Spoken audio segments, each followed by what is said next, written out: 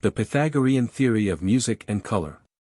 Harmony is a state recognized by great philosophers as the immediate prerequisite of beauty.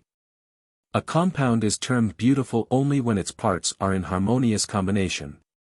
The world is called beautiful and its creator is designated the good because good perforce must act in conformity with its own nature. And good acting according to its own nature is harmony, because the good which it accomplishes is harmonious with the good which it is. Beauty, therefore, is harmony manifesting its own intrinsic nature in the world of form. The universe is made up of successive gradations of good, these gradations ascending from matter, which is the least degree of good, to spirit, which is the greatest degree of good. In man, his superior nature is the summum bonum. It therefore follows that his highest nature most readily cognizes good because the good external to him in the world is in harmonic ratio with the good present in his soul. What man terms evil is therefore, in common with matter, merely the least degree of its own opposite. The least degree of good presupposes likewise the least degree of harmony and beauty. Thus deformity, evil, is really the least harmonious combination of elements naturally harmonic as individual units. Deformity is unnatural, for, the sum of all things being the good, it is natural that all things should partake of the good and be arranged in combinations that are harmonious. Harmony is the manifesting expression of the will of the eternal good. The philosophy of music. It is highly probable that the Greek initiates gained their knowledge of the philosophic and therapeutic aspects of music from the Egyptians, who, in turn, considered Hermes the founder of the art. According to one legend, this god constructed the first lyre by stretching strings across the concavity of a turtle shell. Both Isis and Osiris were patrons of music and poetry. Plato, in describing the antiquity of these arts among the Egyptians, declared that songs and poetry had existed in Egypt for at least 10,000 years. And that these were of such an exalted and inspiring nature that only gods or godlike men could have composed them.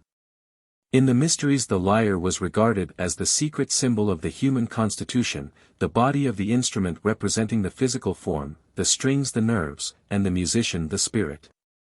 Playing upon the nerves, the spirit thus created the harmonies of normal functioning, which, however, became discords if the nature of man were defiled. While the early Chinese, Hindus, Persians, Egyptians, Israelites, and Greeks employed both vocal and instrumental music in their religious ceremonials, also to complement their poetry in drama. It remained for Pythagoras to raise the art to its true dignity by demonstrating its mathematical foundation.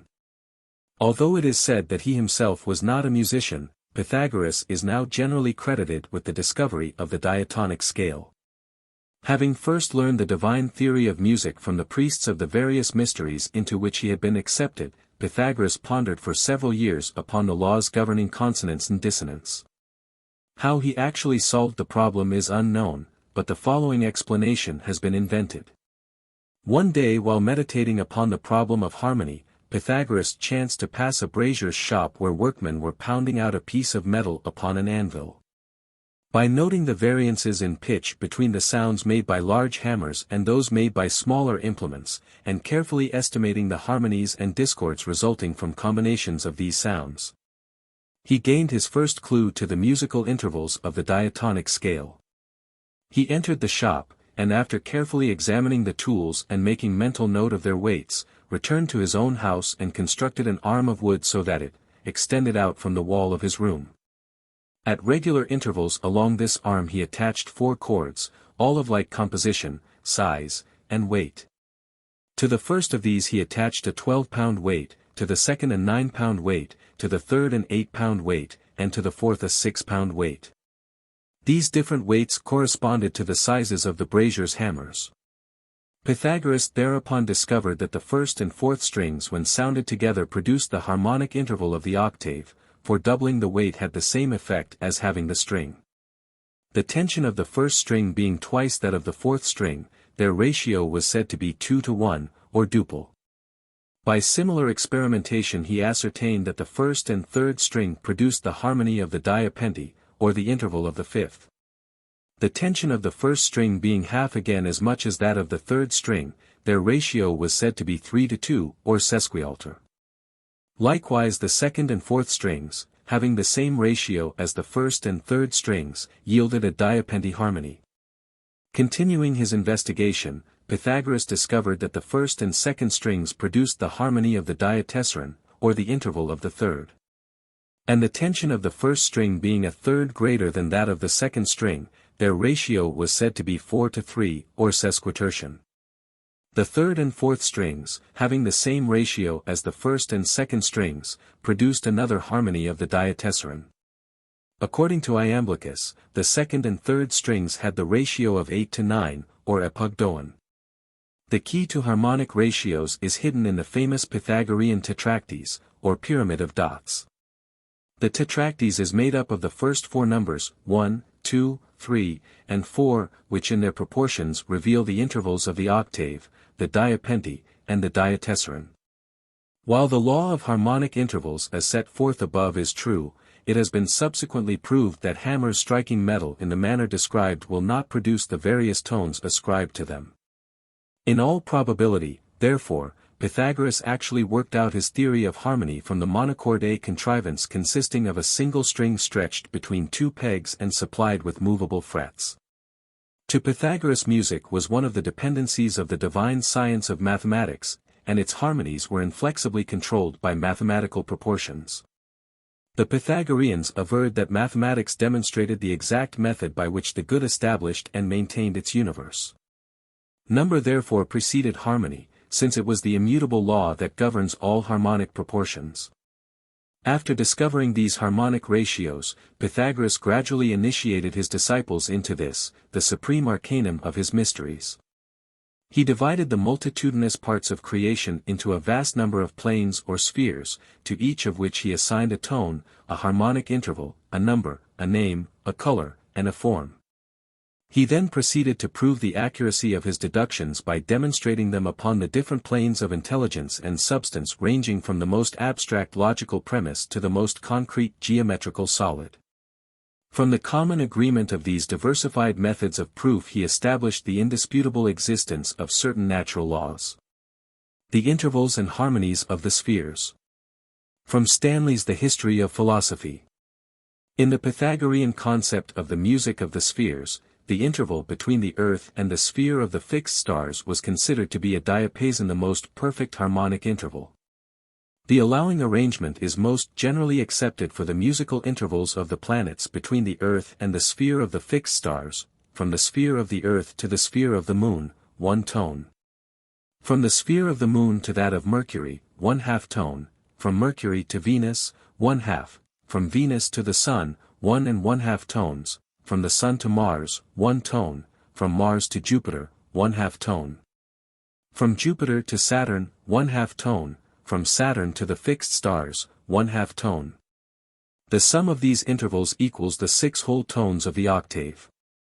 Having once established music as an exact science, Pythagoras applied his newly found law of harmonic intervals to all the phenomena of nature, even going so far as to demonstrate the harmonic relationship of the planets, constellations, and elements to each other. A notable example of modern corroboration of ancient philosophical reaching is that of the progression of the elements according to harmonic ratios. While making a list of the elements in the ascending order of their atomic weights, John A. Newlands discovered at every eighth element a distinct repetition of properties. This discovery is known as the law of octaves in modern chemistry. Since they held that harmony must be determined not by the sense perceptions but by reason and mathematics, the Pythagoreans called themselves canonics, as distinguished from musicians of the harmonic school, who asserted taste and instinct to be the true normative principles of harmony. Recognizing, however, the profound effect of music upon the senses and emotions, Pythagoras did not hesitate to influence the mind and body with what he termed musical medicine. Pythagoras evinced such a marked preference for stringed instruments that he even went so far as to warn his disciples against allowing their ears to be defiled by the sounds of flutes or cymbals. He further declared that the soul could be purified from its irrational influences by solemn songs sung to the accompaniment of the lyre. The consonances of the mundane monochord. From floods to musica mundana. This diagrammatic sector represents the major gradations of energy and substance between elemental earth and absolute unconditioned force. Beginning with the superior, the 15 graduated spheres descend in the following order: limitless and eternal life, the superior, the middle, and the inferior empyrean, the 7 planets, and the 4 elements. Energy is symbolized by flood as a pyramid with its base upon the concave surface of the superior empyrean, and substance as another pyramid with its base upon the convex surface of the sphere, not planet, of Earth. These pyramids demonstrate the relative proportions of energy and substance entering into the composition of the 15 planes of being. It will be noted that the ascending pyramid of substance touches but does not pierce the 15th sphere, that of limitless and eternal life. Likewise, the descending pyramid of energy touches but does not pierce the first sphere, the grossest condition of substance. The plane of the sun is denominated the sphere of equality, for here neither energy nor substance predominate. The mundane monochord consists of a hypothetical string stretched from the base of the pyramid of energy to the base of the pyramid of substance. In his investigation of the therapeutic value of harmonics, Pythagoras discovered that the 7 modes or keys of the Greek system of music had the power to incite or allay the various emotions. It is related that while observing the stars one night he encountered a young man befuddled with strong drink and mad with jealousy, who was piling faggots about his mistress' door with the intention of burning the house. The frenzy of the youth was accentuated by a flutist a short distance away who was playing a tune in the stirring Phrygian mode. Pythagoras induced the musician to change his air to the slow and rhythmic spondaic mode, whereupon the intoxicated youth immediately became composed and, gathering up his bundles of wood, returned quietly to his own home. There is also an account of how Empedocles, a disciple of Pythagoras, by quickly changing the mode of a musical composition he was playing, saved the life of his host, Anchises. When the latter was threatened with death by the sword of one whose father he had condemned to public execution. It is also known that Aesculapius, the Greek physician, cured sciatica and other diseases of the nerves by blowing a loud trumpet in the presence of the patient.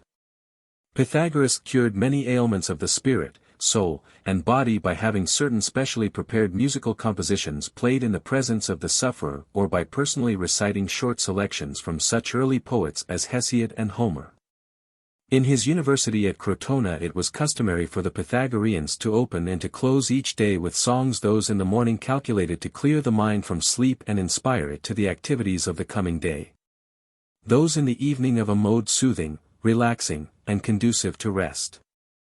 At the vernal equinox, Pythagoras caused his disciples to gather in a circle around one of their number, who led them in song and played their accompaniment upon a lyre.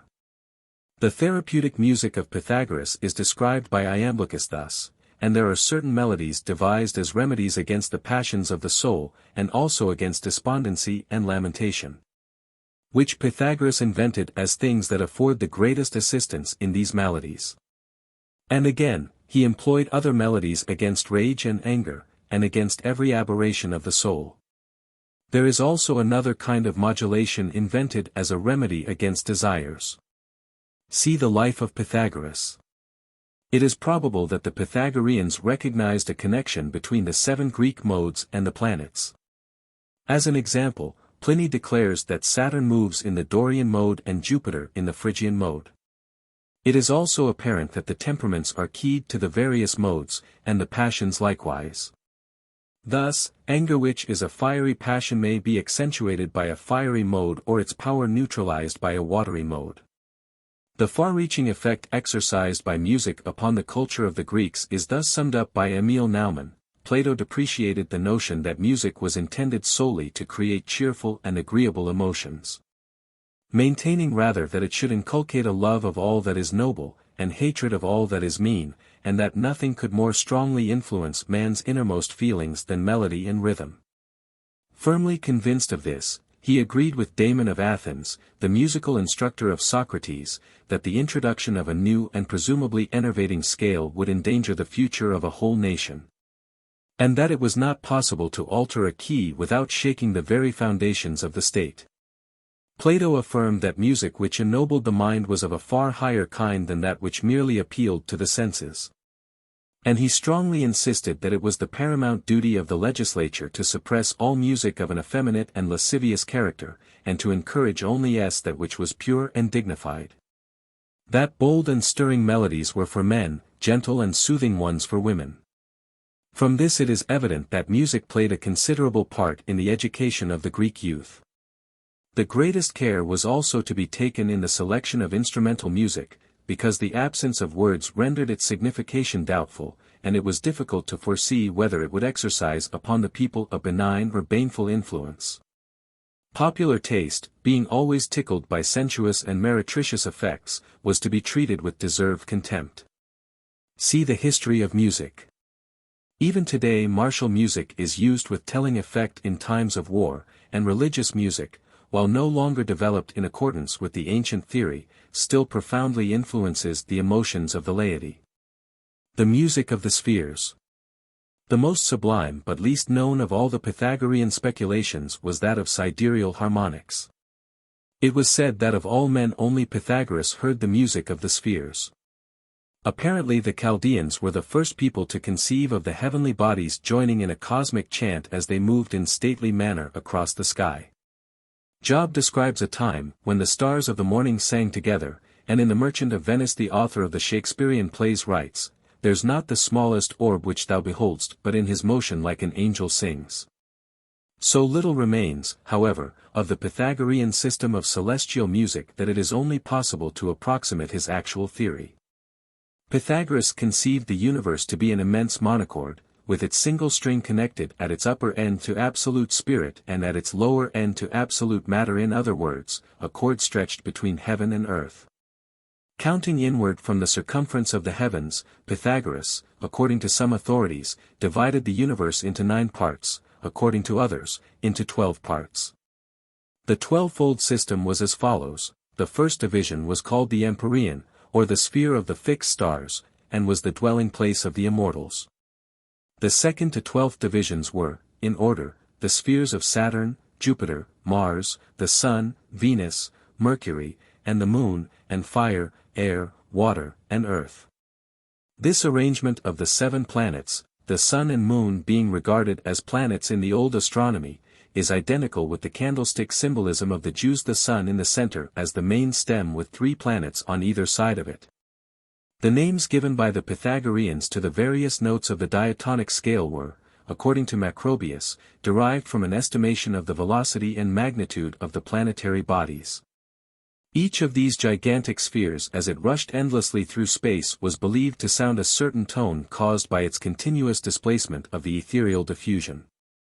As these tones were a manifestation of divine order and motion, it must necessarily follow that they partook of the harmony of their own source. The assertion that the planets in their revolutions round the earth uttered certain sounds differing according to their respective magnitude, celerity, and local distance, was commonly made by the Greeks.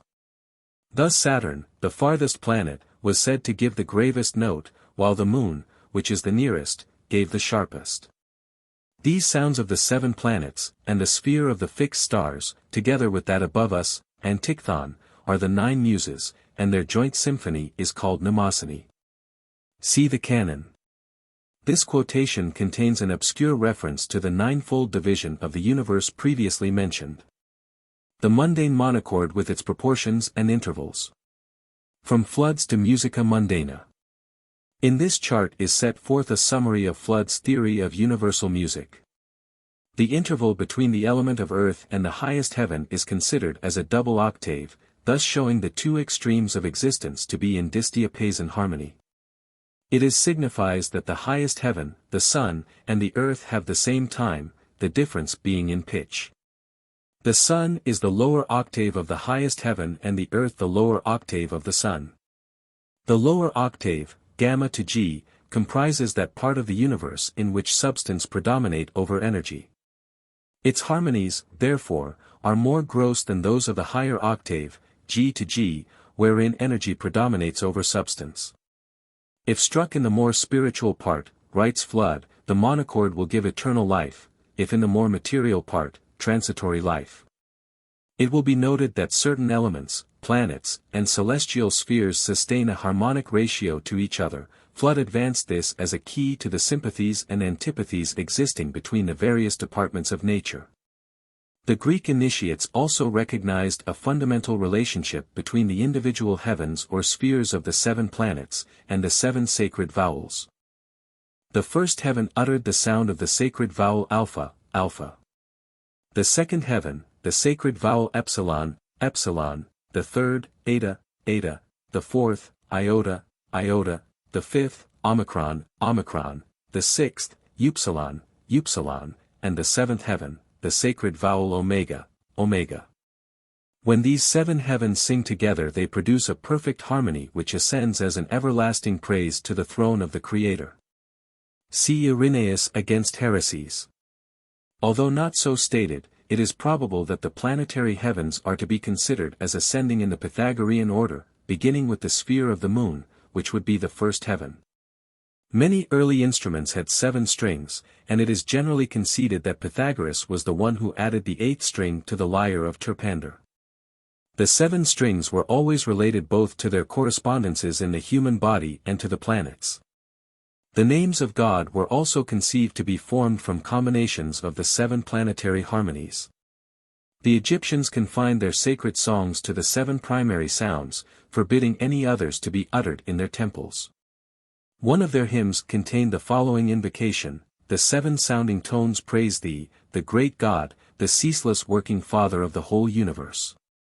In another the deity describes himself thus: I am the great indestructible lyre of the whole world, attuning the songs of the heavens. See Naumann's History of Music. The Pythagoreans believed that everything which existed had a voice and that all creatures were eternally singing the praise of the Creator. Man fails to hear these divine melodies because his soul is enmeshed in the illusion of material existence. When he liberates himself from the bondage of the lower world with its sense limitations, the music of the spheres will again be audible as it was in the Golden Age. Harmony recognizes harmony.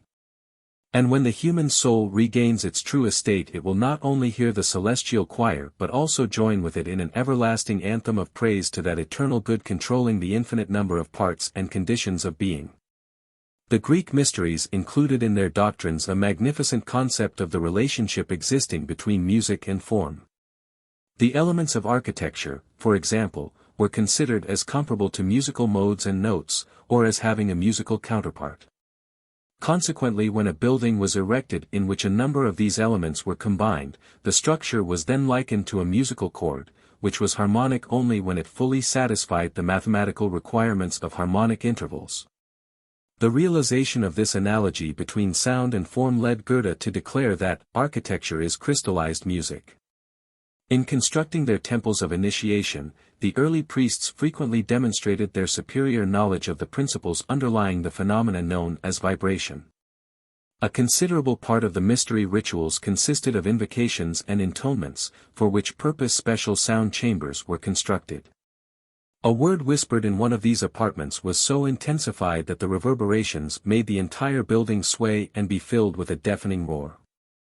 The very wood and stone used in the erection of these sacred buildings eventually became so thoroughly permeated with the sound vibrations of the religious ceremonies that when struck they would reproduce the same tones thus repeatedly impressed into their substances by the rituals. Every element in nature has its individual keynote.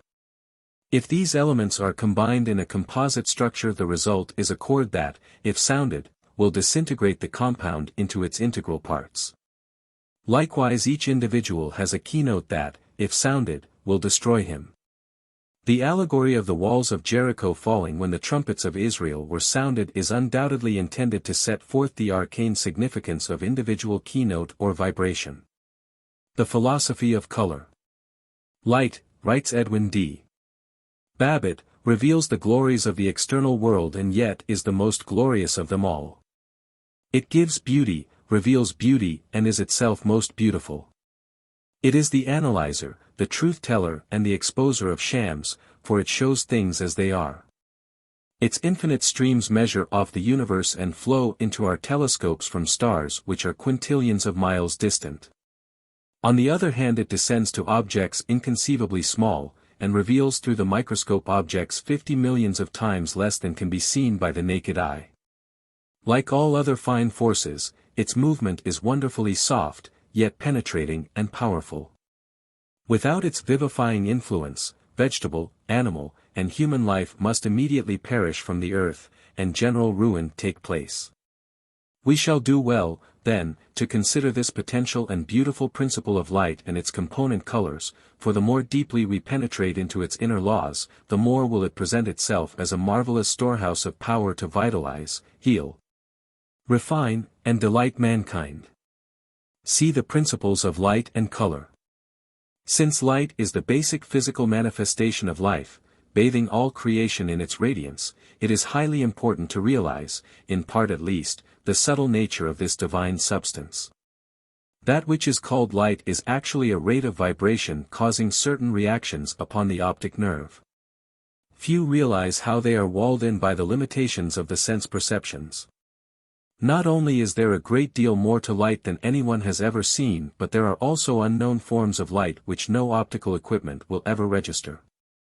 There are unnumbered colors which cannot be seen, as well as sounds which cannot be heard, odors which cannot be smelt, flavors which cannot be tasted, and substances which cannot be felt. Man is thus surrounded by a supersensible universe of which he knows nothing because the centers of sense perception within himself have not been developed sufficiently to respond to the subtler rates of vibration of which that universe is composed. Among both civilized and savage peoples, color has been accepted as a natural language in which to couch their religious and philosophical doctrines. The ancient city of Ecbatana, as described by Herodotus, its 7 walls colored according to the 7 planets, revealed the knowledge of this subject possessed by the Persian Magi. The famous zikkurat or astronomical tower of the god Nebo at Borsippa ascended in 7 great steps or stages, each step being painted in the key color of one of the planetary bodies. See Lenormant's Chaldean Magic. The theory of elemental music. From floods to musica mundana. In this diagram 2 interpenetrating pyramids are again employed, one of which represents fire and the other earth. It is demonstrated according to the law of elemental harmony that fire does not enter into the composition of earth nor earth into the composition of fire. The figures on the chart disclose the harmonic relationships existing between the 4 primary elements according to both Flood and the Pythagoreans. Earth consists of 4 parts of its own nature, water of 3 parts of earth and 1 part of fire. The sphere of equality is a hypothetical point where there is an equilibrium of 2 parts of earth and 2 parts of fire. Air is composed of 3 parts of fire and 1 part of earth, fire, of 4 parts of its own nature. Thus earth and water bear to each other the ratio of 4:3, or the diatessaron harmony, and water and the sphere of equality the ratio of 3:2, or the diapente harmony. Fire and air also bear to each other the ratio of 4:3, or the diatessaron harmony, and air and the sphere of equality the ratio of 3:2, or the diapente harmony. As the sum of a diatessaron and a diapente equals a diapason, or octave, it is evident that both the sphere of fire and the sphere of earth are in diapason harmony with the sphere of equality. And also that fire and earth are in disdiapason harmony with each other. It is thus evident that the Babylonians were familiar with the concept of the spectrum in its relation to the 7 creative gods or powers.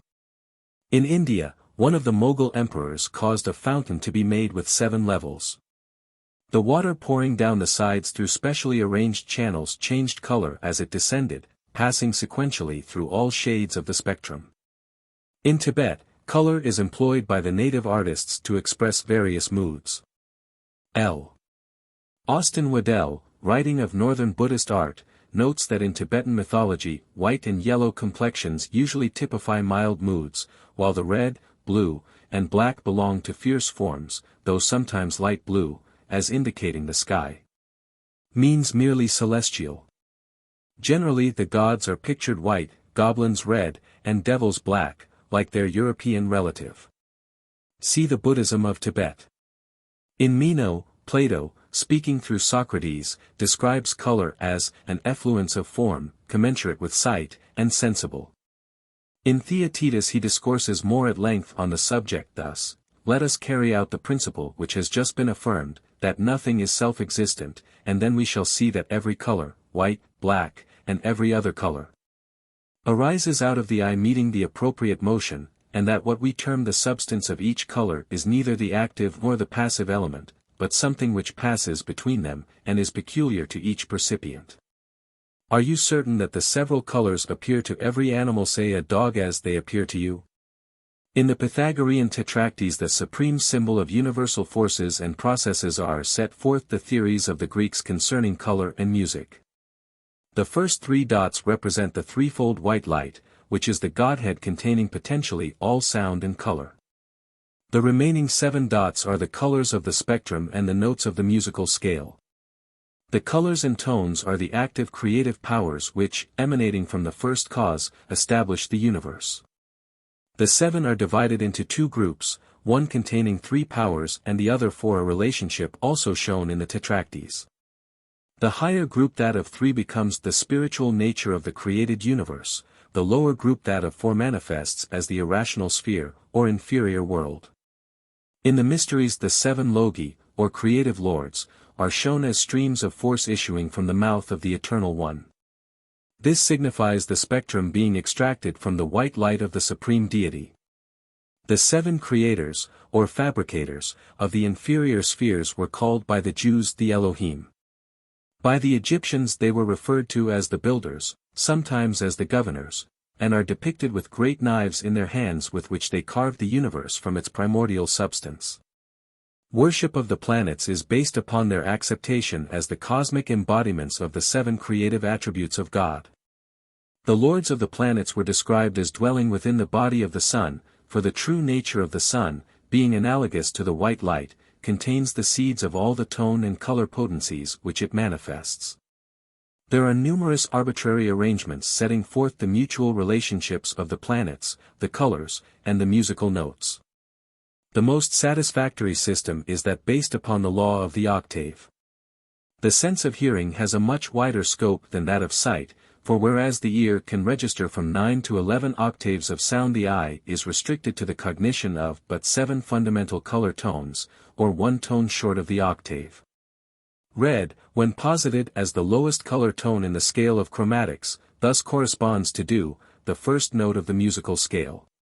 Continuing the analogy, orange corresponds to re, yellow to mi, green to fa, blue to sol, indigo to la, and violet to si, ti. The 8th color tone necessary to complete the scale should be the higher octave of red, the first color tone. The accuracy of the above arrangement is attested by 2 striking facts. 1. The 3 fundamental notes of the musical scale, the first, the third, and the 5th, correspond with the 3 primary colors red, yellow, and blue. 2. The 7th, and least perfect, note of the musical scale corresponds with purple, the least perfect tone of the color scale. In the Principles of Light and Color, Edwin D. Babbitt confirms the correspondence of the color and musical scales, as C is at the bottom of the musical scale and made with the coarsest waves of air. So is red at the bottom of the chromatic scale and made with the coarsest waves of luminous ether.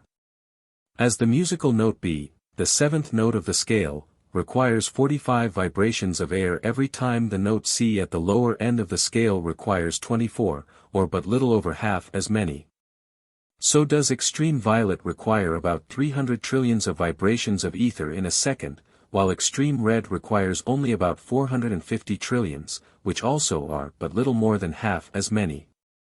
When one musical octave is finished, another one commences and progresses with just twice as many vibrations as were used in the first octave, and so the same notes are repeated on a finer scale. In the same way, when the scale of colors visible to the ordinary eye is completed in the violet, another octave of finer invisible colors, with just twice as many vibrations, will commence and progress on precisely the same law. When the colors are related to the 12 signs of the zodiac, they are arranged as the spokes of a wheel. To Aries is assigned pure red, to Taurus, red-orange, to Gemini, pure orange, to Cancer, orange-yellow, to Leo, pure yellow. To Virgo, yellow-green, to Libra, pure green, to Scorpio, green-blue, to Sagittarius, pure blue, to Capricorn, blue-violet, to Aquarius, pure violet, and to Pisces, violet-red. In expounding the Eastern system of esoteric philosophy, H. P. Blavatsky relates the colors to the septenary constitution of man, the 7 states of matter, as follows. Color. Principles of man. States of matter. Violet. Chaya. Or etheric double. Ether. Indigo. Higher manas, or spiritual intelligence. Critical state called air. Blue. Auric envelope. Steam or vapor. Green. Lower manas. Or animal soul. Critical state. Yellow. Buddhi, or spiritual soul. Water. Orange. Prana, or life principle. Critical state. Red. Kama Rupa. Or seed of animal life. Ice. The 4 elements and their consonantal intervals. From floods to musica mundana. In this diagram, flood has divided each of the 4 primary elements into 3 subdivisions. The first division of each element is the grossest, partaking somewhat of the substance directly inferior to itself, except in the case of the earth, which has no state inferior to itself. The second division consists of the element in its relatively pure state, while the third division is that condition wherein the element partakes somewhat of the substance immediately superior to itself. For example, the lowest division of the element of water is sedimentary, as it contains earth substance in solution. The second division represents water in its most common state, salty as in the case of the ocean. And the third division is water in its purest state, free from salt. The harmonic interval assigned to the lowest division of each element is 1 tone, to the central division also a tone, but to the higher division a half tone because it partakes of the division immediately above it. Flood emphasizes the fact that as the elements ascend in series of 2.5 tones, the diatessaron is the dominating harmonic interval of the elements. This arrangement of the colors of the spectrum and the musical notes of the octave necessitates a different grouping of the planets in order to preserve their proper tone and color analogies. Thus Do becomes Mars, Re, the Sun, Me, Mercury. Fa, Saturn, Sol, Jupiter, La, Venus, Si, Ti, the Moon. See the E.S. instructions. Fishes, insects, animals, reptiles and birds. Part 1. The creatures inhabiting the water, air, and earth were held in veneration by all races of antiquity. Realizing that visible bodies are only symbols of invisible forces, the ancients worshipped the divine power through the lower kingdoms of nature. Because those less evolved and more simply constituted creatures responded most readily to the creative impulses of the gods. The sages of old studied living things to a point of realization that God is most perfectly understood through a knowledge of his supreme handiwork, animate and inanimate nature. Every existing creature manifests some aspect of the intelligence or power of the Eternal One, who can never be known save through a study and appreciation of his numbered but inconceivable parts. When a creature is chosen, therefore, to symbolize to the concrete human mind some concealed abstract principle, it is because its characteristics demonstrate this invisible principle in visible action. Fishes, insects, animals, reptiles, and birds appear in the religious symbolism of nearly all nations. Because the forms and habits of these creatures and the media in which they exist closely relate them to the various generative and germinative powers of nature, which were considered as prima facie evidence of divine omnipresence. The early philosophers and scientists, realizing that all life has its origin in water, chose the fish as the symbol of the life germ. The fact that fishes are most prolific makes the simile still more apt. While the early priests may not have possessed the instruments necessary to analyze the spermatozoon, they concluded by deduction that it resembled a fish. Fishes were sacred to the Greeks and Romans, being connected with the worship of Aphrodite, Venus. An interesting survival of pagan ritualism is found in the custom of eating fish on Friday. Freya, in whose honor the day was named, was the Scandinavian Venus, and this day was sacred among many nations to the goddess of beauty and fecundity. This analogy further links the fish with the procreative mystery. Friday is also sacred to the followers of the Prophet Muhammad. The word nun means both fish and growth, and as Inman says, the Jews were led to victory by the son of the fish whose other names were Joshua and Jesus, the Savior. Nun is still the name of a female devotee of the Christian faith. Among early Christians 3 fishes were used to symbolize the Trinity, and the fish is also one of the 8 sacred symbols of the great Buddha. It is also significant that the dolphin should be sacred to both Apollo, the solar savior, and Neptune. It was believed that this fish carried shipwrecked sailors to heaven on its back. The dolphin was accepted by the early Christians as an emblem of Christ, because the pagans had viewed this beautiful creature as a friend and benefactor of man. The heir to the throne of France, the Dauphin, may have secured his title from this ancient pagan symbol of the divine preservative power. The first advocates of Christianity likened converts to fishes, who at the time of baptism, returned again into the sea of Christ. Primitive peoples believed the sea and land were inhabited by strange creatures, and early books on zoology contain curious illustrations of composite beasts, reptiles, and fishes, which did not exist at the time the medieval authors compiled these voluminous books. In the ancient initiatory rituals of the Persian, Greek, and Egyptian mysteries the priests disguised themselves as composite creatures, thereby symbolizing different aspects of human consciousness. They used birds and reptiles as emblems of their various deities, often creating forms of grotesque appearance and assigning to them imaginary traits, habits, and places of domicile, all of which were symbolic of certain spiritual and transcendental truths thus concealed from the profane. The phoenix made its nest of incense and flames. The unicorn had the body of a horse, the feet of an elephant, and the tail of a wild boar. The upper half of the centaur's body was human and the lower half equine. The pelican of the Hermetists fed its young from its own breast, and to this bird were assigned other mysterious attributes which could have been true only allegorically. Though regarded by many writers of the Middle Ages as actual living creatures, none of these the pelican accepted ever existed outside the symbolism of the mysteries. Possibly they originated in rumors of animals then little known. In the temple, however, they became a reality, for there they signified the manifold characteristics of man's nature. The manticora had certain points in common with the hyena, the unicorn may have been the single-horned rhinoceros. To the student of the secret wisdom these composite animals and birds simply represent various forces working in the invisible worlds. This is a point which nearly all writers on the subject of medieval monsters seem to have overlooked. See Vlissus Aldrovandi's Monstrorum Historia, 1642, and Physica Curiosa, by P. Gaspar Shadow, 1697. There are also legends to the effect that long before the appearance of human beings there existed a race or species of composite creatures which was destroyed by the gods.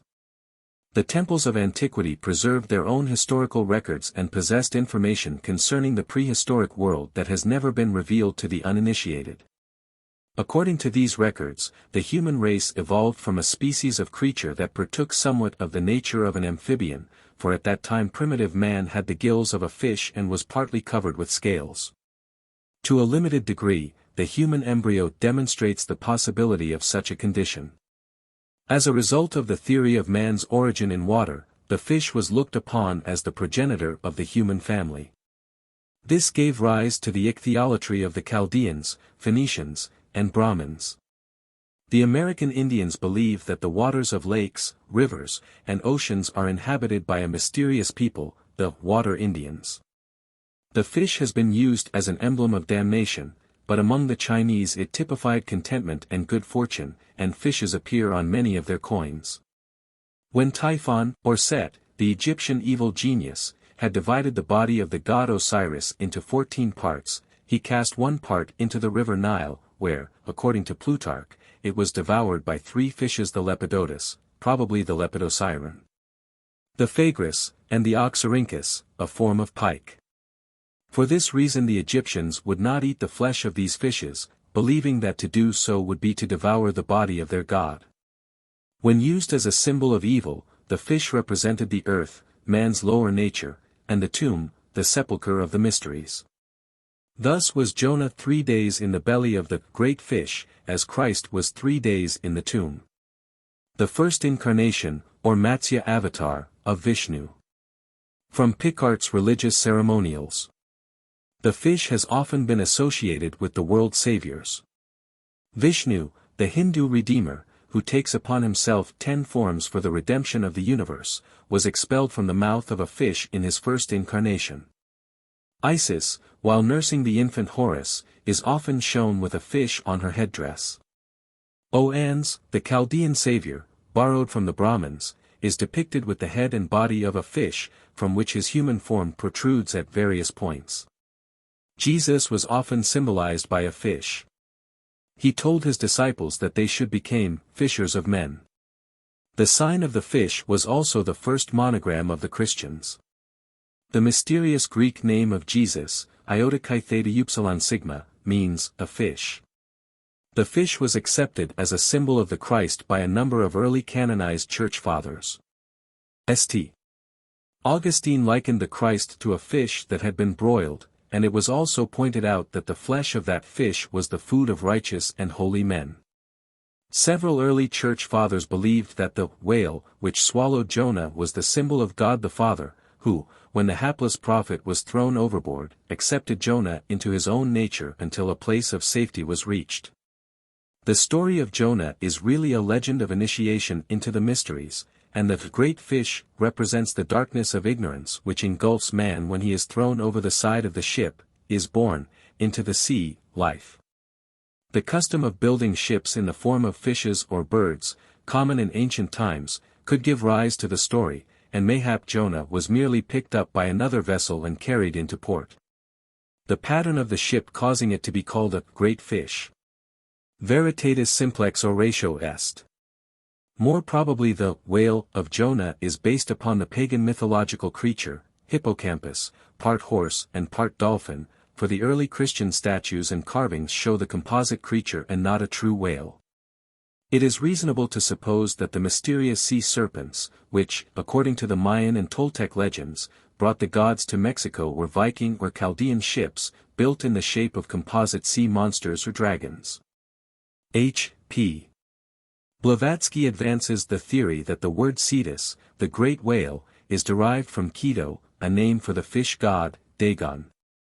And that Jonah was actually confined in a cell hollowed out in the body of a gigantic statue of Dagon after he had been captured by Phoenician sailors and carried to one of their cities. There is no doubt a great mystery in the gigantic form of Cetus, which is still preserved as a constellation. According to many scattered fragments extant, man's lower nature was symbolized by a tremendous, awkward creature resembling a great sea serpent, or dragon, called Leviathan. All symbols having serpentine form or motion signify the solar energy in one of its many forms. This great creature of the sea therefore represents the solar life force imprisoned in water and also the divine energy coursing through the body of man, where, until transmuted, it manifests itself as a writhing, twisting monster man's greeds, passions, and lusts. Among the symbols of Christ as the Savior of men are a number relating to the mystery of his divine nature concealed within the personality of the lowly Jesus. The Gnostics divided the nature of the Christian Redeemer into two parts: the one Jesus, a mortal man, the other, Christos, a personification of Nous, the principle of cosmic mind. Nous, the greater, was for the period of 3 years, from baptism to crucifixion, using the fleshly garment of the mortal man, Jesus. In order to illustrate this point and still conceal it from the ignorant, many strange, and often repulsive, creatures were used whose rough exteriors concealed magnificent organisms. Keneally, in his notes on the Book of Enoch, observes, why the caterpillar was a symbol of the Messiah is evident.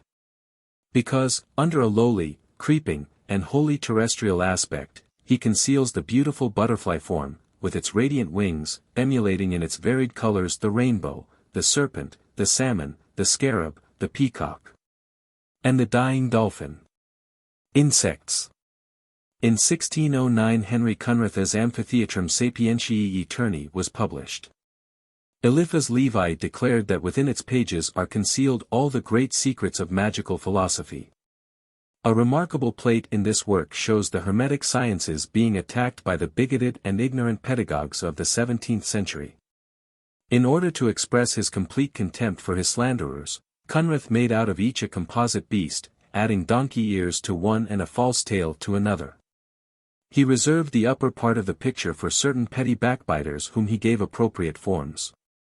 The air was filled with strange creatures, great dragon-flies, winged frogs, birds with human heads, and other weird forms which defy description, heaping venom, gossip, spite, slander, and other forms of persecution upon the secret arcanum of the wise.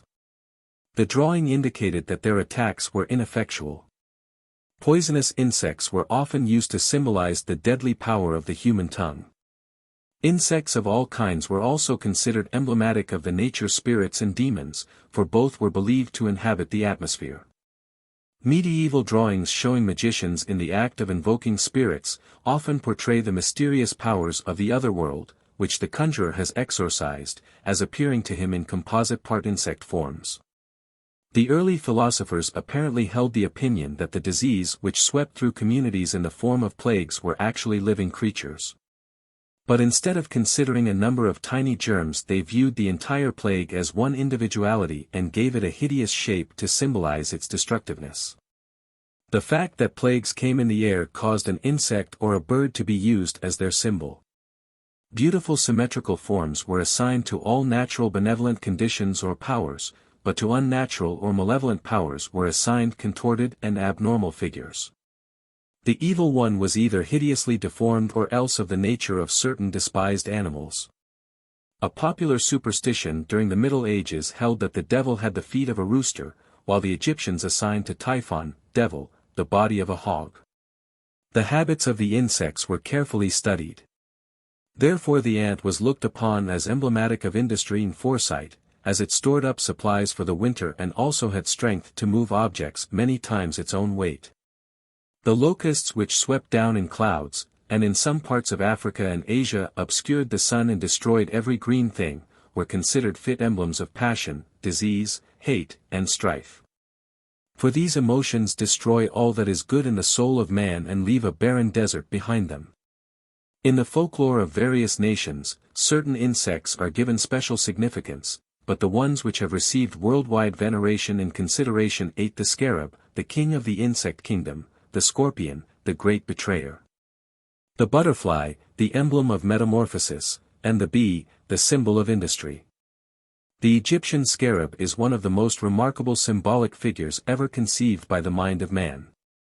It was evolved by the erudition of the priestcraft from a simple insect which, because of its peculiar habits and appearance, properly symbolized the strength of the body, the resurrection of the soul, and the eternal and incomprehensible Creator in his aspect as Lord of the Sun.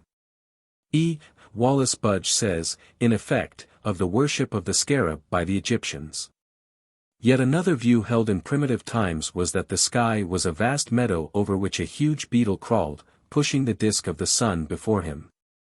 This beetle was the sky god, and, arguing from the example of the beetle, Scarabæus sacer, which was observed to roll along with its hind legs a ball that was believed to contain its eggs. The early Egyptians thought that the ball of the sky god contained his egg and that the sun was his offspring. Thanks, however, to the investigations of the eminent entomologist, Monsieur J. H. Fabre, we now know that the ball which the Scarabæus sacer rolls along contains not its eggs, but dung that is to serve as food for its egg, which it lays in a carefully prepared place. Initiates of the Egyptian mysteries were sometimes called scarabs, again, lions and panthers. The scarab was the emissary of the sun, symbolizing light, truth, and regeneration. Stone scarabs, called heart scarabs, about 3 inches long, were placed in the heart cavity of the dead when that organ was removed to be embalmed separately as part of the process of mummifying. Some maintain that the stone beetles were merely wrapped in the winding cloths at the time of preparing the body for eternal preservation. The following passage concerning this appears in the great Egyptian Book of Initiation, the Book of the Dead, and behold, thou shalt make a scarab of green stone, which shalt be placed in the breast of a man, and it shall perform for him. The opening of the mouth. The funeral rites of many nations bear a striking resemblance to the initiatory ceremonies of their mysteries.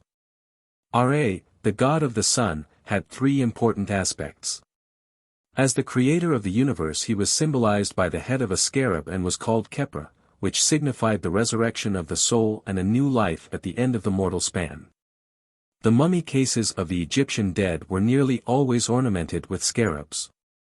Usually one of these beetles, with outspread wings, was painted on the mummy case directly over the breast of the dead. The finding of such great numbers of small stone scarabs indicates that they were a favorite article of adornment among the Egyptians. Because of its relationship to the sun, the scarab symbolized the divine part of man's nature. The fact that its beautiful wings were concealed under its glossy shell typified the winged soul of man hidden within its earthly sheath. The Egyptian soldiers were given the scarab as their special symbol because the ancients believed that these creatures were all of the male sex and consequently appropriate emblems of virility, strength, and courage. The Manticora. From Redgrove's Bygone Beliefs. The most remarkable of allegorical creatures was the Manticora, which Ctesias describes as having a flame-colored body, lion-like in shape, 3 rows of teeth, a human head and ears, blue eyes, a tail ending in a series of spikes and stings. Thorny and scorpion-like, and a voice which sounded like the blare of trumpets. This synthetic quadruped ambled into medieval works on natural history, but, though seriously considered, had never been seen, because it inhabited inaccessible regions and consequently was difficult to locate. Plutarch noted the fact that the scarab rolled its peculiar ball of dung backwards, while the insect itself faced the opposite direction. This made it an especially fitting symbol for the sun, because this orb, according to Egyptian astronomy, was rolling from west to east, although apparently moving in the opposite direction. An Egyptian allegory states that the sunrise is caused by the scarab unfolding its wings, which stretch out as glorious colors on each side of its body, the solar globe, and that when it folds its wings under its dark shell at sunset, night follows. Khepra, the scarab-headed aspect of Ra, is often symbolized riding through the sea of the sky in a wonderful ship called the Boat of the Sun. Royal Egyptian Scarab. From Hall's Catalogue of Egyptian Scarabs, etc., in the British Museum. The flat underside of a scarab usually bears an inscription relating to the dynasty during which it was cut. These scarabs were sometimes used as seals. Some were cut from ordinary or precious stones, others were made of clay, baked and glazed. Occasionally the stone scarabs were also glazed. The majority of the small scarabs are pierced as though originally used as beads. Some are so hard that they will cut glass. In the picture above, A shows top and side views of the scarab, and B the under surface with the name of Menkaure within the central cartouche. The scorpion is the symbol of both wisdom and self-destruction. It was called by the Egyptians the creature accursed. The time of year when the sun entered the sign of Scorpio marked the beginning of the rulership of Typhon. When the 12 signs of the zodiac were used to represent the 12 apostles, although the reverse is true, the scorpion was assigned to Judas Iscariot the betrayer. The scorpion stings with its tail, and for this reason it has been called a backbiter, a false and deceitful thing. Calmet, in his Dictionary of the Bible, declares the scorpion to be a fit emblem of the wicked and the symbol of persecution. The dry winds of Egypt are said to be produced by Typhon, who imparts to the sand the blistering heat of the infernal world and the sting of the scorpion. This insect was also the symbol of the spinal fire which, according to the Egyptian mysteries, destroyed man when it was permitted to gather at the base of his spine, the tail of the scorpion. The red star Antares in the back of the celestial scorpion was considered the worst light in the heavens. Kalb al-Akrab, or the heart of the scorpion, was called by the ancients the lieutenant or deputy of Mars. See footnote to Ptolemy's Tetrabiblos. Antares was believed to impair the eyesight, often causing blindness if it rose over the horizon when a child was born. This may refer again to the sand storm, which was capable of blinding unwary travelers. The scorpion was also the symbol of wisdom, for the fire which it controlled was capable of illuminating as well as consuming. Initiation into the greater mysteries among the pagans was said to take place only in the sign of the scorpion. In the Papyrus of Ani, the Book of the Dead, the deceased likens his soul to a scorpion, saying, "I am a swallow, I am that scorpion, the daughter of Ra." Elizabeth Goldsmith, in her treatise on sex symbolism, states that the scorpions were a symbol of Selk, the Egyptian goddess of writing, and also, were revered by the Babylonians and Assyrians as guardians of the gateway of the sun. 7 scorpions were said to have accompanied Isis when she searched for the remains of Osiris scattered by Set, Typhon. In his Chaldean account of the Genesis, George Smith, copying from the cuneiform cylinders, in describing the wanderings of the hero Izdubar, Nimrod, throws some light on the scorpion god who guards the sun. The tablet which he translated is not perfect, but the meaning is fairly clear, who each day guard the rising sun. Their crown was at the lattice of heaven, under hell their feet were placed, the spinal column. The scorpion man guarded the gate, burning with terribleness, their appearance was like death, the might of his fear shook the forest. At the rising of the sun and the setting of the sun, they guarded the sun.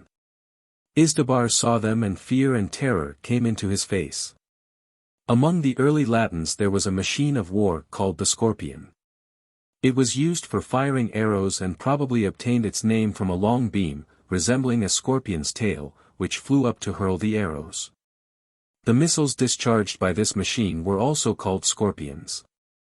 The butterfly, under the name of Psyche, a beautiful maiden with wings of opalescent light, symbolizes the human soul because of the stages it passes through in order to unfold its power of flight.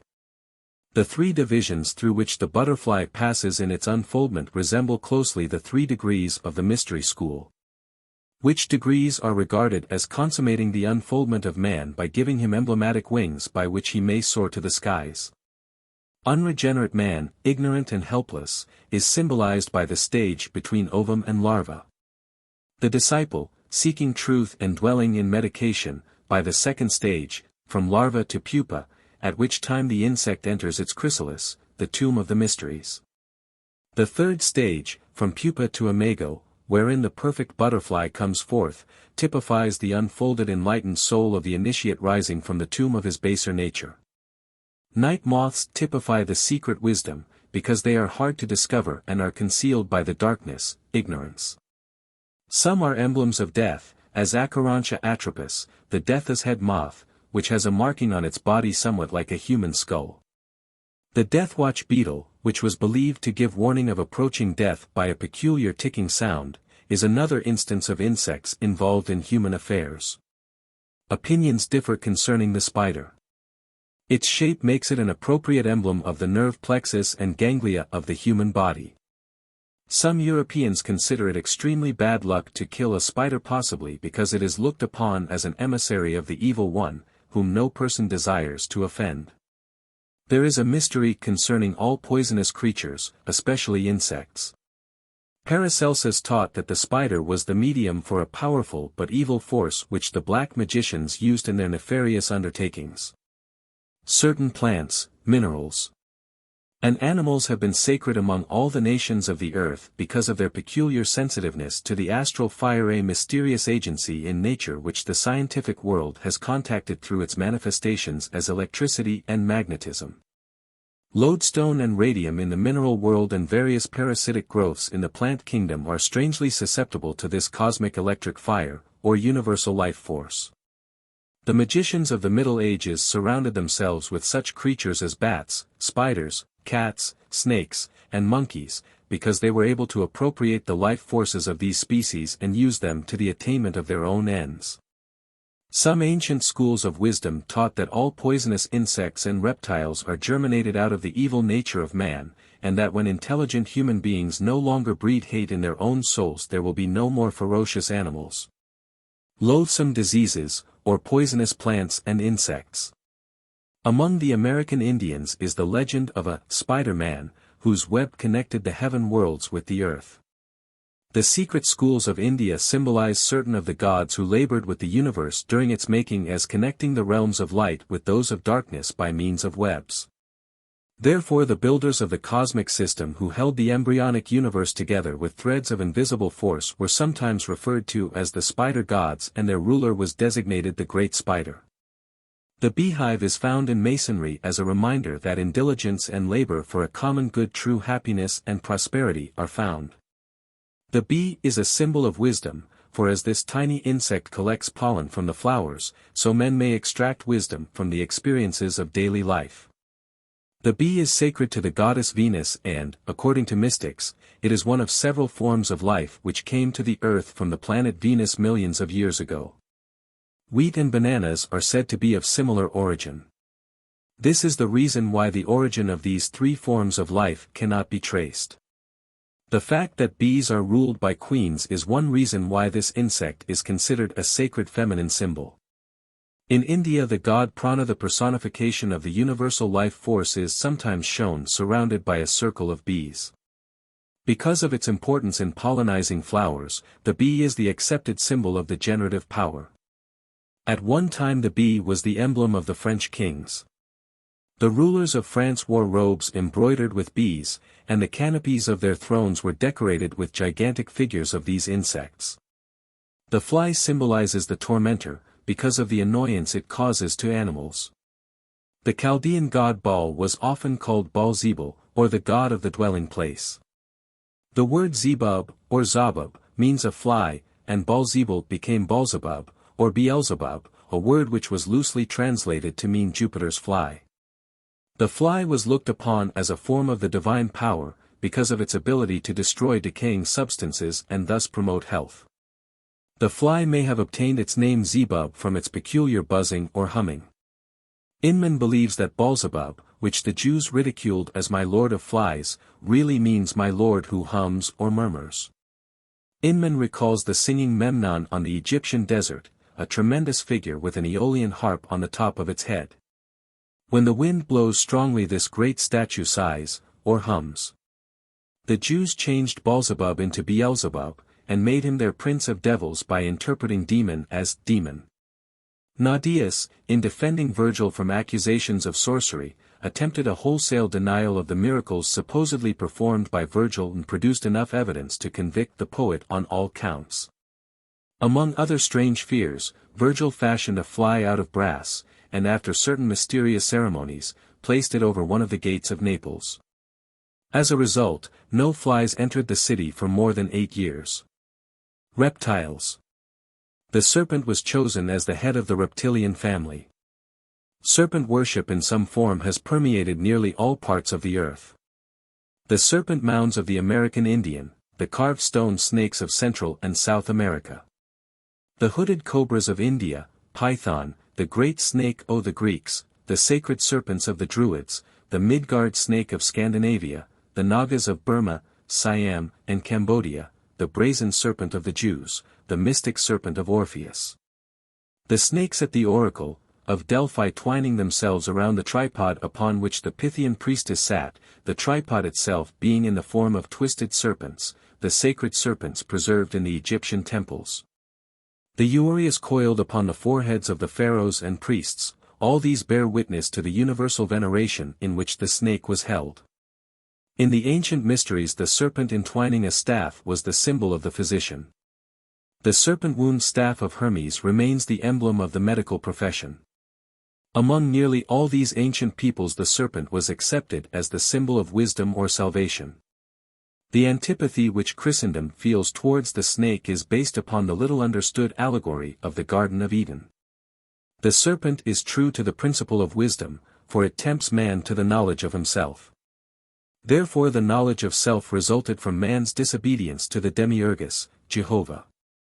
How the serpent came to be in the garden of the Lord after God had declared that all creatures which he had made during the 6 days of creation were good has not been satisfactorily answered by the interpreters of Scripture. The tree that grows in the midst of the garden is the spinal fire, the knowledge of the use of that spinal fire is the gift of the great serpent. Notwithstanding statements to the contrary, the serpent is the symbol and prototype of the universal Savior, who redeems the worlds by giving creation the knowledge of itself and the realization of good and evil. If this be not so, why did Moses raise a brazen serpent upon a cross in the wilderness that all who looked upon it might be saved from the sting of the lesser snakes? Was not the brazen serpent a prophecy of the crucified man to come? If the serpent be only a thing of evil, why did Christ instruct his disciples to be as wise as serpents? The Scorpion Talisman. From Paracelsus Orthodoxis Magica. The scorpion often appears upon the talismans and charms of the Middle Ages. This hieroglyphic arachnida was supposed to have the power of curing disease. The scorpion shown above was composed of several metals, and was made under certain planetary configurations. Paracelsus advised that it be worn by those suffering from any derangement of the reproductive system. The accepted theory that the serpent is evil cannot be substantiated. It has long been viewed as the emblem of immortality. It is the symbol of reincarnation, or metempsychosis, because it annually sheds its skin, reappearing, as it were, in a new body. There is an ancient superstition to the effect that snakes never die except by violence and that, if uninjured, they would live forever. It was also believed that snakes swallowed themselves, and this resulted in their being considered emblematic of the Supreme Creator, who periodically reabsorbed his universe back into himself. In Isis Unveiled, H.P. Blavatsky makes this significant statement concerning the origin of serpent worship. Before our globe had become egg-shaped or round, it was a long trail of cosmic dust or fire mist, moving and writhing like a serpent.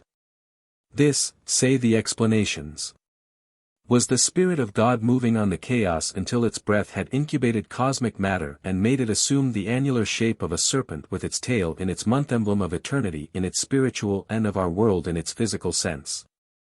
The seven-headed snake represents the supreme deity manifesting through his Elohim, or seven spirits, by whose aid he established his universe. The coils of the snake have been used by the pagans to symbolize the motion and also the orbits of the celestial bodies. And it is probable that the symbol of the serpent twisted around the egg, which was common to many of the ancient mystery schools, represented both the apparent motion of the sun around the earth, and the bands of astral light, or the great magical agent, which move about the planet incessantly. Electricity was commonly symbolized by the serpent because of its motion. Electricity passing between the poles of a spark gap is serpentine in its motion. Force projected through atmosphere was called the Great Snake. Being symbolic of universal force, the serpent was emblematic of both good and evil. Force can tear down as rapidly as it can build up. The serpent with its tail and its mouth is the symbol of eternity, for in this position the body of the reptile has neither beginning nor end. The head and tail represent the positive and negative poles of the cosmic life circuit. The initiates of the mysteries were often referred to as serpents, and their wisdom was considered analogous to the divinely inspired power of the snake. There is no doubt that the title, Winged Serpents, the Seraphim, was given to one of the invisible hierarchies that labored with the earth during its early formation. There is a legend that in the beginning of the world winged serpents reigned upon the earth. These were probably the demigods which antedate the historical civilization of every nation. The symbolic relationship between the sun and the serpent found literal witness in the fact that life remains in the snake until sunset, even though it be cut into a dozen parts. The Hopi Indians consider the serpent to be in close communication with the earth spirit. Therefore, at the time of their annual snake dance, they send their prayers to the earth spirit by first specially sanctifying large numbers of these reptiles and then liberating them to return to the earth with the prayers of the tribe. The great rapidity of motion manifested by lizards has caused them to be associated with Mercury, the messenger of the gods, whose winged feet traveled infinite distances almost instantaneously. A point which must not be overlooked in connection with reptiles in symbolism is clearly brought out by the eminent scholar, Dr. H.E. Santee, in his Anatomy of the Brain and Spinal Cord. In reptiles there are two pineal bodies, an anterior and a posterior, of which the posterior remains undeveloped but the anterior forms a rudimentary, cyclopean eye. In the Hateria, a New Zealand lizard, it projects through the parietal foramen and presents an imperfect lens and retina and, in its long stalk, nerve fibers. Crocodiles were regarded by the Egyptians both as symbols of Typhon and emblems of the supreme deity, of the latter because while underwater the crocodile is capable of seeing, Plutarch asserts, though its eyes are covered by a thin membrane. The Egyptians declared that no matter how far away the crocodile laid its eggs, the Nile would reach up to them in its next inundation. This reptile being endowed with a mysterious sense capable of making known the extent of the flood months before it took place.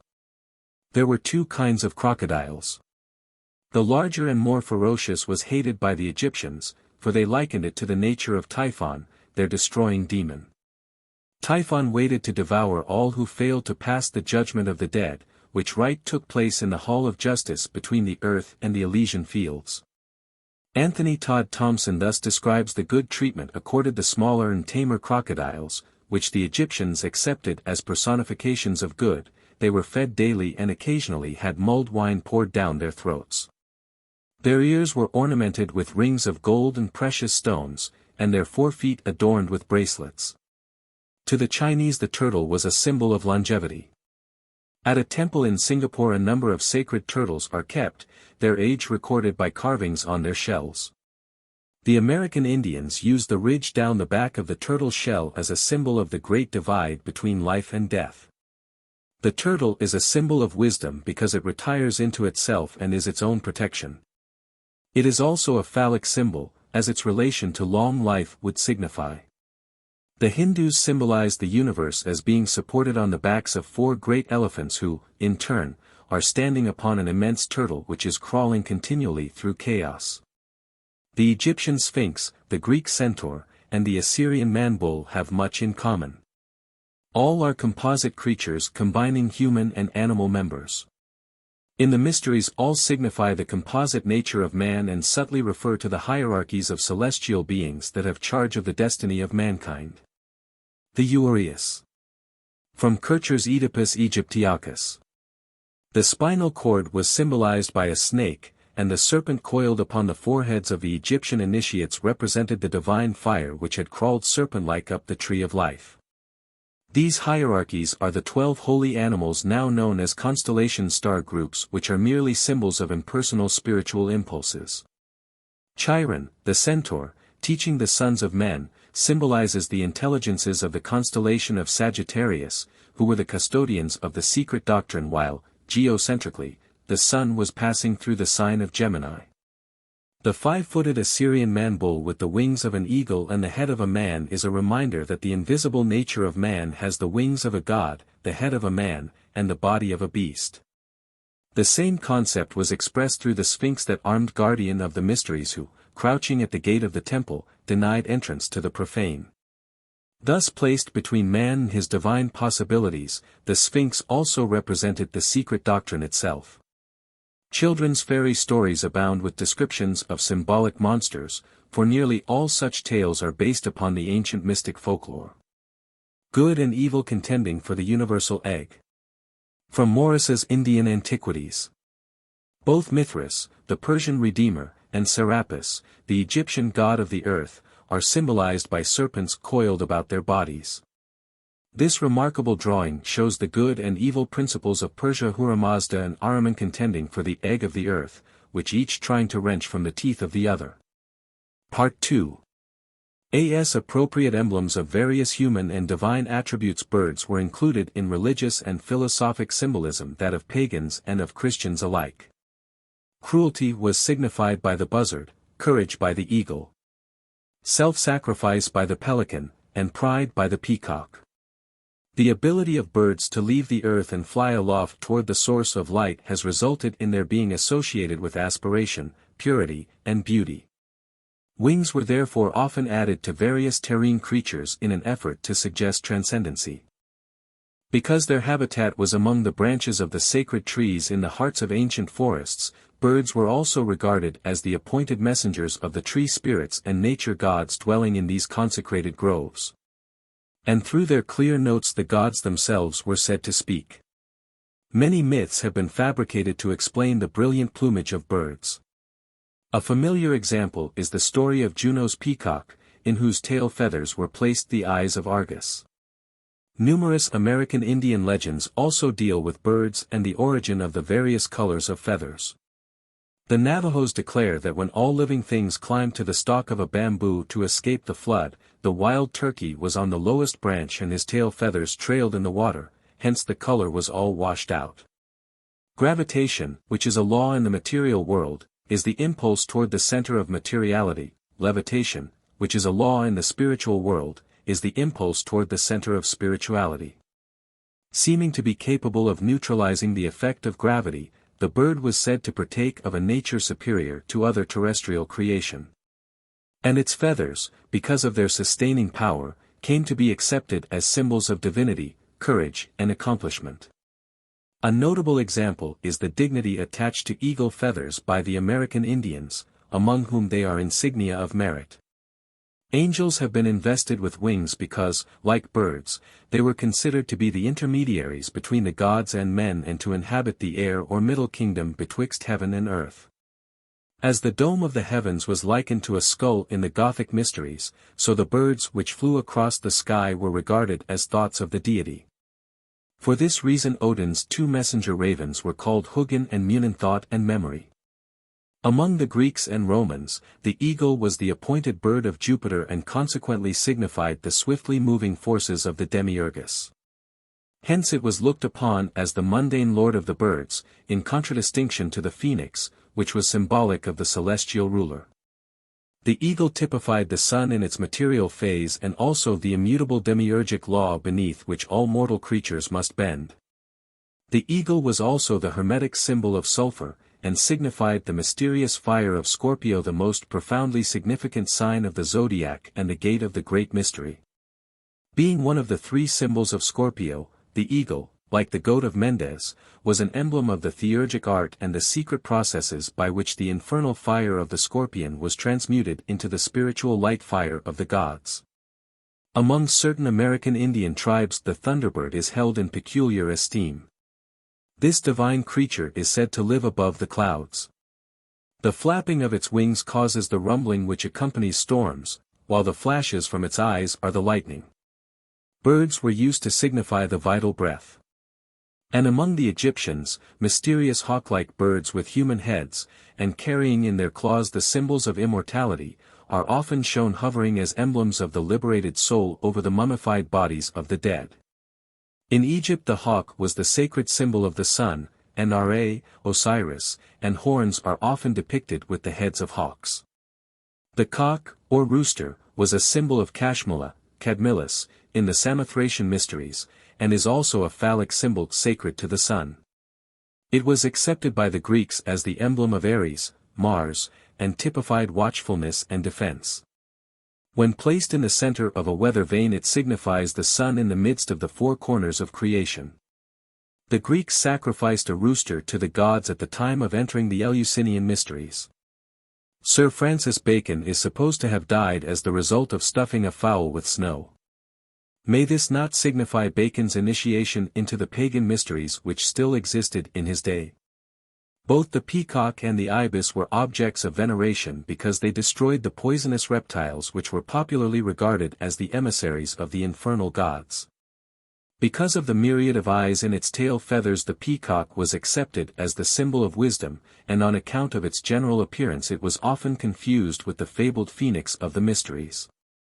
There is a curious belief that the flesh of the peacock will not putrefy even though kept for a considerable time. As an outgrowth of this belief the peacock became the emblem of immortality, because the spiritual nature of man like the flesh of this bird is incorruptible. The Egyptians paid divine honors to the ibis and it was a cardinal crime to kill one, even by accident. It was asserted that the ibis could live only in Egypt and that if transported to a foreign country it would die of grief.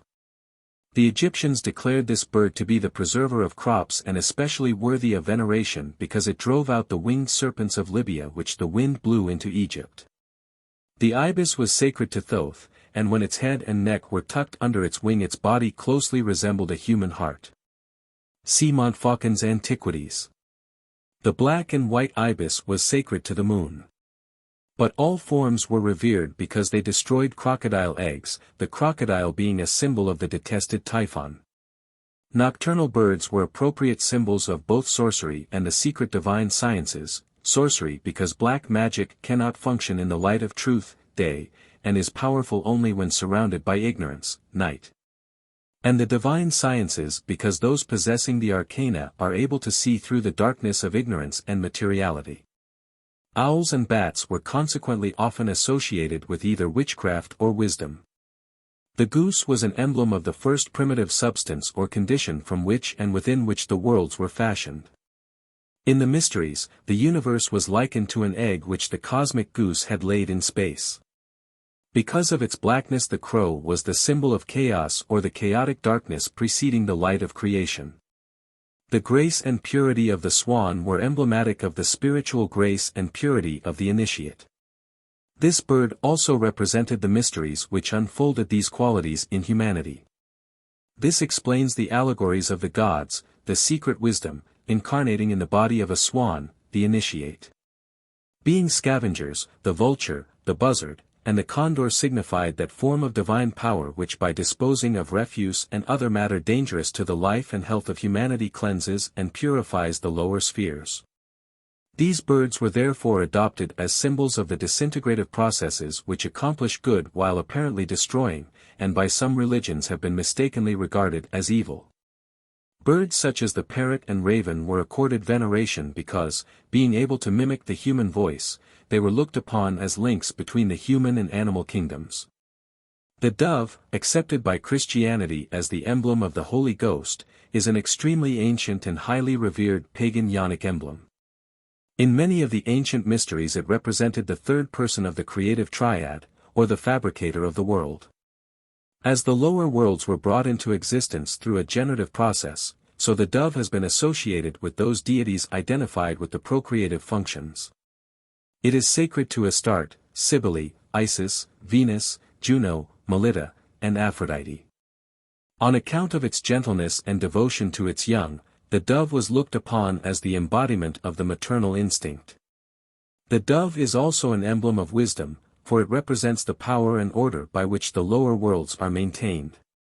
It has long been accepted as a messenger of the divine will, and signifies the activity of God.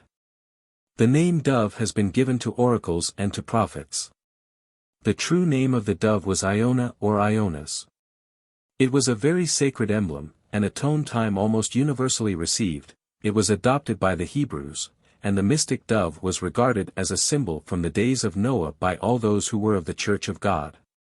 The prophet sent to Nineveh as God's messenger was called Jonah or the dove. Our Lord's forerunner, the Baptist, was called in Greek by the name of Ioannes. And so was the Apostle of Love, the author of the Fourth Gospel and of the Apocalypse, named Ioannes. Bryant's analysis of ancient mythology. In Masonry the dove is the symbol of purity and innocence. It is significant that in the pagan mysteries the dove of Venus was crucified upon the four spokes of a great wheel, thus foreshadowing the mystery of the crucified Lord of Love. Although Muhammad drove the doves from the temple at Mecca, occasionally he is depicted with a dove sitting upon his shoulder as the symbol of divine inspiration. In ancient times the effigies of doves were placed upon the heads of scepters to signify that those bearing them were overshadowed by divine prerogative. In medieval art, the dove frequently was pictured as an emblem of divine benediction. The phoenix. Clement, one of the Ante-Nicene fathers, describes, in the 1st century after Christ, the peculiar nature and habits of the phoenix. In this wise, there is a certain bird which is called a phoenix. This is the only one of its kind and lives 500 years. And when the time of its dissolution draws near that it must die, it builds itself a nest of frankincense, and myrrh, and other spices, into which, when the time is fulfilled, it enters and dies. But as the flesh decays a certain kind of worm is produced, which, being nourished by the juices of the dead bird, brings forth feathers. Then, when it has acquired strength, it takes up that nest in which are the bones of its parent, and bearing these it passes from the land of Arabia into Egypt, to the city called Heliopolis. And, in open day, flying in the sight of all men, it places them on the altar of the sun, and having done this, hastens back to its former abode. The priests then inspect the registers of the dates, and find that it has returned exactly as the 500th year was completed. The phoenix on its nest of flames. From Lycosthenes Prodigiorum, AC Ostentorum Chronicon. The phoenix is the most celebrated of all the symbolic creatures fabricated by the ancient mysteries for the purpose of concealing the great truths of esoteric philosophy. Though modern scholars of natural history declare the existence of the phoenix to be purely mythical, Pliny describes the capture of one of these birds and its exhibition in the Roman Forum during the reign of the Emperor Claudius. Although admitting that he had not seen the phoenix bird, there being only one alive at a time. Herodotus amplifies a bit the description given by Clement. They tell a story of what this bird does which does not seem to me to be credible, that he comes all the way from Arabia, and brings the parent bird, all plastered with myrrh, to the temple of the sun, and there buries the body. In order to bring him, they say, he first forms a ball of myrrh as big as he finds that he can carry, then he hollows out the ball, and puts his parent inside. After which he covers over the opening with fresh myrrh, and the ball is then of exactly the same weight as at first, so he brings it to Egypt, plastered over as I have said, and deposits it in the temple of the sun. Such is the story they tell of the doings of this bird. Both Herodotus and Pliny noted the general resemblance in shape between the phoenix and the eagle, a point which the reader should carefully consider, for it is reasonably certain that the modern Masonic eagle was originally a phoenix. The body of the phoenix is described as having been covered with glossy purple feathers, while its long tail feathers were alternately blue and red. Its head was light in color and about its neck was a circlet of golden plumage.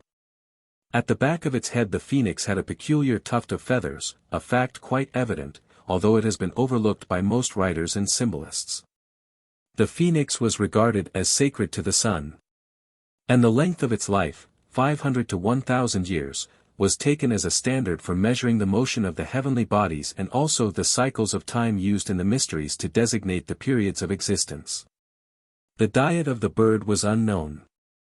Some writers declare that it subsisted upon the atmosphere, others that it ate at rare intervals but never in the presence of man. Modern Masons should realize the special Masonic significance of the phoenix, for the bird is described as using sprigs of acacia in the manufacture of its nest. The phoenix, which is the mythological Persian roc, is also the name of a southern constellation, and therefore it has both an astronomical and an astrological significance. In all probability, the phoenix was the swan of the Greeks, the eagle of the Romans, and the peacock of the Far East. To the ancient mystics the phoenix was a most appropriate symbol of the immortality of the human soul, for just as the phoenix was reborn out of its own dead self 7 times 7. So again and again the spiritual nature of man rises triumphant from his dead physical body. Medieval Hermetists regarded the phoenix as a symbol of the accomplishment of alchemical transmutation, a process equivalent to human regeneration. The name phoenix was also given to one of the secret alchemical formula. The familiar pelican of the Rose-Croix degree, feeding its young from its own breast, is in reality a phoenix, a fact which can be confirmed by an examination of the head of the bird. The ungainly lower part of the pelican's beak is entirely missing, the head of the phoenix being far more like that of an eagle than of a pelican. In the mysteries it was customary to refer to initiates as phoenixes or men who had been born again, for just as physical birth gives man consciousness in the physical world, so the neophyte, after 9 degrees in the womb of the mysteries, was born into a consciousness of the spiritual world. This is the mystery of initiation to which Christ referred when he said, "Except a man be born again, he cannot see the kingdom of God," John 3. 3. The phoenix is a fitting symbol of this spiritual truth. European mysticism was not dead at the time the United States of America was founded. The hand of the mysteries controlled in the establishment of the new government, for the signature of the mysteries may still be seen on the Great Seal of the United States of America. Careful analysis of the seal discloses a mass of occult and Masonic symbols, chief among them the so-called American eagle, a bird which Benjamin Franklin declared unworthy to be chosen as the emblem of a great, powerful, and progressive people. Here again only the student of symbolism can see through the subterfuge and realize that the American eagle upon the Great Seal is but a conventionalized phoenix, a fact plainly discernible from an examination of the original seal. In his sketch of the history of the seal of the United States, Gallard Hunt unwittingly brings forward much material to substantiate the belief that the original seal carried the phoenix bird on its obverse surface and the Great Pyramid of Gizeh upon its reverse surface. In a colored sketch submitted as a design for the Great Seal by William Barton in 1782, an actual phoenix appears sitting upon a nest of flames. This itself demonstrates a tendency towards the use of this emblematic bird. Phoenix or eagle, which On the left is the bird's head from the first Great Seal of the United States, 1782, and on the right the Great Seal of 1902. When the first Great Seal was actually cut, the bird represented upon it was very different from the eagle which now appears. The neck was much longer and the tuft of feathers, at the upper back part of the head was quite noticeable. The beak bore little resemblance to that of the eagle, and the entire bird was much thinner and its wings shorter. It requires very little imagination to trace in this first so-called eagle the mythological phoenix of antiquity. What is more, there is every reason why a phoenix bird should be used to represent a new country rising out of an old, while as Benjamin Franklin caustically noted, the eagle was not a bird of good moral character. An Egyptian Phoenix. From Wilkinson's Manners and Customs of the Ancient Egyptians. The Egyptians occasionally represented the phoenix as having the body of a man and the wings of a bird. This biform creature had a tuft of feathers upon its head and its arms were upraised in an attitude of prayer.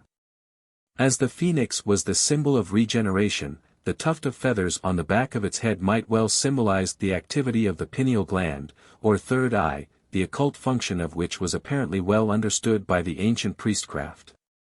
If anyone doubts the presence of Masonic and occult influences at the time the Great Seal was designed, he should give due consideration to the comments of Professor Charles Eliot Norton of Harvard, who wrote concerning the unfinished pyramid and the all-seeing eye which adorned the reverse of the seal, as follows: the device adopted by Congress is practically incapable of effective treatment. It can hardly, however artistically treated by the designer, look otherwise than as a dull emblem of a Masonic fraternity. The History of the Seal of the United States. The obverse and reverse of the Great Seal of the United States of America. From Hunt's History of the Seal of the United States. The significance of the mystical number 13, which frequently appears upon the Great Seal of the United States, is not limited to the number of the original colonies. The sacred emblem of the ancient initiates, here composed of 13 stars, also appears above the head of the eagle. The motto, E pluribus unum, contains 13 letters, as does also the inscription, Annuit coeptis. The eagle clutches in its right talon a branch bearing 13 leaves and 13 berries and in its left a sheaf of 13 arrows.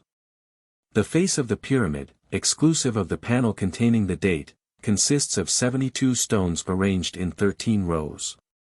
The eagles of Napoleon and Caesar and the zodiacal eagle of Scorpio are really phoenixes, for the latter bird, not the eagle, is the symbol of spiritual victory and achievement.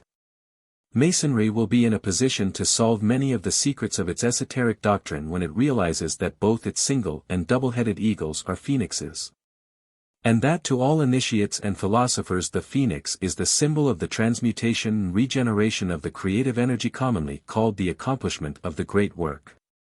The double-headed phoenix is the prototype of an androgynous man, for according to the secret teachings there will come a time when the human body will have 2 spinal cords, by means of which vibratory equilibrium will be maintained in the body.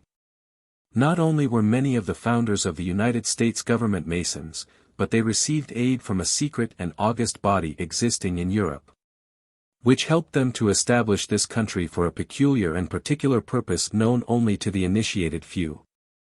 The Great Seal is the signature of this exalted body unseen and for the most part unknown, and the unfinished pyramid upon its reverse side is a trestle board setting forth symbolically the task to the accomplishment of which the United States government was dedicated from the day of its inception. Animals. The lion is the king of the animal family and, like the head of each kingdom, is sacred to the sun, whose rays are symbolized by the lion's shaggy mane. The allegories perpetuated by the mysteries, such as the one to the effect that the lion opens the secret book, signify that the solar power opens the seed pods, releasing the spiritual life within. There was also a curious belief among the ancients that the lion sleeps with his eyes open, and for this reason the animal was chosen as a symbol of vigilance.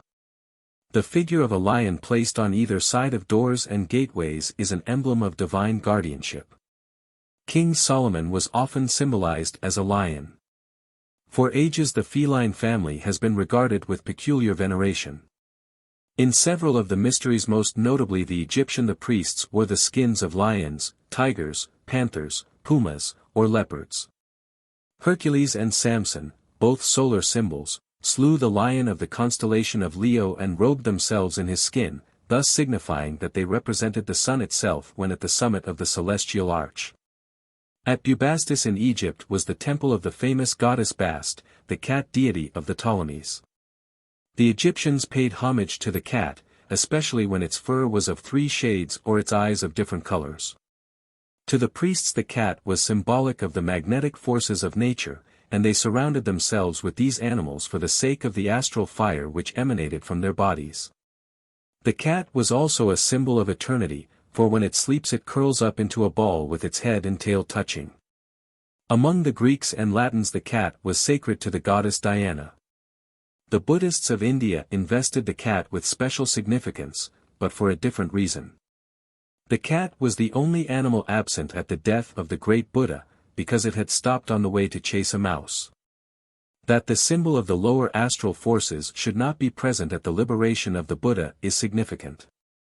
Regarding the cat, Herodotus says, "Whenever a fire breaks out, cats are agitated with a kind of divine motion, which they that keep them observe, neglecting the fire. The cats, however, in spite of their care, break from them, leaping even over the heads of their keepers to throw themselves into the fire. The Egyptians then make great mourning for their death. If a cat dies a natural death in a house, all they of that house shave their eyebrows. If a dog, they shave the head and all the body. They used to embalm their dead cats, and carry them to Bubastis to be interred in a sacred house." Montfaucon's Antiquities. The most important of all symbolic animals was the apis, or Egyptian bull of Memphis, which was regarded as the sacred vehicle for the transmigration of the soul of the god Osiris. It was declared that the apis was conceived by a bolt of lightning, and the ceremony attendant upon its selection and consecration was one of the most impressive in Egyptian ritualism. The apis had to be marked in a certain manner. Herodotus states that the bull must be black with a square white spot on his forehead, the form of an eagle, probably a vulture, on his back, a beetle upon, under, his tongue, and the hair of his tail lying 2 ways. Other writers declare that the sacred bull was marked with 29 sacred symbols, his body was spotted, and upon his right side was a white mark in the form of a crescent. After its sanctification the apis was kept in a stable adjacent to the temple and led in processionals through the streets of the city upon certain solemn occasions. It was a popular belief among the Egyptians that any child upon whom the bull breathed would become illustrious. After reaching a certain age, 25 years, the apis was taken either to the river Nile or to a sacred fountain, authorities differ on this point, and drowned, amidst the lamentations of the populace. The mourning and wailing for his death continued until the new apis was found, when it was declared that Osiris had reincarnated, whereupon rejoicing took the place of grief. The worship of the bull was not confined to Egypt, but was prevalent in many nations of the ancient world. In India, Nandi the sacred white bull of Shiva is still the object of much veneration. And both the Persians and the Jews accepted the bull as an important religious symbol. The Assyrians, Phoenicians, Chaldeans, and even the Greeks reverenced this animal, and Jupiter turned himself into a white bull to abduct Europa. The bull was a powerful phallic emblem signifying the paternal creative power of the demiurgus. At his death he was frequently mummified and buried with the pomp and dignity of a god in a specially prepared sarcophagus. Excavations in the Serapeum at Memphis have uncovered the tombs of more than 60 of these sacred animals. As the sign rising over the horizon at the vernal equinox constitutes the starry body for the annual incarnation of the sun, the bull not only was the celestial symbol of the solar man but, because the vernal equinox took place in the constellation of Taurus, was called the breaker or opener of the year. For this reason in astronomical symbolism the bull is often shown breaking the annular egg with his horns. The apis further signifies that the god-mind is incarnated in the body of a beast and therefore that the physical beast form is the sacred vehicle of divinity. Man's lower personality is the apis in which Osiris incarnates. The result of the combination is the creation of Sorapis, Serapis, the material soul as ruler of the irrational material body and involved therein. After a certain period, which is determined by the square of 5, or 25 years, the body of the apis is destroyed and the soul liberated by the water which drowns the material life. This was indicative of the washing away of the material nature by the baptismal waters of divine light and truth. The drowning of the apis is the symbol of death, the resurrection of Osiris in the new bull is the symbol of eternal renovation. The white bull was also symbolically sacred as the appointed emblem of the initiates, signifying the spiritualized material bodies of both man and nature. When the vernal equinox no longer occurred in the sign of Taurus, the sun god incarnated in the constellation of Aries and the ram then became the vehicle of the solar power. Thus the sun rising in the sign of the celestial lamb triumphs over the symbolic serpent of darkness. The lamb is a familiar emblem of purity because of its gentleness and the whiteness of its wool. In many of the pagan mysteries it signified the universal Savior, and in Christianity it is the favorite symbol of Christ. Early church paintings show a lamb standing upon a little hill, and from its feet pour 4 streams of living water signifying the 4 Gospels. The blood of the lamb is the solar life pouring into the world through the sign of Aries. The goat is both a phallic symbol and also an emblem of courage or aspiration because of its sure-footedness and ability to scale the loftiest peaks. To the alchemists the goat's head was the symbol of sulfur. The practice among the ancient Jews of choosing a scapegoat upon which to heap the sins of mankind is merely an allegorical depiction of the Son Man who is the scapegoat of the world and upon whom are cast the sins of the 12 houses, tribes, of the celestial universe.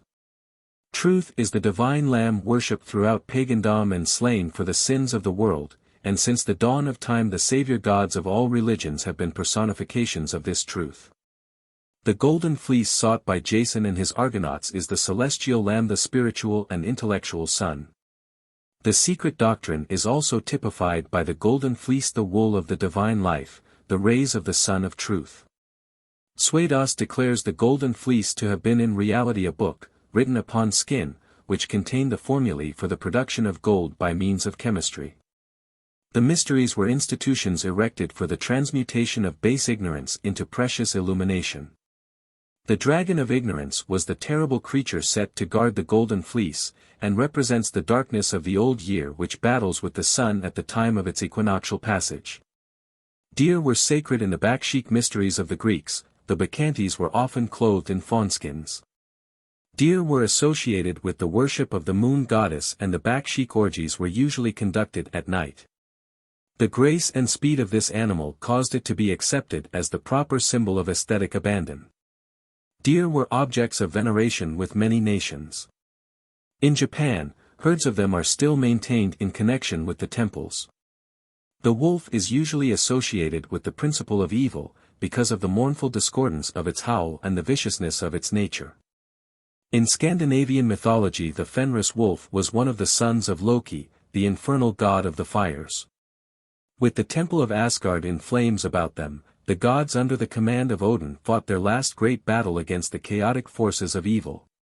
With frothing jowls the Fenris wolf devoured Odin, the father of the gods, and thus destroyed the Odinic universe. Here the Fenris wolf represents those mindless powers of nature that overthrew the primitive creation.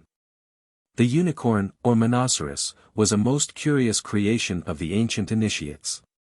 It is described by Thomas Bormann as a beast, which though doubted of by many writers, yet is by others thus described: he has but one horn, and that an exceedingly rich one, growing out of the middle of his forehead. His head resembles an hart's, his feet an elephant's, his tail a boar's, and the rest of his body an horse's. The horn is about 1.5 feet in length. His voice is like the lowing of an ox. His mane and hair are of a yellowish color. His horn is as hard as iron, and as rough as any file, twisted or curled, like a flaming sword, very straight, sharp, and everywhere black, excepting the point. Great virtues are attributed to it, in expelling of poison and curing of several diseases. He is not a beast of prey. See Redgrove's Bygone Beliefs. While the unicorn is mentioned several times in Scripture, no proof has yet been discovered of its existence. There are a number of drinking horns in various museums presumably fashioned from its spike. It is reasonably certain, however, that these drinking vessels were really made either from the tusks of some large mammal or the horn of a rhinoceros. J. P. Lundy believes that the horn of the unicorn symbolizes the hem of salvation mentioned by St. Luke, which, pricking the hearts of men, turns them to a consideration of salvation through Christ. Medieval Christian mystics employed the unicorn as an emblem of Christ, and this creature must therefore signify the spiritual life in man. The single horn of the unicorn may represent the pineal gland, or third eye, which is the spiritual cognition center in the brain. The unicorn was adopted by the mysteries as a symbol of the illumined spiritual nature of the initiate, the horn with which it defends itself being the flaming sword of the spiritual doctrine against which nothing can prevail. Aeneas and the Harpies. From Virgil's Aeneid. Dryden's translation. Among the mythological creatures of the mysteries were the harpies, projections into material substance of beings existing in the invisible world of nature. They were described the Greeks as being composite, with the heads of maidens and the bodies of birds. The wings of the harpies were composed of metal and their flight was accompanied by a terrible clanging noise. During his wanderings, Aeneas, the Trojan hero, landed on the island of the Harpies, where he and his followers vainly battled with these monsters. One of the Harpies perched upon a cliff, and there prophesied to Aeneid that his attack upon them would bring dire calamity to the Trojans. In the Book of Lambspring, a rare Hermetic tract, appears an engraving showing a deer and a unicorn standing together in a wood. The picture is accompanied by the following text: "The sages say truly that two animals are in this forest, one glorious, beautiful, and swift, a great and strong deer, the other an unicorn. If we apply the parable of our art, we shall call the forest the body. The unicorn will be the spirit at all times. The deer desires no other name but that of the soul. He that knows how to tame and master them by art, to couple them together, and to lead them in and out of the form, may justly be called a master." The Egyptian devil, Typhon, was often symbolized by the Set monster whose identity is obscure. It has a queer snout-like nose and pointed ears, and may have been a conventional hyena. The Set monster lived in the sandstorms and wandered about the world promulgating evil. The Egyptians related the howling of the desert winds with the moaning cry of the hyena. Thus when in the depths of the night the hyena sent forth its doleful wail, it sounded like the last despairing cry of a lost soul in the clutches of Typhon. Among the duties of this evil creature was that of protecting the Egyptian dead against grave robbers. Among other symbols of Typhon was the hippopotamus, sacred to the god Mars because Mars was enthroned in the sign of Scorpio, the house of Typhon. The ass was also sacred to this Egyptian demon. Jesus riding into Jerusalem upon the back of an ass has the same significance as Hermes standing upon the prostrate form of Typhon. The early Christians were accused of worshipping the head of an ass. A most curious animal symbol is the hog or sow, sacred to Diana, and frequently employed in the mysteries as an emblem of the occult art. The wild boar which gored Hades shows the use of this animal in the mysteries. According to the mysteries, the monkey represents the condition of man before the rational soul entered into his constitution. Therefore it typifies the irrational man. By some the monkey is looked upon as a species not ensouled by the spiritual hierarchies, by others as a fallen state wherein man has been deprived of his divine nature through degeneracy. The ancients, though evolutionists, did not trace man's ascent through the monkey they considered as having separated itself from the main stem of progress. The monkey was occasionally employed as a symbol of learning. Cynocephaly, the dog-headed ape, was the Egyptian hieroglyphic symbol of writing, and was closely associated with Thoth. Cynocephaly is symbolic of the moon and Thoth of the planet Mercury. Because of the ancient belief that the moon followed Mercury about the heavens, the dog-ape was described as the faithful companion of Thoth. The dog, because of its faithfulness, denotes the relationship which should exist between disciple and master or between the initiate and his god. The shepherd dog was a type of the priestcraft. The dog's ability to sense and follow unseen persons for miles symbolized the transcendental power by which the philosopher follows the thread of truth through the labyrinth of earthly error. The dog is also the symbol of Mercury. The dog star, Sirius or Sothis, was sacred to the Egyptians because it presaged the annual inundations of the Nile. As a beast of burden, the horse was the symbol of the body of man forced to sustain the weight of his spiritual constitution. Conversely, it also typified the spiritual nature of man forced to maintain the burden of the material personality. Chiron, the centaur, mentor of Achilles, represents the primitive creation which was the progenitor and instructor of mankind, as described by Berossus. The winged horse and the magic carpet both symbolize the secret doctrine and the spiritualized body of man. The wooden horse of Troy, secreting an army for the capture of the city, represents man's body concealing within it those infinite potentialities which will later come forth and conquer his environment. Again, like Noah's Ark, it represents the spiritual nature of man as containing a host of latent potentialities which subsequently become active.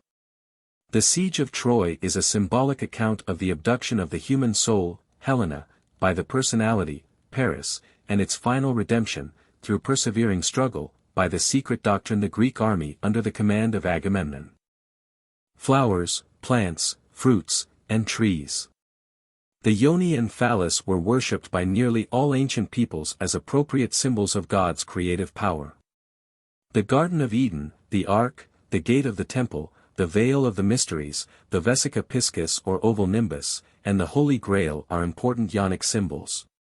The pyramid, the obelisk, the cone, the candle, the tower, the Celtic monolith, the spire, the campanile, the maypole, and the sacred spear are symbolic of the phallus. In treating the subject of priapic worship, too many modern authors judge pagan standards by their own and wallow in the mire of self-created vulgarity. The Eleusinian Mysteries, the greatest of all the ancient secret societies, established one of the highest known standards of morality and ethics.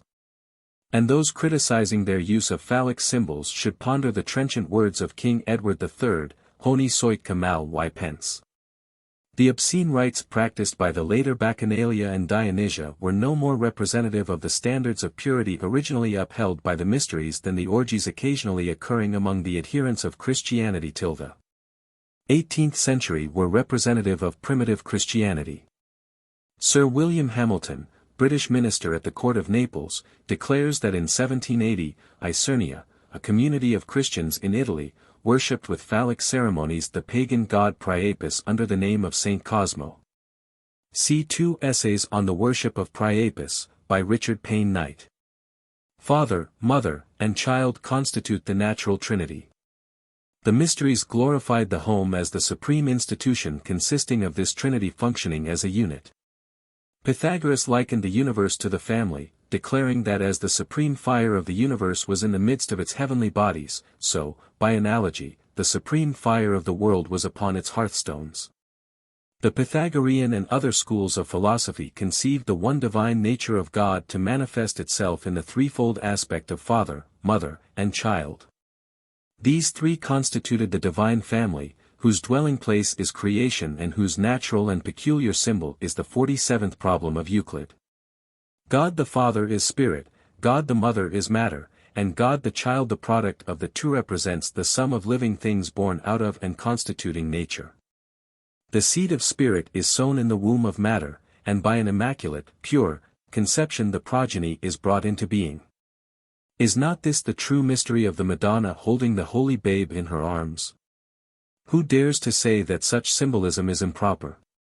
The mystery of life is the supreme mystery, revealed in all of its divine dignity and glorified as nature's perfect achievement by the initiated sages and seers of all ages.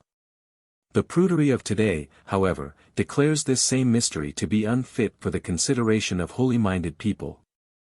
Contrary to the dictates of reason, a standard has been established which affirms that innocence bred of ignorance is more to be desired than virtue born of knowledge. Eventually, however, man will learn that he need never be ashamed of truth. Until he does learn this, he is false to his God, to his world, and to himself. In this respect, Christianity has woefully failed in its mission. While declaring man's body to be the living temple of the living God, in the same breath it asserts the substances and functions of this temple to be unclean and their study defiling to the sensitive sentiments of the righteous. By this unwholesome attitude, man's body the house of God is degraded and defamed. Yet the cross itself is the oldest of phallic emblems, and the lozenge-shaped windows of cathedrals are proof that Ionic symbols have survived the destruction of the pagan mysteries. The very structure of the church itself is permeated with phallicism. Remove from the Christian church all emblems of priapic origin and nothing is left, for even the earth upon which it stands was, because of its fertility, the first Ionic symbol. As the presence of these emblems of the generative processes is either unknown or unheeded by the majority, the irony of the situation is not generally appreciated. Only those conversant with the secret language of antiquity are capable of understanding the divine significance of these emblems. Flowers were chosen as symbols for many reasons.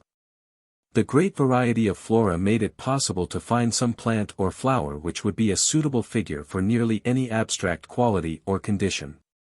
A plant might be chosen because of some myth connected with its origin, as the stories of Daphne and Narcissus, because of the peculiar environment in which it thrived, as the orchid and the fungus.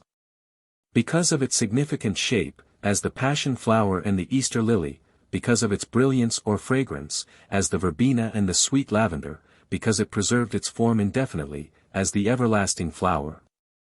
Because of unusual characteristics as the sunflower and heliotrope, which have long been sacred because of their affinity for the sun. The plant might also be considered worthy of veneration because from its crushed leaves, petals, stalks, or roots could be extracted healing unctions, essences, or drugs affecting the nature and intelligence of human beings such as the poppy and the ancient herbs of prophecy. The plant might also be regarded as efficacious in the cure of many diseases because its fruit, leaves, petals, or roots bore a resemblance in shape or color to parts or organs of the human body. For example, the distilled juices of certain species of ferns, also the hairy moss growing upon oaks, and the thistledown were said to have the power of growing hair. The dentaria, which resembles a tooth in shape, was said to cure the toothache. And the Palma Christi plant, because of its shape, cured all afflictions of the hands. The blossom is really the reproductive system of the plant and is therefore singularly appropriate as a symbol of sexual purity and absolute requisite of the ancient mysteries. Thus the flower signifies this ideal of beauty and regeneration which must ultimately take the place of lust and degeneracy. Of all symbolic flowers the locust blossom of India and Egypt and the rose of the Rosicrucians are the most important. In their symbolism these two flowers are considered identical. The esoteric doctrines for which the Eastern lotus stands have been perpetuated in modern Europe under the form of the rose. The rose and the lotus are Ionic emblems, signifying primarily the maternal creative mystery, while the Easter lily is considered to be phallic. The Brahmin and Egyptian initiates, who undoubtedly understood the secret systems of spiritual culture whereby the latent centers of cosmic energy in man may be stimulated, employed the lotus blossoms to represent the spinning vortices of spiritual energy located at various points along the spinal column and called chakras, or whirling wheels, by the Hindus. 7 of these chakras are of prime importance and have their individual correspondences in the nerve ganglia and plexuses. According to the secret schools, the sacral ganglion is called the 4-petaled lotus. The prostatic plexus, the 6-petaled lotus, the epigastric plexus and navel, the 10-petaled lotus, the cardiac plexus, the 12-petaled lotus, the pharyngeal plexus, the 16-petaled locus, the cavernous plexus, the 2-petaled lotus, and the pineal gland or adjacent unknown center, the 1,000-petaled locus. The color, size, and number of petals upon the lotus are the keys to its symbolic import. A hint concerning the unfoldment of spiritual understanding according to the secret science of the mysteries is found in the story of Aaron's rod that budded, and also in Wagner's great opera, Tannhauser, where the budding staff of the Pope signifies the unfolding blossoms upon the sacred rod of the mysteries, the spinal column. The tree of the Knights of the Round Table.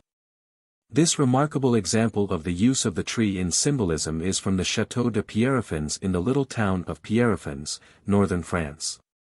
The 8 side branches end in conventional cup-like flowers, from each of which rises the body of a knight carrying in his hand a ribbon bearing his name. The central stem is surmounted by a larger flower, from which emerges the body of King Arthur himself. The tree is a favorite motif in heraldry. The one trunk with its multitude of branches caused the tree to be frequently used in diagramming family lineage, from which practice has arisen the custom of terming such tables family trees. The Rosicrucians used a garland of roses to signify the same spiritual vortices, which are referred to in the Bible as the 7 lamps of the candlestick and the 7 churches of Asia. In the 1642 edition of Sir Francis Bacon's History of Henry VII is a frontispiece showing Lord Bacon with Rosicrucian roses for shoe buckles. In the Hindu system of philosophy, each petal of the lotus bears a certain symbol which gives an added clue to the meaning of the flower. The Orientals also used the lotus plant to signify the growth of man through the 3 periods of human consciousness: ignorance, endeavor, and understanding. As the lotus exists in 3 elements, earth, water, and air, so man lives in 3 worlds: material, intellectual, and spiritual. As the plant, with its roots in the mud and the slime, grows upward through the water and finally blossoms forth in the light and air, so the spiritual growth of man is upward from the darkness of base action and desire into the light of truth and understanding. The water serving as a symbol of the ever-changing world of illusion through which the soul must pass in its struggle to reach the state of spiritual illumination. The rose and its Eastern equivalent, the lotus, like all beautiful flowers, represent spiritual unfoldment and attainment. Hence, the Eastern deities are often shown seated upon the open petals of the lotus blossoms. The lotus was also a universal motif in Egyptian art and architecture. The roofs of many temples were upheld by lotus columns, signifying the eternal wisdom. And the lotus-headed scepter, symbolic of self-unfoldment and divine prerogative, was often carried in religious processions. When the flower had 9 petals, it was symbolic of man, when 12, of the universe and the gods. When 7, of the planets and the law, when 5, of the senses and the mysteries, and when 3, of the chief deities and the worlds. The heraldic rose of the Middle Ages generally has either 5 or 10 petals, thereby showing its relationship to the spiritual mystery of man through the Pythagorean pentad and decad. Cultus arborum. The worship of trees as proxies of divinity was prevalent throughout the ancient world. Temples were often built in the heart of sacred groves, and nocturnal ceremonials were conducted under the widespreading branches of great trees, fantastically decorated and festooned in honor of their patron deities. In many instances the trees themselves were believed to possess the attributes of divine power and intelligence, and therefore supplications were often addressed to them. The beauty, dignity, massiveness, and strength of oaks, elms, and cedars led to their adoption as symbols of power, integrity, permanence, virility, and divine protection. Several ancient peoples, notably the Hindus and Scandinavians, regarded the macrocosm, or grand universe, as a divine tree growing from a single seed sown in space. The Greeks, Persians, Chaldeans, and Japanese have legends describing the axle tree or reed upon which the earth revolves. Qabbalah declares the universe to be the eternal tree, Brahma, which springs from an imperceptible and intangible seed, the material monad. The medieval Qabbalists represented creation as a tree with its roots in the reality of spirit and its branches in the illusion of tangible existence. The Sephirothic tree of the Qabbalah was therefore inverted, with its roots in heaven and its branches upon the earth. Madame Blavatsky notes that the Great Pyramid was considered to be a symbol of this inverted tree, with its root at the apex of the pyramid and its branches diverging in 4 streams towards the base. The Scandinavian world tree, Yggdrasil, supports on its branches 9 spheres or worlds, which the Egyptians symbolized by the 9 stamens of the persea or avocado. All of these are enclosed within the mysterious 10th sphere or cosmic egg, that definitionless cipher of the mysteries. The Kabbalistic tree of the Jews also consists of 9 branches, or worlds, emanating from the first cause or crown, which surrounds its emanations as the shell surrounds the egg. The single source of life and the endless diversity of its expression has a perfect analogy in the structure of the tree. The trunk represents the single origin of all diversity. The roots, deeply embedded in the dark earth, are symbolic of divine nutriment, and its multiplicity of branches spreading from the central trunk represent the infinity of universal effects dependent upon a single cause. The tree has also been accepted as symbolic of the microcosm, that is, man. According to the esoteric doctrine, man first exists potentially within the body of the world tree and later blossoms forth into objective manifestation upon its branches. According to an early Greek mystery myth, the god Zeus fabricated the third race of men from ash trees. The serpent so often shown wound around the trunk of the tree usually signifies the mind, the power of thought, and is the eternal tempter or urge which leads all rational creatures to the ultimate discovery of reality and thus overthrows the rule of the gods. The serpent hidden in the foliage of the universal tree represents the cosmic mind, and in the human tree, the individualized intellect.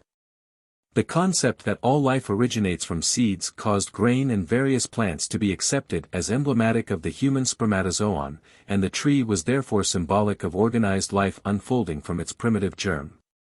The growth of the universe from its primitive seed may be likened to the growth of the mighty oak from the tiny acorn. While the tree is apparently much greater than its own source, nevertheless that source contains potentially every branch, twig, and leaf which will later be objectively unfolded by the processes of growth. Man's veneration for trees as symbols of the abstract qualities of wisdom and integrity also led him to designate as trees those individuals who possessed these divine qualities to an apparently superhuman degree.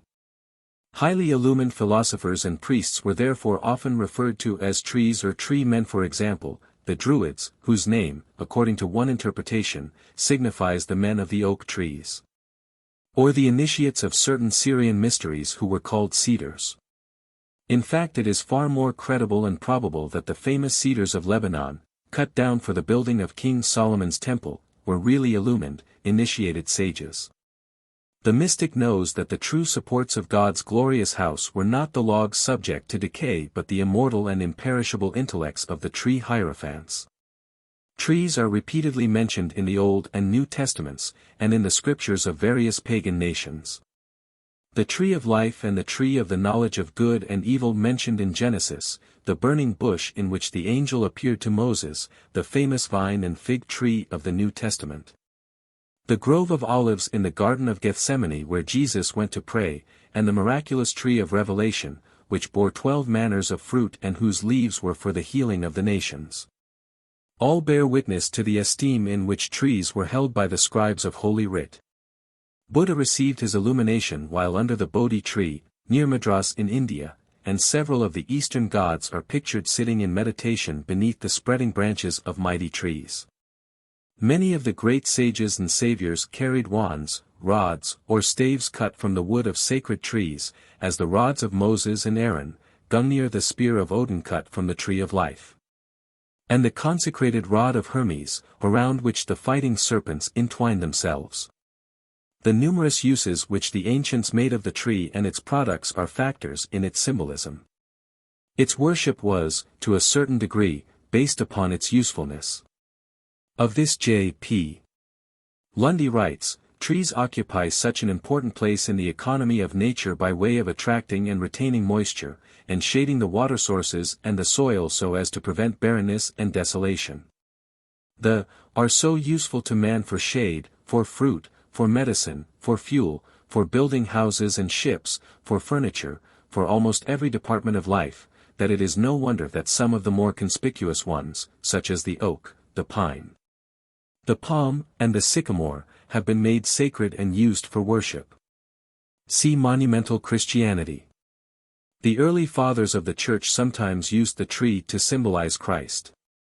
They believed that ultimately Christianity would grow up like a mighty oak and overshadow all other faiths of mankind. Because it annually discards its foliage, the tree was also looked upon as an appropriate emblem of resurrection and reincarnation, for though apparently dying each fall it blossomed forth again with renewed verdure each ensuing spring. Under the appellations of the tree of life and the tree of the knowledge of good and evil is concealed the great arcanum of antiquity, the mystery of equilibrium. The tree of life represents the spiritual point of balance, the secret of immortality. The tree of the knowledge of good and evil, as its name implies, represents polarity, or unbalance, the secret of mortality. The Qabbalists reveal this by assigning the central column of their Sephirothic diagram to the tree of life and the two side branches to the tree of the knowledge of good and evil. Unbalanced forces perish in the void, declares the secret work, and all is made known. The apple represents the knowledge of the procreative processes, by the awakening of which the material universe was established. The allegory of Adam and Eve in the Garden of Eden is a cosmic myth, revealing the methods of universal and individual establishment. The literal story, accepted for so many centuries by an unthinking world, is preposterous, but the creative mystery of which it is the symbol is one of nature's profoundest verities. The Ophites, serpent worshippers, revered the Edenic snake because it was the cause of individual existence. Though humanity is still wandering in a world of good and evil, it will ultimately attain completion and eat of the fruit of the tree of life growing in the midst of the illusionary garden of worldly things. Thus the tree of life is also the appointed symbol of the mysteries, and by partaking of its fruit man attains immortality. The oak, the pine, the ash, the cypress, and the palm are the 5 trees of greatest symbolic importance. The Father God of the mysteries was often worshipped under the form of an oak, the Savior God frequently the world martyr in the form of a pine, the world axis and the divine nature in humanity in the form of an ash. The goddesses, or maternal principle, in the form of a cypress, and the positive pole of generation in the form of the inflorescence of the mate date palm. The Tree of Noah. From the Breeches Bible of 1599. Most Bibles published during the Middle Ages contain a section devoted to genealogical tables showing the descent of humanity from Father Adam to the advent of Jesus Christ. The tree growing from the roof of the ark represents the body of Noah and its 3 branches, his sons Shem, Ham, and Japheth. The nations by the descendants of Noah's 3 sons are appropriately shown in the circles upon the branches of the tree. While such tables are hopelessly incorrect from a historical point of view, to the symbolist their allegorical interpretations are of inestimable importance. The pine cone is a phallic symbol of remote antiquity. The thyrsus of Bacchus, a long wand or staff surmounted by a pine cone or cluster of grapes and entwined with ivy or grapevine leaves, sometimes ribbon, signifies that the wonders of nature may only be accomplished by the aid of solar virility, as symbolized by the cone or grapes. In the Phrygian mysteries, Hades, the ever-present sun savior, dies under the branches of the pine tree, an allusion to the solar globe at the winter solstice, and for this reason the pine tree was sacred to his cult. This tree was also sacred in the mysteries of Dionysus and Apollo. Among the ancient Egyptians and Jews the acacia, or tamarisk, was held in the highest religious esteem. And among modern Masons, branches of acacia, cypress, cedar, or evergreen are still regarded as most significant emblems. The shittim wood used by the children of Israel in the construction of the Tabernacle and the Ark of the Covenant was a species of acacia. In describing this sacred tree, Albert Pike has written, "The genuine acacia, also, is the thorny tamarisk, the same tree which grew around the body of Osiris.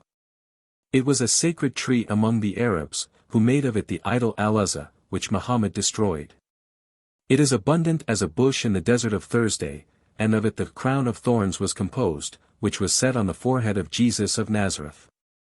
It is a fit type of immortality on account of its tenacity of life, for it has been known, when planted as a doorpost, to take root again and shoot out budding boughs above the threshold." See Morals and Dogma. It is quite possible that much of the veneration accorded the acacia is due to the peculiar attributes of the mimosa, or sensitive plant, with which it was often identified by the ancients. There is a Coptic legend to the effect that the sensitive plant was the first of all trees or shrubs to worship Christ. The rapid growth of the acacia and its beauty have also caused it to be regarded as emblematic of fecundity and generation. The symbolism of the acacia is susceptible of 4 distinct interpretations. 1. It is the emblem of the vernal equinox, the annual resurrection of the solar deity. 2. Under the form of the sensitive plant which shrinks from human touch, the acacia signifies purity and innocence, as one of the Greek meanings of its name implies.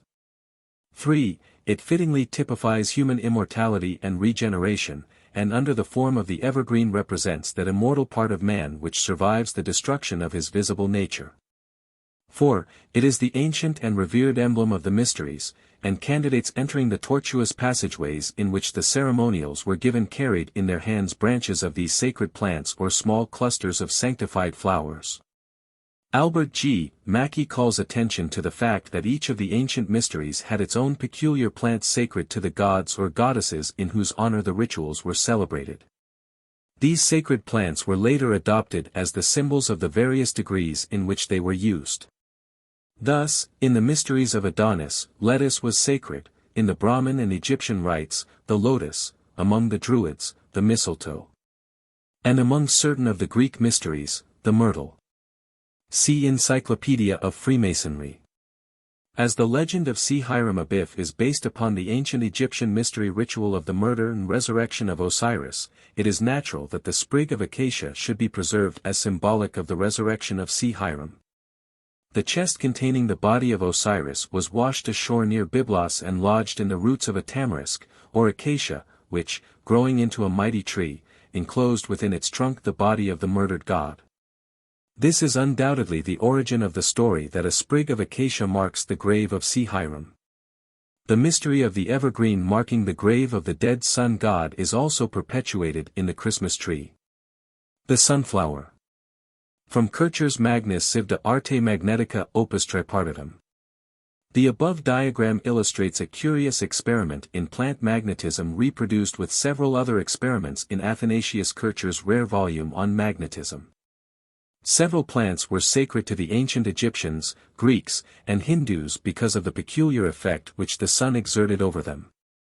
As it is difficult for man to look upon the face of the sun without being blinded by the light, those plants which turned and deliberately faced the solar orb were considered typical of very highly advanced souls. Since the sun was regarded as the personification of the supreme deity, those forms of life over which it exercised marked influence were venerated as being sacred to divinity.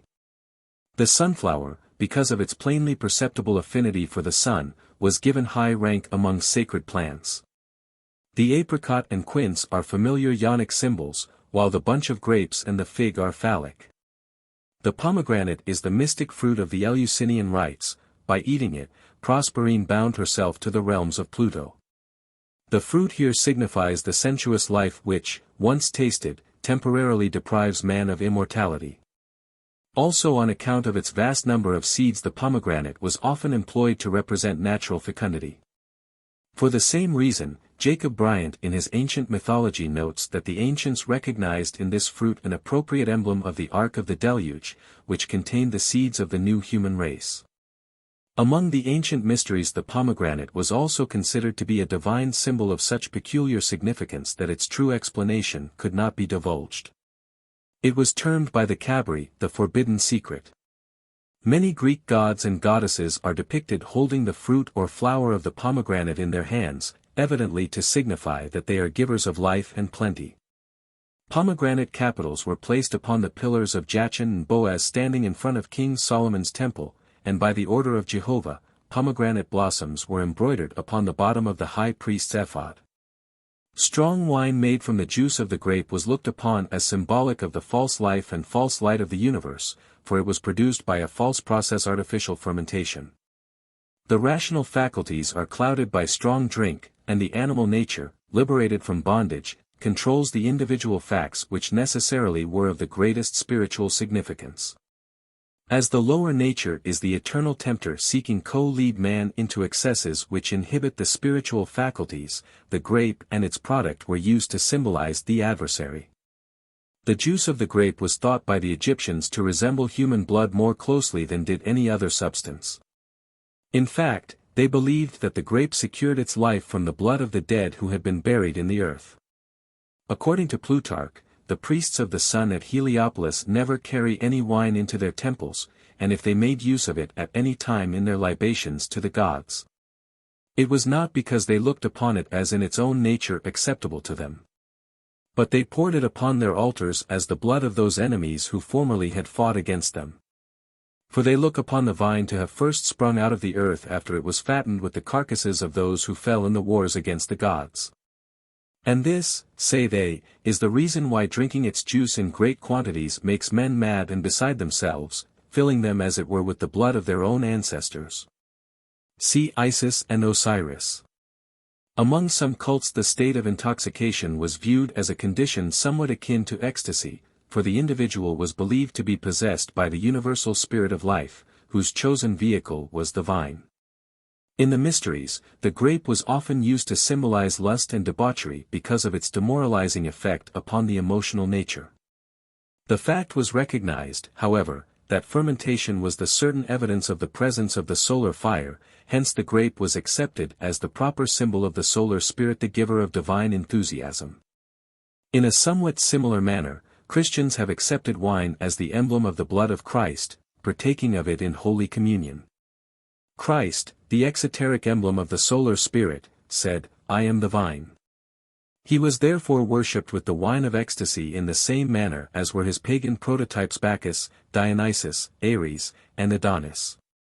The Mandragora officinarum, or mandrake, is accredited with possessing the most remarkable magical powers. Its narcotic properties were recognized by the Greeks, who employed it to deaden pain during surgical operations, and it has been identified also with baras, the mystic herb used by the Jews for casting out demons. In the Jewish Wars, Josephus describes the method of securing the baras, which he declares emits flashes of lightning and destroys all who seek to touch it. Unless they proceed according to certain rules supposedly formulated by King Solomon himself. The occult properties of the mandrake, while little understood, have been responsible for the adoption of the plant as a talisman capable of increasing the value or quantity of anything with which it was associated. As a phallic charm, the mandrake was considered to be an infallible cure for sterility.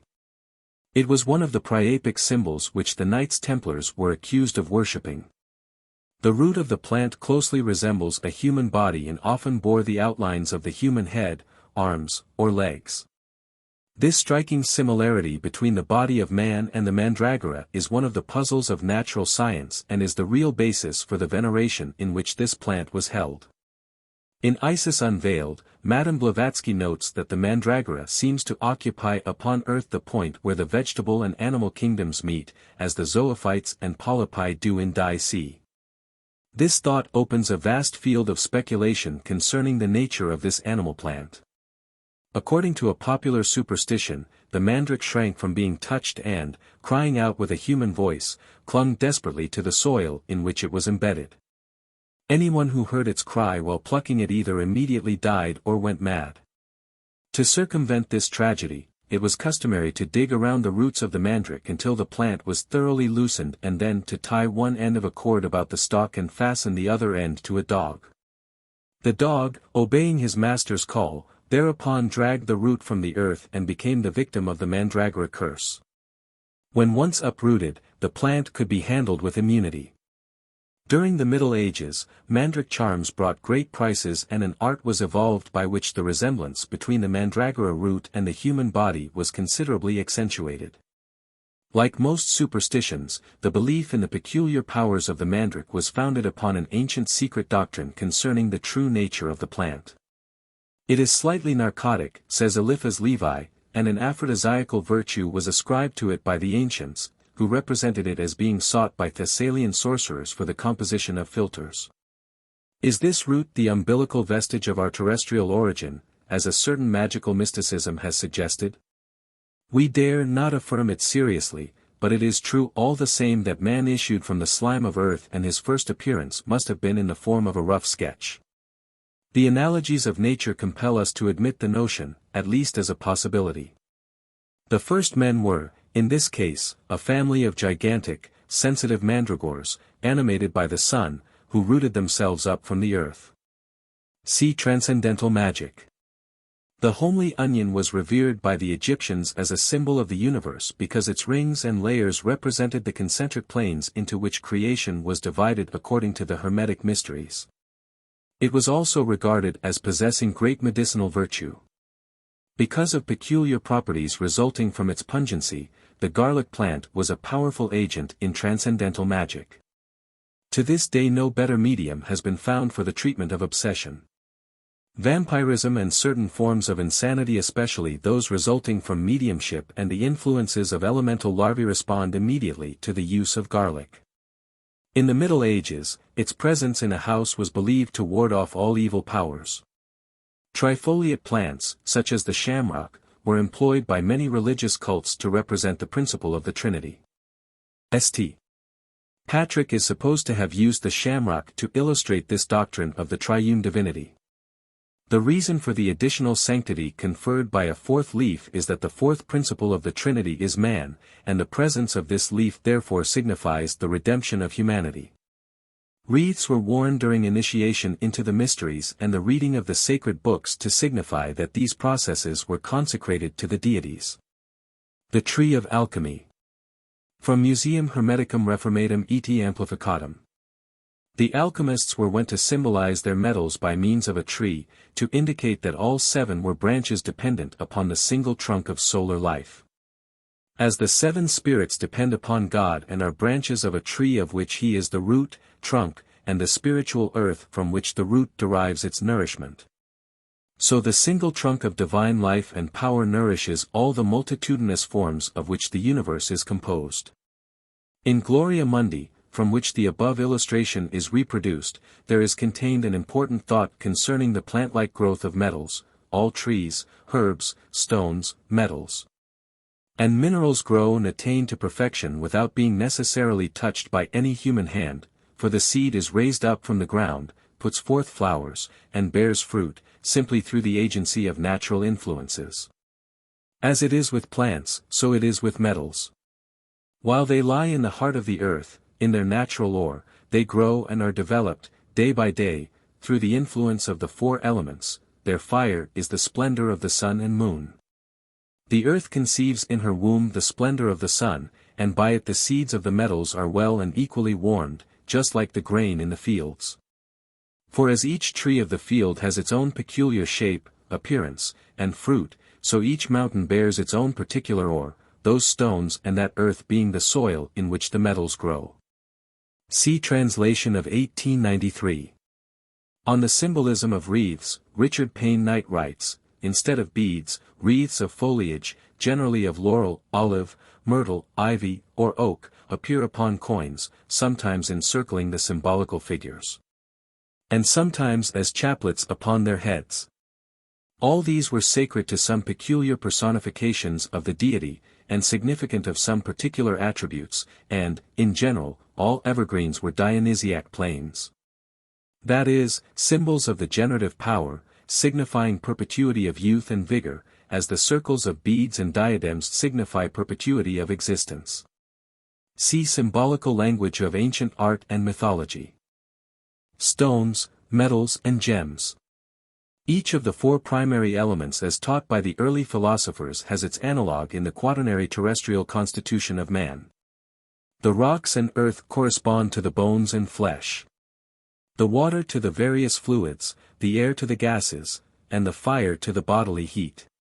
Since the bones are the framework that sustains the corporeal structure, they may be regarded as a fitting emblem of the spirit, that divine foundation which supports the composite fabric of mind, soul, and body.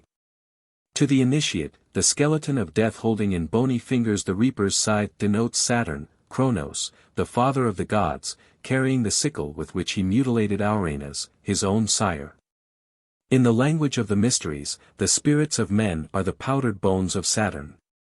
The latter deity was always worshipped under the symbol of the base or footing, inasmuch as he was considered to be the substructure upholding creation.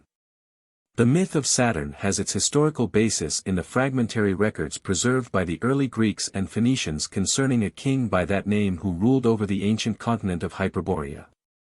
Polaris, Hyperborea, and Atlantis, because they lie buried beneath the continents and oceans of the modern world, have frequently been symbolized as rocks supporting upon their broad surfaces new lands, races, and empires.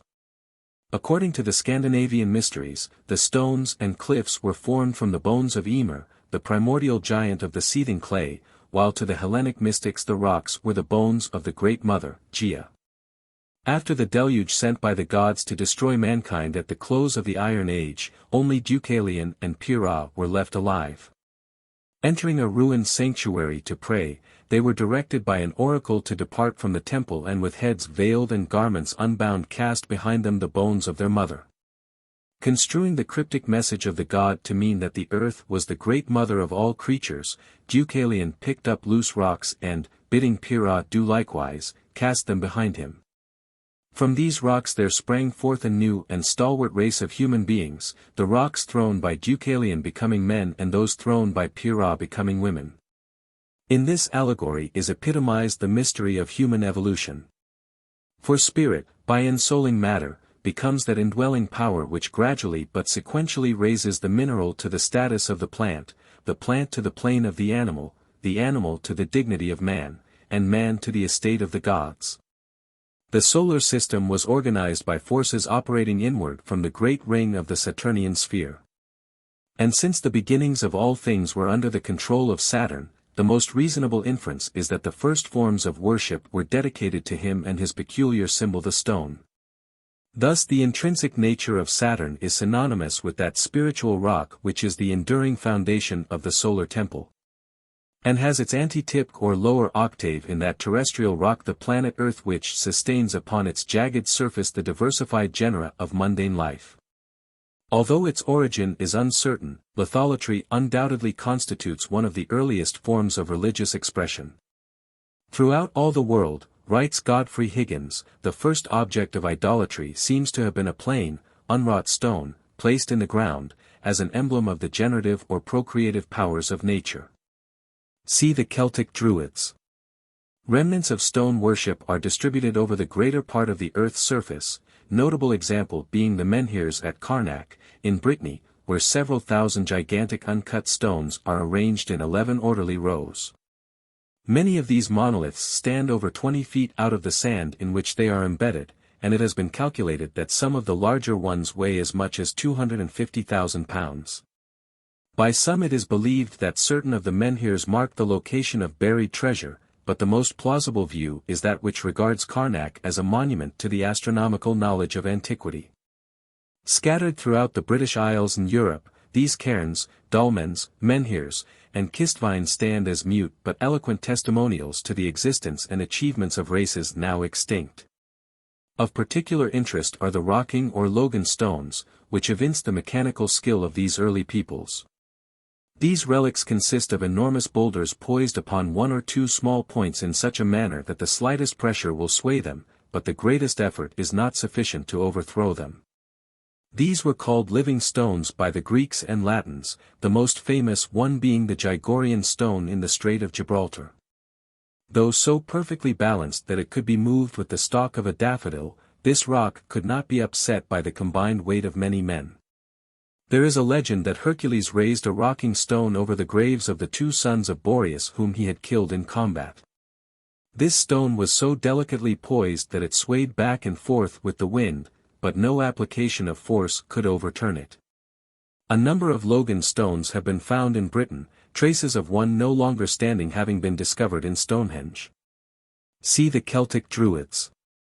It is interesting to note that the green stones forming the inner ring of Stonehenge are believed to have been brought from Africa. In many cases the monoliths are without carving or inscription, for they undoubtedly antedate both the use of tools and the art of writing. In some instances the stones have been trued into columns or obelisks, as in the runic monuments and the Hindu lingams and Sakti stones. In other instances they are fashioned into rough likenesses of the human body, as in the Easter Island statues, or into the elaborately sculptured figures of the Central American Indians and the Khmers of Cambodia. The first rough stone images can hardly be considered as effigies of any particular deity but rather as the crude effort of primitive man to portray in the enduring qualities of stone the procreative attributes of abstract divinity. An instinctive recognition of the stability of deity has persisted through all the intervening ages between primitive man and modern civilization.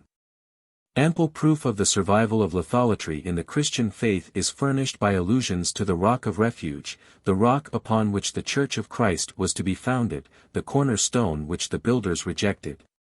Jacob's stony pillow which he set up and anointed with oil, the sling stone of David, the rock Moriah upon which the altar of King Solomon's temple was erected, the white stone of Revelation, and the Rock of Ages.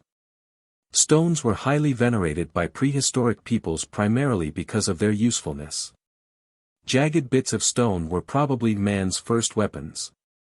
Rocky cliffs and crags constituted his first fortifications, and from these vantage points he hurled loose boulders down upon marauders. In caverns or rude huts fashioned from slabs of rock the first humans protected themselves from the rigors of the elements. Stones were set up as markers and monuments to primitive achievement. They were also placed upon the graves of the dead, probably as a precautionary measure to prevent the depredations of wild beasts. During migrations, it was apparently customary for primitive peoples to carry about with them stones taken from their original habitat. As the homeland or birthplace of a race was considered sacred, these stones were emblematic of that universal regard shared by all nations for the place of their geniture. The discovery that fire could be produced by striking together two pieces of stone augmented man's reverence for stones. But ultimately the hitherto unsuspected world of wonders opened by the newly discovered element of fire caused pyrolatry to supplant stone worship. The dark, cold father stone gave birth out of itself to the bright, glowing sunfire. And the newly born flame, by displacing its parent, became the most impressive and mysterious of all religio-philosophic symbols, widespread and enduring through the ages. Saturn swallowing the stone substituted for Jupiter. From Catrari's Immagini degli dei degli Antici. Saturn, having been warned by his parents that one of his own children would dethrone him, devoured each child at birth. At last Rhea, his wife, in order to save Jupiter, her sixth child substituted for him a rock enveloped in swaddling clothes which Saturn, ignorant of the deception practiced upon him, immediately swallowed. Jupiter was concealed on the island of Crete until he attained manhood, when he forced his father to disgorge the 5 children he had eaten. The stone swallowed by Saturn in lieu of his youngest son was placed by Jupiter at Delphi, where it was held in great veneration and was daily anointed. The body of everything was likened to a rock, trued either into a cube or more ornately chiseled to form a pedestal, while the spirit of everything was likened to the elaborately carved figure surmounting it. Accordingly, altars were erected as a symbol of the lower world, and fires were kept burning upon them to represent that spiritual essence illuminating the body it surmounted. The square is actually one surface of a cube, its corresponding figure in plane geometry, and its proper philosophic symbol. Consequently, when considering the earth as an element and not as a body, the Greeks, Brahmins, and Egyptians always referred to its 4 corners, although they were fully aware that the planet itself was a sphere. Because their doctrines were the sure foundation of all knowledge and the first step in the attainment of conscious immortality, the mysteries were often represented as cubical or pyramidal stones. Conversely, these stones themselves became the emblem of that condition of self-achieved godhood. The unchangeability of the stone made it an appropriate emblem of God, the immovable and unchangeable source of existence, and also of the divine sciences, the eternal revelation of himself to mankind. As the personification of the rational intellect, which is the true foundation of human life, Mercury, or Hermes, was symbolized in a like manner. Square or cylindrical pillars, surmounted by a bearded head of Hermes and called Herme, were set up in public places. Terminus, a form of Jupiter and god of boundaries and highways, from whose name is derived the modern word terminal, was also symbolized by an upright stone, sometimes ornamented with the head of the god, which was placed at the borders of provinces and the intersections of important roads. The philosopher's stone is really the philosophical stone, for philosophy is truly likened to a magic jewel whose touch transmutes base substances into priceless gems like itself. Wisdom is the alchemist's powder of projection, which transforms many thousand times its own weight of gross ignorance into the precious substance of enlightenment. The tablets of the law. While upon the heights of Mount Sinai, Moses received from Jehovah 2 tablets bearing the characters of the Decalogue traced by the very finger of Israel's God.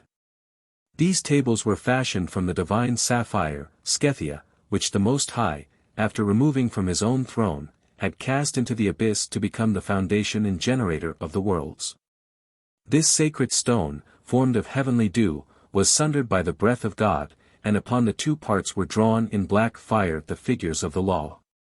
These precious inscriptions, aglow with celestial splendor, were delivered by the Lord on the Sabbath day into the hands of Moses, who was able to read the illumined letters from the reverse side because of the transparency of the great jewel. See the Secret Doctrine in Israel or the Zohar for details of this legend.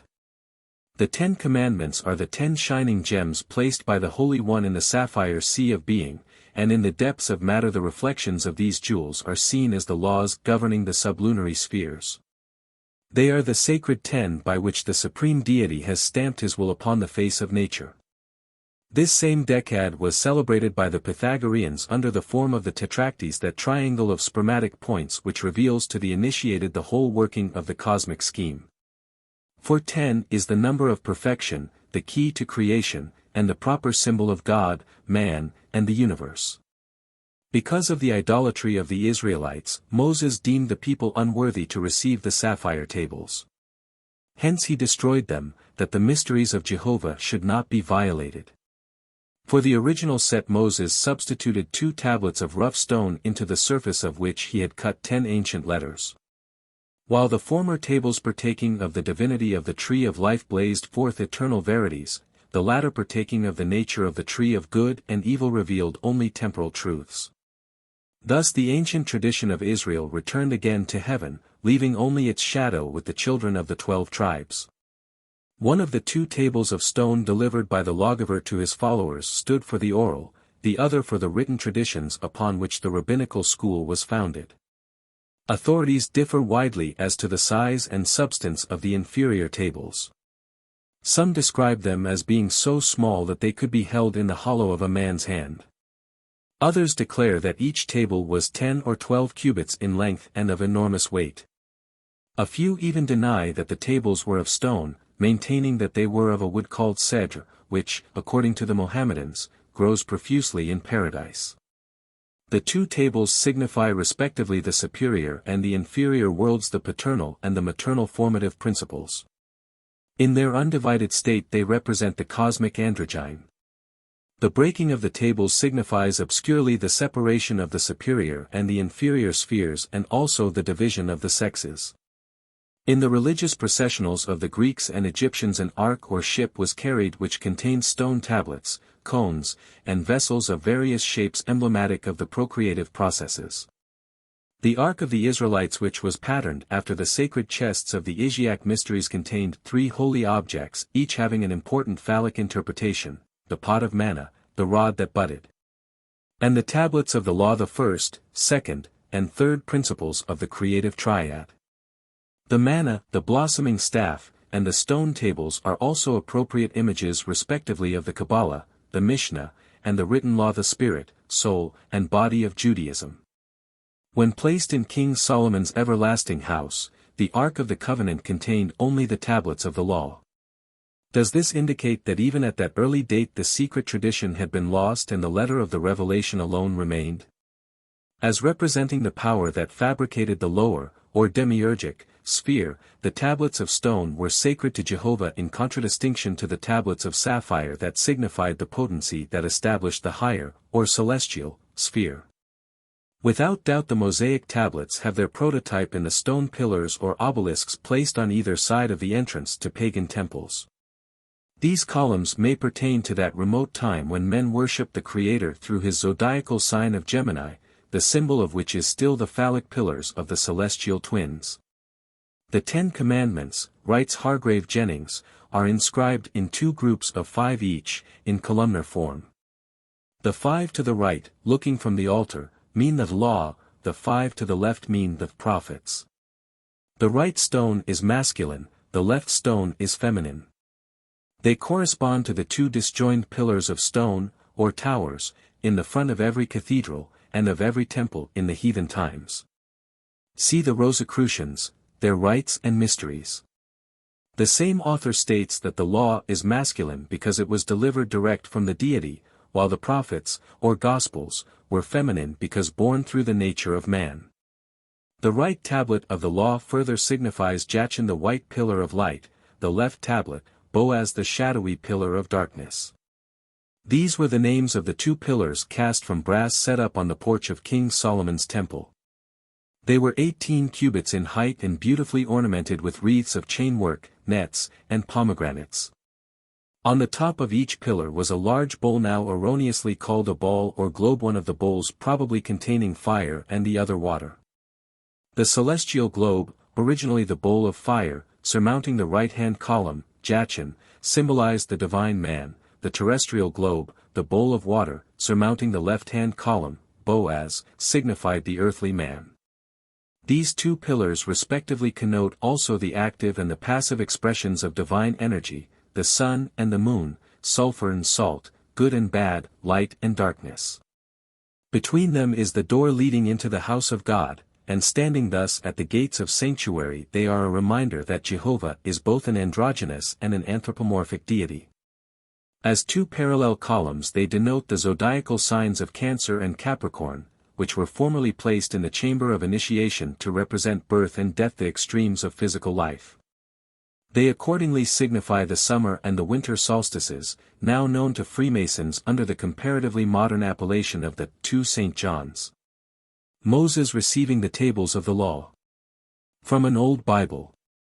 Moses Maimonides, the great Jewish philosopher of the 12th century, in describing the tables of the law written by the finger of God, divides all productions into two general orders, products of nature and products of art.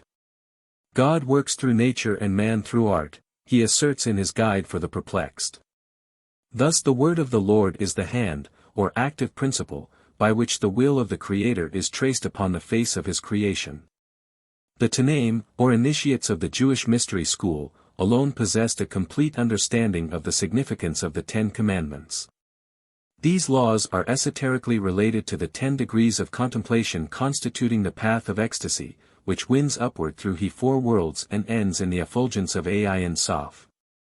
In the mysterious Sephirothic tree of the Jews, these two pillars symbolize mercy and severity. Standing before the gate of King Solomon's temple, these columns had the same symbolic import as the obelisks before the sanctuaries of Egypt. When interpreted Qabbalistically, the names of the two pillars mean, in strength shall my house be established. In the splendor of mental and spiritual illumination, the high priest stood between the pillars as a mute witness to the perfect virtue of equilibrium, that hypothetical point equidistant from all extremes. He thus personified the divine nature of man in the midst of his compound constitution, the mysterious Pythagorean monad in the presence of the duad. On one side towered the stupendous column of the intellect. On the other, the brazen pillar of the flesh. Midway between these two stands the glorified wise man, but he cannot reach this high estate without first suffering upon the cross made by joining these pillars together. The early Jews occasionally represented the two pillars, Jachin and Boaz, as the legs of Jehovah, thereby signifying to the modern philosopher that wisdom and love, in their most exalted sense, support the whole order of creation, both mundane and supermundane. The Holy Grail. Like the sapphire Scythia, the lapis exilis, crown jewel of the archangel Lucifer, fell from heaven. Michael, archangel of the sun and the hidden God of Israel, at the head of the angelic hosts swooped down upon Lucifer and his legions of rebellious spirits.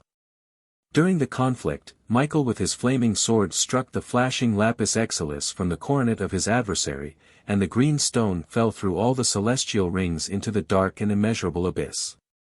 Out of Lucifer's radiant gem was fashioned the Sangreal, or Holy Grail, from which Christ is said to have drunk at the Last Supper.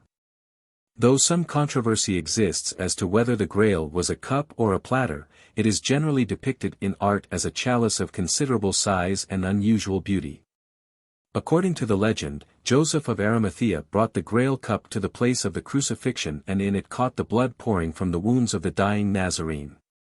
Later Joseph, who had become custodian of the sacred relics, the Sangreal and the spear of Longinus, carried them into a distant country. According to one version, his descendants finally placed these relics in Glastonbury Abbey in England. According to another, in a wonderful castle on Mount Salvet, Spain, built by angels in a single night. Under the name of Preston John, Parsifal, the last of the Grail kings, carried the holy cup with him into India, and it disappeared forever from the Western world.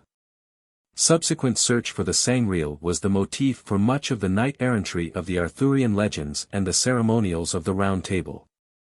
See the Morte d'Arthur. No adequate interpretation has ever been given to the Grail mysteries. Some believe the Knights of the Holy Grail to have been a powerful organization of Christian mystics perpetuating the ancient wisdom under the rituals and sacraments of the oracular cup. The quest for the Holy Grail is the eternal search for truth, and Albert G. Mackey sees in it a variation of the Masonic legend of the lost word so long sought by the brethren of the craft. There is also evidence to support the claim that the story of the Grail is an elaboration of an early pagan nature myth which has been preserved by reason of the subtle manner in which it was engrafted upon the cult of Christianity. From this particular viewpoint, the Holy Grail is undoubtedly a type of the ark or vessel in which the life of the world is preserved and therefore is significant of the body of the great Mother Nature. Its green color relates it to Venus and to the mystery of generation, also to the Islamic faith, whose sacred color is green and whose Sabbath is Friday, the day of Venus.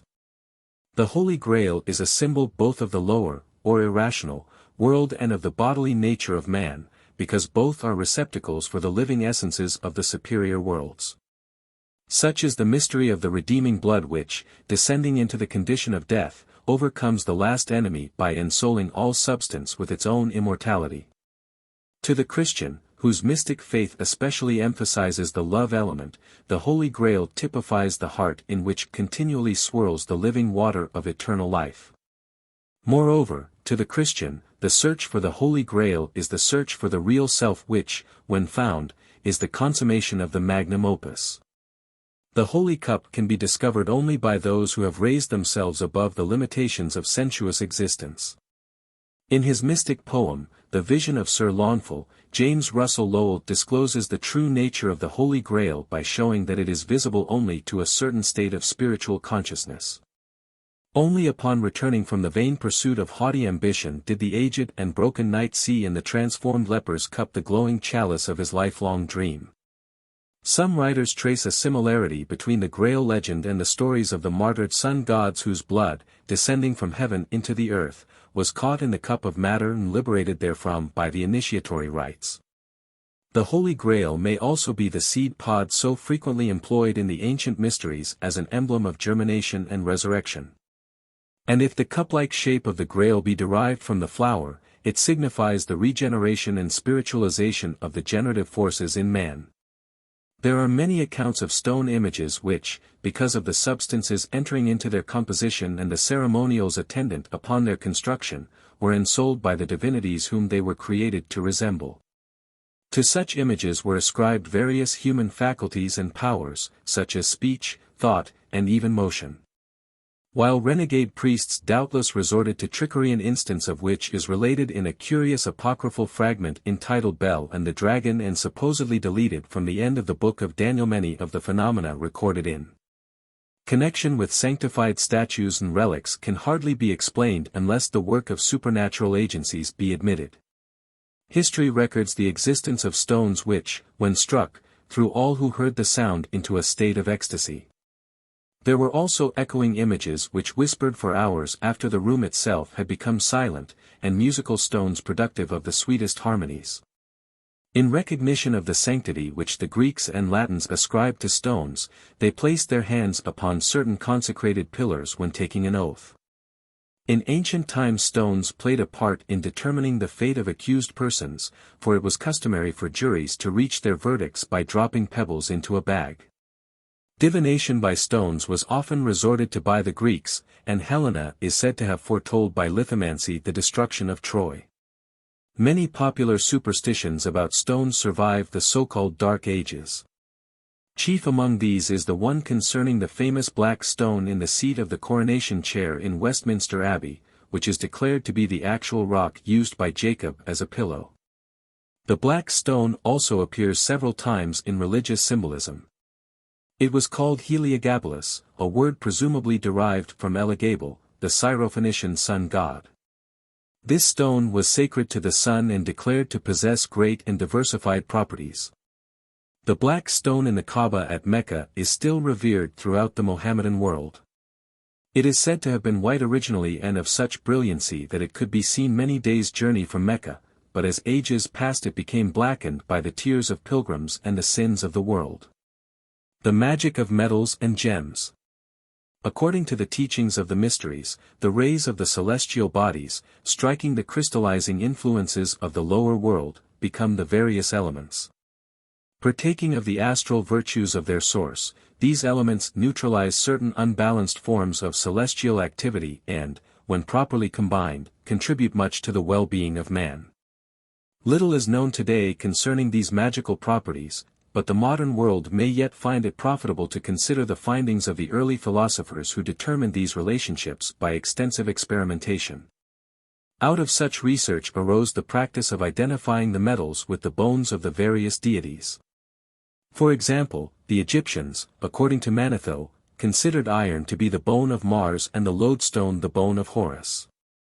By analogy, lead would be the physical skeleton of Saturn, copper of Venus, quicksilver of Mercury, gold of the Sun, silver of the Moon, and antimony of the Earth. It is possible that uranium will prove to be the metal of Uranus and radium to be the metal of Neptune. Examples of Hermes. From Christie's Disquisitions upon the painted Greek vases. The primitive custom of worshipping the gods in the form of heaps of stones gave place to the practice of erecting phallic pillars, or cones, in their honor. These columns differed widely in size and appearance. Some were of gigantic proportions and were richly ornamented with inscriptions or likenesses of the gods and heroes. Others, like the votive offerings of the Babylonians, were but a few inches high, without ornament, and merely bore a brief statement of the purpose for which they had been prepared or a hymn to the god of the temple in which they were placed.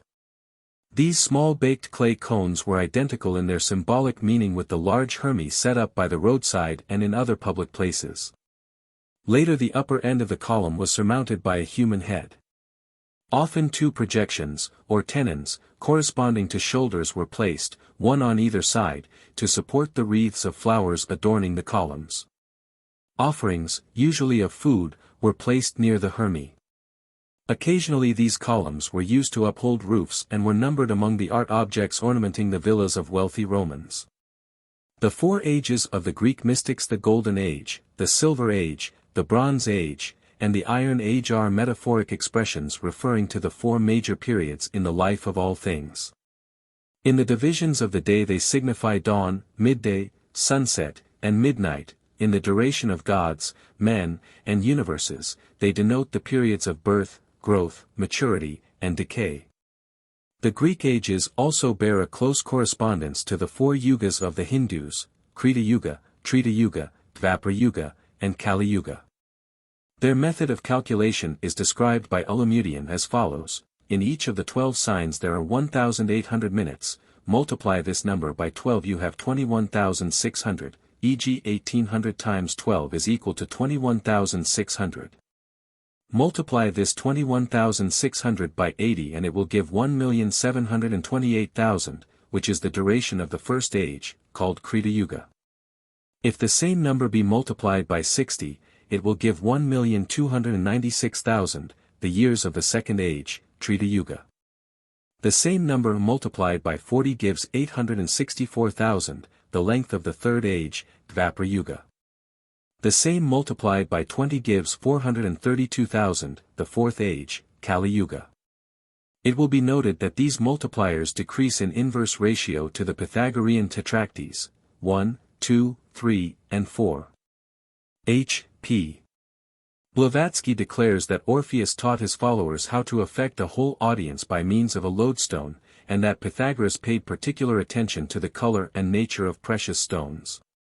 She adds, the Buddhists assert that the sapphire produces peace of mind, equanimity, and chases all evil thoughts by establishing a healthy circulation in man. So does an electric battery, with its well-directed fluid, say our electricians. The sapphire, say the Buddhists, will open barred doors and dwellings. For the spirit of man, it produces a desire for prayer, and brings with it more peace than any other gem, but he who would wear it must lead a pure and holy life. See Isis Unveiled.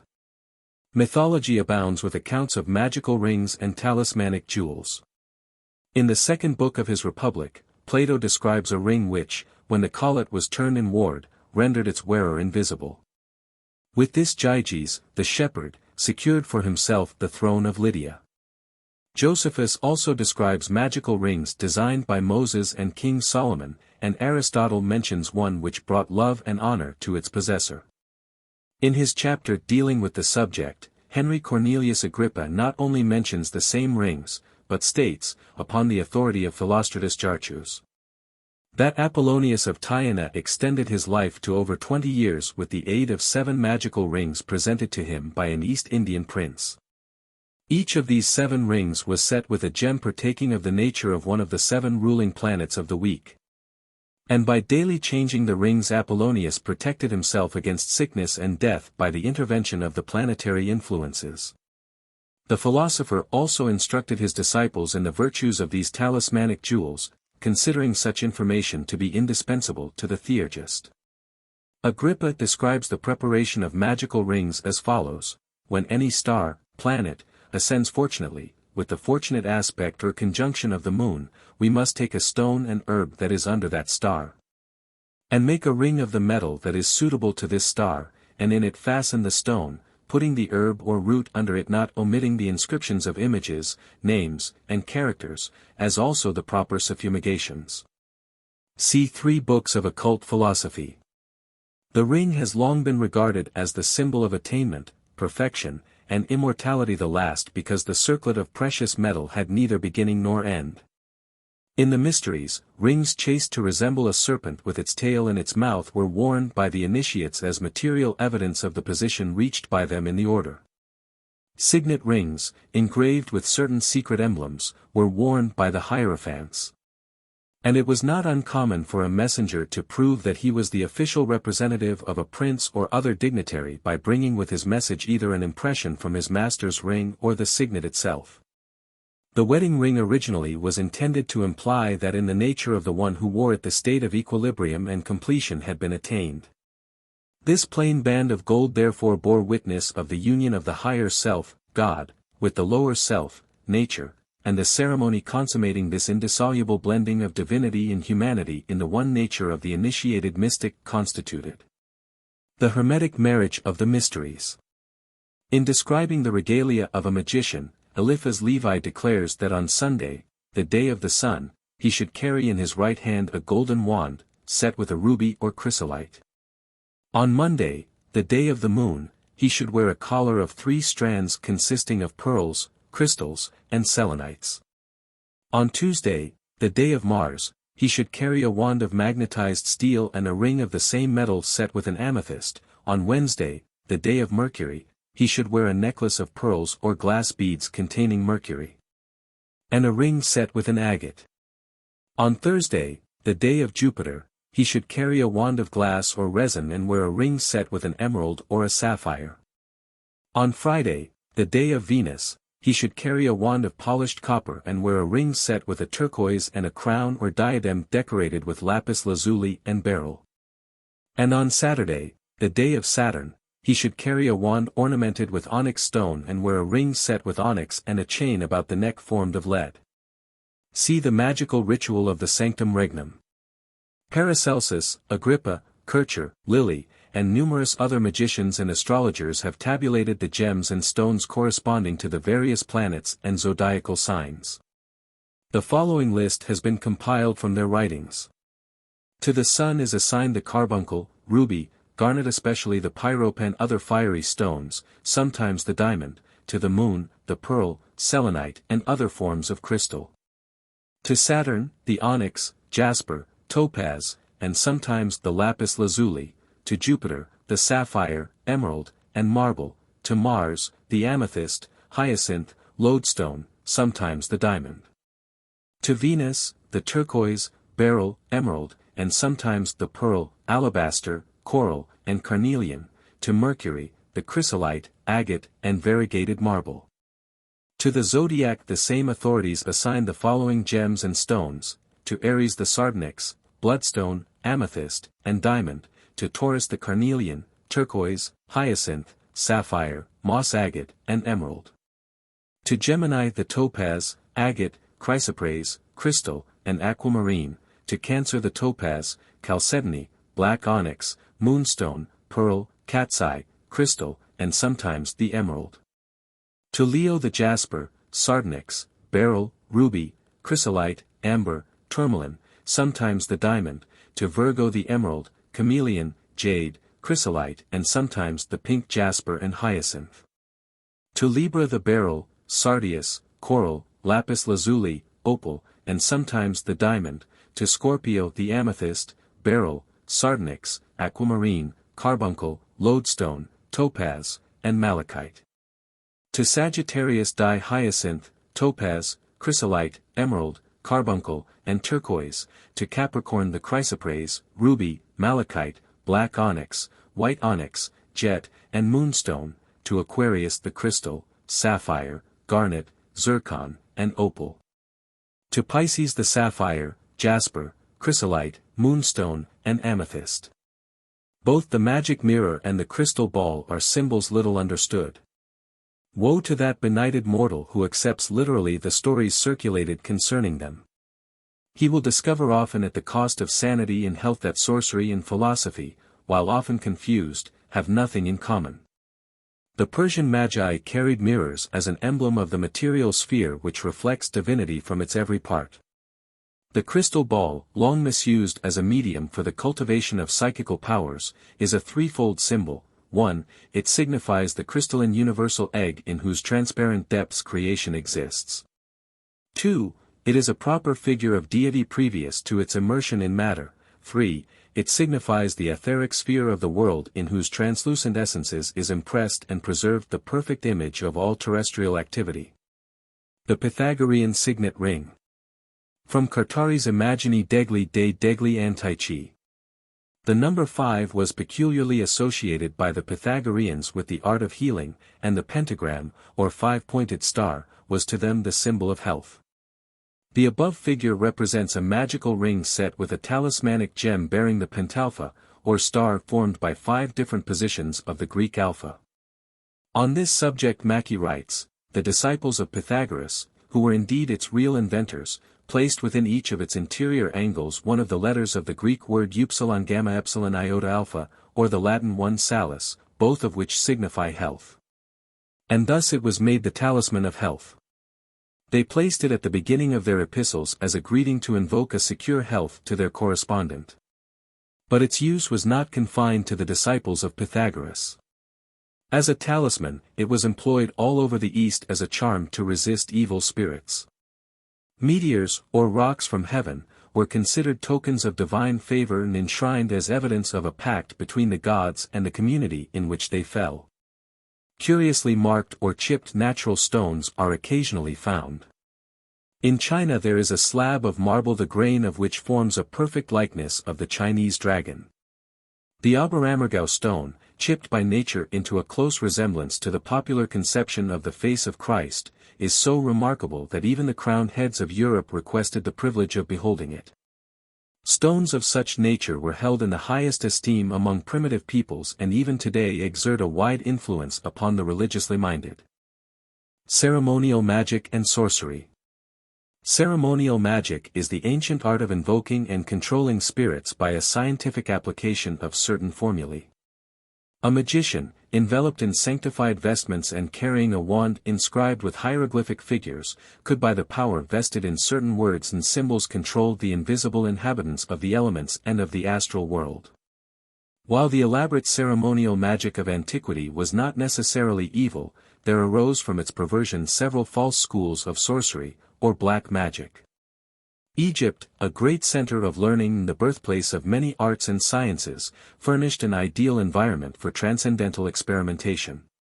Here the black magicians of Atlantis continued to exercise their superhuman powers until they had completely undermined and corrupted the morals of the primitive mysteries. By establishing a sacerdotal caste they usurped the position formerly occupied by the initiates, and seized the reins of spiritual government. Thus black magic dictated the state religion and paralyzed the intellectual and spiritual activities of the individual by demanding his complete and unhesitating acquiescence in the dogma formulated by the priestcraft. The pharaoh became a puppet in the hands of the Scarlet Council, a committee of arch-sorcerers elevated to power by the priesthood. These sorcerers then began the systematic destruction of all keys to the ancient wisdom, so that none might have access to the knowledge necessary to reach adeptship without first becoming one of their order. They mutilated the rituals of the mysteries while professing to preserve them, so that even though the neophyte passed through the degrees he could not secure the knowledge to which he was entitled. Idolatry was introduced by encouraging the worship of the images which in the beginning the wise had erected solely as symbols for study and meditation. False interpretations were given to the emblems and figures of the mysteries, and elaborate theologies were created to confuse the minds of their devotees. The masses, deprived of their birthright of understanding and groveling in ignorance, eventually became the abject slaves of the spiritual impostors.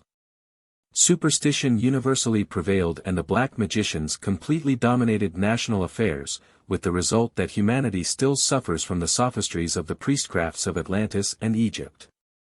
Fully convinced that their scriptures sanctioned it, numerous medieval Kabbalists devoted their lives to the practice of ceremonial magic.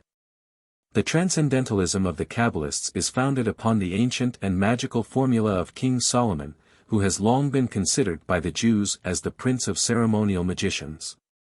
Among the Kabbalists of the Middle Ages were a great number of black magicians who strayed from the noble concepts of the Sefer Yetzirah and became enmeshed in demonism and witchcraft.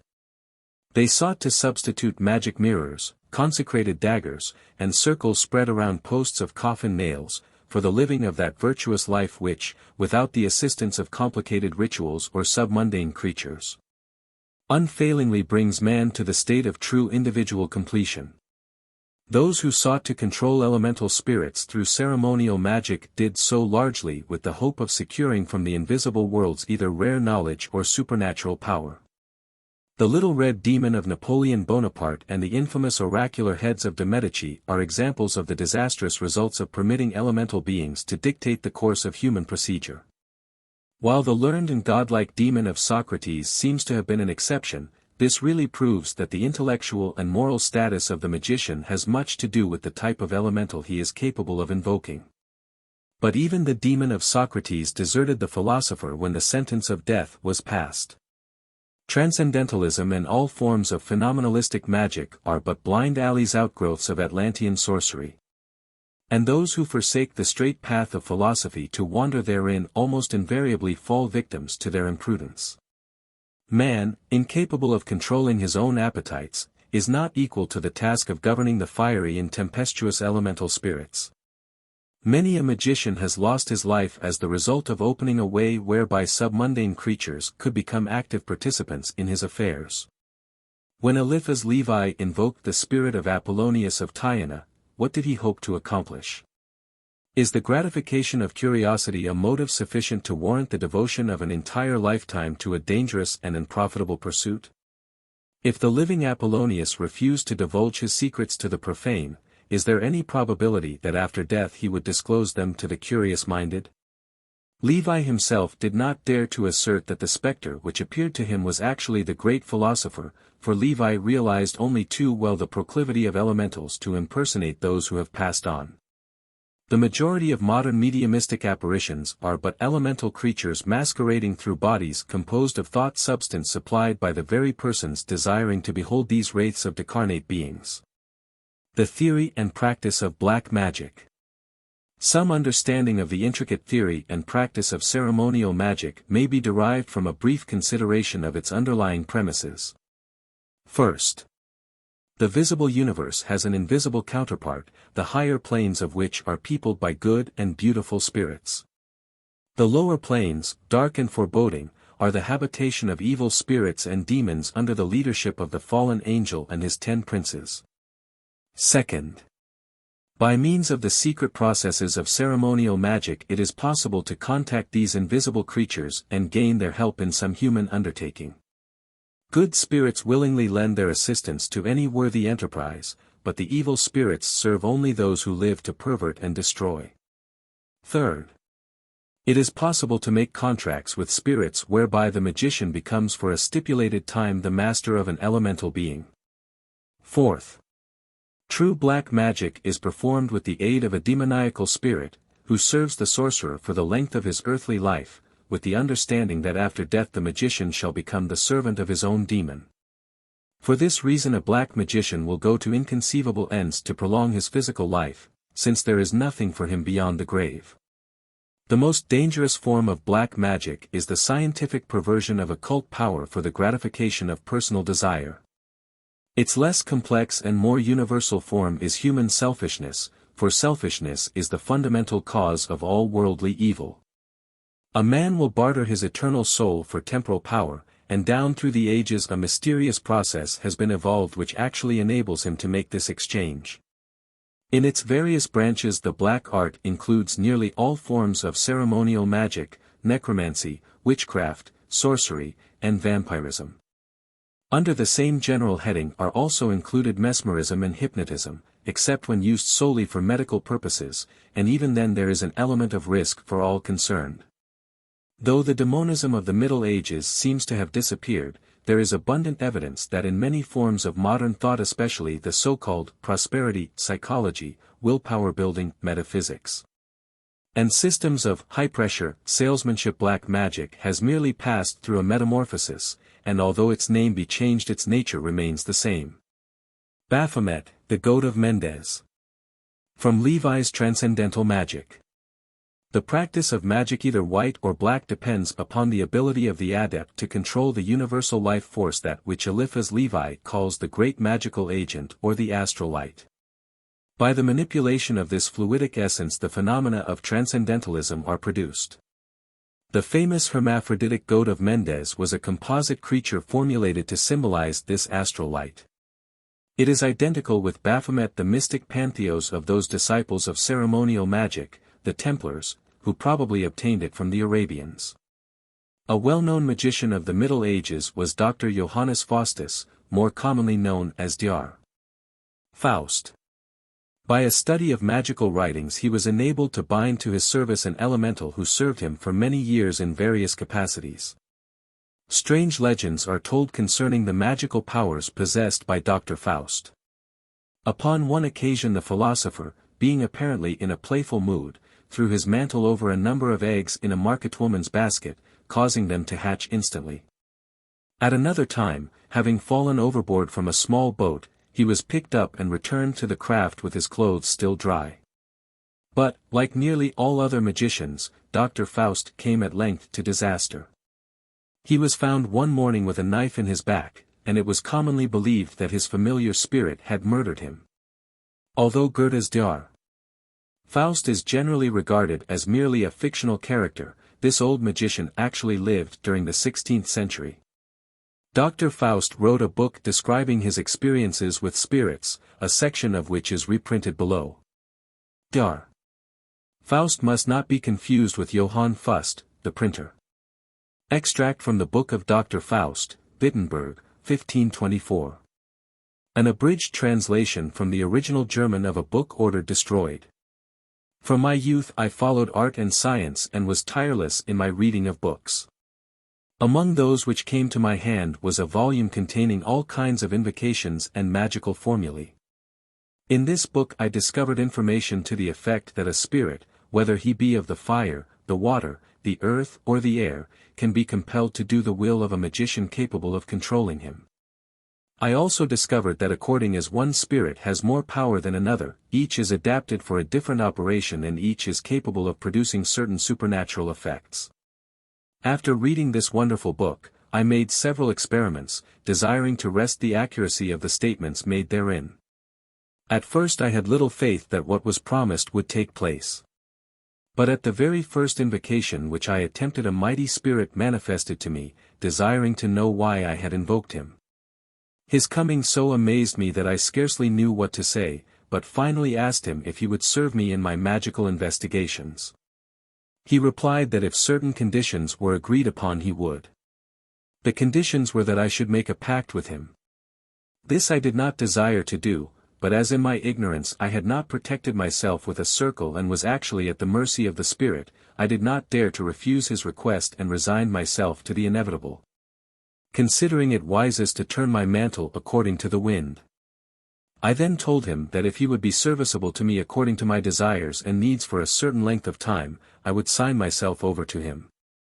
After the pact had been arranged, this mighty spirit, whose name was Astaroth, introduced me to another spirit by the name of Marbuel, who was appointed to be my servant. I questioned Marbuel as to his suitability for my needs. I asked him how quick he was, and he answered, as swift as the winds. This did not satisfy me, so I replied, you cannot become my servant. Go again whence you have come. Soon another spirit manifested itself, whose name was Enigual. Upon asking him the same question he answered that he was swift as a bird in the air. I said, you are still too slow for me. Go whence you came. In the same moment another spirit by the name of Asiel manifested himself. For the third time I asked my question and he answered, I am as swift as human thought. You shall serve me, I replied. This spirit was faithful for a long time, but to tell you how he served me is not possible in a document of this length, and I will here only indicate how spirits are to be invoked and how the circles for protection are to be prepared. There are many kinds of spirits which will permit themselves to be invoked by man and become his servant. Of these I will list a few. Asiel, the mightiest among those who serve men. He manifests in pleasing human form about 3 feet high. He must be invoked 3 times before he will come forth into the circle prepared for him. He will furnish riches and will instantly fetch things from a great distance, according to the will of the magician. He is as swift as human thought. Enigual, serviceable and most useful, and comes in the form of a 10-year-old boy. He must be invoked 3 times. His special power is to discover treasures and minerals hidden in the ground, which he will furnish to the magician. Marbuel, a true lord of the mountains and swift as a bird on the wing. He is an opposing and troublesome spirit, hard to control. You must invoke him 4 times. He appears in the person of Mars, a warrior in heavy armor. He will furnish the magician those things which grow above and under the earth. He is particularly the lord of the spring root. The spring root is a mysterious herb, possibly of a reddish color, which medieval magicians asserted had the property of drawing forth or opening anything it touched. If placed against a locked door, it would open the door. The Hermetists believed that the red-capped woodpecker was specially endowed with the faculty of discovering spring root, so they followed this bird to its nest, and then stopped up the hole in the tree where its young were. The red-crested woodpecker went at once in quest of the spring root, and, discovering it, brought it to the tree. It immediately drew forth the stopper from the entrance to the nest. The magician then secured the root from the bird. It was also asserted that because of its structure, the etheric body of the spring root was utilized as a vehicle of expression by certain elemental spirits which manifested through the proclivity of drawing out or opening things. Acebel, a mighty ruler of the sea, controlling things both upon and under the water. He furnishes things lost or sunk in rivers, lakes, and oceans, such as sunken ships and treasures. The more sharply you invoke him, the swifter he is upon his errands. Machiel comes in the form of a beautiful maiden, and by her aid the magician is raised to honor and dignity. She makes those she serves worthy and noble, gracious and kindly, and assists in all matters of litigation and justice. She will not come unless invoked twice. Beruel, the master of all arts. He manifests as a master workman and comes wearing an apron. He can teach a magician more in a moment than all the master workmen of the world combined could accomplish in 20 years. He must be invoked 3 times.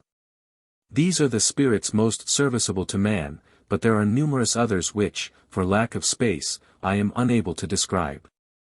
Now, if you desire the aid of the spirit to get this or that, then you must first draw the sign of the spirit whom you desire to invoke.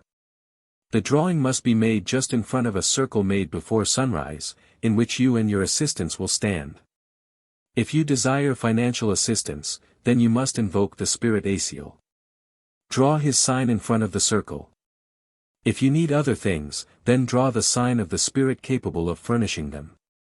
On the place where you intend to make the circle, you must first draw a great cross with a large sword with which no one ever has been hurt. Then you must make 3 concentric circles.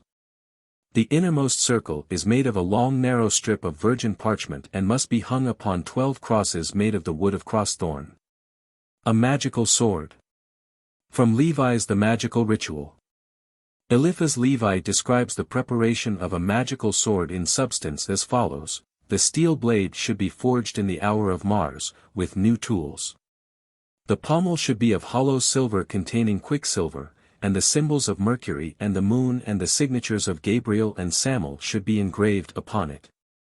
The hilt should be encased with tin, with the symbol of Jupiter and the signature of Michael engraved upon it. A copper triangle should extend from the hilt along the blade a short distance on each side. These should bear the symbols of Mercury and Venus. 5 Sephiroth should be engraved upon the handle, as shown. The blade itself should have the word Malchut upon one side and Kasuti Deus upon the other. The sword should be consecrated on Sunday.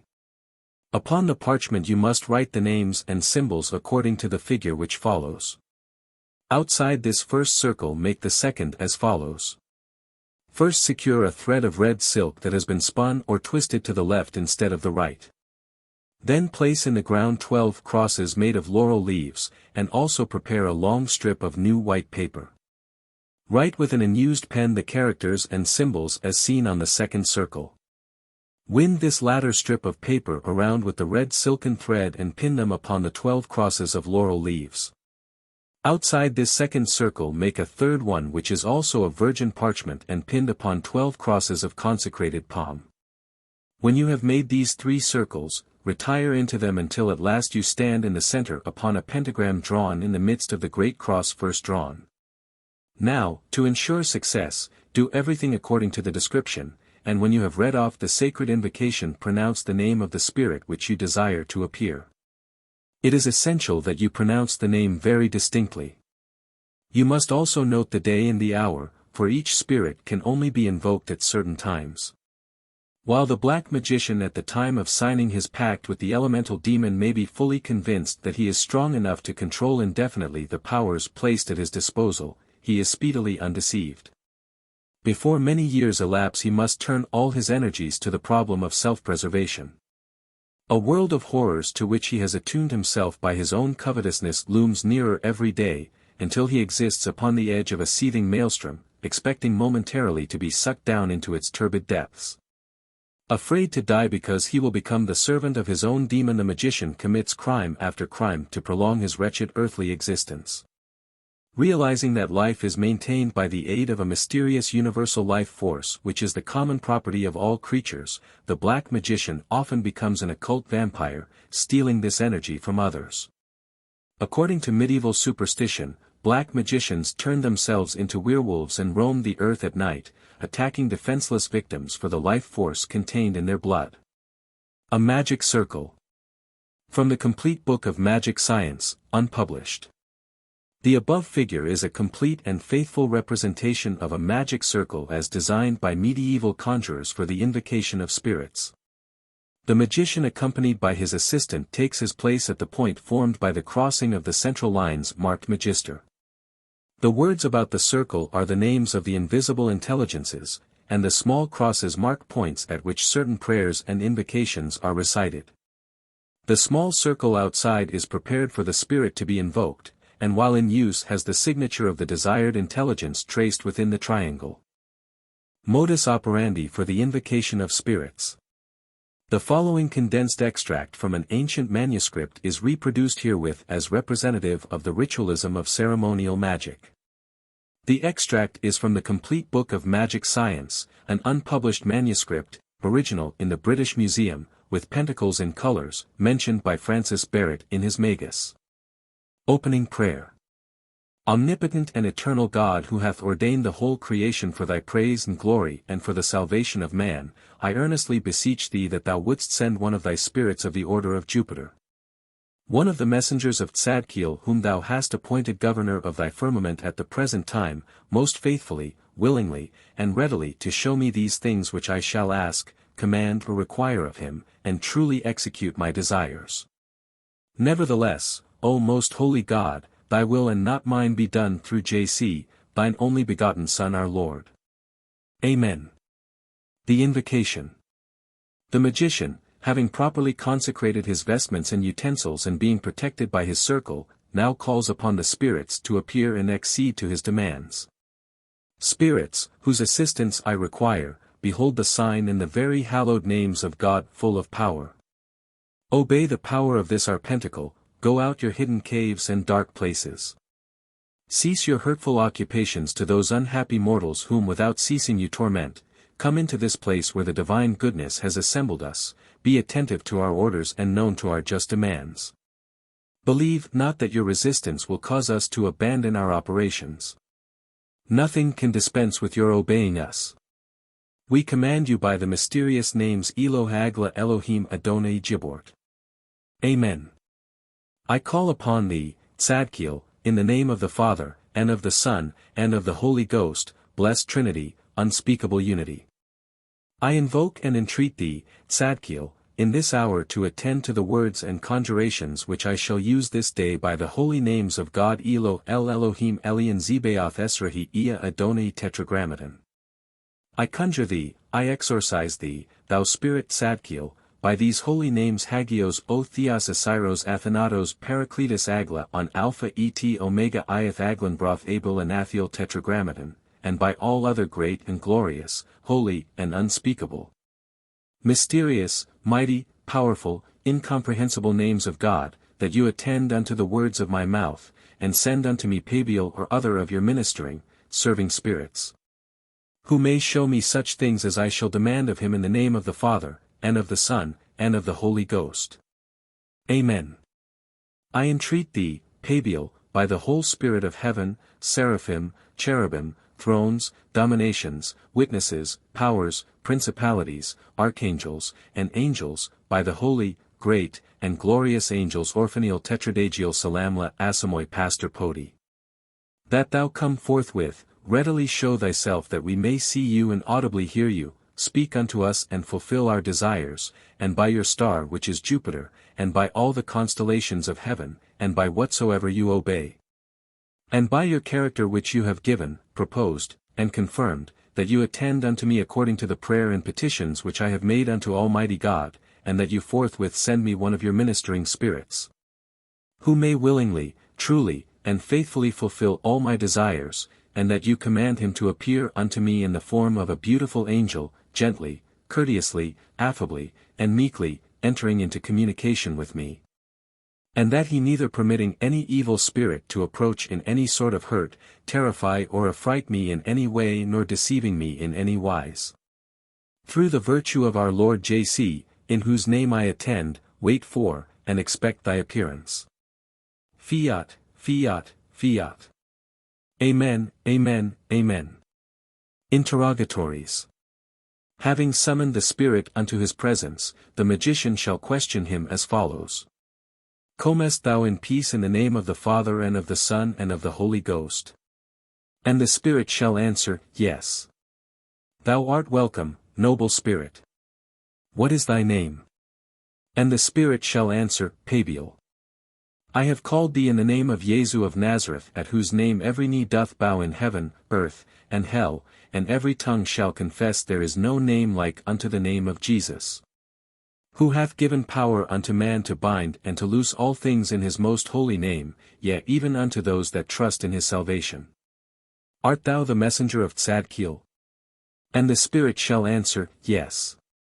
Wilt thou confirm thyself unto me at this time and henceforth reveal all things unto me that I shall desire to know, and teach me how I may increase in wisdom and knowledge and show unto me all the secrets of the magic art, and of all liberal sciences, that I may thereby set forth the glory of Almighty God?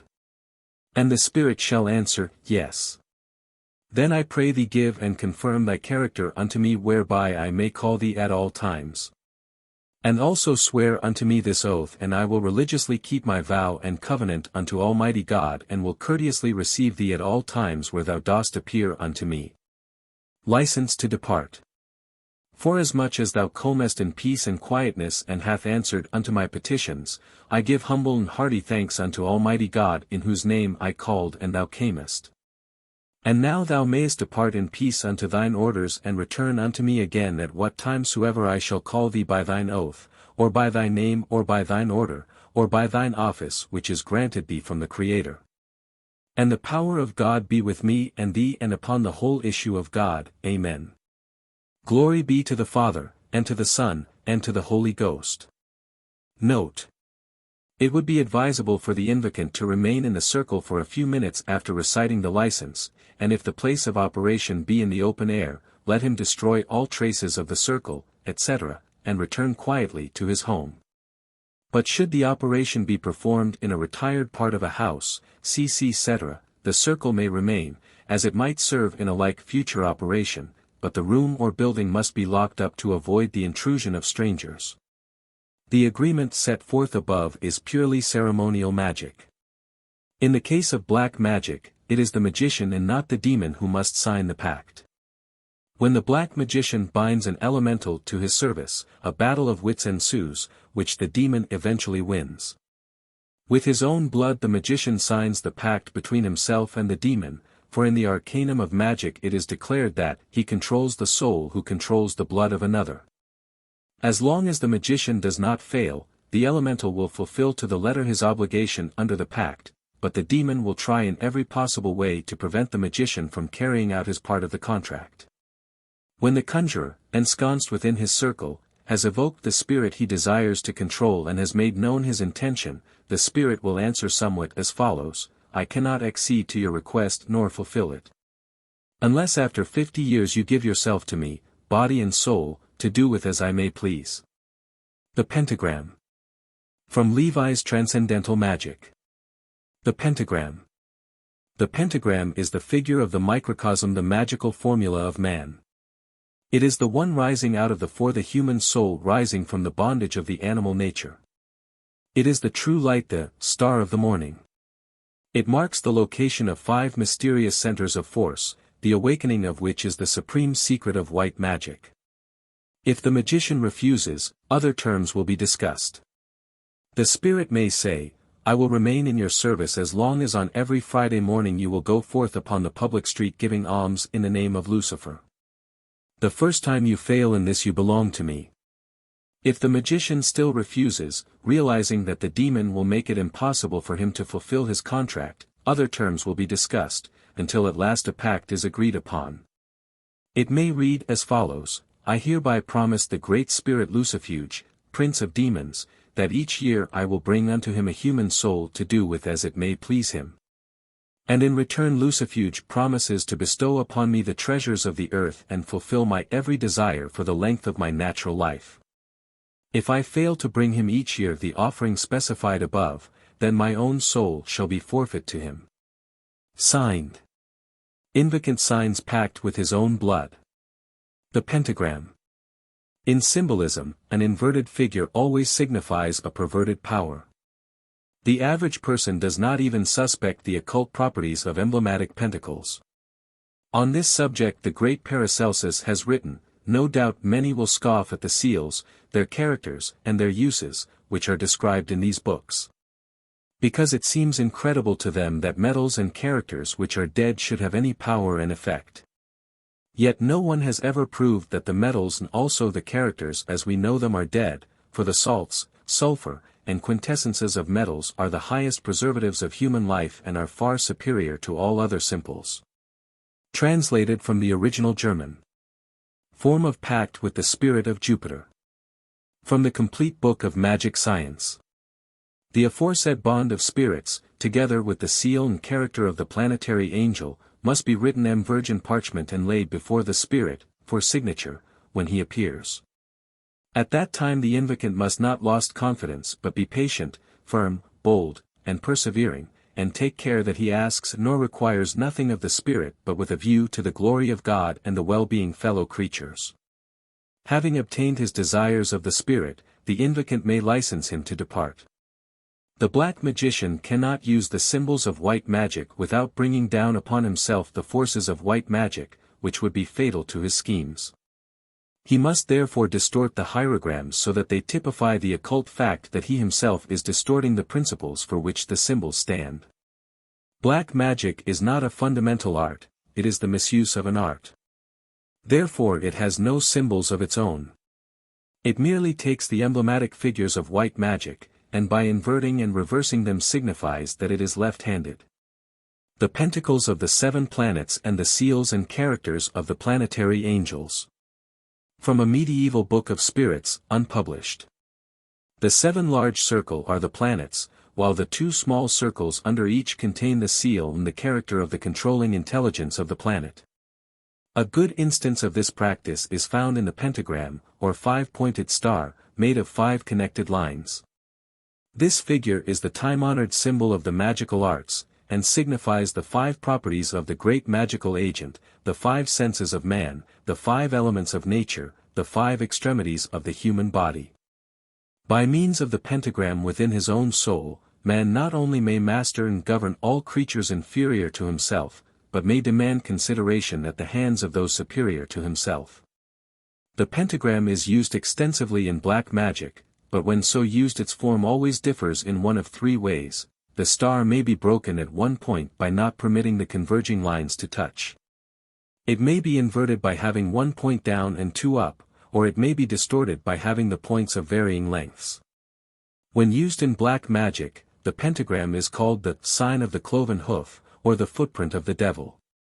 The star with 2 points upward is also called the goat of Mendes, because the inverted star is the same shape as a goat's head. When the upright star turns and the upper point falls to the bottom, it signifies the fall of the morning star. The elements and their inhabitants. For the most comprehensive and lucid exposition of occult pneumatology, the branch of philosophy dealing with spiritual substances, extant. Mankind is indebted to Philippus Aurelius Paracelsus, Theophrastus Bombastus von Hohenheim, prince of alchemists and Hermetic philosophers and true possessor of the royal secret, the philosopher's stone and the elixir of life. Paracelsus believed that each of the 4 primary elements known to the ancients, earth, fire, air, and water, consisted of a subtle, vaporous principle and a gross corporeal substance. Air is, therefore, twofold in nature: tangible atmosphere and an intangible, volatile substratum which may be termed spiritual air. Fire is visible and invisible, discernible and indiscernible, a spiritual, ethereal flame manifesting through a material, substantial flame. Carrying the analogy further, water consists of a dense fluid and a potential essence of a fluidic nature. Earth has likewise 2 essential parts, the lower being fixed, terreous, immobile, the higher, rarefied, mobile, and virtual.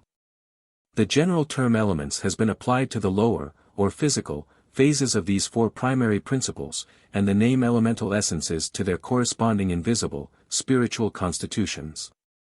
Minerals, plants, animals, and men live in a world composed of the gross side of these 4 elements, and from various combinations of them construct their living organisms.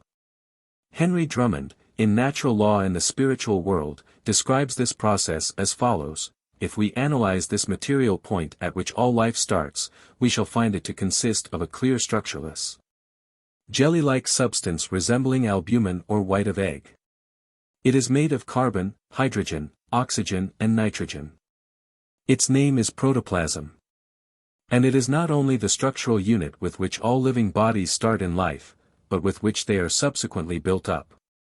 Protoplasm, says Huxley, simple or nucleated, is the formal basis of all life. It is the clay of the potter. The water element of the ancient philosophers has been metamorphosed into the hydrogen of modern science, the air has become oxygen. The fire, nitrogen, the earth, carbon. Just as visible nature is populated by an infinite number of living creatures, so, according to Paracelsus, the invisible, spiritual counterpart of visible nature, composed of the tenuous principles of the visible elements, is inhabited by a host of peculiar beings, to whom he has given the name elementals, and which have later been termed the nature spirits. Paracelsus divided these people of the elements into 4 distinct groups, which he called gnomes, undines, sylphs, and salamanders. He taught that they were really living entities, many resembling human beings in shape, and inhabiting worlds of their own, unknown to man because his undeveloped senses were incapable of functioning beyond the limitations of the grosser elements.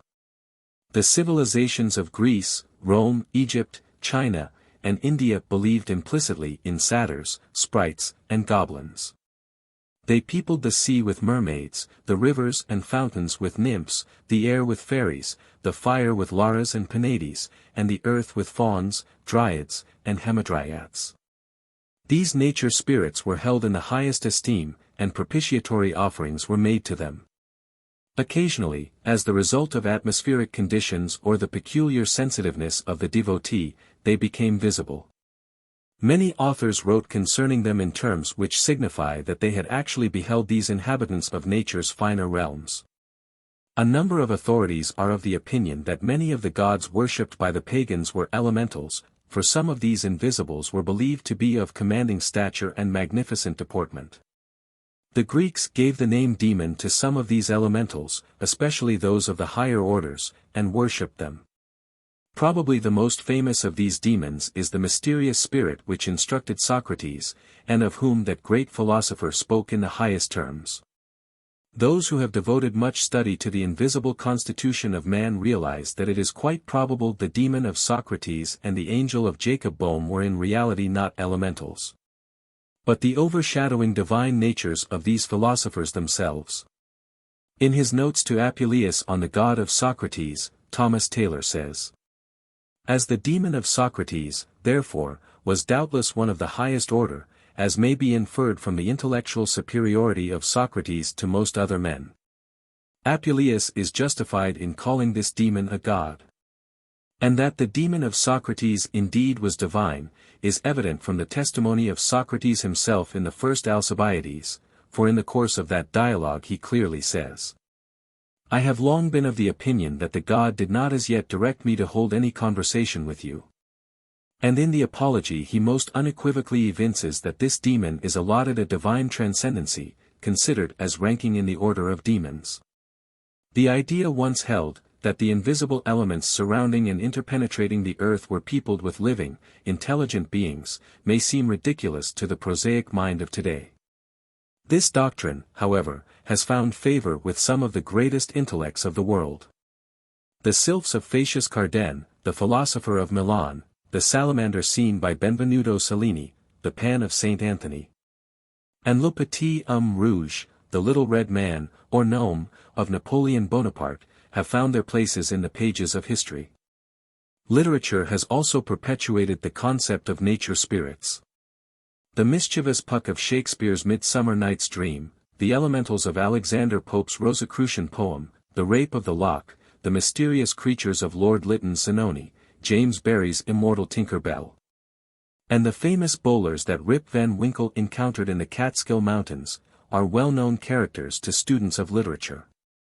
The folklore and mythology of all peoples abound in legends concerning these mysterious little figures who haunt old castles, guard treasures in the depths of the earth, and build their homes under the spreading protection of toadstools. Fairies are the delight of childhood, and most children give them up with reluctance.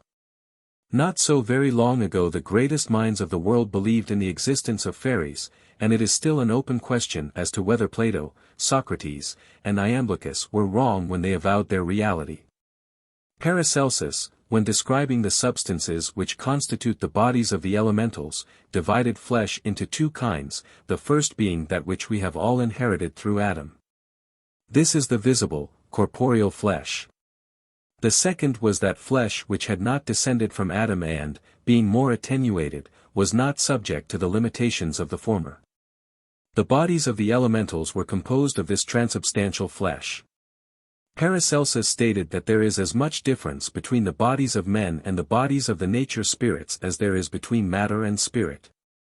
Yet, he adds, the elementals are not spirits, because they have flesh, blood and bones.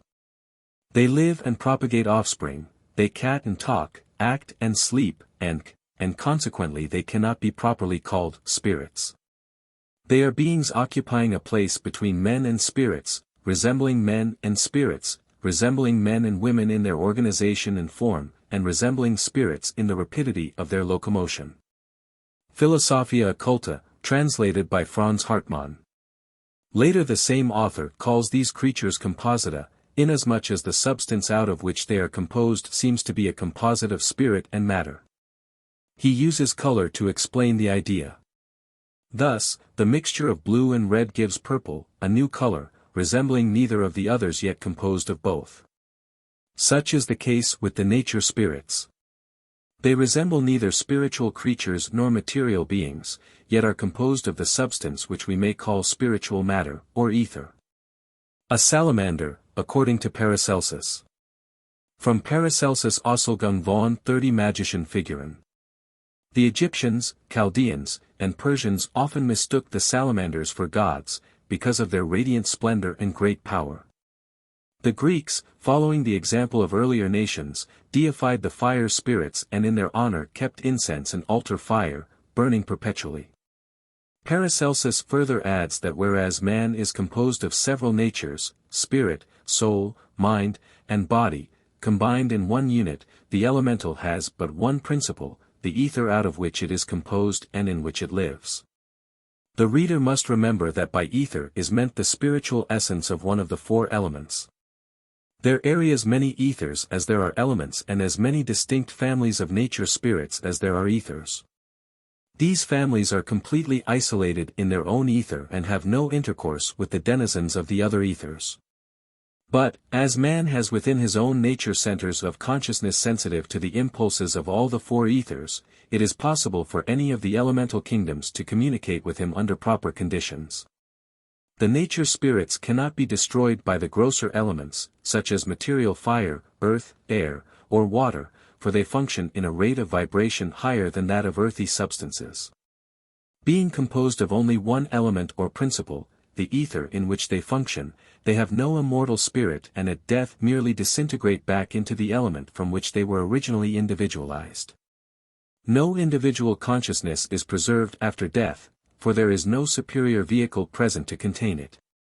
Being made of but one substance, there is no friction between vehicles, thus there is little wear or tear incurred by their bodily functions, and they therefore live to great age. Those composed of earth ether are the shortest lived. Those composed of air ether, the longest. The average length of life is between 300 and 1,000 years. Paracelsus maintained that they live in conditions similar to our earth environments, and are somewhat subject to disease. These creatures are thought to be incapable of spiritual development, but most of them are of a high moral character. Concerning the elemental ethers in which the nature spirits exist, Paracelsus wrote, they live in the four elements, the nymphi in the element of water, the sylphs in that of the air, the pygmies in the earth, and the salamanders in fire. They are also called undini, sylvestres, gnomi, vulcani, and k. Each species moves only in the element to which it belongs, and neither of them can go out of its appropriate element, which is to them as the air is to us, or the water to fishes. And none of them can live in the element belonging to another class.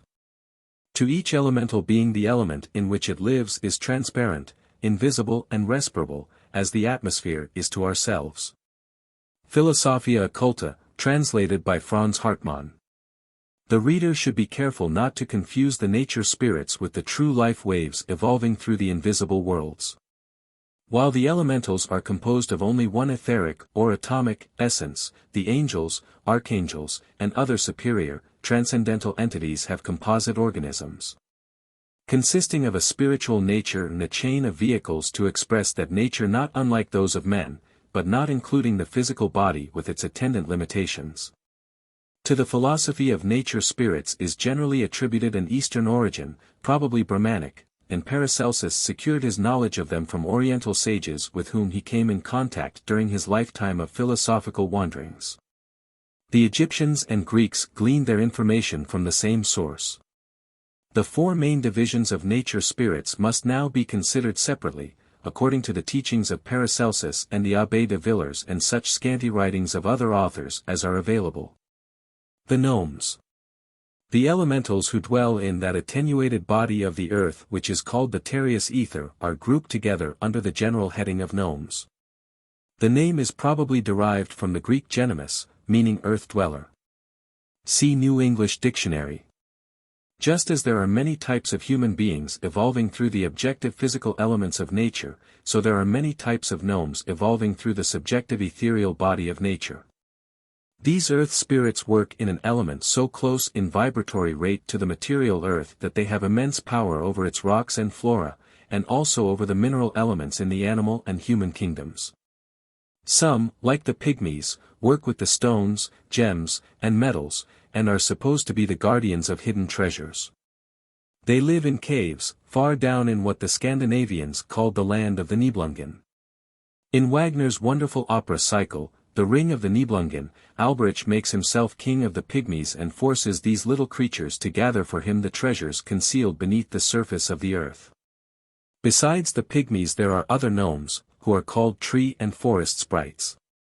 To this group belong the Sylvestres, satyrs, pans, dryads, hamadryads, Daedalus, elves, brownies, and little old men of the woods.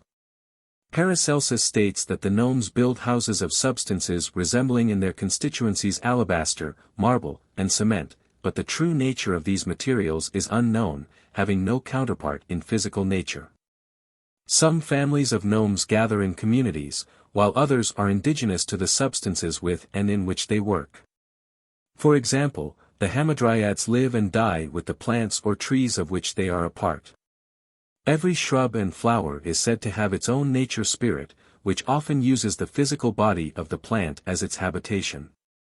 The ancient philosophers, recognizing the principle of intelligence manifesting itself in every department of nature alike, believed that the quality of natural selection exhibited by creatures not possessing organized mentalities expressed in reality the decisions of the nature spirits themselves.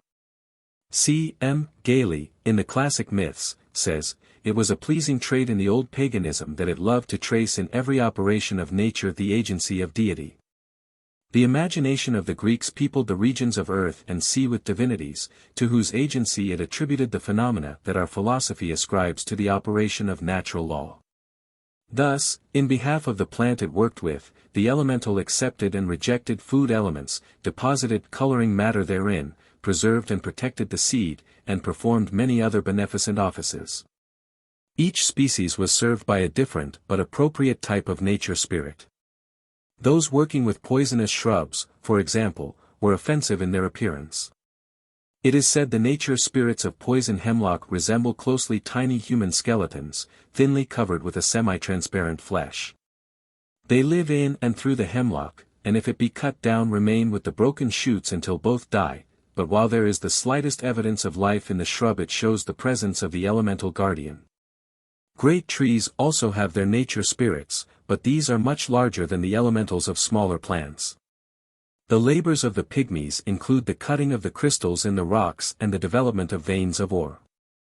When the gnomes are laboring with animals or human beings, their work is confined to the tissues corresponding with their own natures. Hence they work with the bones, which belong to the mineral kingdom, and the ancients believed the reconstruction of broken members to be impossible without the cooperation of the elementals.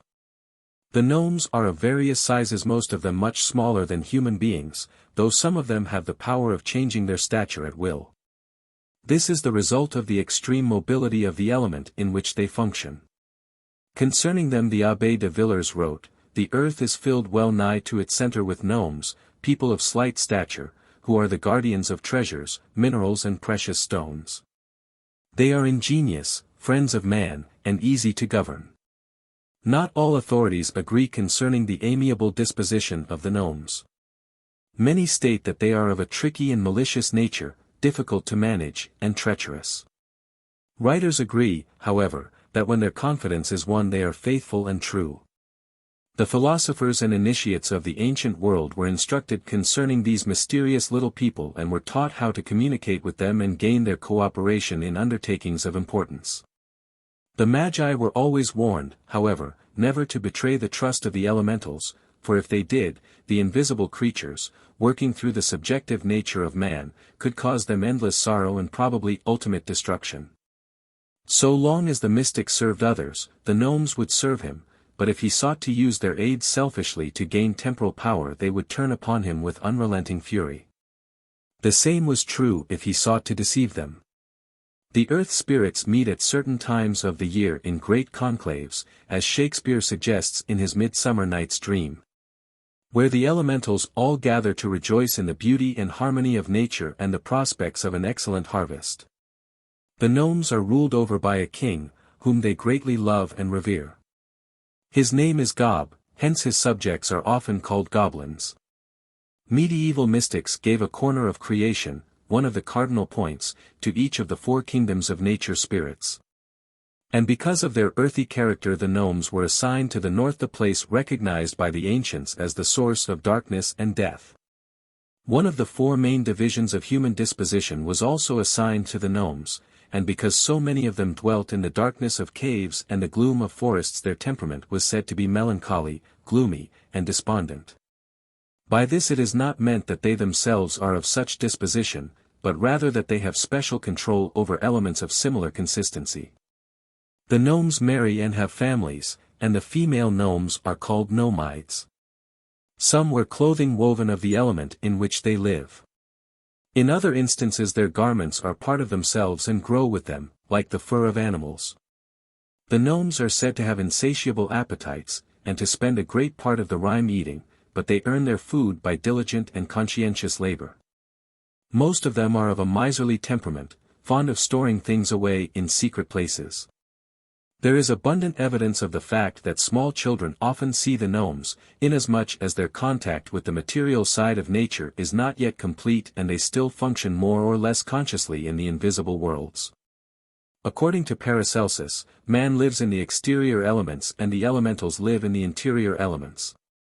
The latter have dwellings and clothing, manners and customs, languages and governments of their own, in the same sense as the bees have their queens and herds of animals their leaders.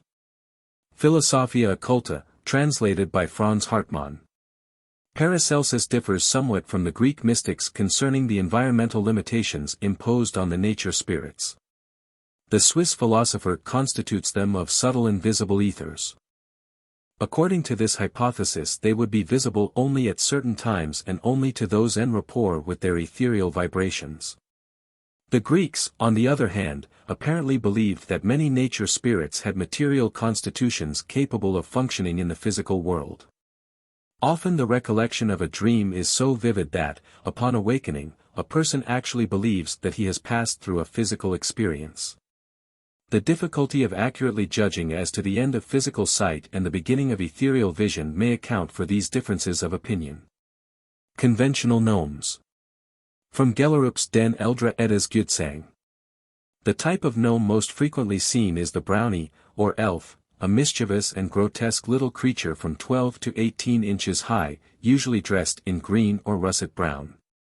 Most of them appear as very aged, often with long white beards, and their figures are inclined to rotundity. They can be seen scampering out of holes in the stumps of trees and sometimes they vanish by actually dissolving into the tree itself. Even this explanation, however, does not satisfactorily account for the satyr which, according to Saint Jerome, was captured alive during the reign of Constantine and exhibited to the people. It was of human form with the horns and feet of a goat. After its death it was preserved in salt and taken to the emperor that he might testify to its reality. It is within the bounds of probability that this curiosity was what modern science knows as a monstrosity. The Undines. As the gnomes were limited in their function to the elements of the earth, so the Undines, a name given to the family of water elementals, function in the invisible, spiritual essence called humid, or liquid, ether. In its vibratory rate this is close to the element water, and so the Undines are able to control, to a great degree, the course and function of this fluid in nature. Beauty seems to be the keynote of the water spirits. Wherever we find them pictured in art or sculpture, they abound in symmetry and grace. Controlling the water element which has always been a feminine symbol, it is natural that the water spirits should most often be symbolized as female. There are many groups of Undines. Some inhabit waterfalls, where they can be seen in the spray, others are indigenous to swiftly moving rivers, some have their habitat in dripping, oozing fens or marshes. While other groups dwell in clear mountain lakes. According to the philosophers of antiquity, every fountain had its nymph, every ocean wave its Oceanid. The water spirits were known under such names as Oreads, Nereides, Limoniades, Naiads, water sprites, sea maids, mermaids, and Potamides. Often the water nymphs derived their names from the streams, lakes, or seas in which they dwelt. In describing them, the ancients agreed on certain salient features. In general, nearly all the undines closely resembled human beings in appearance and size, though the ones inhabiting small streams and fountains were of correspondingly lesser proportions. It was believed that these water spirits were occasionally capable of assuming the appearance of normal human beings and actually associating with men and women. There are many legends about these spirits and their adoption by the families of fishermen, but in nearly every case the undines heard the call of the waters and returned to the realm of Neptune, the king of the sea. Practically nothing is known concerning the male undines. The water spirits did not establish homes in the same way that the gnomes did, but lived in coral caves under the ocean or among the reeds growing on the banks of rivers or the shores of lakes. Among the Celts there is a legend to the effect that Ireland was peopled, before the coming of its present inhabitants, by a strange race of semi-divine creatures. With the coming of the modern Celts they retired into the marshes and fens, where they remain even to this day. Diminutive undines lived under lily pads and in little houses of moss sprayed by waterfalls. The undines worked with the vital essences and liquids in plants, animals, and human beings, and were present in everything containing water. When seen, the undines generally resembled the goddesses of Greek statuary. They rose from the water draped in mist and could not exist very long apart from it. There are many families of undines, each with its peculiar limitations. It is impossible to consider them here in detail. Their ruler, Nexa, they love and honor, and serve untiringly. Their temperament is said to be vital, and to them has been given as their throne the western corner of creation. They are rather emotional beings, friendly to human life and fond of serving mankind. They are sometimes pictured riding on dolphins or other great fish and seem to have a special love of flowers and plants, which they serve almost as devotedly and intelligently as the gnomes. Ancient poets have said that the songs of the undines were heard in the west wind and that their lives were consecrated to the beautifying of the material earth. The salamanders. The third group of elementals is the salamanders, or spirits of fire, who live in that attenuated, spiritual ether which is the invisible fire element of nature. Without them material fire cannot exist. A match cannot be struck nor will flint and steel give off their spark without the assistance of a salamander, who immediately appears, so the medieval mystics believed, evoked by friction. Man is unable to communicate successfully with the salamanders, owing to the fiery element in which they dwell, for everything is resolved to ashes that comes into their presence. By specially prepared compounds of herbs and perfumes the philosophers of the ancient world manufactured many kinds of incense. When incense was burned, the vapors which arose were especially suitable as a medium for the expression of these elementals, who, by borrowing the ethereal effluvium from the incense smoke, were able to make their presence felt. The salamanders are as varied in their grouping and arrangement as either the undines or the gnomes. There are many families of them, differing in appearance, size, and dignity. Sometimes the salamanders were visible as small balls of light. Paracelsus says, salamanders have been seen in the shapes of fiery balls, or tongues of fire, running over the fields or peering in houses. Philosophia Occulta, translated by Franz Hartmann. Medieval investigators of the nature spirits were of the opinion that the most common form of salamander was lizard-like in shape, a foot or more in length, and visible as a glowing eurydiela, twisting and crawling in the midst of the fire. Another group was described as huge flaming giants in flowing robes, protected with sheets of fiery armor.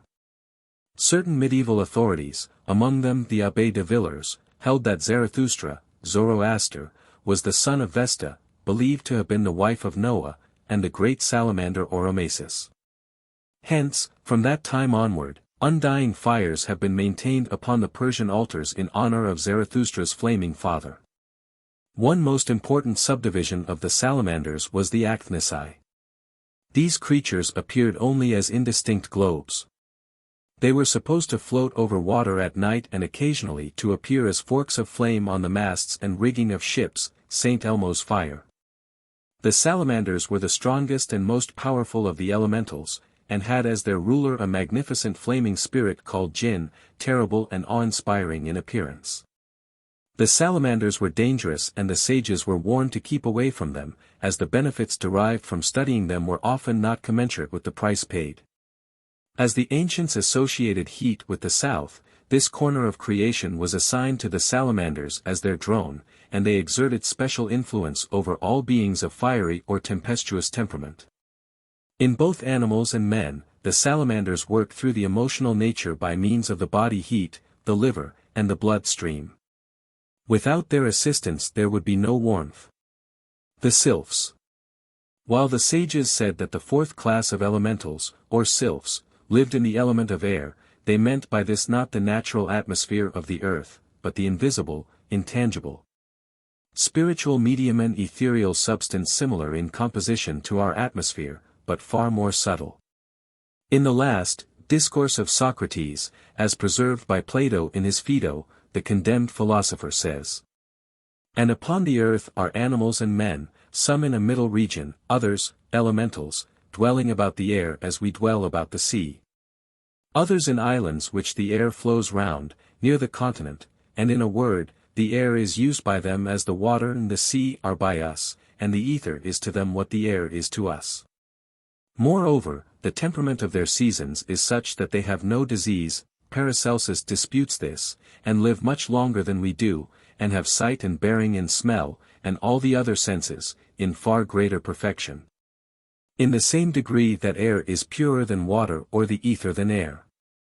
Also they have temples and sacred places in which the gods really dwell, and they hear their voices and receive their answers, and are conscious of them and hold converse with them, and they see the sun, moon, and stars as they really are. And their other blessedness is of a piece with this. While the sylphs were believed to live among the clouds and in the surrounding air, their true home was upon the tops of mountains. In his editorial notes to the Occult Sciences of Salve Root, Anthony Todd Thompson says, "The fays and fairies are evidently of Scandinavian origin, although the name of fairy is supposed to be derived from, or rather, is, a modification of the Persian peri, an imaginary benevolent being, whose province it was to guard men from the maledictions of evil spirits. But with more probability it may be referred to the Gothic fager, as the term elves is from alpha, the general appellation for the whole tribe. If this derivation of the name of fairy be admitted, we may date the commencement of the popular belief in British fairies to the period of the Danish conquest. They were supposed to be diminutive aerial beings, beautiful, lively, and beneficent in their intercourse with mortals, inhabiting a region called Fairyland, Alfheiner. Commonly appearing on earth at intervals when they left traces of their visits, in beautiful green rings, where the dewy sward had been trodden in their moonlight dances. To the sylphs the ancients gave the labor of modeling the snowflakes and gathering clouds. This latter they accomplished with the cooperation of the undines who supplied the moisture. The winds were their particular vehicle and the ancients referred to them as the spirits of the air. They are the highest of all the elementals, their native element being the highest in vibratory rate. They live hundreds of years, often attaining to 1,000 years and never seeming to grow old. The leader of the sylphs is called Paralda, who is said to dwell on the highest mountain of the earth. The female sylphs were called sylphids. A mermaid. From Lycosthenes Prodigiorum ac Ostentorum Chronicon. Probably the most famous of the undines were the mythological mermaids, with which early mariners peopled the seven seas. Belief in the existence of these creatures, the upper half of their bodies human in form and the lower half fish-like, may have been inspired by flocks of penguins seen at great distance, or possibly seals. In medieval descriptions of mermaids, it was also stated that their hair was green like seaweed and that they wore wreaths twisted from the blossoms of subaqueous plants and sea anemones. It is believed that the sylphs, salamanders, and nymphs had much to do with the oracles of the ancients, that in fact they were the ones who spoke from the depths of the earth and from the air above. The sylphs sometimes assume human form, but apparently for only short periods of time. Their size varies, but in the majority of cases they are no larger than human beings and often considerably smaller. It is said that the sylphs have accepted human beings into their communities and have permitted them to live there for a considerable period. In fact, Paracelsus wrote of such an incident, but of course it could not have occurred while the human stranger was in his physical body. By some, the muses of the Greeks are believed to have been sylphs, for these spirits are said to gather around the mind of the dreamer, the poet, and the artist, and inspire him with their intimate knowledge of the beauties and workings of nature. To the sylphs were given the eastern corner of creation. Their temperament is mirthful, changeable, and eccentric. The peculiar qualities common to men of genius are supposedly the result of the cooperation of sylphs, whose aid also brings with it the sylphic inconsistency. The sylphs labor with the gases of the human body and indirectly with the nervous system, where their inconstancy is again apparent. They have no fixed domicile, but wander about from place to place, elemental nomads, invisible but ever-present powers in the intelligent activity of the universe. General observations. Certain of the ancients, differing with Paracelsus, shared the opinion that the elemental kingdoms were capable of waging war upon one another. And they recognized in the battlings of the elements disagreements among these kingdoms of nature spirits. When lightning struck a rock and splintered it, they believed that the salamanders were attacking the gnomes. As they could not attack one another on the plane of their own peculiar etheric essences, owing to the fact that there was no vibratory correspondence between the four ethers of which these kingdoms are composed, they had to attack through a common denominator, namely, the material substance of the physical universe over which they had a certain amount of power. Wars were also fought within the groups themselves. One army of gnomes would attack another army, and civil war would be rife among them. Philosophers of long ago solved the problems of nature's apparent inconsistencies by individualizing and personifying all its forces, crediting them with having temperaments not unlike the human and then expecting them to exhibit typical human inconsistencies. The four fixed signs of the zodiac were assigned to the four kingdoms of elementals. The gnomes were said to be of the nature of Taurus, the undines, of the nature of Scorpio, the salamanders exemplified the constitution of Leo, while the sylphs manipulated the emanations of Aquarius. The Christian Church gathered all the elemental entities together under the title of demon. This is a misnomer with far-reaching consequences, for to the average mind the word demon means an evil thing, and the nature spirits are essentially no more malevolent than are the minerals, plants, and animals. Many of the early church fathers asserted that they had met and debated with the elementals. As already stated, the nature spirits are without hope of immortality. Although some philosophers have maintained that in isolated cases immortality was conferred upon them by adepts and initiates who understood certain subtle principles of the invisible world. As disintegration takes place in the physical world, so it takes place in the ethereal counterpart of physical substance. Under normal conditions at death, a nature spirit is merely resolved back into the transparent primary essence from which it was originally individualized. Whatever evolutionary growth is made is recorded solely in the consciousness of that primary essence, or element, and not in the temporarily individualized entity of the elemental. Being without man's compound organism and lacking his spiritual and intellectual vehicles, the nature spirits are subhuman in their rational intelligence. But from their functions limited to one element has resulted a specialized type of intelligence far ahead of man in those lines of research peculiar to the element in which they exist. The terms incubus and succubus have been applied indiscriminately by the Church Fathers to elementals. The incubus and succubus, however, are evil and unnatural creations, whereas elementals is a collective term for all the inhabitants of the four elemental essences. A sylph. From sketch by Howard Wookey. The sylphs were changeable entities, passing to and fro with the rapidity of lightning. They work through the gases and ethers of the earth and are kindly disposed toward human beings. They are nearly always represented as winged, sometimes as tiny cherubs and at other times as delicate fairies. According to Paracelsus, the incubus and succubus, which are male and female respectively, are parasitical creatures subsisting upon the evil thoughts and emotions of the astral body. These terms are also applied to the superphysical organisms of sorcerers and black magicians. While these larvae are in no sense imaginary beings, they are, nevertheless, the offspring of the imagination. By the ancient sages they were recognized as the invisible cause of vice because they hover in the ether surrounding the morally weak and continually incite them to excesses of a degrading nature. For this reason they frequent the atmosphere of the dope den, the dive, and the brothel, where they attach themselves to those unfortunates who have given themselves up to iniquity. By permitting his senses to become deadened through indulgence in habit-forming drugs or alcoholic stimulants, the individual becomes temporarily en rapport with these denizens of the astral plane. The houris seen by the hashish or opium addict and the lurid monsters which torment the victim of delirium tremens are examples of submundane beings, visible only to those whose evil practices are the magnet for their attraction. Differing widely from the elementals and also the incubus and succubus is the vampire, which is defined by Paracelsus as the astral body of a person either living or dead, usually the latter state. The vampire seeks to prolong existence upon the physical plane by robbing the living of their vital energies and misappropriating such energies to its own ends. In his De Ente Spirituale Paracelsus writes thus of these malignant beings: a healthy and pure person cannot become obsessed by them, because such larvae can only act upon men if the latter make room for them in their minds. A healthy mind is a castle that cannot be invaded without the will of its master.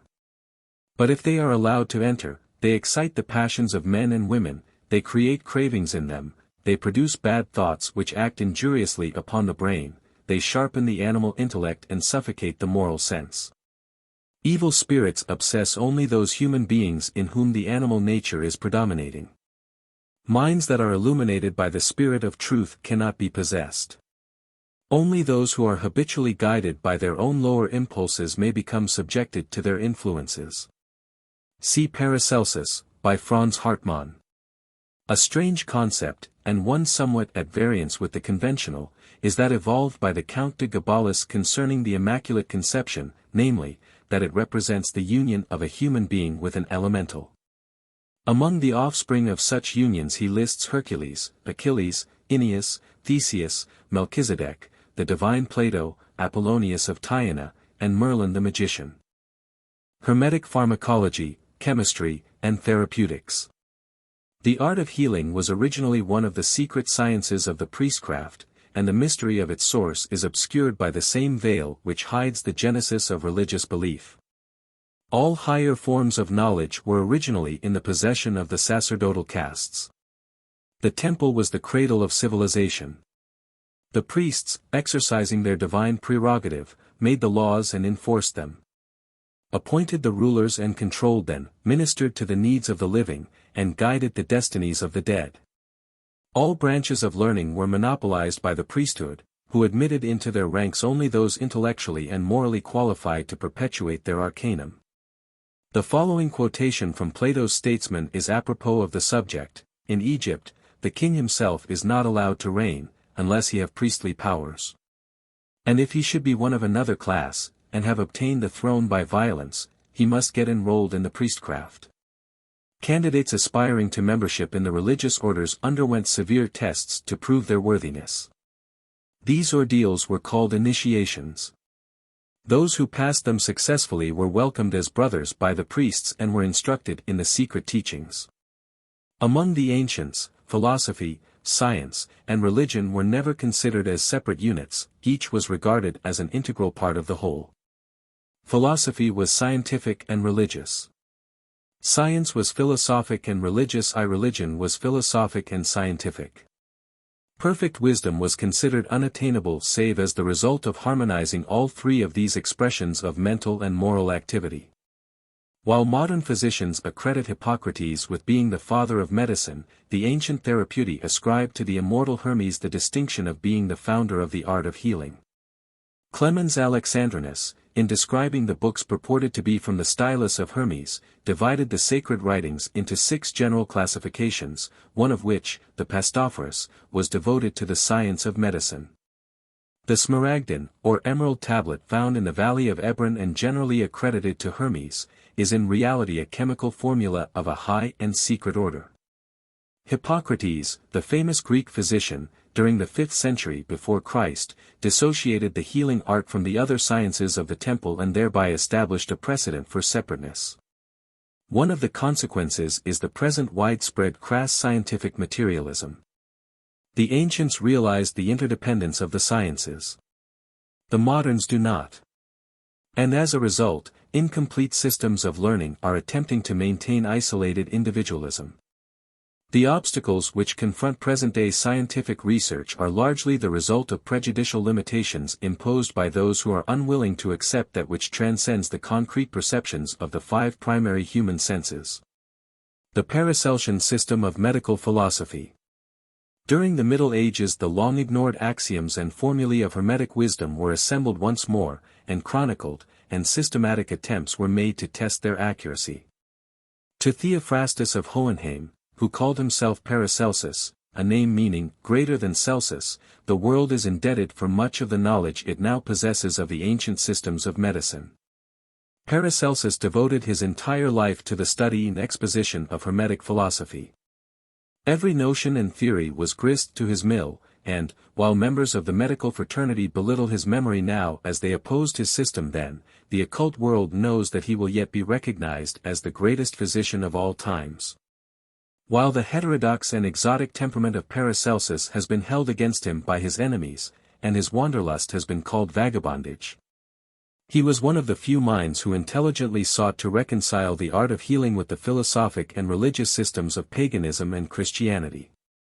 In defending his right to seek knowledge in all parts of the earth, and among all classes of society, Paracelsus wrote, "Therefore I consider that it is for me a matter of praise, not of blame, that I have hitherto and worthily pursued my wanderings. For this will I bear witness respecting nature, he who will investigate her ways must travel her books with his feet. That which is written is investigated through its letters, but nature from land to land as often a land so often a leaf. Thus is the codex of nature, thus must its leaves be turned." Paracelsus, by John Maxon Stillman. Paracelsus was a great observationalist, and those who knew him best have called him the second Hermes and the Trismegistus of Switzerland. He traveled Europe from end to end, and may have penetrated eastern lands while running down superstitions and ferreting out supposedly lost doctrines. From the gypsies he learned much concerning the uses of simples, and apparently from the Arabians concerning the making of talismans and the influences of the heavenly bodies. Paracelsus felt that the healing of the sick was of far greater importance than the maintaining of an orthodox medical standing. So he sacrificed what might otherwise have been a dignified medical career and at the cost of lifelong persecution bitterly attacked the therapeutic systems of his day. Uppermost in his mind was the hypothesis that everything in the universe is good for something, which accounts for his cutting fungus from tombstones and collecting dew on glass plates at midnight. He was a true explorer of nature's arcanum. Many authorities have held the opinion that he was the discoverer of mesmerism, and that Mesmer evolved the art as the result of studying the writings of this great Swiss physician. The utter contempt which Paracelsus felt for the narrow systems of medicine in vogue during his lifetime, and his conviction of their inadequacy, are best expressed in his own quaint way, but the number of diseases that originate from some unknown causes is far greater than those that come from mechanical causes. And for such diseases our physicians know no cure, because not knowing such causes they cannot remove them. All they can prudently do is to observe the patient and make their guesses about his condition, and the patient may rest satisfied if the medicines administered to him do no serious harm, and do not prevent his recovery. The best of our popular physicians are the ones that do least harm. But, unfortunately, some poison their patients with mercury, others purge them or bleed them to death. There are some who have learned so much that their learning has driven out all their common sense, and there are others who care a great deal more for their own profit than for the health of their patients. A disease does not change its state to accommodate itself to the knowledge of the physician, but the physician should understand the causes of the disease. A physician should be a servant of nature, and not her enemy. He should be able to guide and direct her in her struggle for life and not throw, by his unreasonable interference, fresh obstacles in the way of recovery. From the Paragranum, translated by Franz Hartmann. The belief that nearly all diseases have their origin in the invisible nature of man, the astrum, is a fundamental precept of Hermetic medicine, for while Hermetists in no way disregarded the physical body, they believed that man's material constitution was an emanation from, or an objectification of, his invisible spiritual principles. A brief, but it is believed fairly comprehensive, resume of the Hermetic principles of Paracelsus follows. The title page of the Book of Alze. From Museum Hermeticum Reformatum et Amplificatum. This title page is a further example of Hermetic and alchemical symbolism. The seven-pointed star of the sacred metals is arranged that one black point is downward, thus symbolizing Saturn, the destroyer. Beginning in the space immediately to the left of the black point, reading clockwise discloses the cryptic word vitriol formed by the capital letters of the 7 Latin words in the outer circle. There is one vital substance in nature upon which all things subsist. It is called archeus, or vital life force, and is synonymous with the astral light or spiritual air of the ancients. In regard to this substance, Eliphas Levi has written, light, that creative agent, the vibrations of which are the movement and life of all things. Light, latent in the universal ether, radiating about absorbing centers, which, being saturated thereby, project movement and life in their turn, so forming creative currents. Light, astralized in the stars, animalized in animals, humanized in human beings. Light, which vegetates all plants, glistens in metals, produces all forms of nature and equilibrates all by the laws of universal sympathy. This is the light which exhibits the phenomena of magnetism, divined by Paracelsus. Which tinctures the blood, being released from the air as it is inhaled and discharged by the hermetic bellows of the lungs. The history of magic. This vital energy has its origin in the spiritual body of the earth. Every created thing has two bodies, one visible and substantial, the other invisible and transcendent. The latter consists of an ethereal counterpart of the physical form, it constitutes the vehicle of archeus, and may be called a vital body. This etheric shadow sheath is not dissipated by death, but remains until the physical form is entirely disintegrated. These etheric doubles, seen around graveyards, have given rise to a belief in ghosts.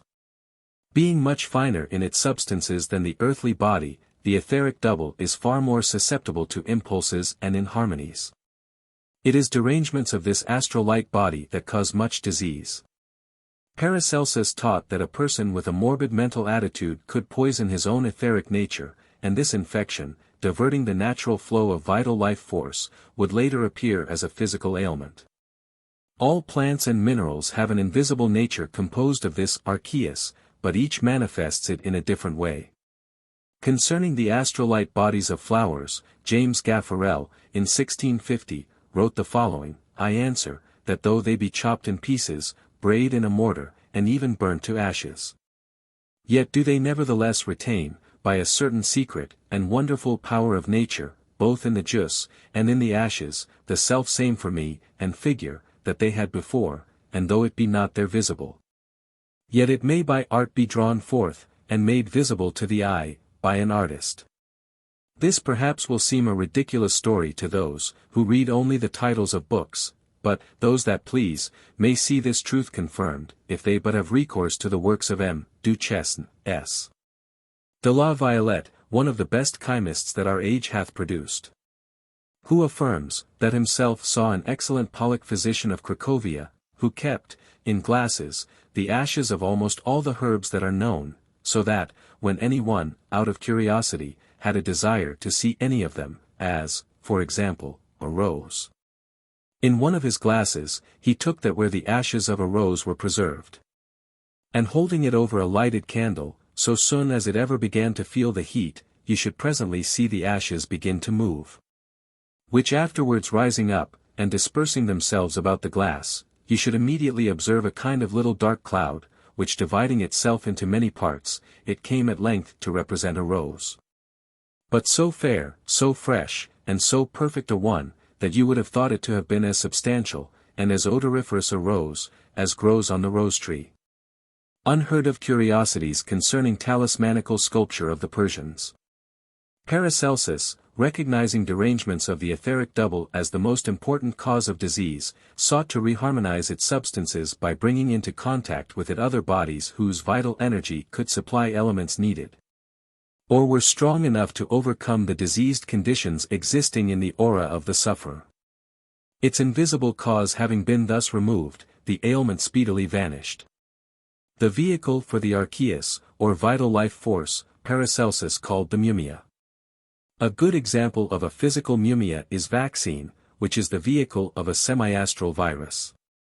Anything which serves as a medium for the transmission of the archeus, whether it be organic or inorganic, truly physical or partly spiritualized, was termed a mumia.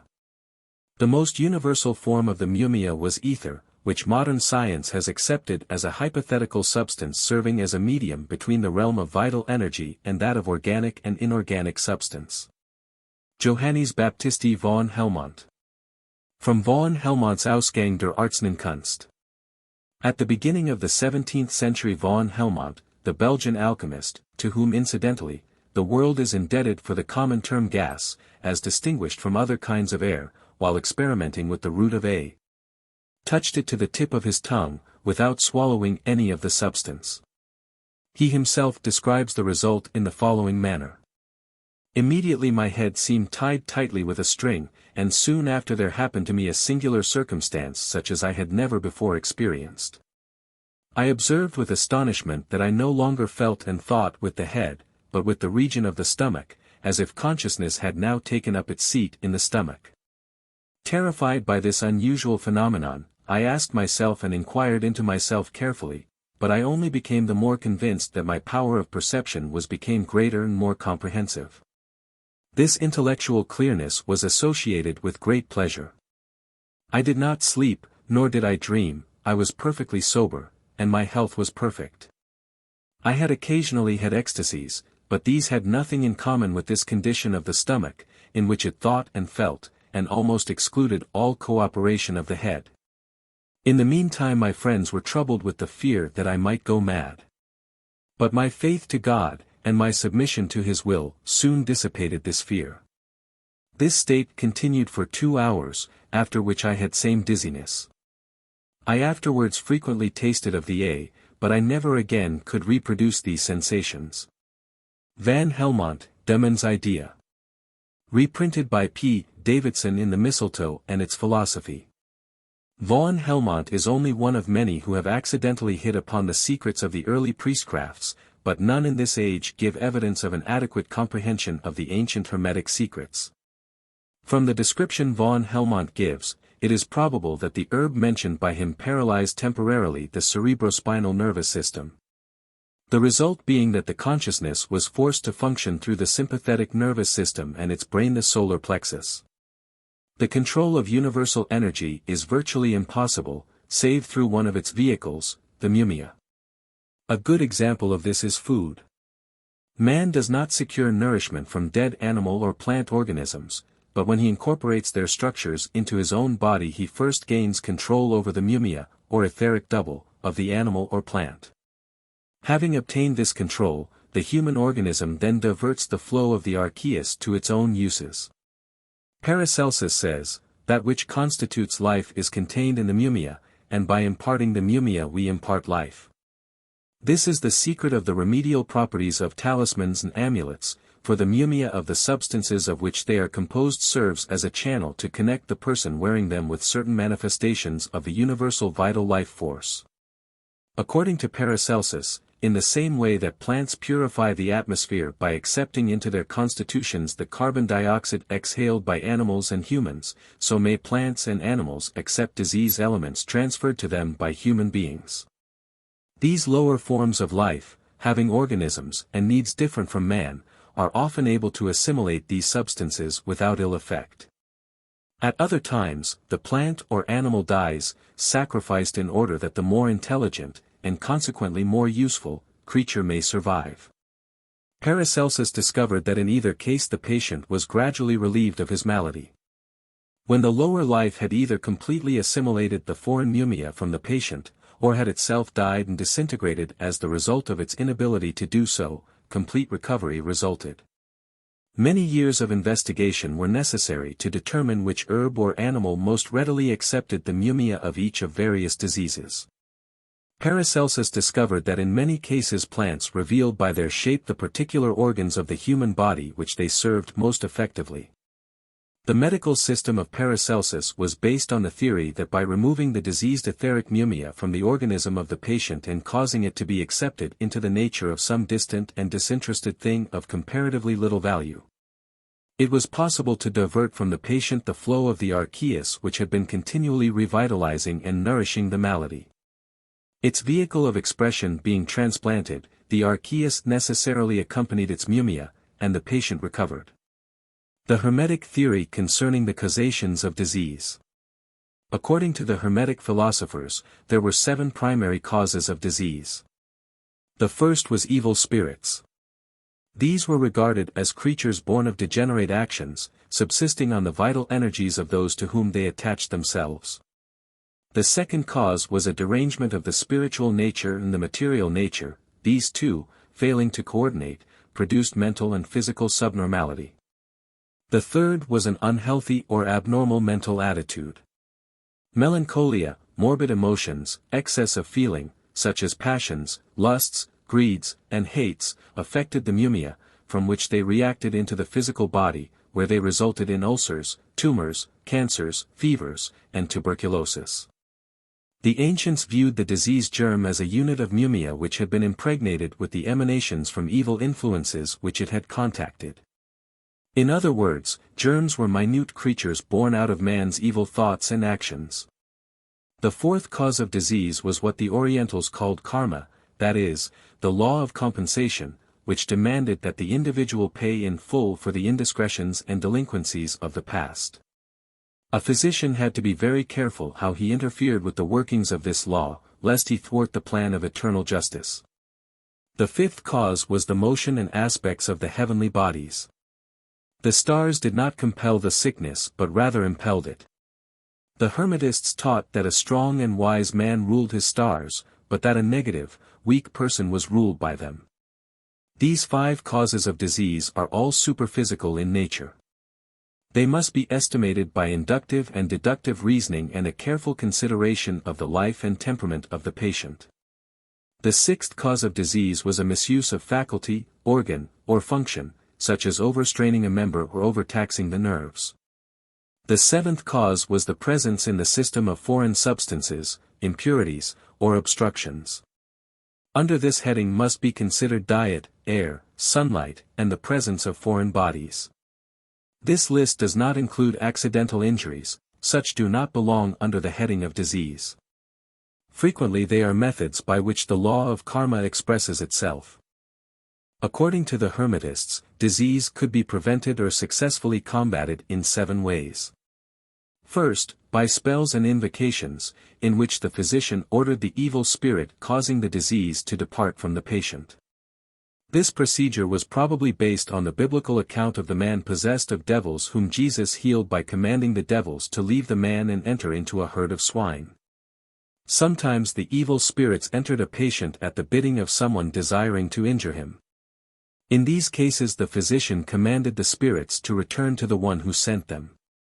It is recorded that in some instances the evil spirits departed through the mouth in the form of clouds of smoke, sometimes from the nostrils as flames. It is even averred that the spirits might depart in the form of birds and insects. The second method of healing was by vibration. The inharmonies of the bodies were neutralized by chanting spells and intoning the sacred names or by playing upon musical instruments and singing. Sometimes articles of various colors were exposed to the sight of the sick, for the ancients recognized, at least in part, the principle of color therapeutics, now in the process of rediscovery. The third method was with the aid of talismans, charms, and amulets. The ancients believed that the planets controlled the functions of the human body and that by making charms out of different metals they could combat the malignant influences of the various stars. Thus, a person who is anemic lacks iron. Iron was believed to be under the control of Mars. Therefore, in order to bring the influence of Mars to the sufferer, around his neck was hung a talisman made of iron and bearing upon it certain secret instructions reputed to have the power of invoking the spirit of Mars. If there was too much iron in the system, the patient was subjected to the influence of a talisman composed of the metal corresponding to some planet having an antipathy to Mars. This influence would then offset the Mars energy and thus aid in restoring normality. The fourth method was by the aid of herbs and simples. While they used metal talismans, the majority of the ancient physicians did not approve of mineral medicine in any form for internal use. Herbs were their favorite remedies. Like the metals, each herb was assigned to one of the planets. Having diagnosed by the stars the sickness and its cause, the doctors then administered the herbal antidote. The fifth method of healing disease was by prayer. All ancient peoples believed in the compassionate intercession of the deity for the alleviation of human suffering. Paracelsus said that faith would cure all disease. Few persons, however, possess a sufficient degree of faith. The sixth method, which was prevention rather than cure, was regulation of the diet and daily habits of life. The individual, by avoiding the things which caused illness, remained well. The ancients believed that health was the normal state of man. Disease was the result of man's disregard of the dictates of nature. The seventh method was practical medicine, consisting chiefly of bleeding, purging, and similar lines of treatment. These procedures, while useful in moderation, were dangerous in excess. Many a useful citizen has died 25 or 50 years before his time as the result of drastic purging or of having all the blood drained out of his body. Paracelsus used all 7 methods of treatment, and even his worst enemies admitted that he accomplished results almost miraculous in character. Near his old estate in Hohenheim, the dew falls very heavily at certain seasons of the year, and Paracelsus discovered that by gathering the dew under certain configurations of the planets he obtained a water possessing marvelous medicinal virtue. For it had absorbed the properties of the heavenly bodies. Hermetic herbalism and pharmacology. The herbs of the fields were sacred to the early pagans, who believed that the gods had made plants for the cure of human ills. When properly prepared and applied, each root and shrub could be used for the alleviation of suffering, or for the development of spiritual, mental, moral, or physical powers. In The Mistletoe and Its Philosophy, P. Davidson pays the following beautiful tribute to the plants. Books have been written on the language of flowers and herbs. The poet from the earliest ages has held the sweetest and most loving converse with them. Kings are even glad to obtain their essences at second hand to perfume themselves. But to the true physician, nature's high priest, they speak in a far higher and more exalted strain. There is not a plant or mineral which has disclosed the last of its properties to the scientists. How can they feel confident that for every one of the discovered properties there may not be many powers concealed in the inner nature of the plant? Well, have flowers been called the stars of earth, and why should they not be beautiful? Have they not from the time of their birth smiled in the splendor of the sun by day, and slumbered under the brightness of the stars by night? Have they not come from another and more spiritual world to our earth, seeing that God made every plant of the field before it was in the earth, and every herb of the field before it grew? Many primitive peoples used herbal remedies, with many remarkable cures.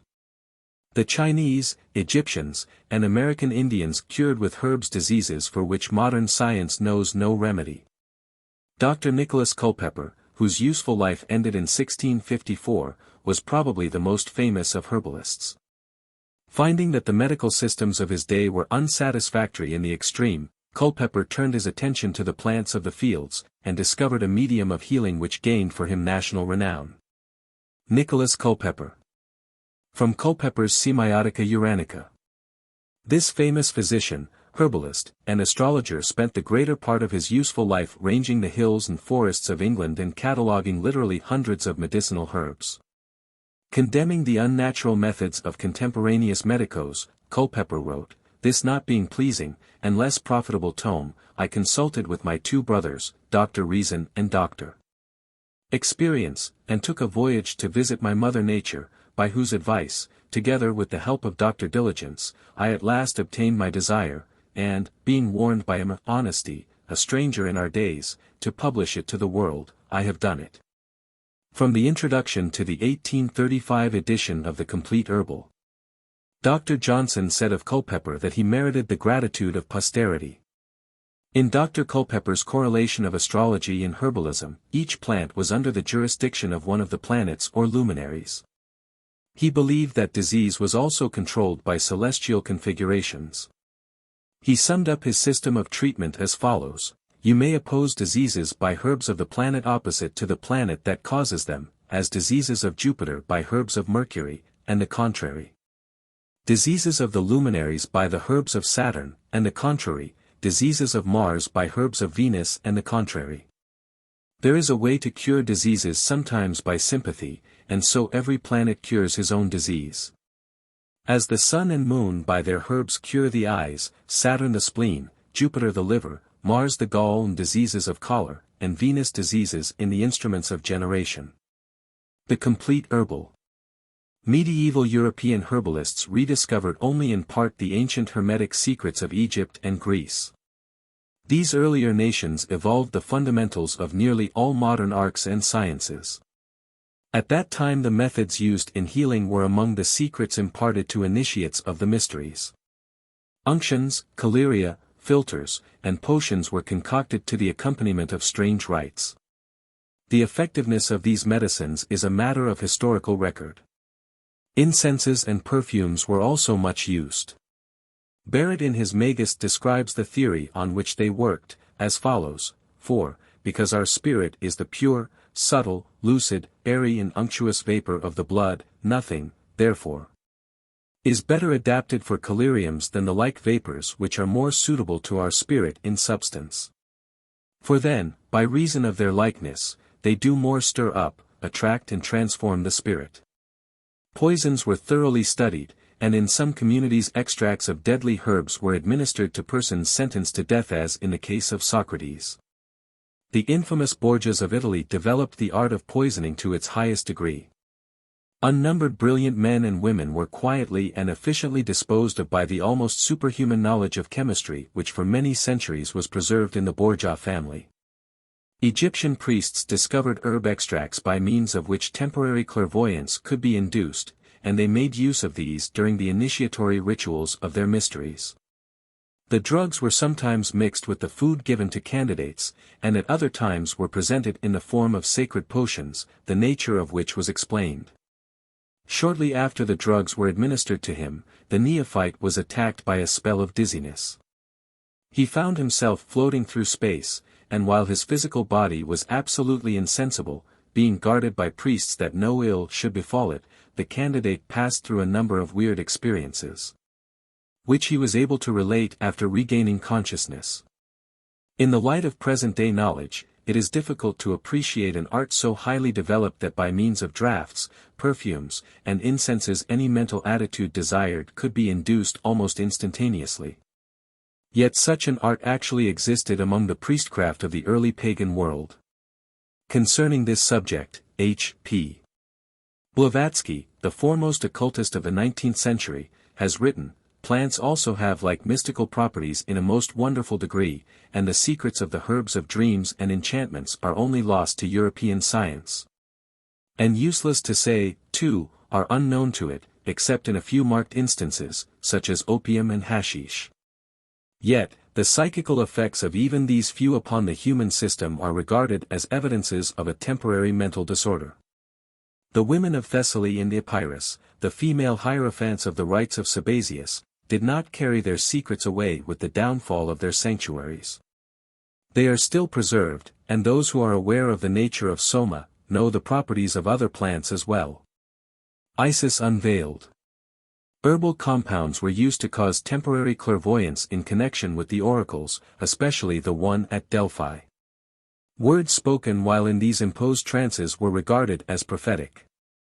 Moda mediums, while under control as the result of partly self-imposed catalepsy, give messages somewhat similar to those of the ancient prophets, but in the majority of cases their results are far less accurate.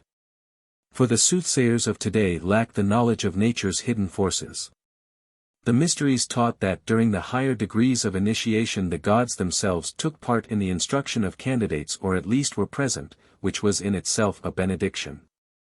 as the deities dwelt in the invisible worlds and came only in their spiritual bodies. It was impossible for the neophyte to cognize them without the assistance of drugs which stimulated the clairvoyant center of his consciousness, probably the pineal gland. Many initiates in the ancient mysteries stated emphatically that they had conversed with the immortals, and had beheld the gods. When the standards of the pagans became corrupted, a division took place in the mysteries. The band of truly enlightened ones separated themselves from the rest and, preserving the most important of their secrets, vanished without leaving a trace. The rest slowly drifted, like rudderless ships, on the rocks of degeneracy and disintegration. Some of the less important of the secret formulae fell into the hands of the profane, who perverted them as in the case of the Bacchanalia, during which drugs were mixed with wine and became the real cause of the orgies. In certain parts of the earth it was maintained that there were natural wells, springs, or fountains, in which the water, because of the minerals through which it coursed, was tinctured with sacred properties. Temples were often built near these spots, and in some cases natural caves which chanced to be in the vicinity were sanctified to some deity. The aspirants to initiation, and those who came to request prophetic dreams of the gods, were prepared by a fast, more or less prolonged, after which they partook of meals expressly prepared. And also of mysterious drinks, such as the water of Lethe, and the water of Mnemosyne in the grotto of Trophonius, or of the Cycean in the mysteries of the Eleusinia. Different drugs were easily mixed up with the meats or introduced into the drinks, according to the state of mind or body into which it was necessary to throw the recipient, and the nature of the visions he was desirous of procuring. Salvert's The Occult Sciences. The same author states that certain sects of early Christianity were accused of using drugs for the same general purposes as the pagans. The sect of the Assassins, or the Yezidees as they are more generally known, demonstrated a rather interesting aspect of the drug problem. In the 11th century this order, by capturing the fortress of Mount Alamont, established itself at Iraq. Hassan Sabbah, the founder of the order, known as the Old Man of the Mountain, is suspected of having controlled his followers by the use of narcotics. Hassan made his followers believe that they were in paradise, where they would be forever if they implicitly obeyed him while they were alive. De Quincey, in his Confessions of an Opium Eater, describes the peculiar psychological effects produced by this product of the poppy, and the use of a similar drug may have given rise to the idea of paradise which filled the minds of the Yezidees. The philosophers of all ages have taught that the visible universe was but a fractional part of the whole, and that by analogy the physical body of man is in reality the least important part of his composite constitution. Most of the medical systems of today almost entirely ignore the superphysical man. They pay but scant attention to causes, and concentrate their efforts on ameliorating effects. Paracelsus, noting the same proclivity on the part of physicians during his day, aptly remarked, "There is a great difference between the power that removes the invisible causes of disease, and which is magic, and that which causes merely external effects, to disappear, and which is physic, sorcery, and quackery." Translated by Franz Hartmann. Disease is unnatural, and is evidence that there is a maladjustment within or between organs or tissues. Permanent health cannot be regained until harmony is restored. The outstanding virtue of Hermetic medicine was its recognition of spiritual and psychophysical derangements as being largely responsible for the condition which is called physical disease. Suggestive therapy was used with marked success by the priest-physicians of the ancient world. Among the American Indians, the shamans or medicine men dispelled sickness with the aid of mysterious dances, invocations, and charms. The fact that in spite of their ignorance of modern methods of medical treatment these sorcerers effected innumerable cures, is well worthy of consideration. Chemical syllables. From de Monty Snyder's Metamorphosis Planetarum. De Monty Snyder's declares that each of the above characters forms one syllables of a word having 7 syllables, the word itself representing the materia prima, or first substance of the universe. As all substance is composed of 7 powers combined according to certain cosmic laws, a great mystery is concealed within the sevenfold constitution of man, and the universe. Of the above 7 characters, de Monty Snyder writes, Whoever wants to know the true name and character of the materia prima shall know that out of the combination of the above figures syllables are produced. And out of these the verbum significativum.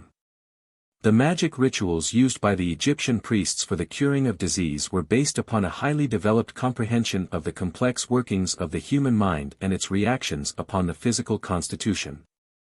The Egyptian and Brahmin worlds undoubtedly understood the fundamental principle of vibrotherapeutics. By means of chants and mantras, which emphasized certain vowel and consonant sounds, they set up vibratory reactions which dispelled congestions and assisted nature in reconstructing broken members and depleted organisms. They also applied their knowledge of the laws governing vibration to the spiritual constitution of man. By their intonings, they stimulated latent centers of consciousness and thereby vastly increased the sensitiveness of the subjective nature.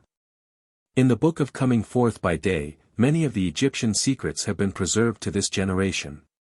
While this ancient scroll has been well translated, only a few understand the secret significance of its magical passages. Oriental races have a keen realization of the dynamics of sound. They know that every spoken word has tremendous power and that by certain arrangements of words they can create vortices of force in the invisible universe about them and thereby profoundly influence physical substance. The sacred word by which the world was established, the lost word which Masonry is still seeking, and the threefold divine name symbolized by A, U, M. The creative tone of the Hindus all are indicative of the veneration accorded the principle of sound. The so-called new discoveries of modern science are often only rediscoveries of secrets well known to the priests and philosophers of ancient pagandom. Man's inhumanity to man has resulted in the loss of records and formula, which, had they been preserved, would have solved many of the greatest problems of this civilization. With sword and firebrand, races obliterate the records of their predecessors, and then inevitably meet with an untimely fate for need of the very wisdom they have destroyed. The Qabbalah, the secret doctrine of Israel. Albert Pike, quoting from Transcendental Magic, thus sums up the importance of Kabbalism as a key to Masonic esotericism. One is filled with admiration. On penetrating into the sanctuary of the Qabbalah, at seeing a doctrine so logical, so simple, and at the same time so absolute. The necessary union of ideas and signs, the consecration of the most fundamental realities by the primitive characters, the trinity of words, letters, and numbers, a philosophy simple as the alphabet, profound and infinite as the word. Theorems more complete and luminous than those of Pythagoras, a theology summed up by counting on one's fingers, an infinite which can be held in the hollow of an infant's hand. 10 ciphers and 22 letters, a triangle, a square, and a circle, these are all the elements of the Qabbalah. These are the elementary principles of the written word, reflection of that spoken word that created the world. Morals and dogma. Hebrew theology was divided into 3 distinct parts. The first was the law, the second was the soul of the law, and the third was the soul of the law. The law was taught to all the children of Israel. The Mishnah, or the soul of the law, was revealed to the rabbins and teachers, but the Qabbalah, the soul of the law, was cunningly concealed, and only the highest initiates among the Jews were instructed in its secret principles. According to certain Jewish mystics, Moses ascended Mount Sinai 3 times, remaining in the presence of God 40 days each time. During the first 40 days the tables of the written law were delivered to the prophet. During the second 40 days he received the soul of the law, and during the last 40 days God instructed him in the mysteries of the Qabbalah, the soul of the law. Moses concealed in the first 4 books of the Pentateuch the secret instructions that God had given him, and for centuries students of Kabbalism have sought therein the secret doctrine of Israel. As the spiritual nature of man is concealed in his physical body, so the unwritten law the Mishnah and the Qabbalah is concealed within the written teachings of the Mosaic Code. Qabbalah means the secret or hidden tradition, the unwritten law, and according to an early rabbi. It was delivered to man in order that through the aid of its abstruse principles he might learn to understand the mystery of both the universe about him and the universe within him. The origin of Kabbalism is a legitimate subject for controversy. Early initiates of the Kabbalistic mysteries believed that its principles were first taught by God to a school of his angels before the fall of man. The angels later communicated the secrets to Adam, so that through the knowledge gained from an understanding of its principles fallen humanity might regain its lost estate. The angel Raziel was dispatched from heaven to instruct Adam in the mysteries of the Qabbalah. Different angels were employed to initiate the succeeding patriarchs in this difficult science. Tophiel was the teacher of Shem, Raphael of Isaac, Metatron of Moses, and Michael of David. See Faiths of the World. Christian D. Ginsburg has written, from Adam it passed over to Noah, and then to Abraham, the friend of God, who emigrated with it to Egypt, where the patriarch allowed a portion of this mysterious doctrine to ooze out. It was in this way that the Egyptians obtained some knowledge of it, and the other Eastern nations could introduce it into their philosophical systems. Moses, who was learned in all the wisdom of Egypt, was first initiated into it in the land of his birth, but became most proficient in it during his wanderings in the wilderness. When he not only devoted to it the leisure hours of the whole 40 years, but received lessons in it from one of the angels. Moses also initiated the 70 elders into the secrets of this doctrine, and they again transmitted them from hand to hand. Of all who formed the unbroken line of tradition, David and Solomon were most initiated into the Qabbalah. See the Qabbalah. According to Eliphaz Levi, the three greatest books of Kabbalism are the Sefer Yetzirah, the Book of Formation, the Sefer HaZohar, the Book of Splendor, and the Apocalypse, the Book of Revelation. The dates of the writing of these books are by no means thoroughly established. Kabbalists declare that the Sefer Yetzirah was written by Abraham. Although it is by far the oldest of the Kabbalistic books, it was probably from the pen of the Rabbi Akiba, AD 120. The Sefer HaZohar presumably was written by Simeon ben Jokai, a disciple of Akiba. Rabbi Simeon was sentenced to death about A.D. 161 by Lucius Verus, co-regent of the Emperor Mark Aurelius Antoninus. He escaped with his son and, hiding in a cave, transcribed the manuscript of the Zohar with the assistance of Elias, who appeared to them at intervals. Simeon was 12 years in the cave, during which time he evolved the complicated symbolism of the greater face and the lesser face. While discoursing with disciples, Rabbi Simeon expired, and the lamp of Israel was extinguished. His death and burial were accompanied by many supernatural phenomena. The legend goes on to relate that the secret doctrines of Kabbalism had been in existence since the beginning of the world, but that Rabbi Simeon was the first man permitted to reduce them to writing. 1200 years later the books which he had compiled were discovered and published for the benefit of humanity by Moses de Leon. The probability is that Moses de Leon himself compiled the Zohar about A.D. 1305, drawing his material from the unwritten secrets of earlier Jewish mystics. The Apocalypse, accredited to St. John the Divine, is also of uncertain date, and the identity of its author has never been satisfactorily proved. Because of its brevity and because it is the key to Kabbalistic thought, the Sefer Yetzirah is reproduced in full in this chapter. So far as is known, the Sefer HaZohar has never been completely translated into English, but it can be obtained in French. S. L. MacGregor Mathers translated 3 books of the Zohar into English.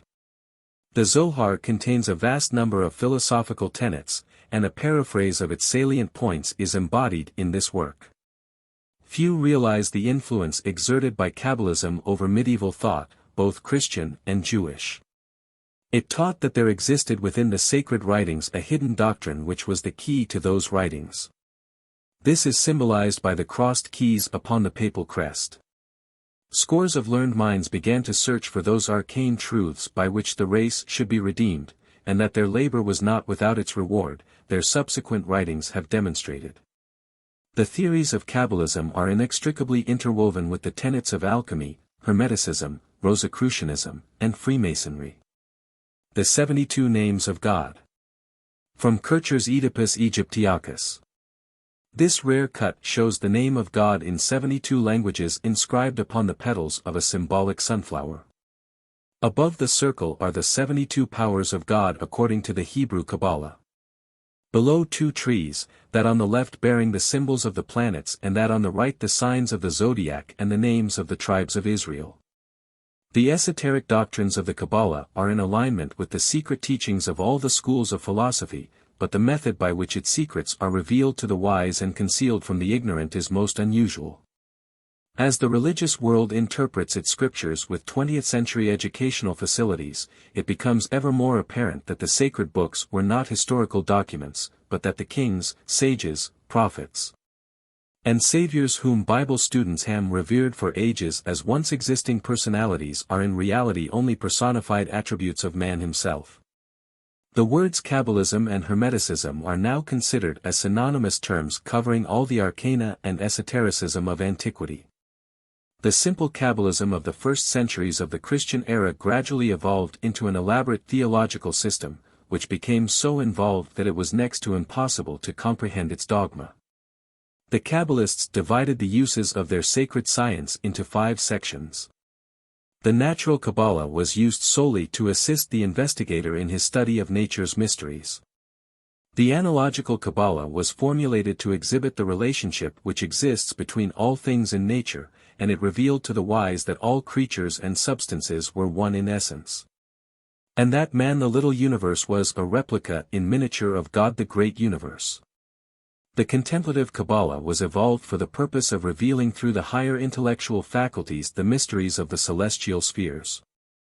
By its aid the abstract reasoning faculties cognized the measureless planes of infinity and learned to know the creatures existing within them. The astrological Qabbalah instructed those who studied its lore in the power, magnitude, and actual substance of the sidereal bodies, and also revealed the mystical constitution of the planet itself. The 5th, or magical Qabbalah, was studied by such as desired to gain control over the demons and subhuman intelligences of the invisible worlds. It was also highly valued as a method of healing the sick by talismans, amulets, charms, and invocations. The Sefer Yetzirah, according to Adolf Frank, differs from other sacred books in that it does not explain the world and the phenomena of which it is the stage by leaning on the idea of God or by setting itself up as the interpreter of the supreme will. This ancient work rather reveals God by estimating his manifold handiwork. In preparing the Sefer Yetzirah for the consideration of the reader, 5 separate English translations have been compared. The resulting form, while it embodies the salient features of each, is not a direct translation from any one Hebrew or Latin text. Although the purpose was to convey the spirit rather than the letter of the ancient document, there are no wide deviations from the original rendition. So far as known, the first translation of the Sefer Yetzirah into English was made by the Rev. Dr. Isidore Kalish, in 1877. See Arthur Edward Waite. In this translation the Hebrew text accompanies the English words. The work of Dr. Kalish has been used as the foundation of the following interpretation, but material from other authorities has been incorporated and many passages have been rewritten to simplify the general theme. At hand also was a manuscript copy in English of the Book of the Qabbalistic Art, by Dr. John Pister. The document is undated, but judging from the general type of the writing, the copy was made during the 18th century.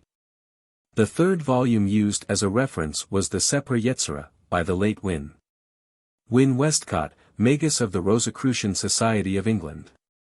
The 4th was the Sefer Yetzirah, or the Book of Creation, according to the translation in the Sacred Books and Early Literature of the East, edited by Professor Charles F. Horn. The 5th was a recent publication, the Book of Formation, by Knut Stenring, containing an introduction by Arthur Edward Waite. At hand also were 4 other copies, 2 German, 1 Hebrew, and 1 Latin. Certain portions of the Sefer Yetzirah are considered older and more authentic than the rest, where the controversy regarding them is involved and non-productive that it is useless to add further comment. The doubtful passages are therefore included in the document at the points where they would naturally fall. The Sefer Yetzirah, the Book of Formation. Chapter 1. 1. Yah, the Lord of Hosts, the living Elohim, King of the universe, omnipotent, the merciful and gracious God, supreme and extolled, dweller in the height whose habitation is eternity, who is sublime and most holy. engraved his name and ordained, formed, and created the universe in 32 mysterious paths, stages, of wisdom, science, by 3 Sephirim, namely, numbers, letters, and sounds, which are in him one and the same. 2. 10 Sephiroth, 10 properties from the Ineffable One, and 22 letters are the foundation of all things. Of these 22 letters 3 are called mothers, sewn, double, and 12, simple. 3. The 10 numbers, Sephiroth, out of nothing are analogous to the 10 fingers and the 10 toes, 5 over against 5. In the center between them is the covenant with the only one God. In the spiritual world it is the covenant of the voice, the word, and in the corporeal world the circumcision of the flesh, the rite of Abraham. 4. 10 are the numbers, of the Sephiroth, out of nothing, 10 not 9, 10 not 11. Comprehend this great wisdom, understand this knowledge and be wise. Inquire into the mystery and ponder it. Examine all things by means of the 10 Sephiroth. Restore the word to its creator and lead the creator back to his throne again. He is the only formator and beside him there is no other. His attributes are 10 and are without limit. 5. The 10 ineffable Sephiroth have 10 infinitudes, which are as follows. The infinite beginning and the infinite end. The infinite good and the infinite evil. The infinite height and the infinite depth. The infinite east and the infinite west. The infinite north and the infinite south. And over them is the Lord superlatively one, the faithful King. He rules over all in all from his holy habitation for ages of ages. 6. The appearance of the 10 spheres, Sephiroth, out of nothing is as a flash of lightning or a sparkling flame, and they are without beginning or end. The word of God is in them when they go forth and when they return. They run by his order like a whirlwind and prostrate themselves before his throne. 7. The 10 Sephiroth have their end linked to their beginning and their beginning linked to their end, conjoined as the flame is wedded to the live coal, for the Lord is superlatively one and to him there is no second. Before one what can you count? 8. Concerning the number, 10, of the spheres of existence, Sephiroth, out of nothing, seal up your lips and guard your heart as you consider them, and if your mouth opens for utterance and your heart turns towards thought, control them. Returning to silence. So it is written, and the living creatures ran and returned. Ezekiel I, 14. And on this wise was the covenant made with us. 9. These are the 10 emanations of number out of nothing. First. The Spirit of the living Elohim, blessed and more than blessed be the living Elohim of ages. His voice, his spirit, and his word are the Holy Spirit. Second, he produced air from the Spirit and in the air.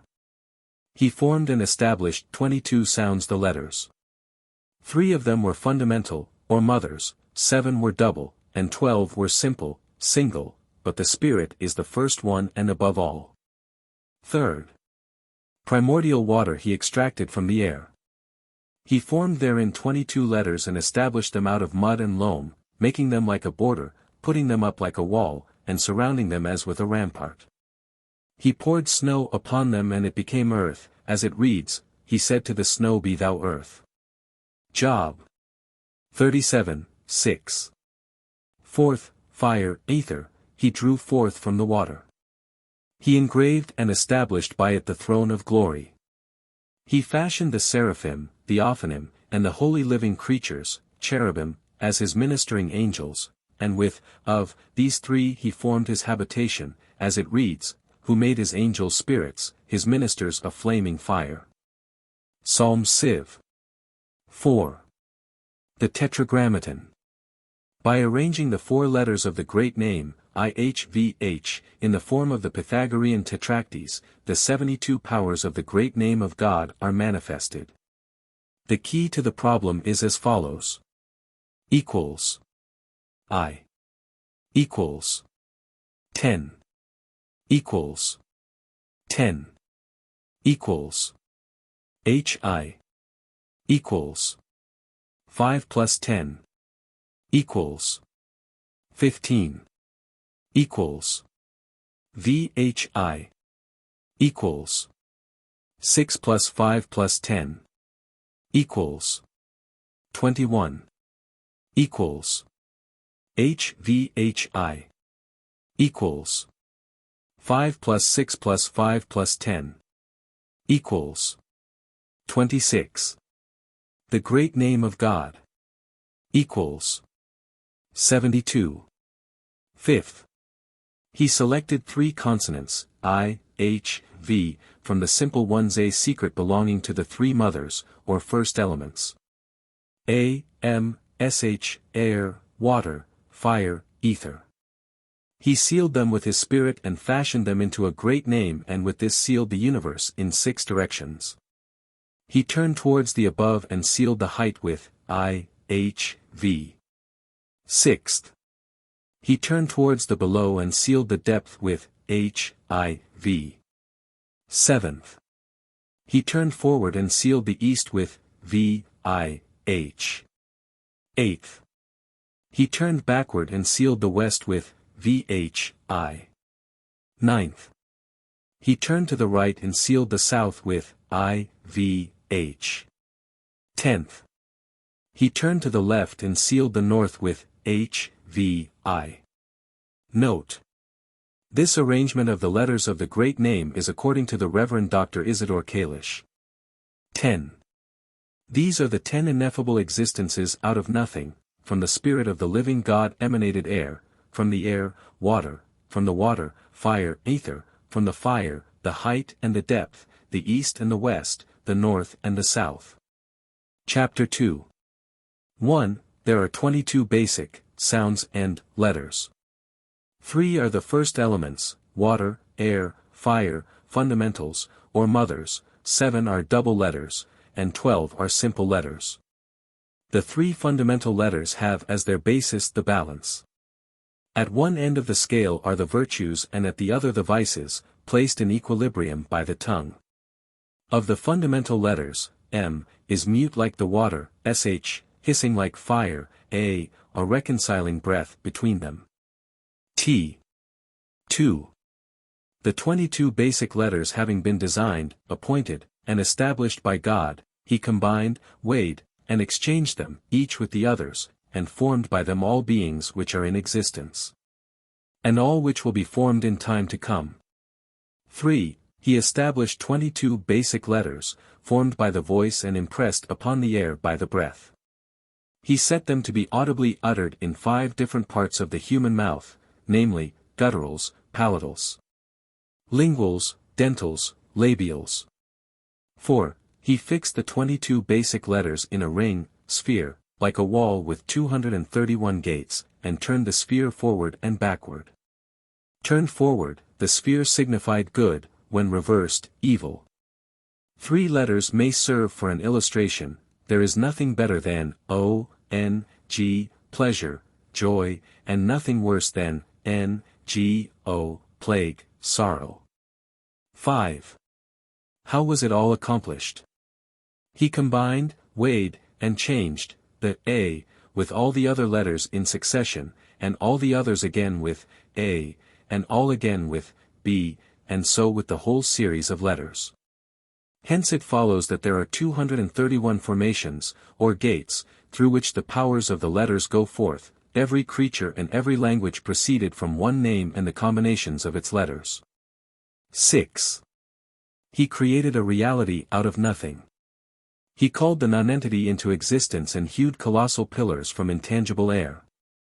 This has been shown by the example of combining the letter A with all the other letters, and all the other letters with.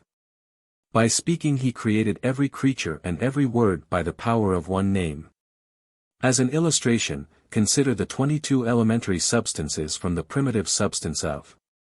The production of every creature from the 22 letters is proof that they are in reality the 22 parts of one living body. Chapter 3. 1. The first 3 elements, the mother letters, resemble a balance, in one scale virtue and in the other vice, placed in equilibrium by the tongue. 2. The 3 mothers enclose a great, wonderful, and unknown mystery, and are sealed by 6 wings, or elementary circles, namely, air, water, fire, each divided into an active and a passive power. The mothers gave birth to the fathers, the progenitors, and these gave birth to the generations. 3. God appointed and established 3 mothers, combined, weighed, and exchanged them, forming by them 3 mothers, in the universe, in the year, and in man, male and female. 4. The 3 mothers, in the universe are, air, water, and fire. Heaven was created from the elementary fire, or ether, the earth, comprising sea and land, from the elementary water, and the atmospheric air from the elementary air, or spirit, which establishes the balance among them. Thus were all things produced. 5. The 3 mothers produce in the year heat, coldness, and the temperate state. Heat was created from fire, coldness from water, and the temperate state from air, which equilibrates them. 6. The 3 mothers produce in man, male and female, breast, abdomen, and head. The head was formed from the fire, the abdomen from the water, and the breast, thorax, from air, which places them in equilibrium. 7. God let the letter, A, predominate in primordial air, crowned it, combined it with the other 2, and sealed the air in the universe, the temperate state in the year, and the breast in man, male and female. 8. He let the letter, M, predominate in primordial water, crowned it, combined it with the other 2, and sealed the earth in the universe, including land and sea, coldness in the year, and the abdomen in man, male and female. 9. He let the letter, SH, predominate in primordial fire, crowned it, combined it with the other 2, and sealed heaven in the universe, heat in the year, and the head of man, male and female. Chapter 4. 1. The 7 double letters, B, G, D, K, P, R, Th, have a duplicity of pronunciation, 2 voices, aspirated and unaspirated, namely, they serve as a model of softness and hardness, strength and weakness. 2. The 7 double letters symbolize wisdom, riches, fertility, life, power, peace, and grace. 3. The 7 double letters also signify the antitheses to which human life is exposed. The opposite of wisdom is foolishness, of riches, poverty, of fertility, sterility, of life, death, of power, servitude, of peace, war, and of beauty, deformity. 4.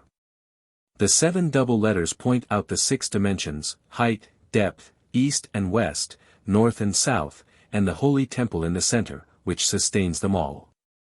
5. The double letters are 7 and not 6, they are 7 and not 8. Reflect upon this fact, search into it and reveal its hidden mystery and place the Creator on his throne again. 6. The 7 double letters having been designed, established, purified, weighed, and exchanged by God, he formed of them 7 planets in the universe, 7 days in the year, and 7 gateways of the senses in man, male and female. From these 7 he also produced 7 heavens, 7 earths, and 7 Sabbaths. Therefore he loved 7 more than any other number beneath his throne. 7. The 7 planets in the universe are Saturn, Jupiter, Mars, Sun, Venus, Mercury, and Moon. The 7 days in the year are the 7 days of the week, possibly the 7 creative days are meant. The 7 gateways in man, male and female, are 2 eyes, 2 ears, 2 nostrils, and the mouth. The Hebrew letters according to the Sefer Yetzirah. In the central triangle are the 3 mother letters from which come forth the 7 double letters, the planets and the heavens. Surrounding the black star are the signs of the zodiac symbolized by the 12 simple letters. In the midst of this star is the invisible throne of the most ancient of the ancients, the supreme definitionless Creator. 8. Note. Knut Stenring differs from other authorities in his arrangement of the planets and days of the week in the following 7 stanzas. Kircher has still a different order. Reverend Dr. Isidore Kalish, W.M. Wynne Westcott, and the sacred books and early literature of the East adopt the following arrangement. First, he caused the letter B, to predominate in wisdom, crowned it, combined each with the others, and formed by them the moon in the universe, the first day in the year, and the right eye in man, male and female. Second. He caused the letter, G, to predominate in riches, crowned it, combined each with the others, and formed by them Mars in the universe, the second day in the year, and the right ear in man, male and female. Third. He caused the letter, D, to predominate in fertility, crowned it, combined each with the others, and formed by them the sun in the universe, the third day in the year, and the right nostril in man, male and female. Fourth.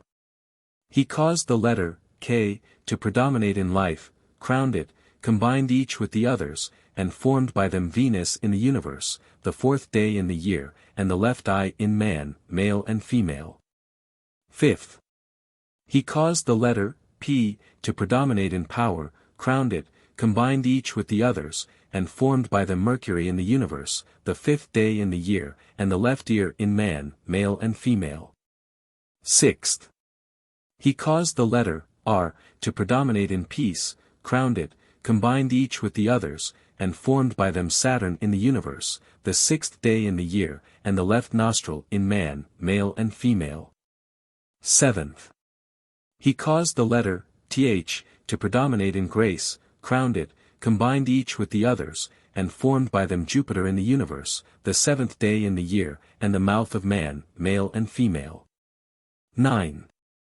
With the 7 double letters he also designed 7 earths, 7 heavens, 7 continents, 7 seas, 7 rivers, 7 deserts, 7 days, 7 weeks, from Passover to Pentecost, and in the midst of them his holy palace.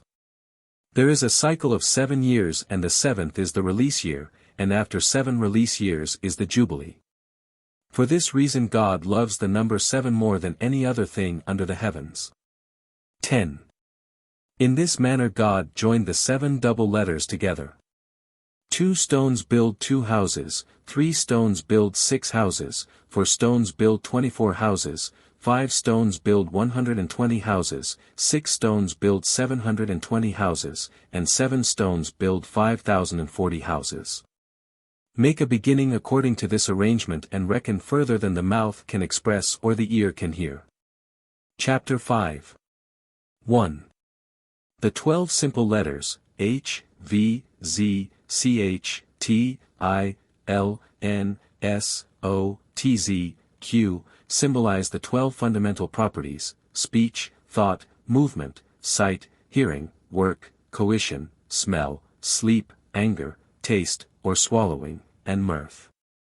2. The simple letters correspond to 12 directions: east height, northeast, east depth, south height, southeast, south depth, west height, southwest, west depth, north height, northwest, north depth.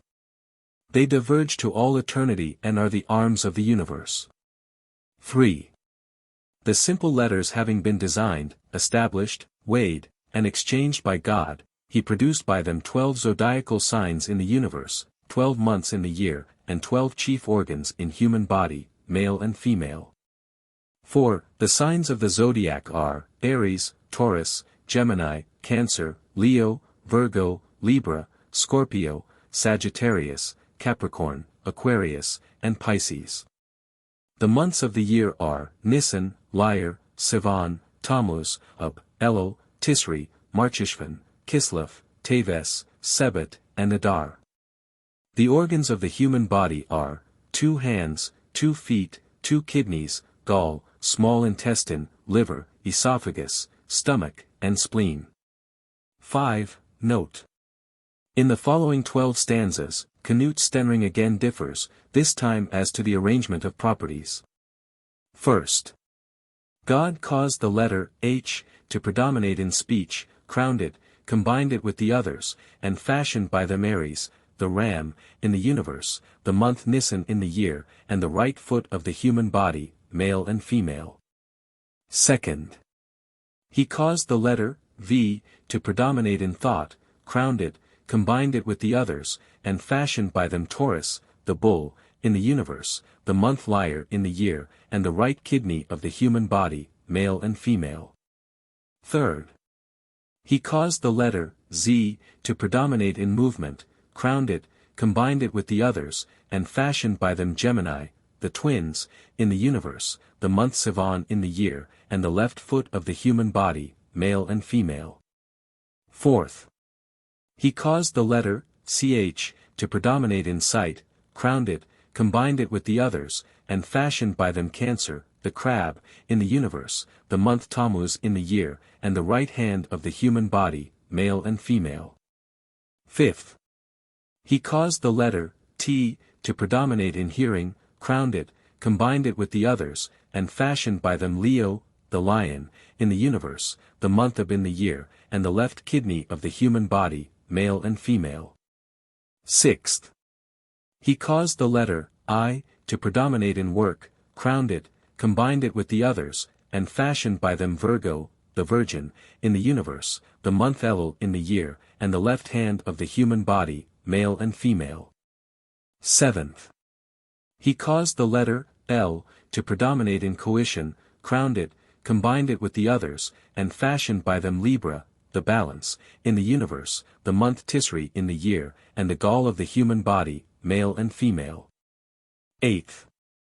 He caused the letter, N, to predominate in smell, crowned it, combined it with the others, and fashioned by them Scorpio, the scorpion, in the universe, the month Marcheshvan in the year. And the small intestine in the human body, male and female.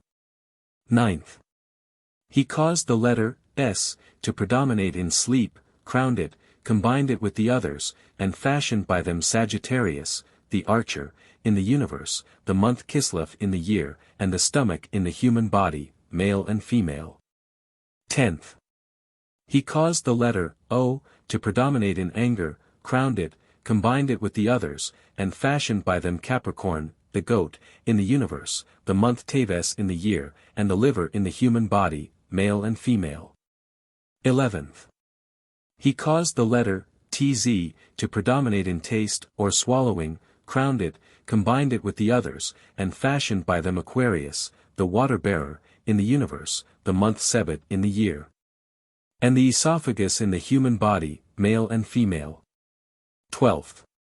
He caused the letter, Q, to predominate in mirth, crowned it, combined it with the others, and fashioned by them Pisces, the fishes, in the universe, the month Adar in the year, and the spleen in the human body, male and female.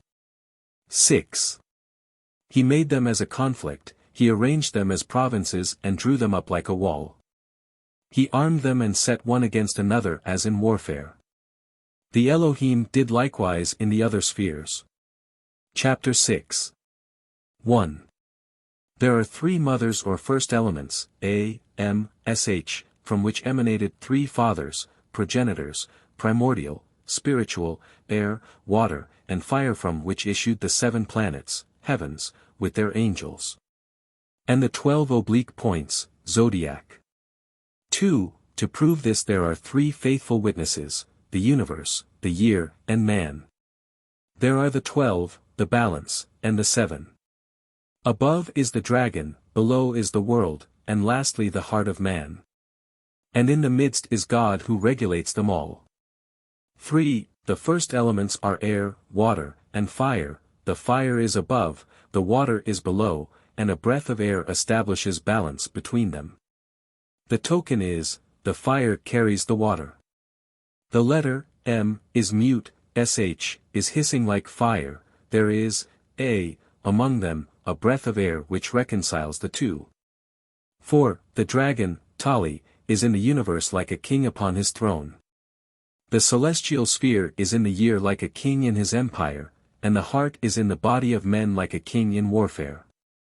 5. God also set the opposites against each other, the good against the evil, and the evil against the good. Good proceeds from good, evil from evil, the good purifies the bad the good. The good is reserved for the good, and the evil for the wicked. 6. There are 3 of which each stands by itself, one is in the affirmative, filled with good, one is in the negative, filled with evil, and the third equilibrates them. 7. There are 7 divided 3 against 3, and one in the midst of them, balance. 12 stand in warfare, 3 produce love and 3 hatred, 3 are life-givers and 3 are destroyers. 8. The 3 that cause love are the heart and the 2 ears, the 3 that produce hatred are the liver, the gall, and the tongues, the 3 life-givers are the 2 nostrils and the spleen. And the 3 destroyers are the mouth and the 2 lower openings of the body. Over all these rules God, the faithful King, from his holy habitation in all eternity. God is 1 above 3, 3 are above 7, 7 are above 12, yet all are linked together. 9. There are 22 letters by which the I Am, YAH, the Lord of Hosts, Almighty and Eternal, designed and created by 3 Sephrim, numbers, letters, and sounds, his universe. And formed by them all creatures and all those things that are yet to come. 10. When the patriarch Abraham had comprehended the great truths, meditated upon them, and understood them perfectly, the Lord of the universe, the Tetragrammaton, appeared to him, called him his friend, kissed him upon the head, and made with him a covenant. First, the covenant was between the 10 fingers of his hands, which is the covenant of the tongue, spiritual. Second, the covenant was between the 10 toes of his feet, which is the covenant of circumcision, material. And God said of him, before Abraham bound the spirit of the 22 letters, the Torah, upon his tongue, and God disclosed to him their secrets. God permitted the letters to be immersed in water, he burned them in the fire and imprinted them upon the winds. He distributed them among the 7 planets and gave them to the 12 zodiacal signs. Fundamentals of Qabbalistic Cosmogony. The Kabbalists conceive of the supreme deity as an incomprehensible principle to be discovered only through the process of eliminating, in order, all its cognizable attributes. That which remains when every knowable thing has been removed is Ein Sof, the eternal state of being. Although indefinable, the Absolute permeates all space. Abstract to the degree of inconceivability, Ein Sof is the unconditioned state of all things. Substances, essences, and intelligences are manifested out of the inscrutability of Ein Sof, but the Absolute itself is without substance, essence, or intelligence. Ein Sof may be likened to a great field of rich earth out of which rises a myriad of plants, each different in color, formation, and fragrance, yet each with its roots in the same dark loam which, however, is unlike any of the forms nurtured by it. The plants are universes, gods, and man, all nourished by Ein Sof and all with their source in one definitionless essence. All with their spirits, souls, and bodies fashioned from this essence, and doomed, like the plant, to return to the black ground Ein Sof, the only immortal whence they came. Ein Sof was referred to by the Kabbalists as the most ancient of all the ancients. It was always considered as sexless. Its symbol was a closed eye. While it may be truly said of Ein Sof that to define it is to defile it, the rabbis postulated certain theories regarding the manner in which Ein Sof projected creations out of itself.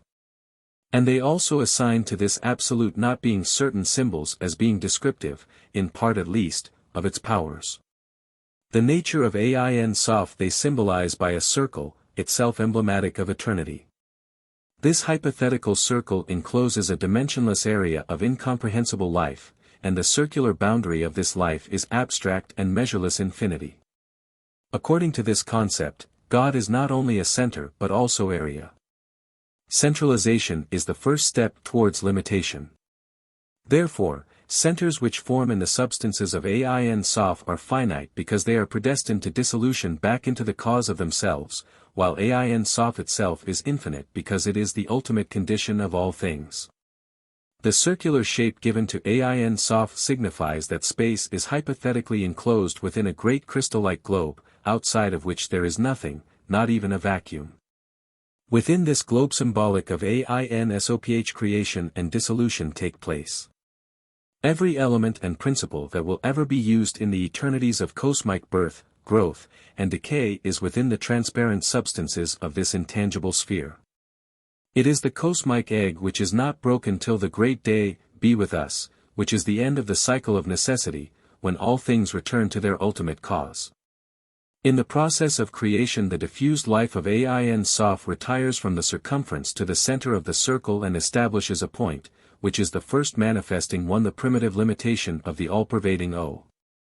When the divine essence thus retires from the circular boundary to the center, it leaves behind the abyss, or, as the Kabbalists term it, the great privation.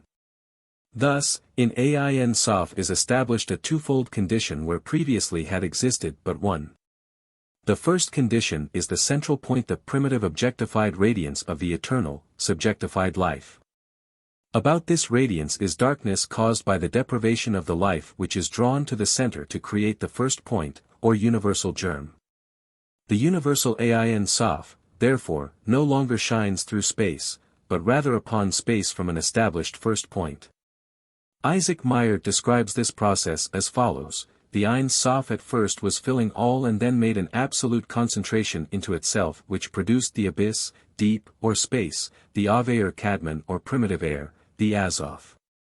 But this is not considered in the Qabbalah as a perfect void or vacuum, a perfectly empty space, but is thought of as the waters or crystalline chaotic sea, in which was a certain degree of light inferior to that by which all the created, worlds and hierarchies, were made.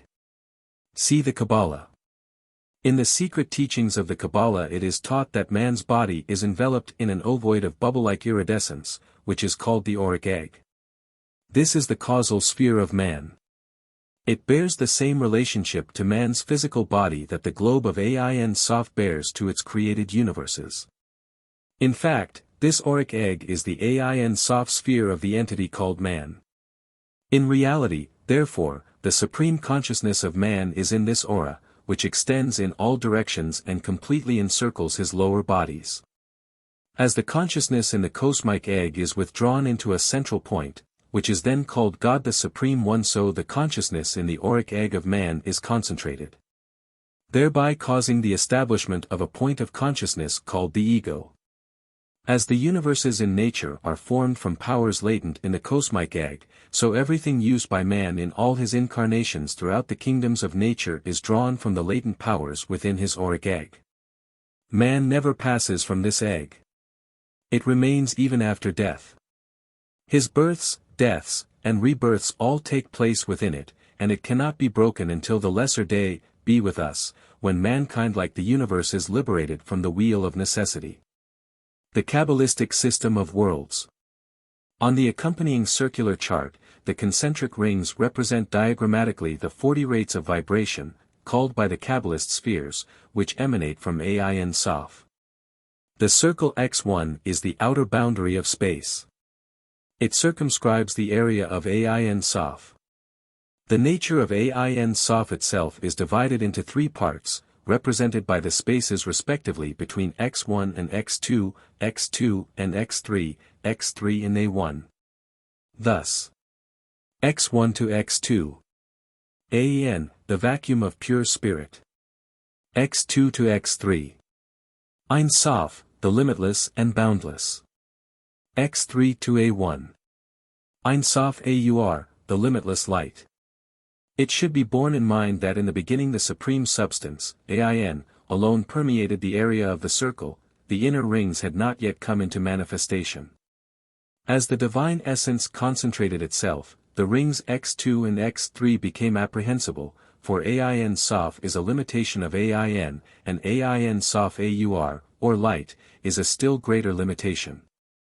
Thus the nature of the Supreme One is considered to be threefold, and from this threefold nature the powers and elements of creation were reflected into the abyss left by the motion of Ain Soph towards the center of itself.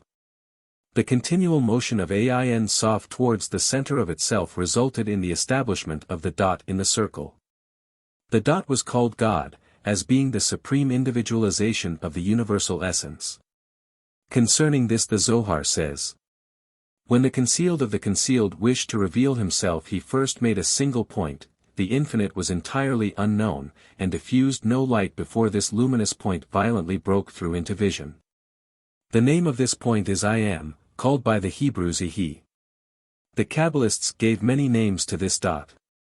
On this subject Christian D. Ginsburg writes, "In substance, the dot is called the first crown, because it occupies the highest position. It is called the Aged, because it is the first emanation. It is called the primordial or smooth point. It is called the white head, the long face macroprosophice and the inscrutable height, because it controls and governs all the other emanations. The Hebrew Triad. The Kabbalists use the letter, Shin, to signify the trinity of the first three Sephiroth. The central circle slightly above the other two is the first Sephira Kether, the white head, the crown. The other two circles represent Chachma, the father, and Bina, the mother. From the union of the Divine Father and the Divine Mother are produced the worlds and the generations of living things. The three flame-like points of the letter have long been used to conceal this creative triad of the Kabbalists. When the white shining point had appeared, it was called Kether, which means the crown, and out of it radiated 9 great globes, which arranged themselves in the form of a tree. These 9 together with the first crown constituted the first system of Sephiroth. These 10 were the first limitation of 10 abstract points within the nature of Ain Sof itself. The power of Ain Sof did not descend into these globes but rather was reflected upon them as the light of the sun is reflected upon the earth and planets. These 10 globes were called the shining sapphires, and it is believed by many rabbins that the word sapphire is the basis of the word Sephira, the singular of Sephiroth. The great area which had been private by the withdrawal of Ain Sof into the central point, Kether, was now filled by 4 concentric globes called worlds, or spheres. And the light of the 10 Sephiroth was reflected down through each of these in turn. This resulted in the establishment of 4 symbolical trees, each hearing the reflections of the 10 Sephirothic globes. The 40 spheres of creation out of Ain Sof are divided into 4 great world chains, as follows. A1 to A10, Atziluth, the boundless world of divine names. B1 to B10, Bria, the archangelic world of creations. C1 to C10, Yetzirah, the hierarchical world of formations. D1 to D10, Asaya, the elemental world of substances. Each of these worlds has 10 powers, or spheres, a parent globe and 9 others which conic out of it as emanations, each globe born out of the one preceding. On the plane of Atziluth, A1 to A10, the highest and most divine of all the created worlds, the unmanifested Ain Sof established his first point or dot in the divine sea, the 3 spheres of X. This dot A1 contains all creation within it, but in this first divine and uncontaminated state the dot, or first manifested God, was not considered as a personality by the Kabbalists but rather as a divine establishment or foundation.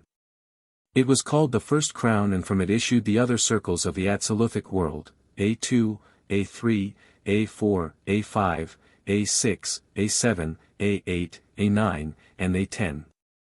In the 3 lower worlds these circles are intelligences, planars, and elements, but in this first divine world they are called the rings of the sacred names. The first 10 great circles, or globes, of light which were manifested out of Ain Sof and the 10 names of God assigned to them by the Kabbalists are as follows. From Ain Sof came A1, the first crown. And the name of the first power of God was Ehi, which means I am, that I am.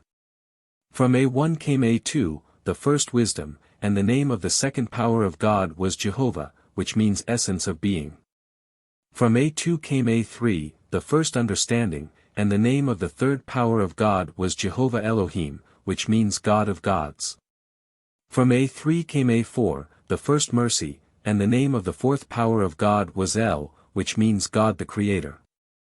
From A4 came A5, the first severity, and the name of the fifth power of God was Elohim Jiber, which means God the Potent.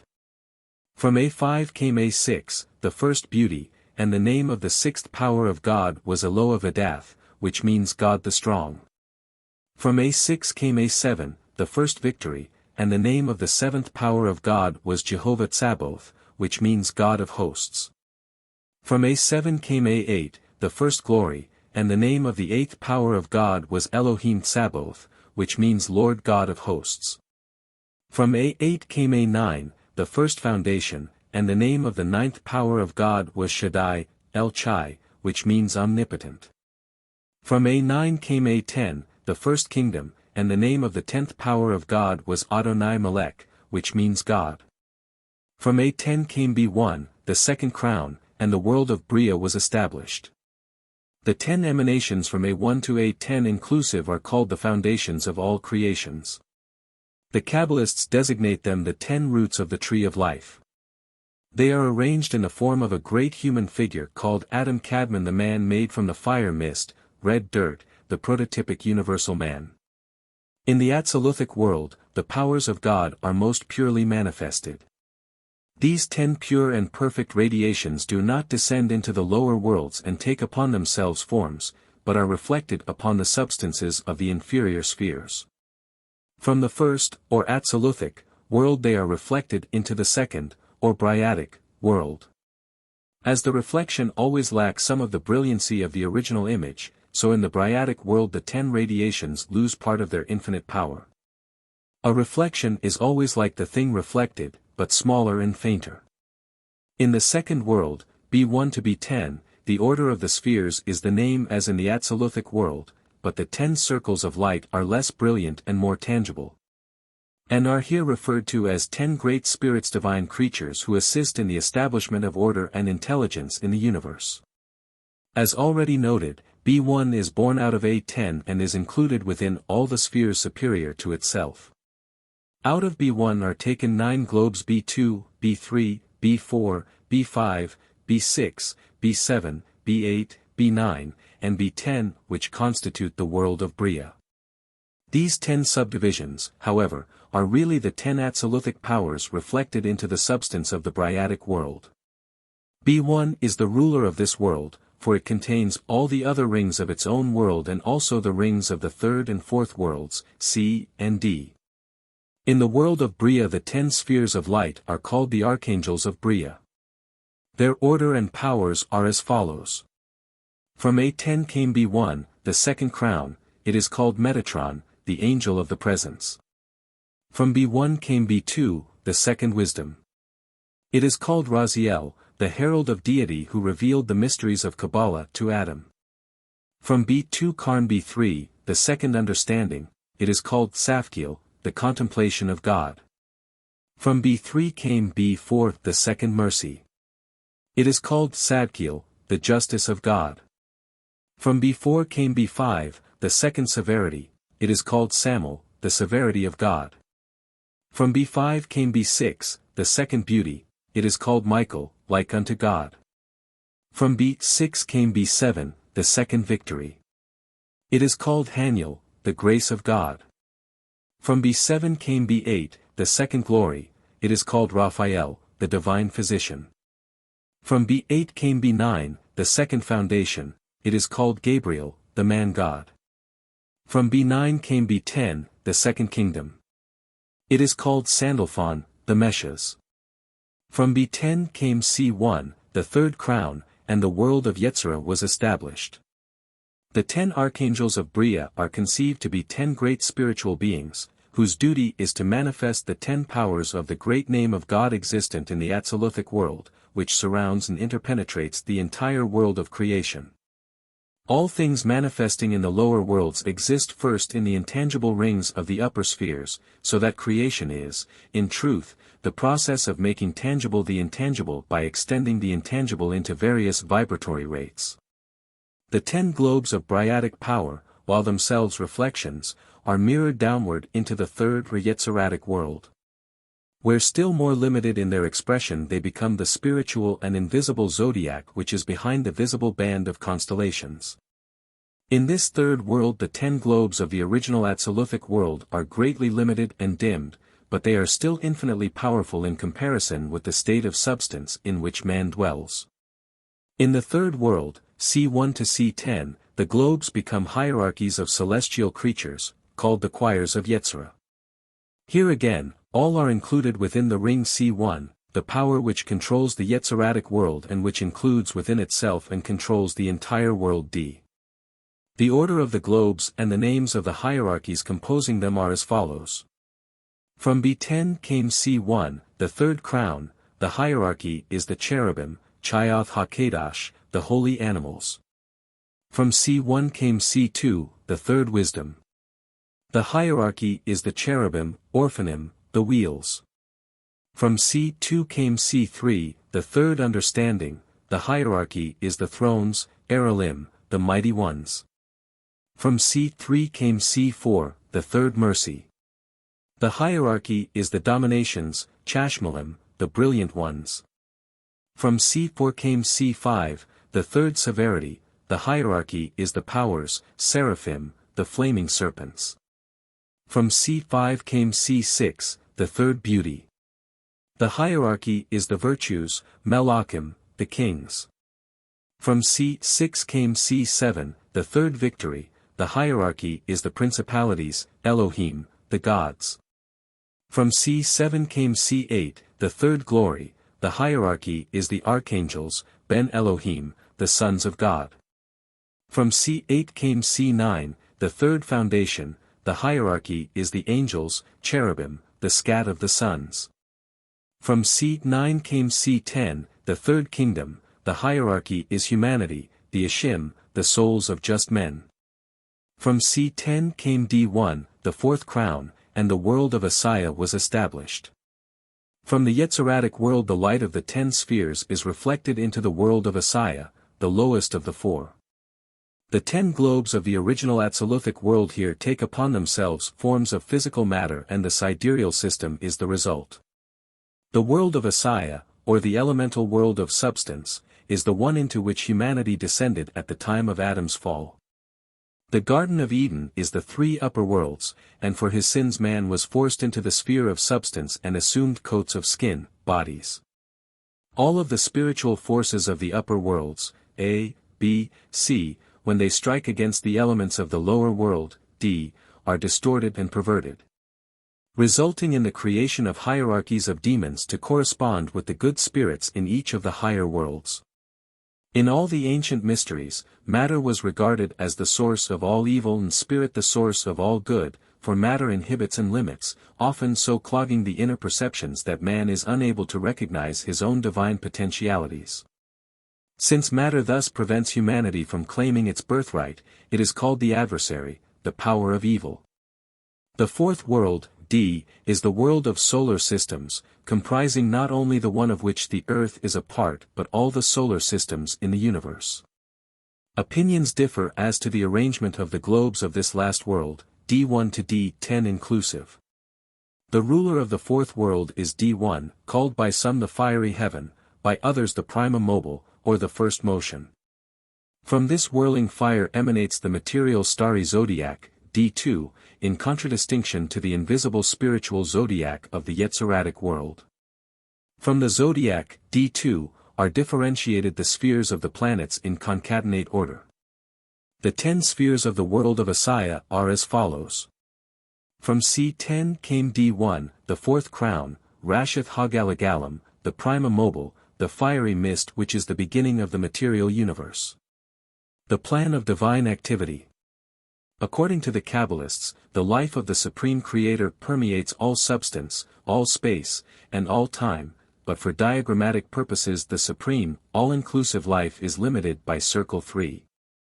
Which may be called the boundary line of divine existence. The divine life permeating the area bounded by circle 3 is focused at point 1, which thus becomes the personification of the impersonal life and is termed the first crown. The creative forces pouring through point 1 come into manifestation as the objective universe in the intermediate space, circle 2. From D1 came D2, the fourth wisdom, Masleth, the zodiac, the firmament of the fixed stars. From D2 came D3, the fourth understanding. Shabbathai, the sphere of Saturn. From D3 came D4, the fourth mercy, Tzedeg, the sphere of Jupiter. From D4 came D5, the fourth severity, Madam, the sphere of Mars. From D5 came D6, the fourth beauty, Shemesh, the sphere of the sun. From D6 came D7, the fourth victory, Noga, the sphere of Venus. From D7 came D8, the fourth glory, Kakab, the sphere of Mercury. From D8 came D9, the fourth foundation. Lavana, the sphere of the moon. From D9 came D10, the fourth kingdom, column Yosodoth, the sphere of the four elements. By inserting a sphere, which he calls the Empyrean, before the prima mobile, Kircher moves each of the other spheres down one, resulting in the elimination of the sphere of the elements and making D10 the sphere of the moon. In the world of Asaya are to be found the demons and tempters. These are likewise reflections of the 10 great globes of Atziluth, but because of the distortion of the images resulting from the base substances of the world of Asaya upon which they are reflected, they become evil creatures. Called shells by the Qabbalists. There are 10 hierarchies of these demons to correlate with the 10 hierarchies of good spirits composing the Yetziratic world. There are also 10 archdemons, corresponding to the 10 archangels of Bria. The black magicians use these inverted spirits in their efforts to attain their nefarious ends, but in time the demon destroys those who bind themselves to it. The Kabbalistic scheme of the four worlds. In the above chart the dark line between X3 and A1 constitutes the boundary of the original D, while the concentric circles within this heavier line symbolize the emanations and the worlds which came forth from the dot. As this dot is contained within the outer rings X1, X2, and X3, and represents the first establishment of an individualized existence. So the lower universe symbolized by the 40 concentric circles within the dot represents the lower creation evolved out of and yet contained within the nature of the first crown, which may be called God, within whom the divine powers. The celestial beings, the sidereal worlds, and man, live and move and have their being. It is highly important that all the rings within A1 be considered as being enclosed by the primitive dot, which is itself encircled by the great ring X1, or the auric egg of Ain Soph. Each ring includes within its own nature all the rings within itself and is included within the natures of all the rings outside of itself. Thus, A1, the primitive dot controls and contains the 39 rings which it encloses, all of these partaking of its nature in varying degrees according to their respective dignities. Consequently, the entire area from A1 to D10 inclusive is the original dot. And the rings symbolize the divisions which took place within it and the emanations which poured out from it after its establishment in the midst of the abstract nature of Ain Soph. The powers of the rings decreased towards the center of the diagram, for power is measured by the number of things controlled, and each ring controls the rings within it and is controlled by the rings outside of it. Thus, while A1 controls 39 rings besides itself, B1 controls only 29 rings besides its own. Therefore, A1 is more powerful than B1. As the greatest spiritual solidity, or permanence, is at the circumference and the greatest material density, or impermanence, is at the center of the diagram. The rings as they decrease in power become more material and substantial until the center sphere, D10, symbolizes the actual chemical elements of the earth. The rates of vibration are also lower as the rings approach the center. Thus, the vibration of A2 is lower than A1 but higher than A3, and so on in decreasing scale towards the center, A1 being the highest and D10 the lowest sphere of creation. While A1, the ruler of creation, controls the circles marked A, B, C, and D, it is less than the 3 rings of Ain Soph X2, and X3, and therefore bows before the throne of the ineffable Creator from whose substances it was individualized. The 10 orders of demons and the 10 archdemons of the world of Asaya are as follows. D1, the evil crown, the hierarchy is called Thaumiel, the doubles of God, the two-headed, the archdemons are Satan and Moloch. From D1 came D2, the evil wisdom, the hierarchy is called Chajadiel, those who obstruct, the archdemon is Adam Belial. From D2 came D3, the evil understanding. The hierarchy is called Setheriel, the concealment of God, the archdemon is Lucifuge. From D3 came D4, the evil mercy, the hierarchy is called Gamchikoth, the disturber of things, the archdemon is Astaroth. From D4 came D5, the evil severity. The hierarchy is called Golub, incendiarism and burning, the archdemon is Asmodeus. From D5 came D6, the evil beauty, the hierarchy is called Tagarini, the wranglers, the archdemon is Belphegor. From D6 came D7, the evil victory. The hierarchy is called Harab Serap, the dispensing raven, the archdemon is Baal Channon. From D7 came D8, the evil glory, the hierarchy is called Samel, the embroiler, the archdemon is Adramelech. From D8 came D9, the evil foundation. The hierarchy is called Gamaliel, the obscene, the archdemon is Lilith. From D9 came D10, the evil kingdom, the hierarchy is called Nehemoth, the impure, the archdemon is Nehema. The Qabbalists declare that the worlds, intelligences, and hierarchies were established according to the vision of Ezekiel. By the man of Ezekiel's vision is symbolized the world of Atziluth, by the throne, the world of Bria. By the firmament, the world of Yetzirah, and by the living creatures the world of Asaya. These spheres are the wheels within wheels of the prophet. The Qabbalists next established a human figure in each of the four worlds. A1 was the head and A10 the feet of the man of Atziluth, B1 was the head and B10 the feet of the man of Bria, C1 was the head and C10 the feet of the man of Yetzirah. D1 was the head and D10 the feet of the man of Asaya. These four are called the world men. They are considered androgynous and are the prototypes of humanity. The human body, like that of the universe, is considered to be a material expression of 10 globes or spheres of light. Therefore man is called the microcosm, the little world, built in the image of the great world of which he is a part. The Qabbalists also established a mysterious universal man with his head at A1 and his feet at D10. This is probably the secret significance of the great figure of Nebuchadnezzar's dream, with its head in the world of Atziluth, its arms and hands in the world of Bria, its generative system in the world of Yetzirah, and its legs and feet in the world of Asaya. This is the grand man of the Zohar, of whom Eliphaz Levi writes. It is not less astonishing to observe at the beginning of the Zohar the profundity of its notions and the sublime simplicity of its images. It is said as follows: the science of equilibrium is the key of occult science. Unbalanced forces perish in the void. So passed the kings of the elder world, the princes of the giants. They have fallen like trees without roots, and their place is found no more. Through the conflict of unbalanced forces, the devastated earth was void and formless, until the Spirit of God made for itself a place in heaven and reduced the mass of waters. All the aspirations of nature were directed then towards unity of form, towards the living synthesis, if equilibrated forces, the face of God, crowned with light, rose over the vast sea and was reflected in the waters thereof.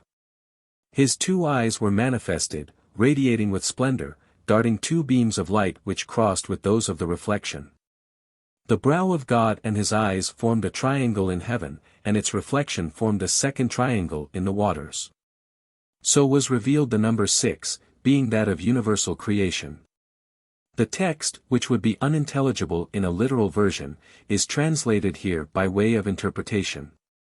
The author makes it plain that the human form which he ascribes to deity is only an image of his meaning, and that God is beyond expression by human thought or representation by any figure. Pascal said that God is a circle, of which the center is everywhere and the circumference nowhere. But how is one to imagine a circle apart from its circumference? The Zohar adopts the antithesis of this paradoxical image, and in respect of the circle of Pascal would say rather that the circumference is everywhere, while that which is nowhere is the center. It is however to a balance and not to a circle that it compares the universal equilibrium of things. It affirms that equilibrium is everywhere, and so also is the central point where the balance hangs in suspension. We find that the Zohar is thus more forcible and more profound than Pascal. The Zohar is a genesis of light, the Sefer Yetzirah is a ladder of truth. Therein are expounded the 230 absolute symbols of speech, being numbers and letters. Each letter produces a number, an idea and a form, so that mathematics are applicable to forms and ideas, even as to numbers, in virtue of an exact proportion, and a perfect correspondence.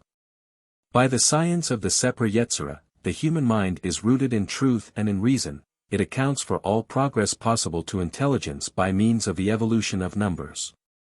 Thus does the Zohar represent absolute truth, while the Sefer Yetzirah furnishes the method of its acquisition, its discernment and application. History of Magic. By placing man himself at the point D10, his true constitution is revealed. He exists upon 4 worlds, only one of which is visible. It is then made evident that his parts and members upon the material plane are, by analogy, hierarchies and intelligences in the higher worlds. Here, again, the law of interpenetration is evidenced.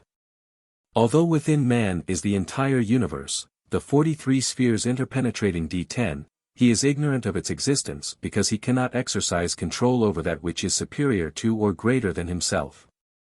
Nevertheless, all these higher spheres exercise control over him, as his functions and activities demonstrate.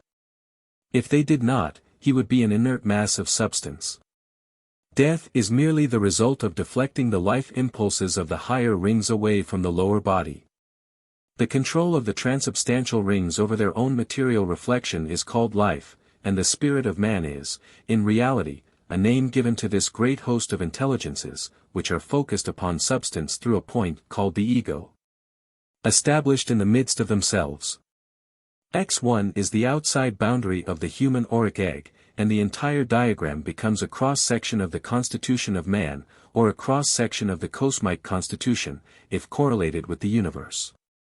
By the secret culture of the Qabbalistic school, man is taught how to climb the rings, unfold his consciousness, until at last he returns to Ein Sof. The process by which this is accomplished is called the 50 Gates of Light. Kircher, the Jesuit Kabbalist, declares that Moses passed through 49 of the gates, but that Christ alone passed the 50th gate. To the 3rd edition of the Sefer Yetzirah translated from the Hebrew by W.M. Wynne Westcott are appended the 50 gates of intelligence emanating from Bina, the second Sephirah. The source of this information is Kircher's Oedipus Aegyptiacus. The gates are divided into 6 orders, of which the first 4 have each 10 subdivisions, the 5th 9, and the 6th only 1. The first order of gates is termed elementary and its divisions are as follows: 1. Chaos, Hyle, the first matter. 2. Formless, void, lifeless. 3. The abyss. 4. Origin of the elements. 5. Earth, no seed germs. 6. Water wink with a frown. 7. Air wink with a frown. 8. Fire wink with a frown. 9. Differentiation of qualities. 10. Mixture and combination. The second order of gates is termed decad of evolution and its divisions are as follows: 11. Minerals differentiate. 12. Vegetable principles appear. 13. Seeds germinate in moisture. 14. Herbs and trees. 15. Fructification in vegetable life. 16. Origin of low forms of animal life. 17. Insects and reptiles appear. 18. Fishes, vertebrate life in the waters. 19. Birds, vertebrate life in the air. 20. Quadrupeds, vertebrate earth animals. The third order of gates is termed decad of humanity and its divisions are as follows: 21. Appearance of man. 22. Material human body. 23. Human soul conferred. 24. Mystery of Adam and Eve. 25. Complete man as the microcosm. 26. Gift of 5 human faces acting exteriorly. 27. Gift of 5 powers to the soul. 28. Adam Kadmon, the heavenly man. 29. Angelic beings. 30. Man in the image of God. The fourth order of gates is termed world of spheres and its divisions are as follows: 31. The heaven of the moon. 32. The heaven of Mercury. 33. The heaven of Venus. 34. The heaven of the sun. 35. The heaven of Mars. 36. The heaven of Jupiter. 37. The heaven of Saturn. 38. The firmament. 39. The prima mobile. 40. The empyrean heaven. The fifth order of gates is termed the angelic world and its divisions are as follows: 41. Ishim sons of fire. 42. Orphanim cherubim. 43. Aralim thrones. 44. Chashmalim dominions. 45. Seraphim virtues. 46. Melechim powers. 47. Elohim principalities. 48. Ben Elohim angels. 49. Cherubim archangels. The order of the angels is a matter of controversy, the arrangement above differing from that accepted in other sections of this volume. The rabbins disagree fundamentally as to the proper sequence of the angelic names. The sixth order is termed the archetype and consists of but one gate, 50, God, Ayin Soph, he whom no mortal eye hath seen. The 50th gate leads from creation into the creative principle, and he who passes through it returns into the unlimited and undifferentiated condition of all. The 50 gates reveal a certain evolutionary process, and it was declared by the rabbins that he who would attain to the highest degree of understanding must pass sequentially through all of these orders of life, each of which constituted a gate, in that the spirit, passing from the lower to the higher, found in each more responsive organism new avenues of self-expression. The Tree of the Sephiroth. The Tree of the Sephiroth may be considered an invaluable compendium of the secret philosophy which originally was the spirit and soul of Hasidism. The Qabbalah is the priceless heritage of Israel, but each year those who comprehend its true principles become fewer in number. The Jew of today, if he lacks a realization of the profundity of his people's doctrines, is usually permeated with that most dangerous form of ignorance, modernism, and is prone to regard the Qabbalah either as an evil to be shunned like the plague or as a ridiculous superstition which has survived the black magic of the Dark Ages. Yet without the key which the Qabbalah supplies, the spiritual mysteries of both the Old and the New Testament must remain unsolved by Jew and Gentile alike. The Sephirothic tree consists of 10 globes of luminous splendor arranged in 3 vertical columns and connected by 22 channels or paths. The 10 globes are called the Sephiroth, and to them are assigned the numbers I to 10. The 3 columns are called mercy, on the right, severity, on the left, and, between them, mildness, as the reconciling power. The columns may also be said to represent wisdom, strength, and beauty, which form the triune support of the universe, for it is written that the foundation of all things is the 3. The 22 channels are the letters of the Hebrew alphabet, and to them are assigned the major trumps of the tarot deck of symbolic cards. Eliphaz Levi declared that by arranging the tarot cards according to a definite order man could discover all that is knowable concerning his God, his universe, and himself. When the 10 numbers which pertain to the globes, Sephiroth, are combined with the 22 letters relating to the channels, the resultant sum is 32, the number peculiar to the Kabbalistic paths of wisdom. These paths, occasionally referred to as the 32 teeth in the mouth of the vast countenance or as the 32 nerves that branch out from the divine brain, are analogous to the first 32 degrees of Freemasonry, which elevate the candidate to the dignity of a prince of the royal secret. Kabbalists also consider it extremely significant that in the original Hebrew scriptures the name of God should occur 32 times in the first chapter of Genesis. In the English translations of the Bible the name appears 33 times. In the mystic analysis of the human body, according to the rabbins, 32 spinal segments lead upward to the temple of wisdom, the skull. The 4 Kabbalistic trees described in the preceding chapter were combined by later Jewish scholars into one all-inclusive diagram and termed by them not only the Sephirothic but also the archetypal, or heavenly, Adam. According to some authorities, it is this heavenly Adam, and not a terrestrial man, whose creation is described in the opening chapters of Genesis. Out of the substances of this divine man the universe was formed. In him it remains and will continue even after dissolution shall resolve the spheres back into their own primitive substance. The deity is never conceived of as actually contained in the Sephiroth, which are purely hypothetical vessels employed to define the limits of the creative essence. Adolf Frank rather likens the Sephiroth to varicolored transparent glass bowls filled with pure light, which apparently assumes the color of its containers but whose essential nature remains ever unchanged and unchangeable. The 10 Sephiroth composing the body of the prototypic Adam, the numbers related to them, and the parts of the universe to which they correspond are as follows. No. The Sephiroth. The universe. Alternative. 1. Kether the crown. Primum mobile. The fiery heavens. 2. Chachma wisdom. The zodiac. The first motion. 3. Bina understanding. Saturn. The zodiac. 4. Chesed mercy. Jupiter. Saturn. 5. Qabbalah severity. Mars. Jupiter. 6. Tifereth beauty. Sun. Mars. 7. Netza victory. Venus. Sun. 8. Hod glory. Mercury. Venus. 9. Jesed the foundation. Moon. Mercury. 10. Malchut the kingdom. Elements. Moon. It must continually be emphasized at the Sephiroth and the properties assigned to them. Like the tetracties of the Pythagoreans, are merely symbols of the cosmic system with its multitude of parts. The truer and fuller meaning of these emblems may not be revealed by writing or by word of mouth, but must be divined as the result of study and meditation. In the Sefer HaZohar it is written that there is a garment, the written doctrine, which every man may see. Those with understanding do not look upon the garment but at the body beneath it, the intellectual and philosophical code. The wisest of all, however, the servants of the heavenly King, look at nothing save the soul, the spiritual doctrine which is the eternal and ever-springing root of the law.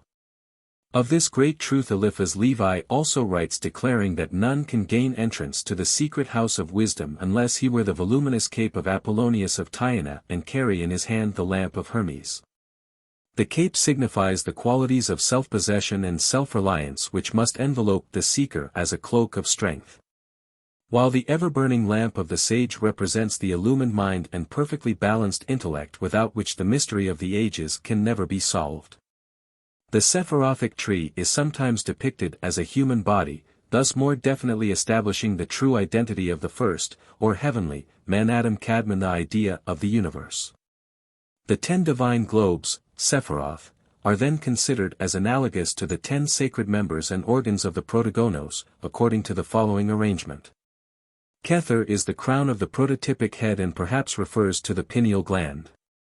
Chachma and Bina are the right and left hemispheres respectively of the great brain. Chesed and Gebura, Pekhad, are the right and left arms respectively, signifying the active creative members of the grand man.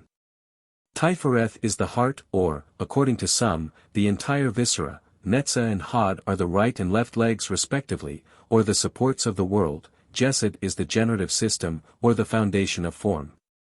And Malchuth represents the 2 feet, or the base of being. Occasionally Jesed is considered as the male and Malchuth as the female generative power. The grand man thus conceived is the gigantic image of Nebuchadnezzar's dream, with head of gold, arms and chest of silver, body of brass, legs of iron, and feet of clay. The medieval Kabbalists also assigned one of the 10 commandments and a 10th part of the Lord's Prayer in sequential order to each of the 10 Sephiroth. Concerning the emanations from Kether, which established themselves as 3 triads of creative powers termed in the Sefer HaZohar 3 heads each with 3 faces. H.P. Blavatsky writes, this, Kether, was the first Sephiroth, containing in herself the other 9 Sephiroth, or intelligences. In their totality and unity they represent the archetypal man, Adam Kadmon, the Pyro Omega Tau Gamma Omicron Nu Omicron, who in his individuality or unity is yet dual, or bisexual, the Greek Didymos, for he is the prototype of all humanity. Thus we obtain 3 trinities, each contained in a head. In the first head, or face, the 3-faced Hindu Trimurti, we find Sapphira, Kether, the first androgyne, at the apex of the upper triangle, emitting Hakama, Chachma, or wisdom, a masculine and active potency also called Jah, and Bina, or intelligence, a female and passive potency, also represented by the name Jehovah. These 3 form the first trinity or face of the Sephiroth. This triad emanated Hesed, or mercy, a masculine active potency, also called El, from which emanated Gebura, or justice, also called Aloha, a feminine passive potency. From the union of these 2 was produced Tifereth, beauty, clemency, the spiritual sun, known by the divine name Elohim, and the second triad, face, or head, was formed. These emanating, in their turn, the masculine potency Netza, firmness, or Jehovah Sabaoth, who issued the feminine passive potency Hod, splendor, or Elohim Sabaoth. The two produced Jesed, foundation, who is the mighty living one El Chai, thus yielding the third Trinity or head. The 10th Sephiroth is rather a duad, and is represented on the diagrams as the lowest circle. It is Malchuth or kingdom, and Shekinah, also called Adonai, and cherubim among the angelic hosts. The first head is called the intellectual world. The second head is the sensuous, or the world of perception, and the third is the material or physical world. See Isis Unveiled. Among the later Kabbalists there is also a division of the Sephirothic tree into 5 parts, in which the distribution of the globes is according to the following order. 1. Macroprosophos, or the Great Face. Is the term applied to Kether as the first and most exalted of the Sephiroth and includes the 9 potencies or Sephiroth issuing from Kether. 2. Abba, the Great Father, is the term generally applied to Chachma Universal Wisdom, the first emanation of Kether, but, according to Ibn Jebirol, Chachma represents the Son, the Logos or the Word born from the union of Kether and Bina. 3. Ima, the Great Mother, is the name by which Bina, or the third Sapphira, is generally known. This is the Holy Ghost, from whose body the generations issue forth. Being the third person of the creative triad, it corresponds to Jehovah, the Demiurgus. 4. Microprosophos, or the Lesser Face, is composed of the 6 Sephiroth Chesed, Geburah, Tifereth, Netzah, Hod, and Jesed. The Microprosophos is commonly called the Lesser Adam, or Zor Anpin, whereas the Macroprosophos, or Superior Adam, is Arik Anpin. The 4 Sephirothic trees. The 40 concentric circles shown in the large circular cut in the preceding chapter are here arranged as 4 trees, each consisting of 10 circles. These trees disclose the organization of the hierarchies controlling the destinies of all creation. The trees are the same in each of the 4 worlds, but the powers vested in the globes express themselves differently through the substances of each world, resulting in endless differentiation. A table of Sephirothic correspondences. From Flood's Collectio Oprum. The above diagram has been specially translated from the Latin as being of unique value to students of Kabbalism and also as an example of Robert Flood's unusual ability in assembling tables of correspondences. Robert Flood ranks among the most eminent Rosicrucians and Freemasons. In fact, he has often been called the first English Rosicrucian. He has written several valuable documents directly bearing upon the Rosicrucian enigma. It is significant that the most important of his works should be published at the same time as those of Bacon, Shakespeare, and the first Rosicrucian authors. The Sephirothic Tree of the Later Kabbalists. Translated from Kircher's Oedipus Aegyptiacus. Having demonstrated that the Kabbalists divided the universe into 4 worlds, each consisting of 10 spheres, it is necessary to consider next how the 10 spheres of each world were arranged into what is called the Sephirothic tree. This tree is composed of 10 circles, representing the numbers 1 to 20 and connected together by 22 canals, the 22 letters of the Hebrew alphabet. The 10 numbers plus the 22 letters result in the occult number 32, which, according to the Mishnah, signifies the 32 paths of wisdom. Letters and numbers, according to the Kabbalists, are the keys to all knowledge, for by a secret system of arranging them the mysteries of creation are revealed. For this reason they are called the paths of wisdom. This occult fact is carefully concealed in the 32nd degree of Freemasonry. There are 4 trees, one in each of the 4 worlds established in the preceding chapter. The first is in the Atziluthic world, the 10 circles being the 10 globes of light established in the midst of Ain Soph.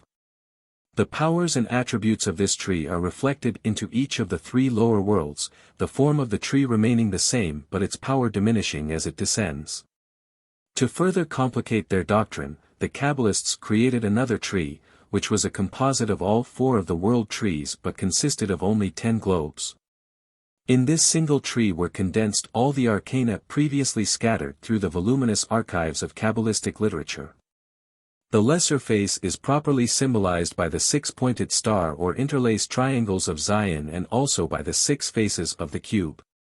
It represents the directions north, east, south, west, up, and down, and also the first 6 days of creation. In his list of the parts of the microprosopis, MacGregor Mathers includes Bina as the first and superior part of the lesser atom, thus making his constitution septenary.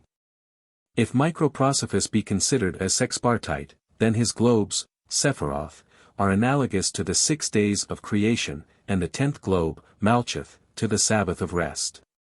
5. The bride of microprosopis is Malcheth, the epitome of the Sephiroth, its quaternary constitution being composed of blendings of the 4 elements. This is the divine Eve that is taken out of the side of microprosopis and combines the potencies of the entire Kabbalistic tree in one sphere, which may be termed man. According to the mysteries of the Sephiroth, the order of the creation, or the divine lightning flash which zigzags through the 4 worlds according to the order of the divine emanations, is thus described, from Ain Soph, the nothing and all. The eternal and unconditioned potency, issues macroprosopis, the long face, of whom it is written, within his skull exist daily 13,000 myriads of worlds which draw their existence from him and by him are upheld. See the Greater Holy Assembly. Macroprosopis, the directionalized will of Ain Soph, corresponding to Kether, the crown of the Sephiroth, gives birth out of himself to the 9 lesser spheres of which he is the sum and the overbrooding cause. The 22 letters of the Hebrew alphabet, by the various combinations of which the laws of the universe are established, constitute the scepter of macroprosopis which he wields from his flaming throne in the Atziluthic world. From this eternal and ancient androgyne Kether come forth Chachma, the Great Father, and Bina, the Great Mother. These two are usually referred to as Abba and Ima, respectively, the first male and the first female, the prototypes of sex. These correspond to the first 2 letters of the sacred name, Jehovah, IHVH. The father is the, or I, and the mother is the, or H. Abba and Ima symbolize the creative activities of the universe, and are established in the creative world of Bria. In the Sefer HaZohar it is written, and therefore are all things established in the equality of male and female. For were it not so, how could they subsist? This beginning is the Father of all things, the Father of all fathers, and both are mutually bound together, and the one path shineth into the other. Chachma, wisdom, as the Father. Bina, understanding, as the Mother. There is a difference of opinion concerning certain of the relationships of the parts of the first triad. Some Kabbalists, including Ibn Jebirol, consider Kether as the father, Bina as the mother, and Chachma as the son. In this later arrangement, wisdom, which is the attribute of the Son, becomes the creator of the lower spheres. The symbol of Bina is the dove, a proper emblem for the brooding maternal instinct of the universal mother.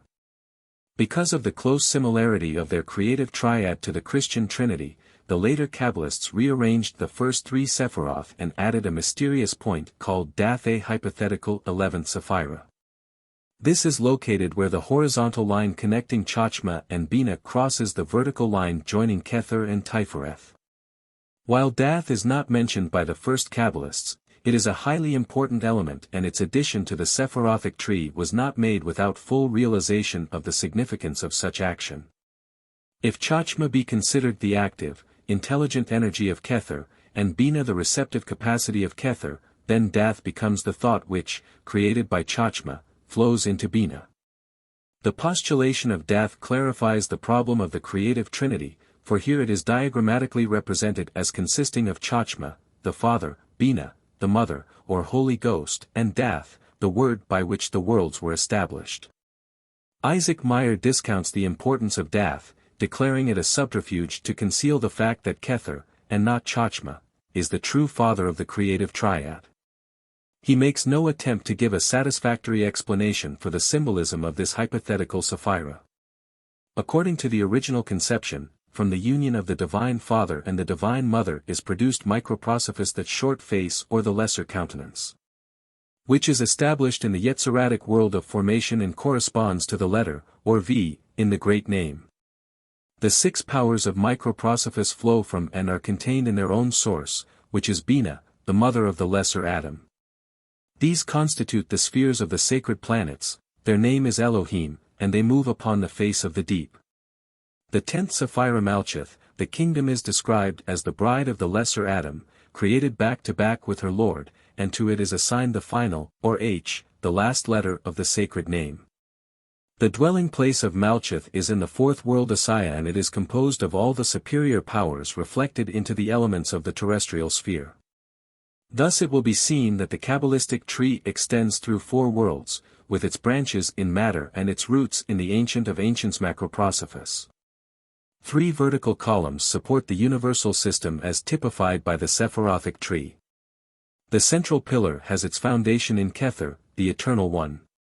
It passes downward through the hypothetical Sephira, Dath, and then through Tifereth and Jesed, with its lower end resting upon the firm foundation of Malkuth, the last of the globes. The true import of the central pillar is equilibrium. It demonstrates how the deity always manifests by emanating poles of expression from the midst of itself but remaining free from the illusion of polarity. If the numbers of the 4 Sephiroth connected by this column be added together, 1 plus 6 plus 9 plus 10, the sum is 26, the number of Jehovah. See chapter on Pythagorean mathematics.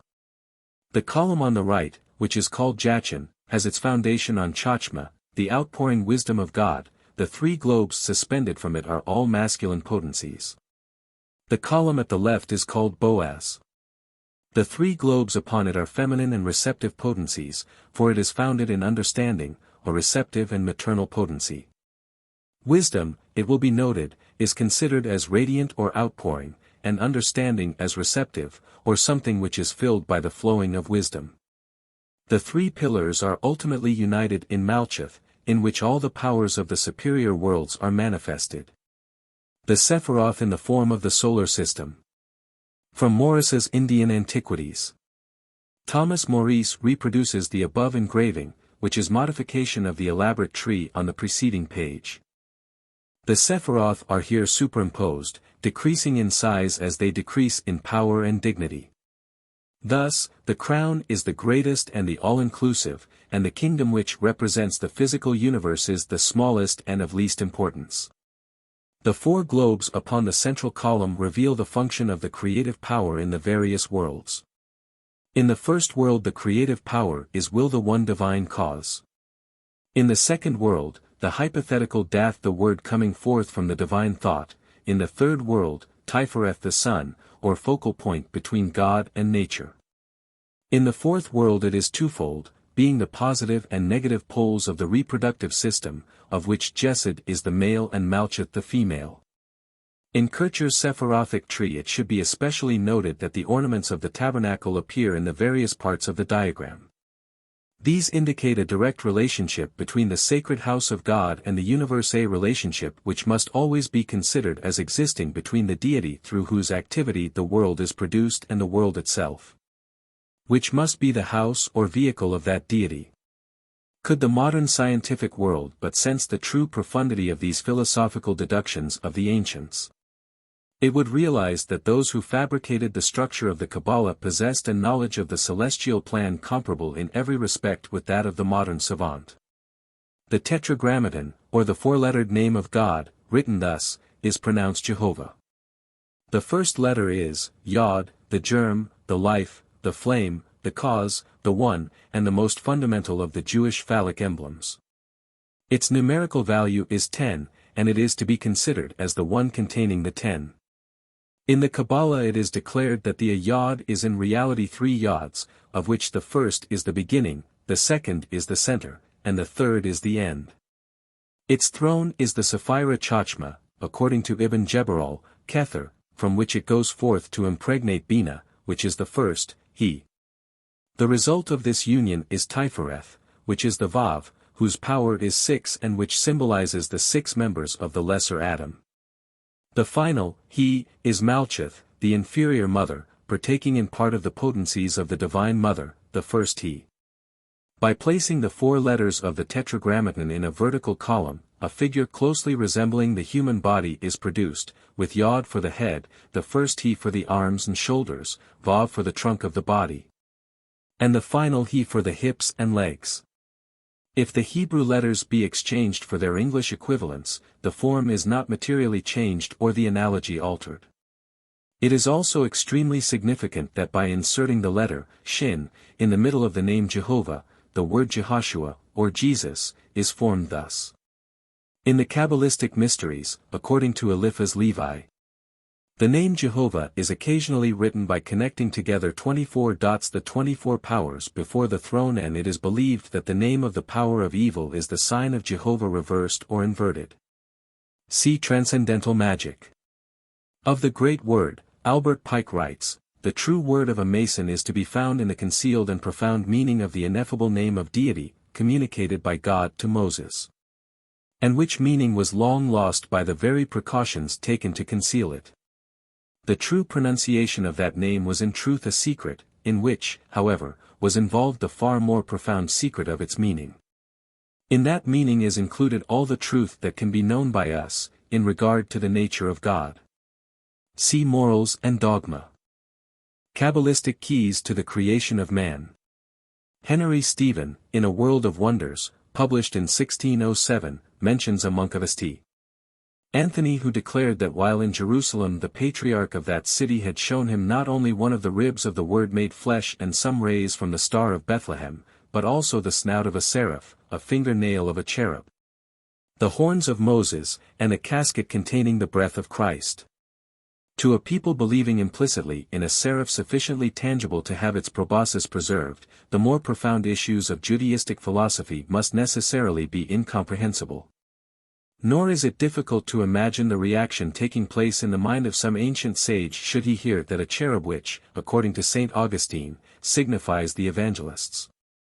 According to Philo Judaeus, the outermost circumference of the entire heavens, and according to several of the Church Fathers, the wisdom of God had sprouted finger-nails. The hopeless confusion of divine principles with the allegorical figures created to represent them to the limited faculties of the uninitiated has resulted in the most atrocious misconceptions of spiritual truths. Concepts well nigh as preposterous as these, however, still stand as adamantine barriers to a true understanding of Old and New Testament symbolism. For, until man disentangles his reasoning powers from the web of venerated absurdities in which his mind has lain ensnared for centuries, how can truth ever be discovered?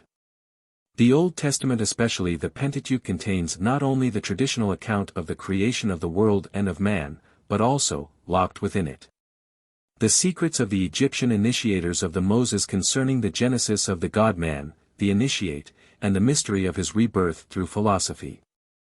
While the Lawgiver of Israel is known to have compiled several works other than those generally attributed to him, the writings now commonly circulated as the purported 6th and 7th books of Moses are in reality spurious treatises on black magic foisted on the credulous during the Middle Ages.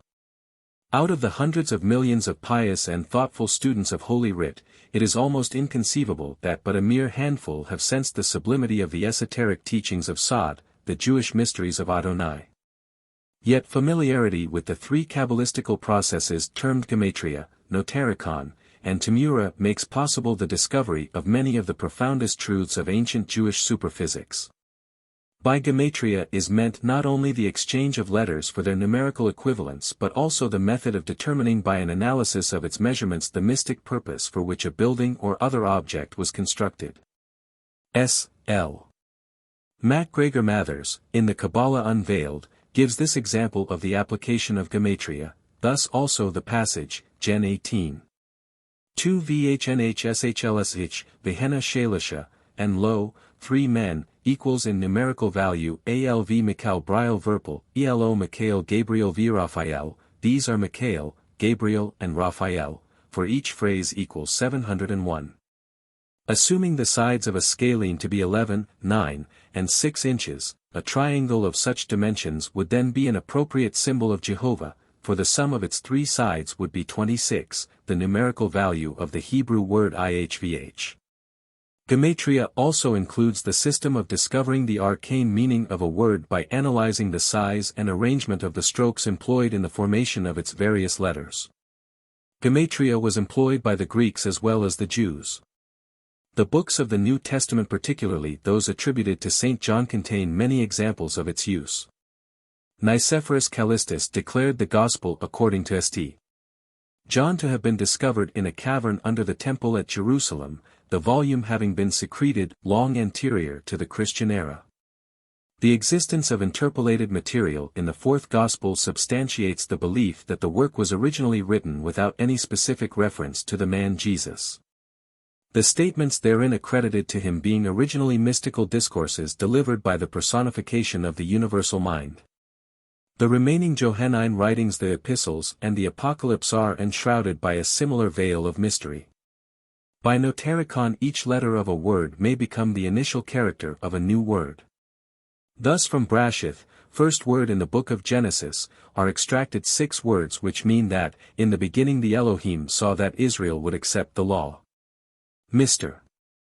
MacGregor Mathers also gives 6 additional examples of notaricon formed from the above word by Solomon Mayer Ben Moses, a medieval Qabbalist. From the famous acrostic ascribed to the Erythraean Sibyl, St. Augustine derived the word iota chi theta upsilon sigma, which by notaricon was expanded into the phrase, Jesus Christ, Son of God, Savior. By another use of notaricon, directly the reverse of the first, the initial, last, or middle letters of the words of a sentence may be joined together to form a new word or words. For example, the name Amen, Munu, may be extracted from, the Lord is the faithful King. Because they had embodied these cryptic devices in their sacred writings, the ancient priests admonished their disciples never to translate, edit, or rewrite the contents of the sacred books. Under the general heading of Tamura, several systems may be grouped and explained in which various letters are substituted for other letters according to prearranged tables or certain mathematical arrangements of letters, regular or irregular. Thus the alphabet may be broken into 2 equal parts and written in horizontal lines so that the letters of the lower row can be exchanged for those of the upper row, or vice versa. By this procedure the letters of the word kuzu may be exchanged for those of ihvh, the tetragrammaton. In another form of Tamura the letters are merely rearranged. Is the stone which is found in the center of the world, from which point the earth spread out on all sides. When broken in two the stone is, which means, the placing of God. See Pakudii Rakov, 71, 72. Again, Tamura may consist of a simple anagram, as in the English word live, which reversed becomes evil. The various systems of Tamura are among the most complicated and profound devices of the ancient rabbins. Among theological scholars there is a growing conviction that the hitherto accepted translations of the scriptural writings do not adequately express the spirit of the original documents. After the first copy of the Book of God, writes H.P. Blavatsky, has been edited and launched on the world by Hilkiah, this copy disappears, and Ezra has to make a new Bible, which Judas Maccabeus finishes. When it was copied from the horned letters into square letters, it was corrupted beyond recognition, the Masorah completed the work of destruction. Finally, we have a text, not 900 years old, abounding with omissions, interpolations, and premeditated perversions. See Isis Unveiled. Prof. Crawford Howell Toy of Harvard notes, manuscripts were copied and recopied by scribes who not only sometimes made errors in letters and words, but permitted themselves to introduce new material into the text, or to combine in one manuscript. Without mark of division, writings composed by different men. Instances of these sorts of procedure are found especially in Micah and Jeremiah, and the groups of prophecies which go under the names of Isaiah and Zechariah. See Judaism and Christianity. The Vision of Ezekiel. From the Bear Bible. This plate, which is from the first Protestant Bible published in Spanish, shows the Merkava, or chariot of Jehovah, which appeared to Ezekiel by the river Chebar. The prophet beheld 4 strange creatures, each having 4 heads, 4 wings, and brazen hoofs like those of a calf. And there were 4 wheels, filled with eyes. Where the cherubim went the wheels went also. The space between the cherubim and the wheels was filled with coals of fire.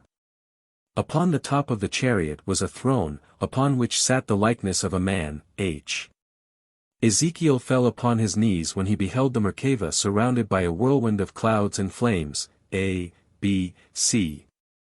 A hand, K, reached out from the clouds and the prophet was ordered to eat of a scroll which the hand held forth.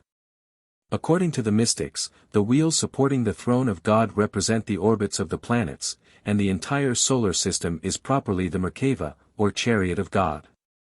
One of the divisions of the Qabbalah that dealing with the arts and sciences of those planes which are under the heavens is called the Merkava. In the Zohar it is written that the celestial throne or Ezekiel's vision signifies the traditional law. The appearance of a man sitting upon the throne represents the written law. Philo Judaeus in describing the cherubim upon the Ark of the Covenant declares that the figures are an intimation of the revolutions of the whole heavens.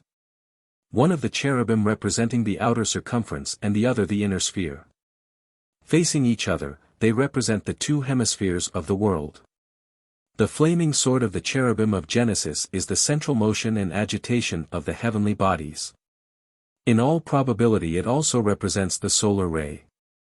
Does the mutilated condition of the Holy Bible in part accidental represent none the less a definite effort to confuse the uninitiated reader and thus better conceal the secrets of the Jewish Tannaim? Never has the Christian world been in possession of those hidden scrolls which contain the secret doctrine of Israel. And if the Qabbalists were correct in their assumption that the lost books of the Mosaic mysteries have been woven into the fabric of the Torah, then the scriptures are veritably books within books. In rabbinical circles the opinion is prevalent that Christendom never has understood the Old Testament and probably never will. In fact, the feeling exists in some quarters, at least that the Old Testament is the exclusive possession of the Jewish faith. Also that Christianity, after its unrelenting persecution of the Jew, takes unwarranted liberties when it includes strictly Jewish writings in its sacred canon. But, as noted by one rabbi, if Christianity must use the Jewish scriptures, it should at least strive to do so with some degree of intelligence. In the opening chapter of Genesis it is stated that after creating light and separating it from darkness, the seven Elohim divided the waters which were under the firmament from the waters which were above the firmament.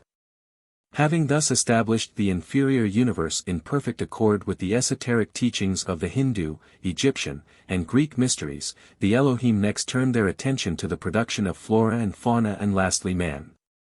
And God said, "Let us make man in our image, after our likeness." So God created man in his own image, in the image of God created he him, male and female created he them. And God blessed them, and God said unto them, Be fruitful, and multiply, and replenish the earth.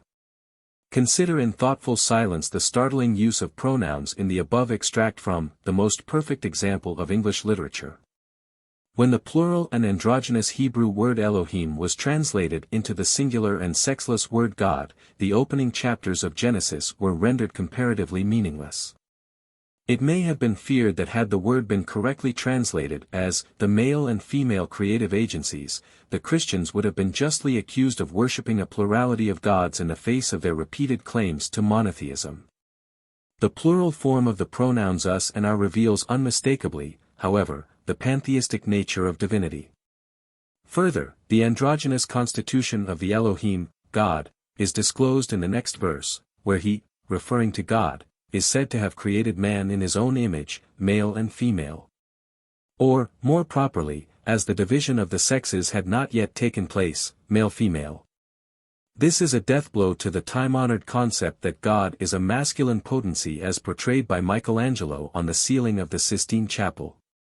The Elohim then order these androgynous beings to be fruitful.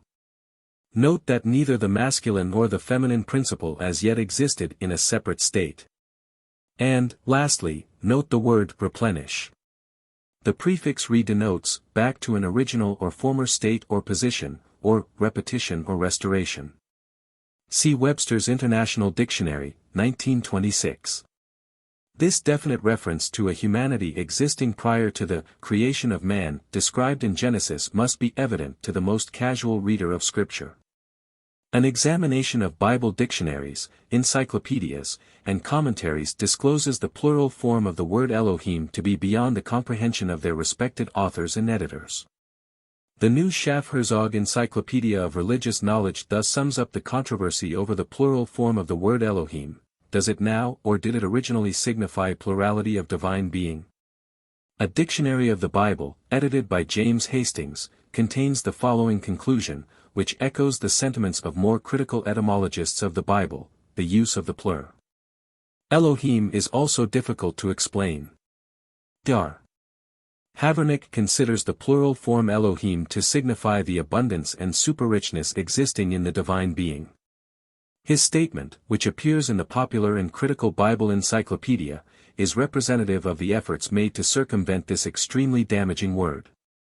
The International Standard Bible Dictionary considers the explanations offered by modern theologians of which Dr. Havernick's is a fair example to be too ingenious to have been conceived by the early Hebrews, and maintains that the word represents the survival of a polytheistic stage of Semitic thought. The Jewish Encyclopedia supports the latter assumption with the following concise statement: as far as epigraphic material, traditions, and folklore throw light on the question, the Semites are shown to be of polytheistic leanings. Various schools of philosophy, both Jewish and Gentile, have offered explanations erudite and otherwise of the identity of Adam.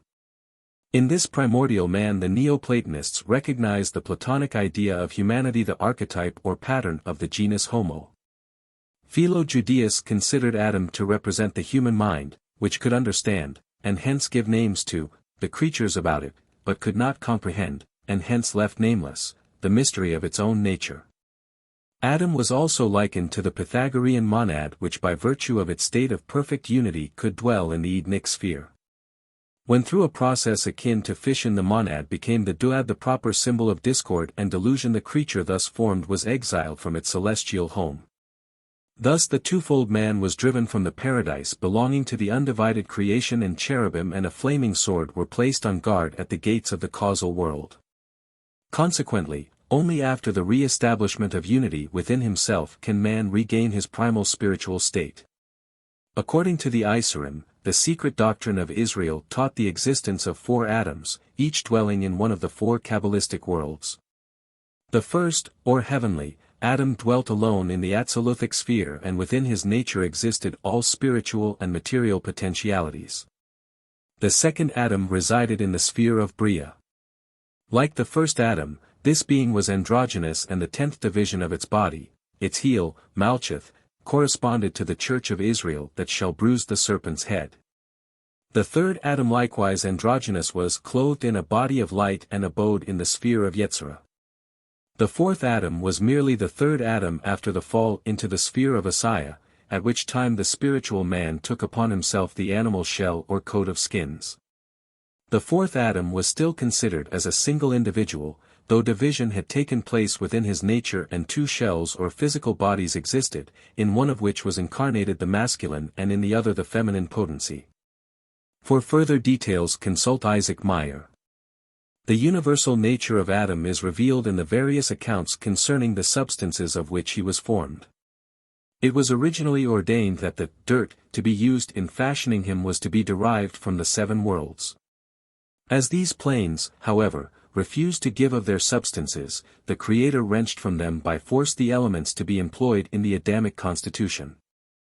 Saint Augustine discovered a notaricon in the name of Adam. He showed that the 4 letters, Adam, are the first letters of the 4 words Anatole Dices Arctos Mesembria, the Greek names for the 4 corners of the world. The same author also sees in Adam a prototype of Christ, for he writes, Adam sleeps that Eve may be formed, Christ dies, that the Church may be formed. While Adam sleeps, Eve is formed from his side. When Christ is dead, his side is smitten with a spear, that there flow forth sacraments to form the Church. Adam himself was the figure of him that was to come.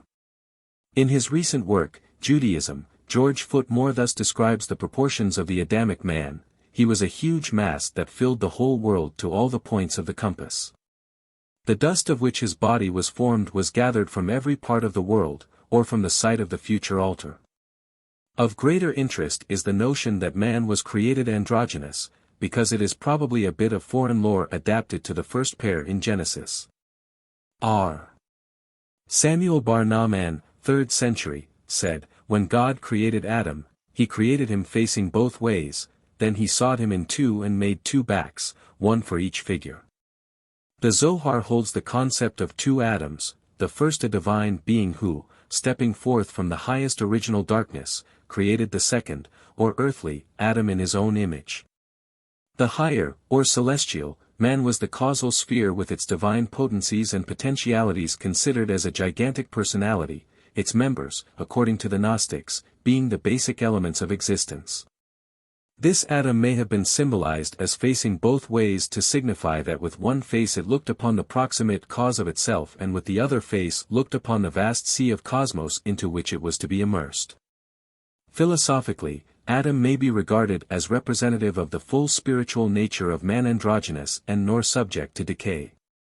Of this fuller nature the mortal man has little comprehension. Just as spirit contains matter within itself and is both the source and ultimate of the state denominated matter, so Eve represents the lower, or mortal, portion that is taken out of, or has temporal existence in the greater and fuller spiritual creation. Being representative of the inferior part of the individual, Eve is the temptress who, conspiring with the serpent of mortal knowledge, caused Adam to sink into a trance-like condition in which he was unconscious of his own higher self. When Adam seemingly awoke, he actually sank into sleep, for he no longer was in the spirit but in the body. Division having taken place within him, the true Adam rested in paradise while his lesser part incarnated in a material organism, Eve, and wandered in the darkness of mortal existence. The followers of Muhammad apparently sensed more accurately than the uninitiated of other sects the true mystic import of paradise. For they realized that prior to his fall the dwelling place of man was not in a physical garden in any particular part of the earth but rather in a higher sphere, the angelic world, watered by 4 mystical streams of life. After his banishment from paradise, Adam alighted on the island of Ceylon. And this spot is sacred to certain Hindu sects who recognize the old island of Lanka, once presumably connected with the mainland by a bridge, as the actual site of the Garden of Eden from which the human race migrated. According to the Arabian Nights, Sir Richard Burton's translation, Adam's footprint may still be seen on the top of a Ceylonese mountain. In the Islamic legends, Adam was later reunited with his wife, and after his death his body was brought to Jerusalem subsequent to the flood for burial by Melchizedek. See the Quran. The word Adam signifies a species or race, and only for lack of proper understanding has Adam been considered as an individual. As the macrocosm, Adam is the gigantic androgyne, even the demiurgus. As the microcosm, he is the chief production of the demiurgus, and within the nature of the microcosm the demiurgus established all the qualities and powers which he himself possessed. The demiurgus, however, did not possess immortality and, therefore, could not bestow it upon Adam. According to legend, the demiurgus strove to keep man from learning the incompleteness of his maker. The Adamic man consequently partook of the qualities and characteristics of the angels who were the ministers of the demiurgus.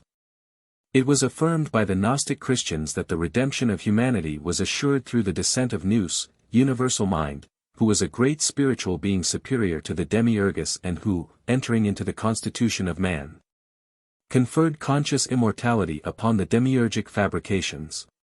That phallic symbolism occupies an important place in early Jewish mysticism is indisputable. Hargrave Jennings sees in the figure of Adam a type of the lingam of Shiva, which was a stone representative of the creative power of the world generator. In Gregory's works, writes Jennings, is a passage to the effect that Noah daily prayed in the ark before the body of Adam, i.e., before the phallus, Adam being the primitive phallus, great procreator of the human race. It may possibly seem strange, he says, that this orison should be daily said before the body of Adam. But, it is a most confessed tradition among the Eastern men that Adam was commanded by God that his dead body should be kept above ground till a fullness of time should come to commit it to the middle of the earth by a priest of the Most High God. This means Mount Moriah, the Meru of India. This body of Adam was embalmed and transmitted from father to son, till at last it was delivered up by Lamech into the hands of Noah. See phallicism. This interpretation somewhat clarifies the Qabbalistic assertion that in the first Adam were contained all the souls of the Israelites. See Sod. Though according to the Oriel agenda Adam was buried with the 3 seeds of the tree of knowledge in his mouth, it should be borne in mind that apparently conflicting myths were often woven around a single individual. One of the profound mysteries of Kabbalism is that set forth in the Notarikon based upon the letters of the name Adam, ADM. These three letters form the initials of the names Adam, David, and the Messiah, and these three personalities were said to contain one soul. As this soul represents the world soul of humanity, Adam signifies the involving soul, the Messiah the evolving soul, and David that condition of the soul termed epigenesis. In common with certain philosophic institutions of Asia, the Jewish mysteries contained a strange doctrine concerning the shadows of the gods. Gazing down into the abyss, the Elohim beheld their own shadows and from these shadows patterned the inferior creation.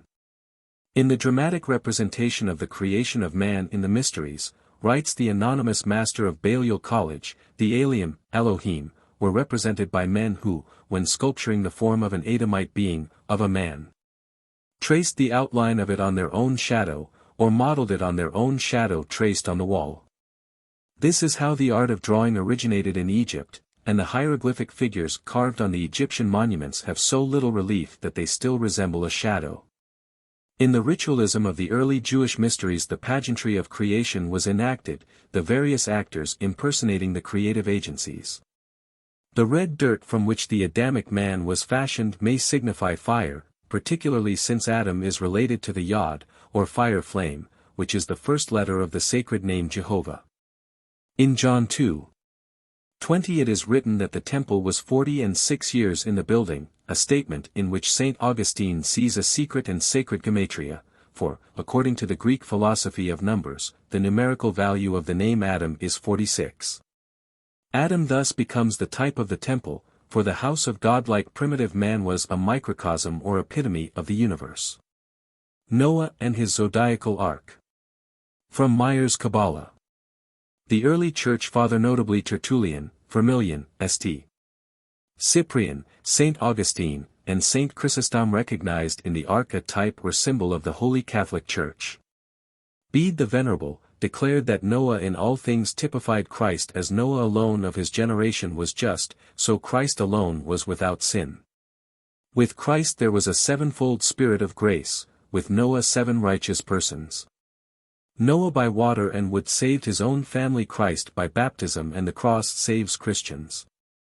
The ark was built of wood that did not decay. The church is composed of men who will live forever, for this ark means the church which floats upon the waves of the world. The diagram shown above is also reproduced in the Rosicrucians, by Hargrave Jennings. This author adds to the original diagram appearing in Antiquitatem Judaicum Libri 9 the signs of the zodiac, placing Aries at the head and continuing in sequential order to Leo, which occupies the 5th cross-section of the ark. Jennings assigns the panel containing the door to the undivided constellation of Virgo Libra Scorpio, which is continued into the first subdivision of the 2nd section, and the remaining 4 crest sections to the constellations of Sagittarius to Pisces inclusive. A study of the plate discloses the ark to be divided into 11 main sections, and along the base and roof of each section are shown 3 subdivisions, thus making in all the sacred number 33. Occupying the position corresponding to the generative system of the human body will also be noted the cross upon the door of the central section.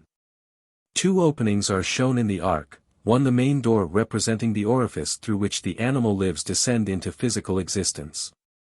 The other a small window proximate to the crown of the head through which the spirit gains liberty according to the ancient rites.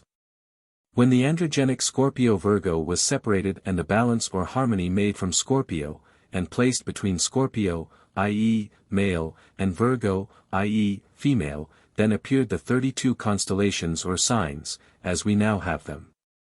The ark is 3 stories high, perhaps to symbolize heaven, man, earth. In the figure of the man, notice the parting of the hair in the middle of the forehead and the arrangement of the beard, whiskers, mustache and the hair, on the back of the neck and shoulders. See the Qabbalah by Isaac Meyer. In the mysteries, Adam is accredited with having the peculiar power of spiritual generation. Instead of reproducing his kind by the physical generative processes, he caused to issue from himself or, more correctly, to be reflected upon substance a shadow of himself. This shadow he then ensouled and it became a living creature. These shadows, however, remain only as long as the original figure of which they are the reflections endures, for with the removal of the original the host of likenesses vanish with it. Herein is the key to the allegorical creation of Eve out of the side of Adam, for Adam, representative of the idea or pattern, is reflected into the material universe as a multitude of ensouled images which collectively are designated Eve. According to another theory, the division of the sexes took place in the archetypal sphere, hence the shadows in the lower world were divided into two classes consistent with the orders established in the archetype. In the apparently incomprehensible attraction of one sex for the other, Plato recognized a cosmic urge toward reunion of the severed halves of this archetypal being. Exactly what is to be inferred by the division of the sexes as symbolically described in Genesis is a much debated question. That man was primarily androgynous is quite universally conceded, and it is a reasonable presumption that he will ultimately regain this bisexual state. As to the manner in which this will be accomplished, two opinions are advanced. One school of thought affirms that the human soul was actually divided into two parts, male and female, and that man remains an unperfect creature until these parts are reunited through the emotion which man calls love. From this concept has grown the much-abused doctrine of soul mates, who must quest through the ages until the complementary part of each severed soul is discovered. The modern concept of marriage is to a certain degree founded upon this ideal. According to the other school, the so-called division of the sexes resulted from suppression of one pole of the androgynous being in order that the vital energies manifesting through it might be diverted to development of the rational faculties. From this point of view, man is still actually androgynous and spiritually complete, but in the material world the feminine part of man's nature and the masculine part of woman's nature are quiescent. Through spiritual unfoldment and knowledge imparted by the mysteries, however, the latent element in each nature is gradually brought into activity, and ultimately the human being thus regains sexual equilibrium. By this theory, woman is elevated from the position of being man's errant part to one of complete equality. From this point of view, marriage is regarded as a companionship in which two complete individualities manifesting opposite polarities are brought into association, that each may thereby awaken the qualities latent in the other and thus assist in the attainment of individual completeness. The first theory may be said to regard marriage as an end, the second as a means to an end. The deeper schools of philosophy have leaned toward the latter as more adequately acknowledging the infinite potentialities of divine completeness in both aspects of creation. The Christian Church is fundamentally opposed to the theory of marriage, claiming that the highest degree of spirituality is achievable only by those preserving the virginal state. This concept seemingly originated among certain sects of the early Gnostic Christians, who taught that to propagate the human species was to increase and perpetuate the power of the demiurgus. For the lower world was looked upon as an evil fabrication created to ensnare the souls of all born into it, hence it was a crime to assist in bringing souls to earth. When, therefore, the unfortunate father or mother shall stand before the final tribunal, all their offspring will also appear and accuse them of being the cause of those miseries attendant upon physical existence. This view is strengthened by the allegory of Adam and Eve, whose sin through which humanity has been brought low is universally admitted to have been concerned with the mystery of generation. Mankind, owing to Father Adam its physical existence, regards its progenitor as the primary cause of its misery, and in the judgment day, rising up as a mighty progeny, will accuse its common paternal ancestor. Those Gnostic sects maintaining a more rational attitude on the subject declared the very existence of the lower worlds to signify that the Supreme Creator had a definite purpose in their creation.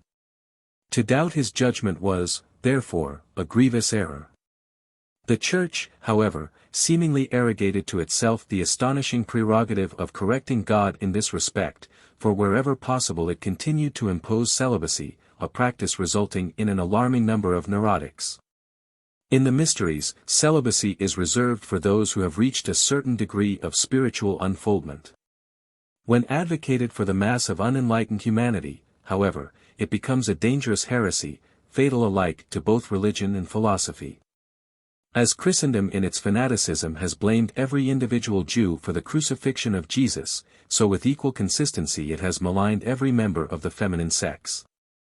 In vindication of Eve, philosophy claims that the allegory signifies merely that man is tempted by his emotions to depart from the sure path of reason. Many of the early church fathers sought to establish a direct relationship between Adam and Christ, thereby obviously discounting the extremely sinful nature of man's common ancestor, since it is quite certain that when St. Augustine likens Adam to Christ and Eve to the Church, he does not intend to brand the latter institution as the direct cause of the fall of man. For some inexplicable reason, however, religion has ever regarded intellectualism, in fact every form of knowledge, as fatal to man's spiritual growth. The Ignorantin friars are an outstanding example of this attitude. In this ritualistic drama, possibly derived from the Egyptians, Adam, banished from the Garden of Eden, represents man philosophically exiled from the sphere of truth. Through ignorance man falls, through wisdom he redeems himself. The Garden of Eden represents the house of the mysteries, see the vision of Enoch, in the midst of which grew both the tree of life and the tree of the knowledge of good and evil. Man, the banished Adam, seeks to pass from the outer court of the sanctuary, the exterior universe, into the sanctum sanctorum, but before him rises a vast creature armed with a flashing sword that, moving slowly but continually, sweeps clear a wide circle, and through this ring pass not, the Adamic man cannot break. The cherubim address the seeker thus: Man, thou art dust, and to dust thou shalt return. Thou wert fashioned by the builder of forms. Thou belongest to the sphere of form, and the breath that was breathed into thy soul was the breath of form, and like a flame it shall flicker out. More than thou art thou canst not be. Thou art a denizen of the outer world, and it is forbidden thee to enter this inner place. And the Adam replies, Many times have I stood within this courtyard and begged admission to my Father's house, and thou hast refused it me and sent me back to wander in darkness. True it is that I was fashioned out of the dirt, and that my Maker could not confer upon me the boon of immortality. But no more shalt thou send me away. For, wandering in the darkness, I have discovered that the Almighty hath decreed my salvation, because he hath sent out of the most hidden mystery his only begotten, who didst take upon himself the world fashioned by the Demiurgus. Upon the elements of that world was he crucified, and from him hath poured forth the blood of my salvation. And God, entering into his creation, hath quickened it and established therein a road that leadeth to himself. While my Maker could not give me immortality, immortality was inherent in the very dust of which I was composed. For before the world was fabricated and before the Demiurgus became the region of nature, the eternal life had impressed itself upon the face of cosmos. This is its sign, the cross. Do you now deny me entrance, I who have at last learned the mystery of myself? And the voice replies, He who is aware, is. Behold. Gazing about him, Adam finds himself in a radiant place, in the midst of which stands a tree with flashing jewels for fruit, and entwined about its trunk a flaming, winged serpent crowned with a diadem of stars. It was the voice of the serpent that had spoken. Who art thou? Demands the Adam. I, the serpent answers, am Satan who was stoned. I am the adversary, the Lord who is against you, the one who pleads for your destruction before the eternal tribunal. I was your enemy upon the day that you were formed, I have led you into temptation, I have delivered you into the hands of evil. I have maligned you, I have striven ever to achieve your undoing. I am the guardian of the tree of knowledge, and I have sworn that none whom I can lead astray shall partake of its fruits. The Adam replies, For uncounted ages have I been thy servant. In my ignorance I listened to thy words, and they led me into paths of sorrow. Thou hast placed in my mind dreams of power, and when I struggled to realize those dreams they brought me naught but pain. Thou hast sowed in me the seeds of desire, and when I lusted after the things of the flesh agony was my only recompense. Thou hast sent me false prophets and false reasoning, and when I strove to grasp the magnitude of truth I found thy laws were false, and only dismay rewarded my strivings. I am done with thee forever, O artful spirit. I have tired of thy world of illusions. No longer will I labor in thy vineyards of iniquity. Get thee behind me, Reptiles, and the host of thy temptations. There is no happiness, no peace, no good, no future in the doctrines of selfishness, hate, and passion preached by thee. All these things do I cast aside. Renounced is thy rule forever. And the serpent makes answer, Behold, O Adam, the nature of thy adversary. The serpent disappears in a blinding sunburst of radiance, and in its place stands an angel resplendent in shining, golden garments with great scarlet wings that spread from one corner of the heavens to the other. Dismayed and awestruck, the atom falls before the divine creature. I am the Lord who is against thee and thus accomplishes thy salvation, continues the voice. Thou hast hated me, but through the ages yet to be thou shalt bless me, for I have led thee out of the sphere of the demiurgus, I have turned thee against the illusion of worldliness, I have weaned thee of desire. I have awakened in thy soul the immortality of which I myself partake. Follow me, O Adam, for I am the way, the life, and the truth. An analysis of tarot cards. Opinions of authorities differ widely concerning the origin of playing cards, the purpose for which they were intended, and the time of their introduction into Europe. In his researches into the history of playing cards, Samuel Weller Singer advances the opinion that cards reached southern Europe from India by way of Arabia. It is probable that the tarot cards were part of the magical and philosophical lore secured by the Knights Templars from the Saracens or one of the mystical sects then flourishing in Syria. Returning to Europe, the Templars, to avoid persecution, concealed the arcane meaning of the symbols by introducing the leaves of their magical book ostensibly as a device for amusement and gambling. In support of this contention, Mrs. John King Van Rensselaer states that cards were brought by the home-returning warriors, who imported many of the newly acquired customs and habits of the Orient to their own countries, seems to be a well-established fact. And it does not contradict the statement made by some writers who declared that the gypsies who about that time began to wander over Europe brought with them and introduced cards, which they used, as they do at the present day, for divining the future. See the Devil's Picture books. Through the gypsies the tarot cards may be traced back to the religious symbolism of the ancient Egyptians.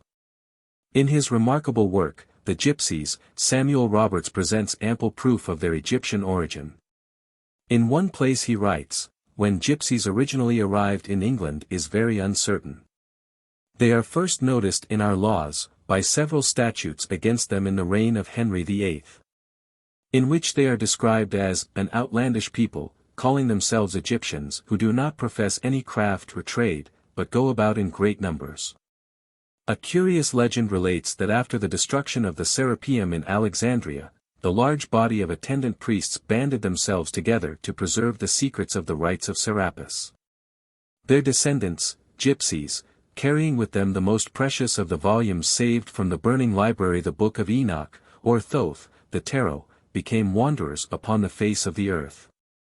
Remaining a people apart with an ancient language and a birthright of magic and mystery. Court de Gebelin believed the word tarot itself to be derived from two Egyptian words, tar, meaning road, and ro, meaning royal. Thus the tarot constitutes the royal road to wisdom. See Le Monde Primitif. In his History of Magic, P. Christian, the mouthpiece of a certain French secret society, presents a fantastic account of a purported initiation into the Egyptian mysteries wherein the 22 major tarots assumed the proportions of trestle boards of immense size and lined a great gallery. Stopping before each card in turn, the initiator described its symbolism to the candidate. Edouard Schur, whose source of information was similar to that of Christians, hints at the same ceremony in his chapter on initiation into the Hermetic mysteries. See the Great Initiates. While the Egyptians may well have employed the tarot cards in their rituals, these French mystics present no evidence other than their own assertions to support this theory. The validity also of the so-called Egyptian tarots now in circulation has never been satisfactorily established. The drawings are not only quite modern but the symbolism itself savors of French rather than Egyptian influence. The tarot is undoubtedly a vital element in Rosicrucian symbolism, possibly the very book of universal knowledge which the members of the order claimed to possess. The Rota Mundi is a term frequently occurring in the early manifestos of the Fraternity of the Rose Cross. The word Rota by a rearrangement of its letters becomes Taro, the ancient name of these mysterious cards. W.F.C. Wigston has discovered evidence that Sir Francis Bacon employed the tarot symbolism in his ciphers. The numbers 21, 56, and 78, which are all directly related to the divisions of the tarot deck, are frequently involved in Bacon's cryptograms. In the great Shakespearean folio of 1623 the Christian name of Lord Bacon appears 21 times on page 56 of the Histories. See the Columbus of literature. Many symbols appearing upon the tarot cards have definite Masonic interest. The Pythagorean numerologist will also find an important relationship to exist between the numbers on the cards and the designs accompanying the numbers. The Qabbalist will be immediately impressed by the significant sequence of the cards, and the alchemist will discover certain emblems meaningless save to one versed in the divine chemistry of transmutation and regeneration. As the Greeks placed the letters of their alphabet with their corresponding numbers upon the various parts of the body of their humanly represented logos, so the tarot cards have an analogy not only in the parts and members of the universe but also in the divisions of the human body. They are in fact the key to the magical constitution of man. The tarot cards must be considered, 1, as separate and complete hieroglyphs, each representing a distinct principle, law, power, or element in nature. 2, in relation to each other as the effect of one agent operating upon another, and 3, as vowels and consonants of a philosophic alphabet. The laws governing all phenomena are represented by the symbols upon the tarot cards, whose numerical values are equal to the numerical equivalents of the phenomena. As every structure consists of certain elemental parts, so the tarot cards represent the components of the structure of philosophy.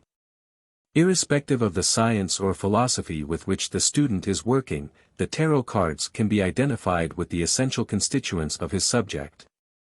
Each card thus being related to a specific part according to mathematical and philosophical laws. An imprisoned person, writes Eliphas Levi, with no other book than the tarot, if he knew how to use it, could in a few years acquire universal knowledge, and would be able to speak on all subjects with unequaled learning and inexhaustible eloquence. See Transcendental Magic. The diverse opinions of eminent authorities on the tarot symbolism are quite irreconcilable. The conclusions of the scholarly Court de Gebelin and the bizarre Grand Attila, the first authorities on the subject, not only are at radical variance but both are equally discredited by Levi, whose arrangement of the tarot trumps was rejected in turn by Arthur Edward Waite and Paul Case as being an effort to mislead students. The followers of Levi, especially Papoose, Christian, Westcott, and Schur, are regarded by the Reformed Tarotists as honest but benighted individuals who wandered in darkness for lack of Pamela Coleman Smith's new deck of tarot cards with revisions by Mr. Waite. Most writers on the tarot, Mr. Waite a notable exception, have proceeded upon the hypothesis that the 22 major trumps represent the letters of the Hebrew alphabet. This supposition is based upon nothing more substantial than the coincidence that both consist of 22 parts. That Postal, St. Martin, and Levi all wrote books divided into sections corresponding to the major tarots is an interesting sidelight on the subject. Early Portuguese cards. From Chatto's Origin and History of Playing Cards. In writing of the deck from which the 4 cavaliers, jacks, here reproduced were taken, William Andrew Chatto notes, some of the specimens of Portuguese cards given in the Jeu de Cartes. Tarots et de Cartes numerals have very much the appearance of having been originally suggested by, if not copied from, an Oriental type. More especially in the suits of danari and bastani, money and clubs. In those cards the circular figure, generally understood as representing danari, or money, is certainly much more like the chakra, or quoit of Vishnu, as seen in Hindustanic drawings, than a piece of coin. While on the top of the club is a diamond proper, which is another of the attributes of the same deity. Also worthy of note are the Rosicrucian and Masonic emblems appearing on various medieval decks. As the secrets of these organizations were often concealed in cryptic engravings, it is very probable that the enigmatic diagrams upon various decks of cards were used both to conceal and to perpetuate the political and philosophical arcana of these orders. The frontispiece of Mr. Chatto's books shows a knave of hearts bearing a shield emblazoned with a crowned Rosicrucian rose. The major trump cards portray incidents from the Book of Revelation, and the Apocalypse of St. John is also divided into 22 chapters. Assuming the Qabbalah to hold the solution to the tarot riddle, seekers have often ignored other possible lines of research. The task, however, of discovering the proper relationship sustained by the tarot trumps to the letters of the Hebrew alphabet and the paths of wisdom thus far has not met with any great measure of success. The major trumps of the tarot and the 22 letters of the Hebrew alphabet cannot be synchronized without first fixing the correct place of the unnumbered, or 0, card Lomat, the Fool. Levi places this card between the 20th and 21st tarots, assigning to it the Hebrew letter Shin. The same order is followed by Pappus, Christian, and Waite, the last, however, declaring this arrangement to be incorrect. Westcott makes the 0 card the 22nd of the tarot major trumps. On the other hand, both Court de Gebelin and Paul Case place the unnumbered card before the first numbered card of the major trumps, for if the natural order of the numbers, according to either the Pythagorean or Qabbalistic system, be adhered to, the 0 card must naturally precede the number 1. This does not dispose of the problem, however, for efforts to assign a Hebrew letter to each tarot trump in sequence produce an effect far from convincing. Mr. Waite, who re-edited the tarot, expresses himself thus: I am not to be included among those who are satisfied that there is a valid correspondence between Hebrew letters and tarot trump symbols. See Introduction to the Book of Formation by Knut Stenring. The real explanation may be that the major tarots no longer are in the same sequence as when they formed the leaves of Hermes' sacred book. For the Egyptians or even their Arabian successors could have purposely confused the cards so that their secrets might be better preserved. Mr. Case has developed a system which, while superior to most, depends largely upon two debatable points, namely, the accuracy of Mr. Waite's revised tarot and the justification for assigning the first letter of the Hebrew alphabet to the unnumbered, or 0, card. Since Aleph, the first Hebrew letter, has the numerical value of 1, its assignment to the 0 card is equivalent to the statement that 0 is equal to the letter Aleph and therefore synonymous with the number 1. With rare insight, Court de Gebelin assigned the 0 card to Ain Saf, the unknowable first cause. As the central panel of the Bembine table represents the creative power surrounded by 7 triads of manifesting divinities, so may the 0 card represent that eternal power of which the 21 surrounding or manifesting aspects are but limited expressions. If the 21 major trumps be considered as limited forms existing in the abstract substance of the 0 card, it then becomes their common denominator. Which letter, then, of the Hebrew alphabet is the origin of all the remaining letters? The answer is apparent: Yod. In the presence of so many speculations, one more may not offend. The 0 card Lomat, the Fool, has been likened to the material universe because the mortal sphere is the world of unreality. The lower universe, like the mortal body of man, is but a garment, a motley costume, well likened to cap and bells. Beneath the garments of the Fool is the divine substance, however, of which the jester is but a shadow. This world is a Mardi Gras pageantry of divine sparks masked in the garb of fools. Was not this 0 card, the Fool, placed in the tarot deck to deceive all who could not pierce the veil of illusion? The tarot cards were entrusted by the illumined hierophants of the mysteries into the keeping of the foolish and the ignorant, thus becoming playthings, in many instances even instruments of vice. Man's evil habits therefore actually became the unconscious perpetuators of his philosophical precepts. We must admire the wisdom of the initiates, writes Pappus, who utilized vice and made it produce more beneficial results than virtue. Does not this act of the ancient priests itself afford proof that the entire mystery of the tarot is wrapped up in the symbolism of its 0 card? If knowledge was thus entrusted to fools, should it not be sought for in this card?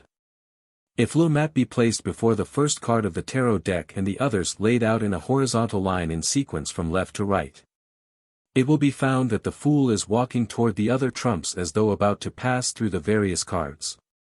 Like the spiritually hoodwinked and bound neophyte, Lomat is about to enter upon the supreme adventure, that of passage through the gates of the divine wisdom.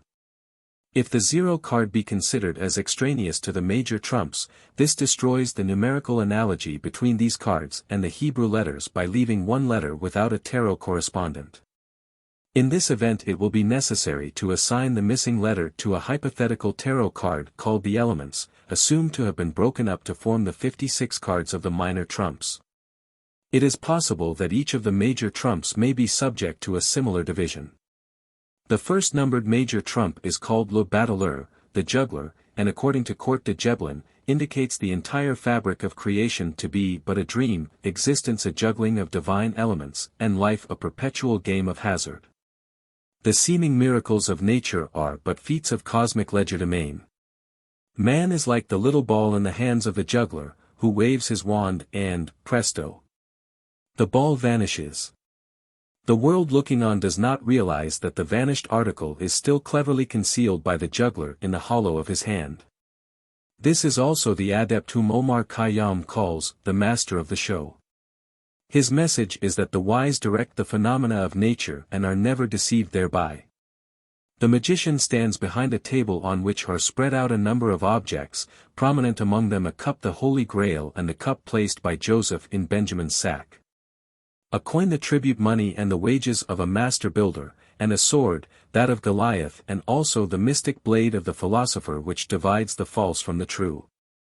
The magician's hat is in the form of the cosmic lemniscate, signifying the first motion of creation. His right hand points to the earth, his left holds aloft the rod of Jacob and also the staff that budded the human spine crowned with the globe of creative intelligence. In the pseudo-Egyptian tarot the magician wears an urias or golden band around his forehead, the table before him is in the form of a perfect cube, and his girdle is the serpent of eternity devouring its own tail. The second numbered major trump is called la popesse, the female pope, and has been associated with a curious legend of the only woman who ever sat in the pontifical chair. Pope Joan is supposed to have accomplished this by masquerading in malt attire, and was stoned to death when her subterfuge was discovered. This card portrays a seated woman crowned with a tiara surmounted by a lunar crescent. In her lap is the Torah, or Book of the Law, usually partly closed, and in her left hand are the keys to the secret doctrine, one gold and the other silver. Behind her rise two pillars, Jachin and Boaz, with a multicolored veil stretched between. Her throne stands upon a checkerboard floor. A figure called Juno is occasionally substituted for la popesse. Like the female hierophant of the mysteries of Cybele, this symbolic figure personifies the Shekinah, or divine wisdom. In the pseudo-Egyptian tarot the priestess is veiled, a reminder that the full countenance truth is not revealed to uninitiated man. A veil also covers one half of her book, thus intimating that but one half of the mystery of being can be comprehended. The third numbered major trump is called l'imperatrice, the empress, and has been likened to the woman clothed with the sun described in the Apocalypse. On this card appears the winged figure of a woman seated upon a throne, supporting with her right hand a shield emblazoned with a phoenix and holding in her left a scepter surmounted by an orb or trifoliate flower. Beneath her left foot is sometimes shown the crescent. Either the empress is crowned or her head is surrounded by a diadem of stars, sometimes both. She is called generation, and represents the threefold spiritual world out of which proceeds the fourfold material world. To the graduate of the College of the Mysteries she is the alma mater out of whose body the initiate has born again. In the pseudo-Egyptian tarot the empress is shown seated upon a cube filled with eyes and a bird is balanced upon the forefinger other left hand. The upper part of her body is surrounded by a radiant golden nimbus. Being emblematic of the power from which emanates the entire tangible universe, l'imperatrice is frequently symbolized as pregnant. The fourth numbered major trump is called l'empereur, the emperor, and by its numerical value is directly associated with the great deity revered by the Pythagoreans under the form of the tetrad. His symbols declare the emperor to be the demiurgus, the great king of the inferior world. The emperor is dressed in armor and his throne is a cube stone, upon which a phoenix is also clearly visible. The king has his legs crossed in a most significant manner and carries either a scepter surmounted by an orb or a scepter in his right hand and an orb in his left. The orb itself is evidence that he is supreme ruler of the world.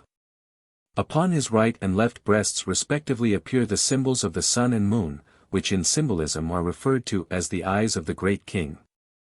The position of the body and legs forms the symbol of sulfur, the sign of the ancient alchemical monarch. In the Pseudo-Egyptian tarot the figure is in profile. He wears a Masonic apron and the skirt forms S right-angled triangle. Upon his head is the crown of the north and his forehead is adorned with the coiled uraeus. The fifth numbered major trump is called Le Pape, the Pope, and represents the high priest of a pagan or Christian mystery school. In this card the Hierophant wears the tiara and carries in his left hand the triple cross surmounting the globe of the world. His right hand, bearing upon its back the stigmata, makes the ecclesiastic sign of esotericism, and before him kneel two suppliants or acolytes. The back of the papal throne is in the form of a celestial and a terrestrial column. This card signifies the initiate or master of the mystery of life and according to the Pythagoreans, the spiritual physician. The illusionary universe in the form of the two figures, polarity, kneels before the throne upon which sits the initiate who has elevated his consciousness to the plane of spiritual understanding and reality. In the Pseudo-Egyptian tarot the master wears the uraeus. A white and a black figure, life and death, light and darkness, good and evil kneel before him. The initiate's mastery over unreality is indicated by the tiara and the triple cross, emblems of rulership over the three worlds which have issued from the unknowable first cause.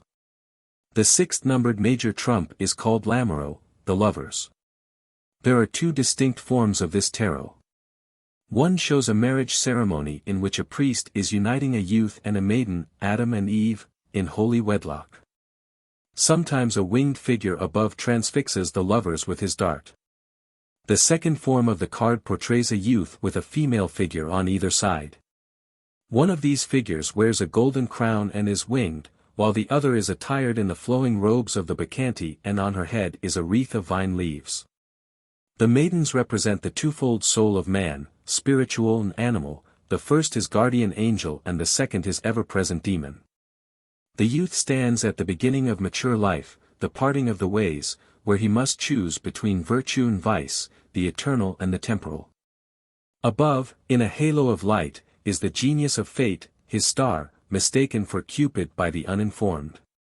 If youth chooses unwisely, the arrow of blindfolded fate will transfix him. In the Pseudo-Egyptian tarot the arrow of the genius points directly to the figure of vice, thereby signifying that the end of her path is destruction. This card reminds man that the price of free will or, more correctly, the power of choice is responsibility. The seventh numbered major trump is called Le Chariot, the chariot, and portrays a victorious warrior crowned and riding in a chariot drawn by black and white sphinxes or horses. The starry canopy of the chariot is upheld by 4 columns. This card signifies the exalted one who rides in the chariot of creation. The vehicle of the solar energy being numbered 7 reveals the arcane truth that the 7 planars are the chariots of the solar power which rides victorious in their midst. The 4 columns supporting the canopy represent the 4 mighty ones who uphold the worlds represented by the star-strewn drapery. The figure carries the scepter of the solar energy and its shoulders are ornamented with lunar crescents, the Urim and Thummim. The sphinxes drawing the chariot resent the secret and unknown power by which the victorious ruler is moved continuously through the various parts of his universe. In certain tarot decks the victor signifies the regenerated man, for the body of the chariot is a cubic stone. The man in armor is not standing in the chariot but is rising out of the cube, thus typifying the ascension of the 3 out of the 4, the turning upward of the flap of the master mason's apron. In the Pseudo-Egyptian tarot the warrior carries the curved sword of Luna, is bearded to signify maturity, and wears the collar of the planetary orbits. His scepter, emblematic of the threefold universe, is crowned with a square upon which is a circle surmounted by a triangle.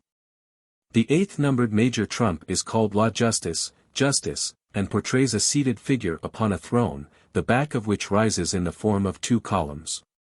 Justice is crowned and carries in her right hand a sword and in her left a pair of scales. This card is a reminder of the judgment of the soul in the Hall of Osiris. It teaches that only balanced forces can endure and that eternal justice destroys with the sword that which is unbalanced. Sometimes Justice is depicted with a braid of her own hair twisted around her neck in a manner resembling a hangman's knot. This may subtly imply that man is the cause of his own undoing, his actions, symbolized by his hair, being the instrument of his annihilation. In the Pseudo-Egyptian tarot the figure of Justice is raised upon a dais of 3 steps, for justice can be fully administered only by such as have been elevated to the 3rd degree. Justice is blindfolded, that the visible shall in no way influence its decision. For reasons he considers beyond his reader's intelligence, Mr. Waite reversed the 8th and 11th major trumps. The 9th numbered major trump is called L'Ermite, the hermit, and portrays an aged man, robed in a monkish habit and cowl, leaning on a staff. This card was popularly supposed to represent Diogenes in his quest for an honest man. In his right hand the recluse carries a lamp which he partly conceals within the folds of his cape. The hermit thereby personifies the secret organizations which for uncounted centuries have carefully concealed the light of the ancient wisdom from the profane. The staff of the hermit is knowledge, which is man's main and only enduring support. Sometimes the mystic rod is divided by knobs into 7 sections, a subtle reference to the mystery of the 7 sacred centers along the human spine. In the Pseudo-Egyptian tarot the hermit shields the lamp behind a rectangular cape to emphasize the philosophic truth that wisdom, if exposed to the fury of ignorance, would be destroyed like the tiny flame of a lamp unprotected from the storm. Man's bodies form a cloak through which his divine nature is faintly visible like the flame of the partly covered lantern. Through renunciation the hermetic life man attains depth of character and tranquility of spirit. The 10th numbered major trump is called La Roue de Fortune, the Wheel of Fortune, and portrays a mysterious wheel with 8 spokes, the familiar Buddhist symbol of the cycle of necessity. To its rim cling Anubis and Typhon, the principles of good and evil. Above sits the immobile Sphinx, carrying the sword of justice and signifying the perfect equilibrium of universal wisdom. Anubis is shown rising and Typhon descending. But when Typhon reaches the bottom, evil ascends again, and when Anubis reaches the top, good wanes once more. The Wheel of Fortune represents the lower universe as a whole with divine wisdom, the Sphinx, as the eternal arbiter between good and evil. In India, the chakra, or wheel, is associated with the life centers either of a world or of an individual. In the Pseudo-Egyptian tarot the Sphinx is armed with a javelin, and Typhon is being thrown from the wheel. The vertical columns, supporting the wheel and so placed that but one is visible, represent the axis of the world with the inscrutable Sphinx upon its northern pole. Sometimes the wheel with its supports is in a boat upon the water. The water is the ocean of illusion, which is the sole foundation of the cycle of necessity. The 11th numbered major trump is called La Force, Strength, and portrays a girl wearing a hat in the form of a lemniscate, with her hands upon the mouth of an apparently ferocious lion. Considerable controversy exists as to whether the maid is dosing or opening the lion's mouth. Most writers declare her to be closing the jaws of the beast, but a critical inspection conveys the opposite impression. The young woman symbolizes spiritual strength and the lion either the animal world which the girl is mastering or the secret wisdom over which she is mistress.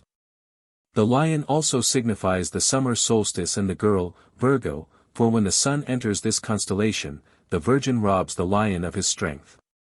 King Solomon's throne was ornamented with lions and he himself was likened to the king of beasts with the key of wisdom between its teeth. In this sense, the girl may be opening the lion's mouth to find the key contained therein, for courage is a prerequisite to the attainment of knowledge.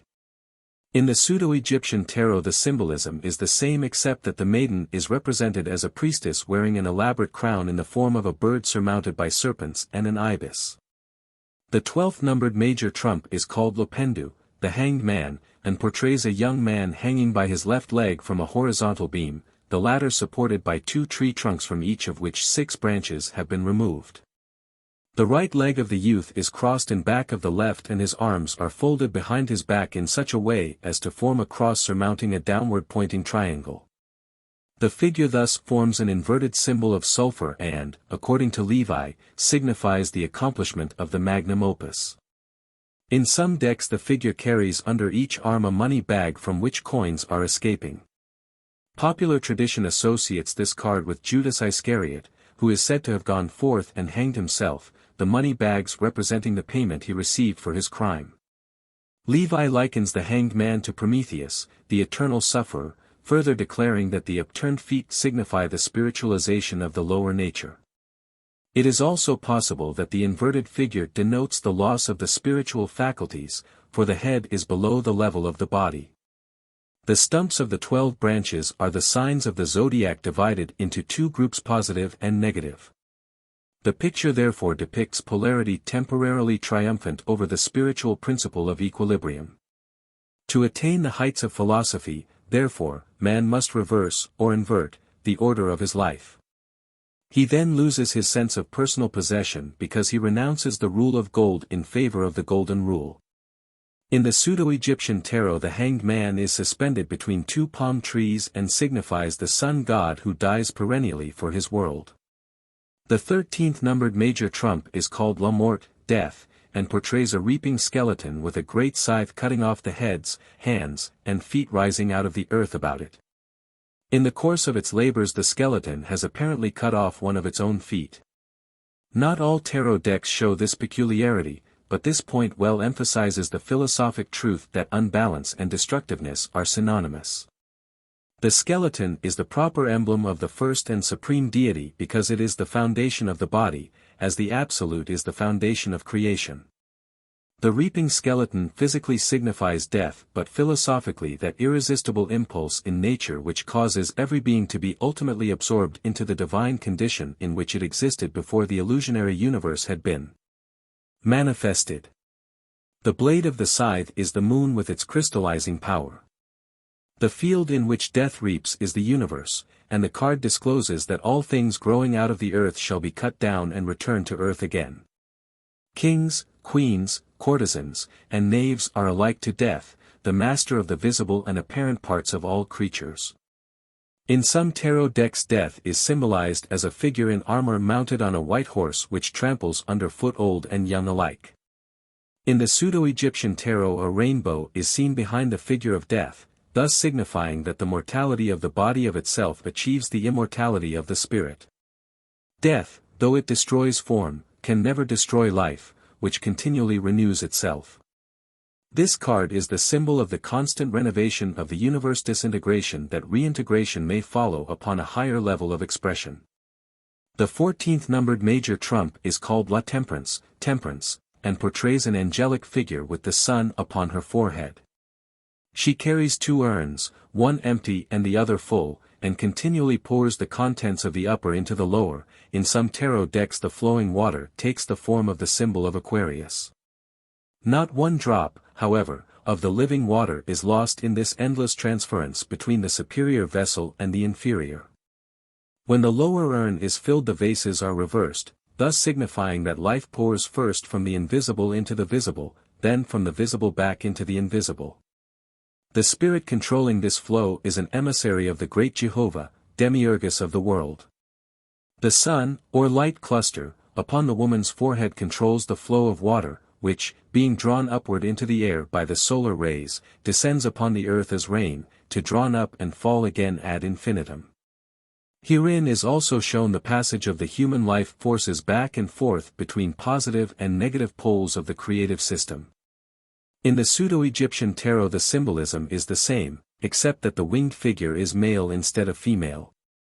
It is surrounded by a solar nimbus and pours water from a golden urn into a silver one, typifying the descent of celestial forces into the sublunary spheres. The 15th numbered major trump is called Le Diable, the devil, and portrays a creature resembling Pan with the horns of a ram or deer, the arms and body of a man, and the legs and feet of a goat or dragon. The figure stands upon a cubic stone, to a ring in the front of which are chained two satyrs. For a scepter this so-called demon carries a lighted torch or candle. The entire figure is symbolic of the magic powers of the astral light, or universal mirror, in which the divine forces are reflected in an inverted, or infernal, state. The demon is winged like a bar, showing that it pertains to the nocturnal, or shadow inferior sphere. The animal natures of man, in the form of a male and a female elemental, are chained to its footstool. The torch is the false light which guides unillumined souls to their own undoing. In the pseudo-Egyptian tarot appears Typhon, a winged creature composed of a hog, a man, a bat, a crocodile, and a hippopotamus standing in the midst of its own destructiveness and holding aloft the firebrand of the incendiary. Typhon is created by man's own misdeeds, which, turning upon their maker, destroy him. The 16th numbered major trump is called Le Feu du Ciel, the fire of heaven, and portrays a tower the battlements of which, in the form of a crown, are being destroyed by a bolt of lightning issuing from the sun. The crown, being considerably smaller than the tower which it surmounts, possibly indicates that its destruction resulted from its insufficiency. The lightning bolt sometimes takes the form of the zodiacal sign of Scorpio, and the tower may be considered a phallic emblem. Two figures are falling from the tower, one in front and the other behind. This tarot card is popularly associated with the traditional fall of man. The divine nature of humanity is depicted as a tower. When his crown is destroyed, man falls into the lower world and takes upon himself the illusion of materiality. Here also is a key to the mystery of sex. The tower is supposedly filled with gold coins which, showering out in great numbers from the rent made by the lightning bolt, suggesting potential powers. In the pseudo-Egyptian tarot the tower is a pyramid, its apex shattered by a lightning bolt. Here is a reference to the missing capstone of the universal house. In support of Levi's contention that this card is connected with the Hebrew letter Ayin, the failing figure in the foreground is similar in general appearance to the 16th letter of the Hebrew alphabet. The 17th numbered major trump is called Les Étoiles, the stars, and portrays a young girl kneeling with one foot in water and the other on and, her body somewhat suggesting the swastika. She has two urns, the contents of which she pours upon the land and sea. Above the girl's head are 8 stars, one of which is exceptionally large and bright. Count de Gebelin considers the great star to be Sothis or Sirius. The other 7 are the sacred planets of the ancients. He believes the female figure to be Isis in the act of causing the inundations of the Nile which accompanied the rising of the dog star.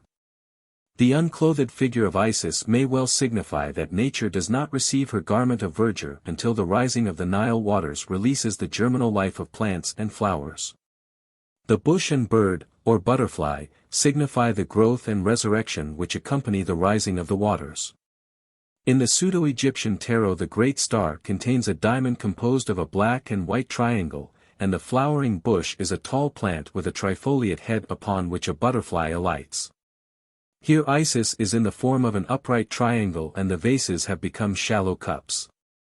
The elements of water and earth under her feet represent the opposites of nature sharing impartially in the divine abundance. The 18th numbered major trump is called La Lune, the moon, and portrays Luna rising between 2 towers, one light and the other dark. A dog and a wolf are baying at the rising moon, and in the foreground is a pool of water from which emerges a crawfish. Between the towers a path winds, vanishing in the extreme background. Court de Gebelin sees in this card another reference to the rising of the Nile and states on the authority of Pausanias that the Egyptians believed the inundations of the Nile to result from the tears of the moon goddess which, falling into the river, swelled its flow. These tears are seen dropping from the lunar face.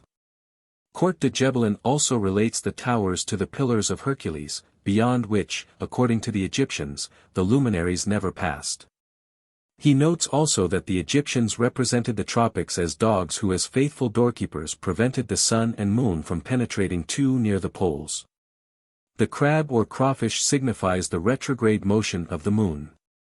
A card from the Montaigne pack. From Taylor's The History of Playing Cards. Among the more curious examples of playing cards are those of the Montaigne deck. In 1820, a perfect deck of 50 cards brought the then amazing price of £80. The 50 subjects composing the Montaigne deck, each of which is represented by an appropriate figure, are 1. A beggar, 2. A page, 3. A goldsmith, 4. A merchant, 5. A gentleman, 6. A knight, 7. The doge, 8. A king, 9. An emperor, 10. The pope, 11. Calliope, 12.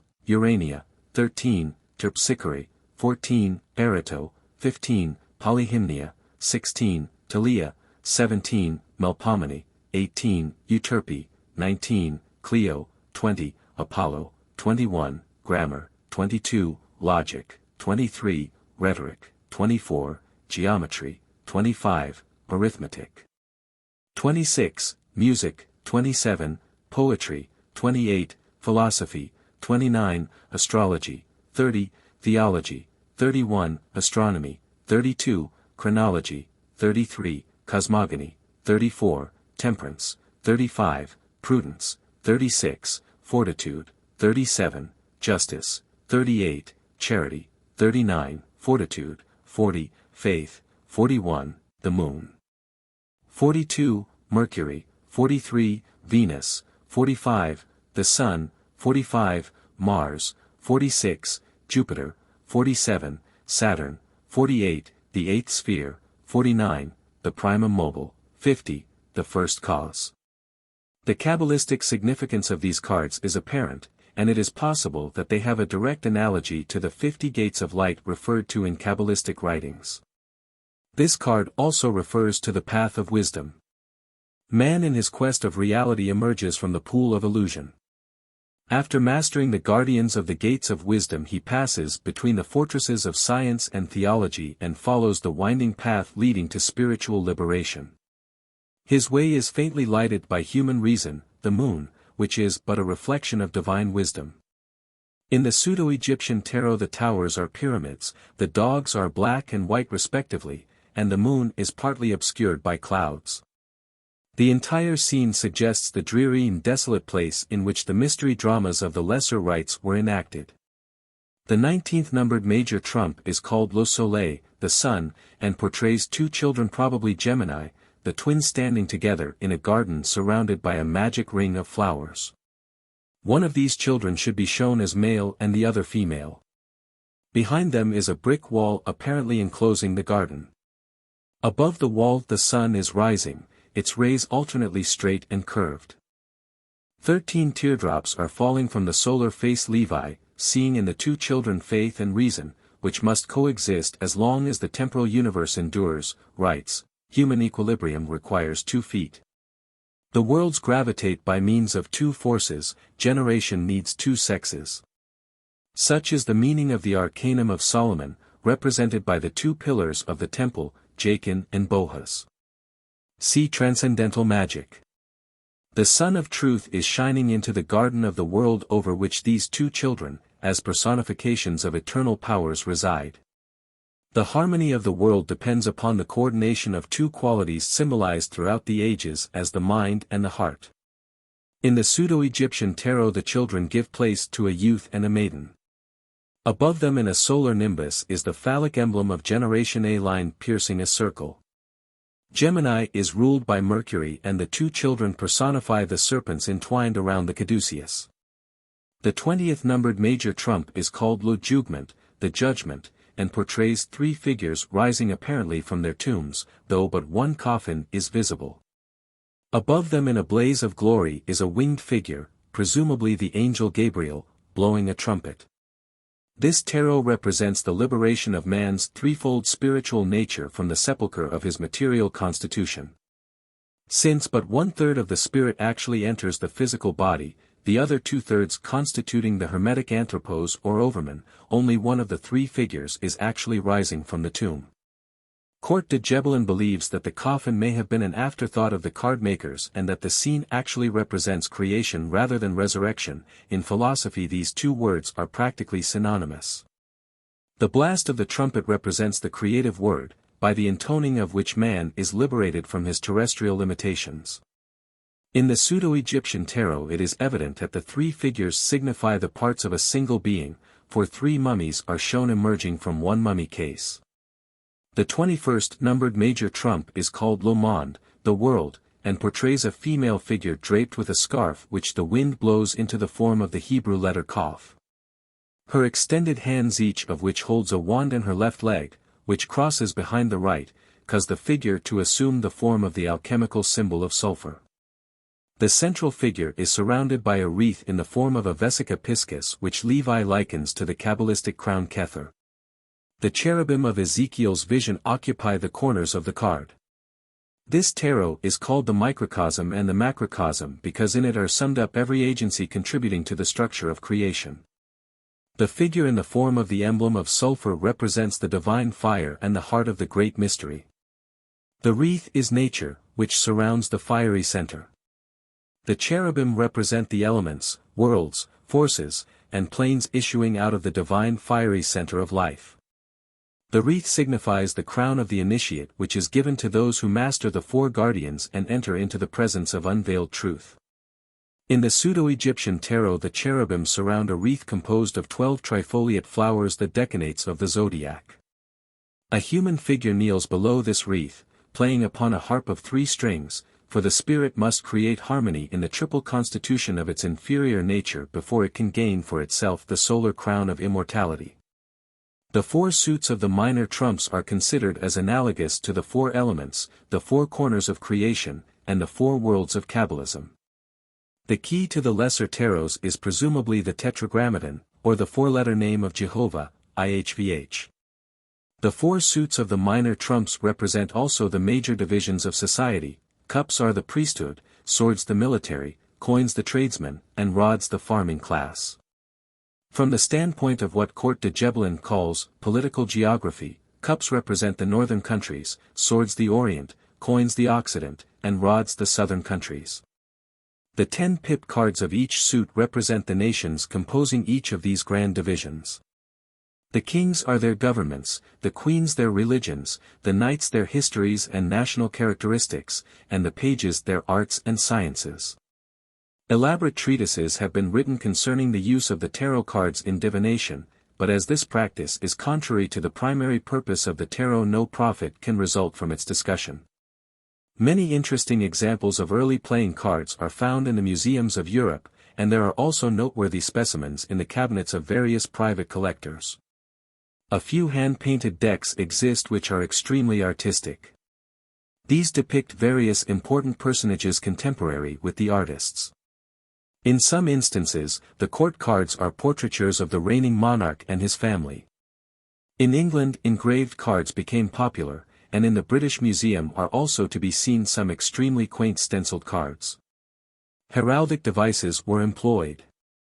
And Chatto, in his Origin and History of Playing Cards, reproduces 4 heraldic cards in which the arms of Pope Clement IX adorn the King of Clubs. There have been philosophical decks with emblems chosen from Greek and Roman mythology, also educational decks ornamented with maps or pictorial representations of famous historic places and incidents. Many rare examples of playing cards have been found bound into the covers of early books. In Japan there are card games the successful playing of which requires familiarity with nearly all the literary masterpieces of that nation. In India there are circular decks depicting episodes from Oriental myths. There are also cards which in one sense of the word are not cards, for the designs are on wood, ivory, and even metal. There are comic cards caricaturing disliked persons and places, and there are cards commemorating various human achievements. During the American Civil War a patriotic deck was circulated in which stars, eagles, anchors, and American flags were substituted for the suits, and the court cards were famous generals. Modern playing cards are the minor trumps of the tarot, from each suit of which the page, or valet, has been eliminated, leaving 13 cards. Even in its abridged form, however, the modern deck is of profound symbolic importance, for its arrangement is apparently in accord with the divisions of the year. The 2 colors, red and black, represent the 2 grand divisions of the year, that during which the sun is north of the equator and that during which it is south of the equator. The 4 suits represent the seasons, the ages of the ancient Greeks, and the yugas of the Hindus. The 12 court cards are the signs of the zodiac arranged in triads of a father, a power, and a mind according to the upper section of the Bembine table. The 10 pip cards of each suit represent the Sephirothic trees existing in each of the 4 worlds, the suits. The 13 cards of each suit are the 13 lunar months in each year, and the 52 cards of the deck are the 52 weeks in the year. Counting the number of pips and reckoning the jacks, queens, and kings as 11, 12, and 13 respectively, the sum for the 52 cards is 364. If the joker be considered as 1 point, the result is 365, or the number of days in the year. Milton Pottinger believed that the United States of America was laid out according to the conventional deck of playing cards, and that the government will ultimately consist of 52 states administered by a 53rd undenominated division. The District of Columbia. The court cards contain a number of important Masonic symbols. 9 are full face and 3 are profile. Here is the broken wheel of the law, signifying the 9 months of the prenatal epoch and the 3 degrees of spiritual unfoldment necessary to produce the perfect man. The 4 armed kings are the Egyptian Ammonian architects who gouged out the universe with knives. They are also the cardinal signs of the zodiac. The 4 queens, carrying 8 petaled flowers symbolic of the Christ, are the fixed signs of the zodiac. The 4 jacks, 2 of whom bear acacia sprigs, the jack of hearts in his hand, the jack of clubs in his hat, are the 4 common signs of the zodiac. It should be noted also that the court cards of the spade suit will not look upon the pip in the corner of the card but face away from it as though fearing this emblem of death. The Grand Master of the Order of the Cards is the King of Clubs, who carries the orb as emblematic of his dignity. In its symbolism, chess is the most significant of all games. It has been called the royal game, the pastime of kings. Like the tarot cards, the chessmen represent the elements of life and philosophy. The game was played in India and China long before its introduction into Europe. East Indian princes were wont to sit on the balconies of their palaces and play chess with living men standing upon a checkerboard pavement of black and white marble in the courtyard below. It is popularly believed that the Egyptian pharaohs played chess, but an examination of their sculpture and illuminations has led to the conclusion that the Egyptian game was a form of drafts. In China, chessmen are often carved to represent warring dynasties, as the Manchu and the Ming. The chessboard consists of 64 squares alternately black and white and symbolizes the floor of the House of the Mysteries. Upon this field of existence or thought move a number of strangely carved figures, each according to fixed law. The white king is Ormuzd, the black king, Ahriman. And upon the plains of Cosmos the great war between light and darkness is fought through all the ages. Of the philosophical constitution of man, the kings represent the spirit, the queens the mind, the bishops the emotions, the knights the vitality. The castles, or rooks, the physical body. The pieces upon the king's side are positive, those upon the queen's side, negative. The pawns are the sensory impulses and perceptive faculties, the 8 parts of the soul. The white king and his suite symbolize the self and its vehicles, the black king and his retinue, the not-self, the false ego and its legion. The game of chess thus sets forth the eternal struggle of each part of man's compound nature against the shadow of itself. The nature of each of the chessmen is revealed by the way in which it moves. Geometry is the key to their interpretation. For example, the castle, the body, moves on the square, the bishop, the emotions, moves on the slant, the king, being the spirit, cannot be captured, but loses the battle when so surrounded that it cannot escape. The tabernacle in the wilderness. There is no doubt that much of the material recorded in the first 5 books of the Old Testament is derived from the initiatory rituals of the Egyptian mysteries. The priests of Isis were deeply versed in occult lore, and the Israelites during their captivity in Egypt learned from them many things concerning the significance of divinity and the manner of worshipping it. The authorship of the first 5 books of the Old Testament is generally attributed to Moses, but whether or not he was the actual writer of them is a matter of controversy. There is considerable evidence to substantiate the hypothesis that the Pentateuch was compiled at a much later date, from oral traditions. Concerning the authorship of these books, Thomas Inman makes a rather startling statement: "It is true that we have books which purport to be the books of Moses. So there are, or have been, books purporting to be written by Homer, Orpheus, Enoch, Mormon, and Junius. Yet the existence of the writings, and the belief that they were written by those whose name they bear, are no real evidences of the men or the genuineness of the works called by their names. It is true also that Moses is spoken of occasionally in the time of the early kings of Jerusalem. But it is clear that these passages are written by a late hand, and have been introduced into the places where they are found, with the definite intention of making it appear that the lawgiver was known to David and Solomon. See Ancient Faiths embodied in ancient names. While this noted scholar undoubtedly had much evidence to support his belief, it seems that this statement is somewhat too sweeping in character. It is apparently based upon the fact that Thomas Inman doubted the historical existence of Moses. This doubt was based upon the etymological resemblance of the word Moses to an ancient name for the sun. As the result of these deductions, Inman sought to prove that the lawgiver of Israel was merely another form of the omnipresent solar myth. While Inman demonstrated that by transposing two of the ancient letters the word Moses became Shema, an appellation of the celestial globe. He seems to have overlooked the fact that in the ancient mysteries the initiates were often given names synonymous with the sun, to symbolize the fact that the redemption and regeneration of the solar power had been achieved within their own natures. It is far more probable that the man whom we know as Moses was an accredited representative of the secret schools, laboring as many other emissaries have labored to instruct primitive races in the mysteries of their immortal souls. The true name of the grand old man of Israel who is known to history as Moses will probably never be ascertained. The word Moses, when understood in its esoteric Egyptian sense, means one who has been admitted into the mystery schools of wisdom and has gone forth to teach the ignorant concerning the will of the gods and the mysteries of life. As these mysteries were explained within the temples of Isis, Osiris, and Serapis. There is much controversy concerning the nationality of Moses.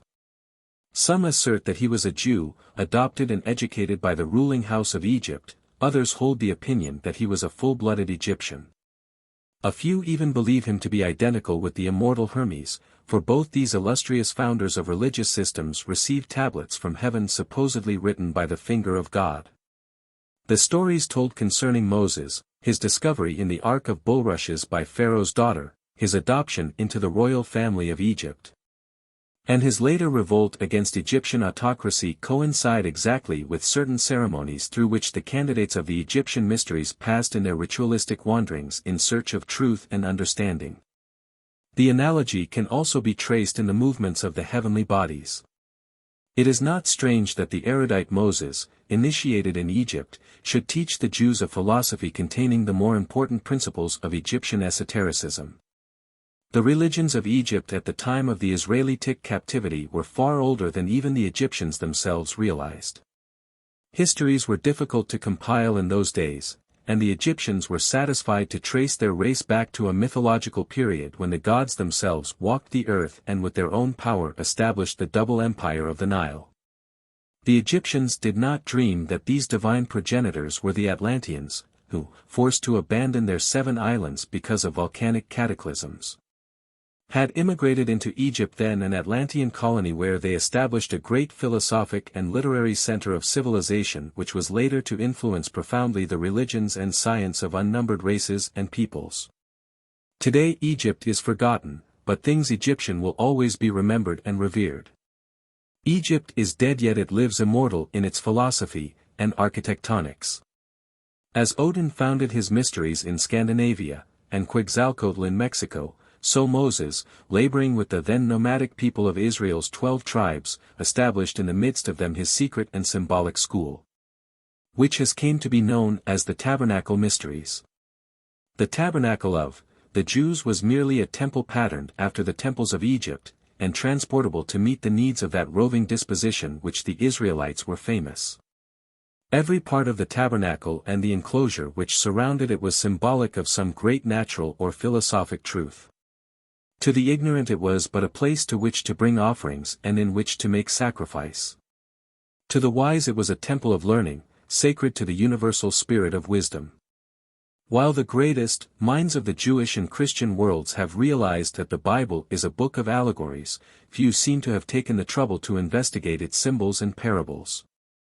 When Moses instituted his mysteries, he is said to have given to a chosen few initiates certain oral teachings which could never be written but were to be preserved from one generation to the next by word-of-mouth transmission. Those instructions were in the form of philosophical keys, by means of which the allegories were made to reveal their hidden significance. These mystic keys to their sacred writings were called by the Jews the Qabbalah, Qabbalah. The modern world seems to have forgotten the existence of those unwritten teachings which explain satisfactorily the apparent contradictions of the written scriptures. Nor does it remember that the pagans appointed their two-faced Janus as custodian of the key to the Temple of Wisdom. Janus has been metamorphosed into Saint Peter, so often symbolized as holding in his hand the key to the gate of heaven. The gold and silver keys of God's vicar on earth, the Pope, symbolizes this secret doctrine which, when properly understood, unlocks the treasure chest of the Christian and Jewish Qabbalah. The temples of Egyptian mysticism, from which the Tabernacle was copied, were according to their own priests miniature representations of the universe. The solar system was always regarded as a great temple of initiation, which candidates entered through the gates of birth. After threading the tortuous passageways of earthly existence, they finally approached the veil of the great mystery death through whose gate they vanished back into the invisible world. Socrates subtly reminded his disciples that death was, in reality, the great initiation, for his last words were, "Crito, I owe a cock to Asclepius, will you remember to pay the debt?" As the rooster was sacred to the gods and the sacrifice of this bird accompanied a candidate's introduction into the mysteries, Socrates implied that he was about to take his great initiation. The Ancient of Days. From Montfaucon's Antiquities. It is in this form that Jehovah is generally pictured by the Kabbalists. The drawing is intended to represent the demiurgus of the Greeks and Gnostics, called by the Greeks Zeus, the immortal mortal, and by the Hebrews Ihvh. Life is the great mystery, and only those who pass successfully through its tests and trials, interpreting them aright and extracting the essence of experience therefrom, achieve true understanding. Thus, the temples were built in the form of the world and their rituals were based upon life and its multitudinous problems. Nor only was the tabernacle itself patterned according to Egyptian mysticism. Its utensils were also of ancient and accepted form. The Ark of the Covenant itself was an adaptation of the Egyptian Ark, even to the kneeling figures upon its lid. Bas-reliefs on the Temple of Philae show Egyptian priests carrying their ark which closely resembled the Ark of the Jews upon their shoulders by means of staves like those described in Exodus. The following description of the tabernacle and its priests is based upon the account of its construction and ceremonies recorded by Josephus in the third book of his Antiquities of the Jews. The Bible references are from a Britches Bible, famous for its rendering of the 7th verse of the 3rd chapter of Genesis, printed in London in 1599, and the quotations are reproduced in their original spelling and punctuation. The building of the tabernacle. Moses, speaking for Jehovah, the God of Israel, appointed 2 architects to superintend the building of the tabernacle. They were Bezaleel, the son of Uri, of the tribe of Judah, and Aholiab, the son of Ahisamach, of the tribe of Dan. Their popularity was so great that they were also the unanimous choice of the people. When Jacob upon his deathbed blessed his sons, see Genesis 49, he assigned to each a symbol. The symbol of Judah was a lion, that of Dan a serpent or a bird, possibly an eagle. The lion and the eagle are 2 of the 4 beasts of the cherubim, the fixed signs of the zodiac. And the Rosicrucian alchemists maintained that the mysterious stone of the wise, the soul, was compounded with the aid of the blood of the red lion and the gluten of the white eagle. It seems probable that there is a hidden mystic relationship between fire, the red lion, water, the white eagle, as they were used in occult chemistry. And the representatives of these 2 tribes whose symbols were identical with these alchemical elements. As the tabernacle was the dwelling place of God among men, likewise the soul body in man is the dwelling place of his divine nature. Round which gathers a 12-fold material constitution in the same manner that the tribes of Israel camped about the enclosure sacred to Jehovah. The idea that the tabernacle was really symbolic of an invisible spiritual truth outside the comprehension of the Israelites is substantiated by a statement made in the 8th chapter of Hebrews, who serve unto the pattern and shadow of heavenly things. As Moses was warned by God, when he was about to finish the tabernacle. Here we find the material physical place of worship called a shadow or symbol of a spiritual institution, invisible but omnipotent. The specifications of the tabernacle are described in the book of Exodus, 25th chapter. Then the Lord spake unto Moses, saying, Speak unto the children of Israel that they receive an offering for me, of every man. Whose heart giveth it freely, ye shall take the offering for me. And this is the offering which ye shall take of them, gold and silver, and brass, and blue silka, and purple, and scarlet, and fine linen and goat's hair. And ram's skins colored red, and the skins of badgers, and the wood shittim, oil for the light, spices for anointing oil, and for the perfume of sweet favor, onyx stones, and stories to be set in the ephod, and in the breastplate. Also they shall make me a sanctuary, that I may dwell among them. According to all that I shew thee, even so shall ye make the for me of the tabernacle, and the fashion of all the instruments thereof. The court of the tabernacle was an enclosed area, 50 cubits wide and 100 cubits long, circumscribed by a wall of linen curtains hung from brazen pillars 5 cubits apart. The cubit is an ancient standard of measurement, its length being equal to the distance between the elbow and the extreme end of the index finger, approximately 18 inches. There were 20 of these pillars on each of the longer sides and 10 on the shorter. Each pillar had a base of brass and a capital of silver. The tabernacle was always laid out with the long sides facing north and south and the short sides facing east and west, with the entrance to the east, thus showing the influence of primitive sun worship. The outer court served the principal purpose of isolating the tent of the tabernacle proper, which stood in the midst of the enclosure. At the entrance to the courtyard, which was in the eastern face of the rectangle, stood the altar of burnt offerings, made of brass plates over wood and ornamented with the horns of bulls and rams. Farther in, but on a line with this altar, stood the laver of purification, a great vessel containing water for priestly ablutions. The laver was twofold in its construction, the upper part being a large bowl, probably covered, which served as a source of supply for a lower basin in which the priests bathed themselves before participating in the various ceremonials. It is supposed that this laver was encrusted with the metal mirrors of the women of the 12 tribes of Israel. The dimensions of the tabernacle proper were as follows: its length, when it was set up, was 30 cubits, and its breadth was 10 cubits.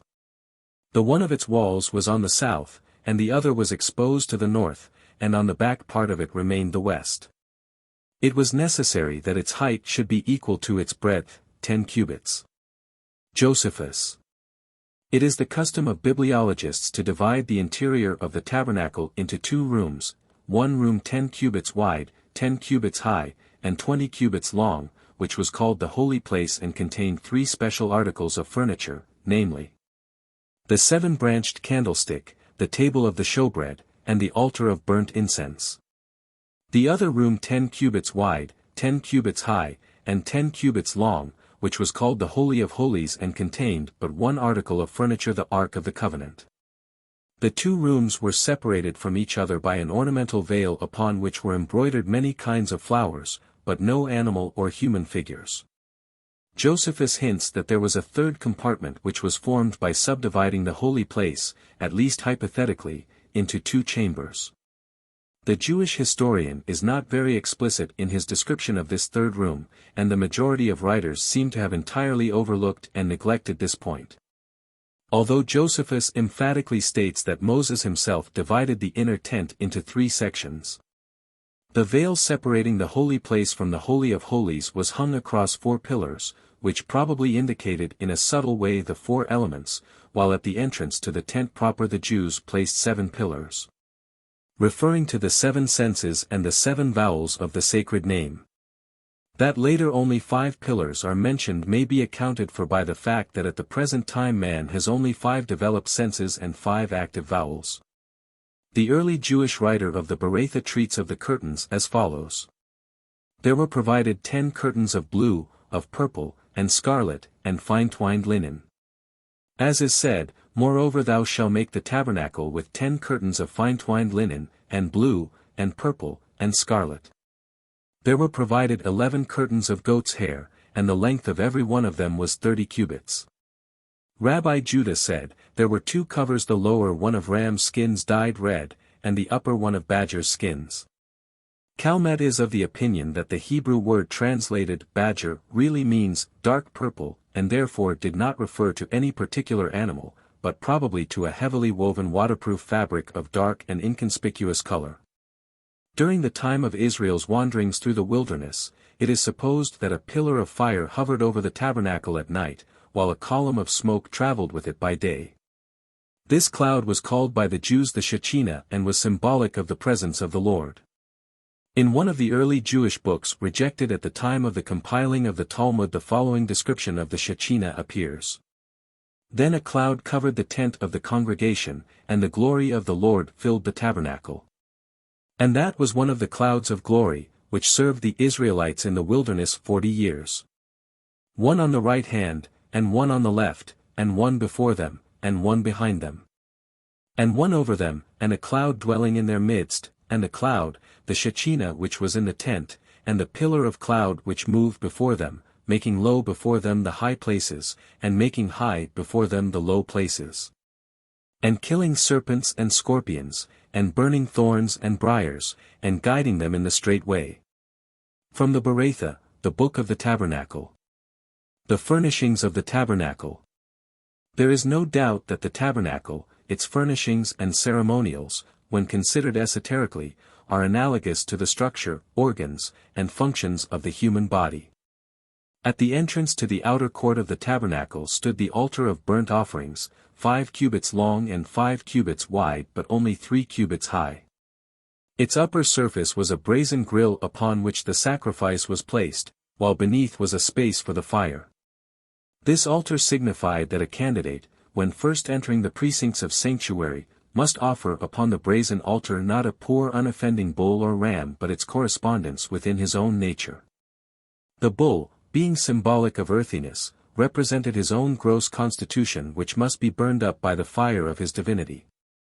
The sacrificing of beasts, and in some cases human beings, upon the altars of the pagans was the result of their ignorance concerning the fundamental principle underlying sacrifice.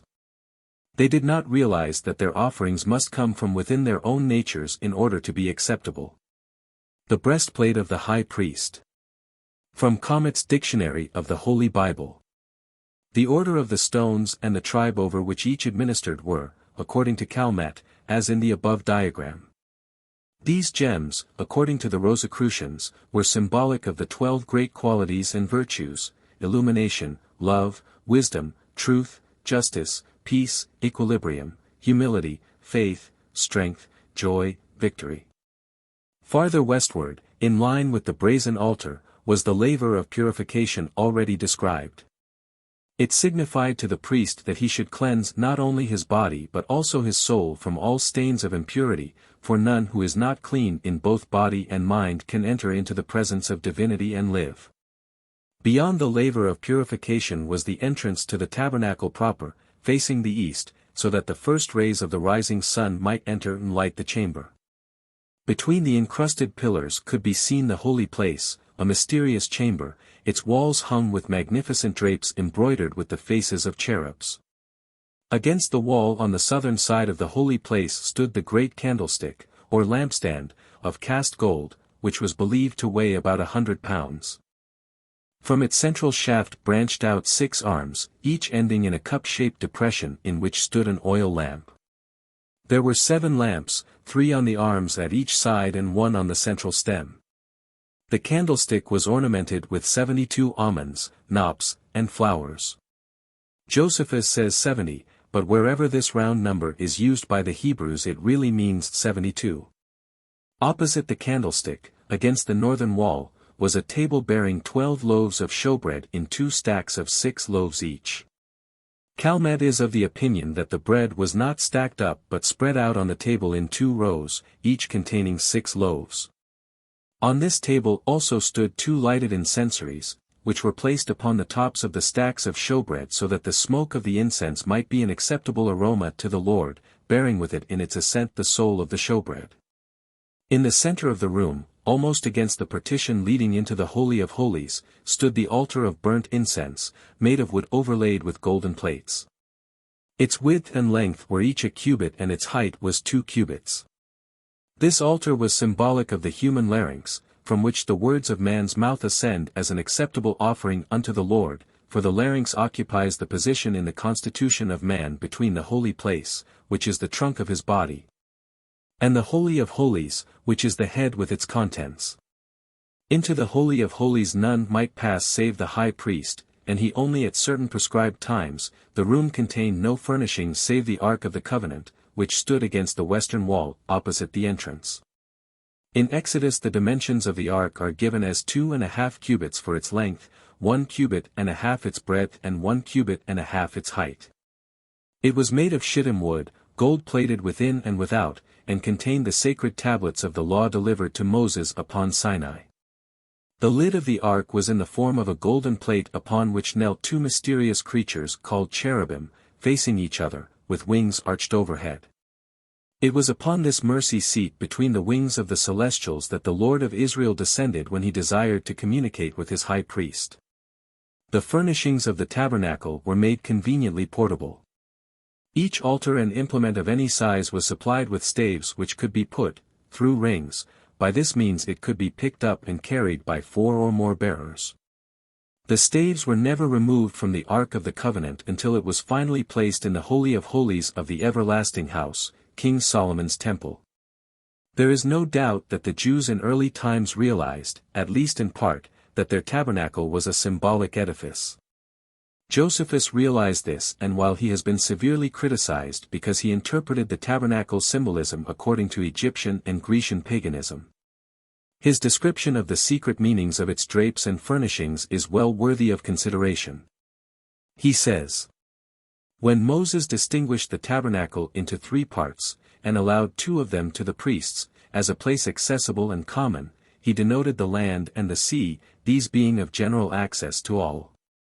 But he set apart the 3rd division for God, because heaven is inaccessible to men. And when he ordered 12 loaves to be set on a table, he denoted the year, as distinguished into so many months. By branching out the candlestick into 70 parts, he secretly intimated the decani, or 70 divisions of the planets, and as to the 7 lamps upon the candlesticks, they referred to the course of the planets, of which that is the number. The veils too, which were composed of 4 things, they declared the 4 elements, for the plain linen was proper to signify the earth, because the flax grows out of the earth. The purple signified the sea, because that color is dyed by the blood of a sea shellfish, the blue is fit to signify the air, and the scarlet will naturally be an indication of fire. Now the vestment of the high priest being made of linen, signified the earth, the blue denoted the sky, being like lightning in its pomegranates, and in the noise of the bells resembling thunder.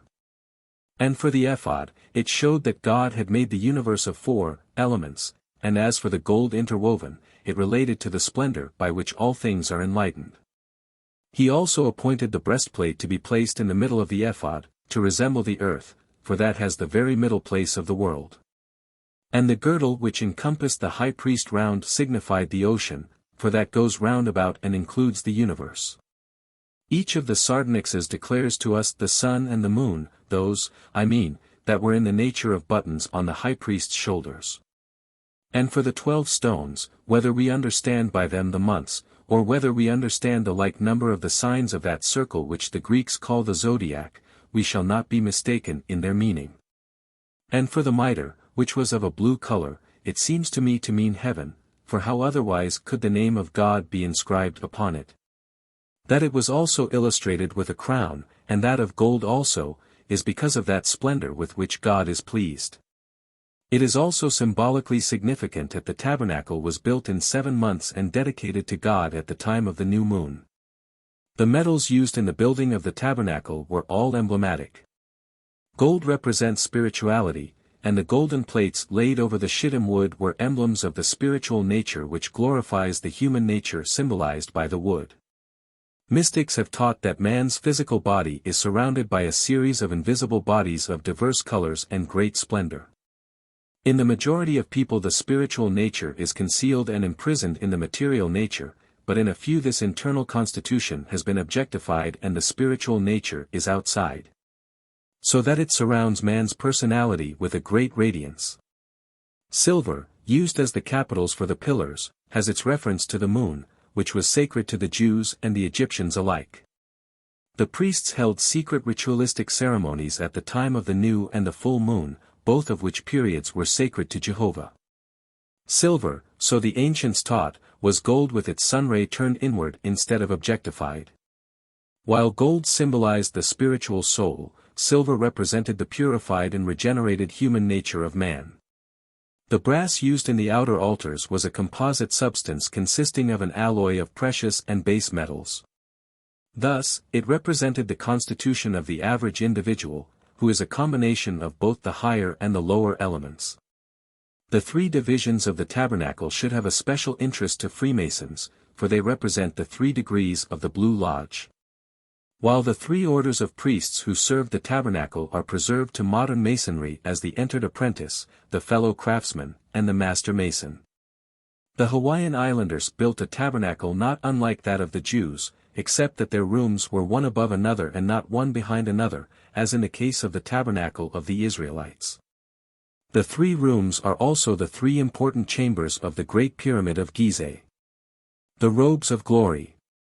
As explained in the quotation from Josephus, the robes and adornments of the Jewish priests had a secret significance, and even to this day there is a religious cipher language concealed in the colors, forms, and uses of sacred garments, not only among the Christian and Jewish priests but also among pagan religions. The vestments of the tabernacle priests were called kahani, those of the high priest were termed kahani rabbi.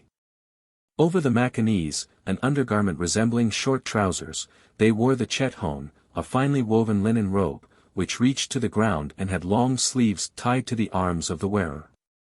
A brightly embroidered sash, twisted several times around the waist, a little higher than is customary, with one end pendant in front, and a closely fitting linen cap, designated masnams, completed the costume of the ordinary priest. The garments of glory. From Mosai's History der Hebrews Kirk. Th. Robe of the high priest of Israel were often called the garments of glory, for they resembled the regenerated and spiritualized nature of man. Symbolized by a vestment which all must weave from the threads of character and virtue before they can become high priests after the order of Melchizedek.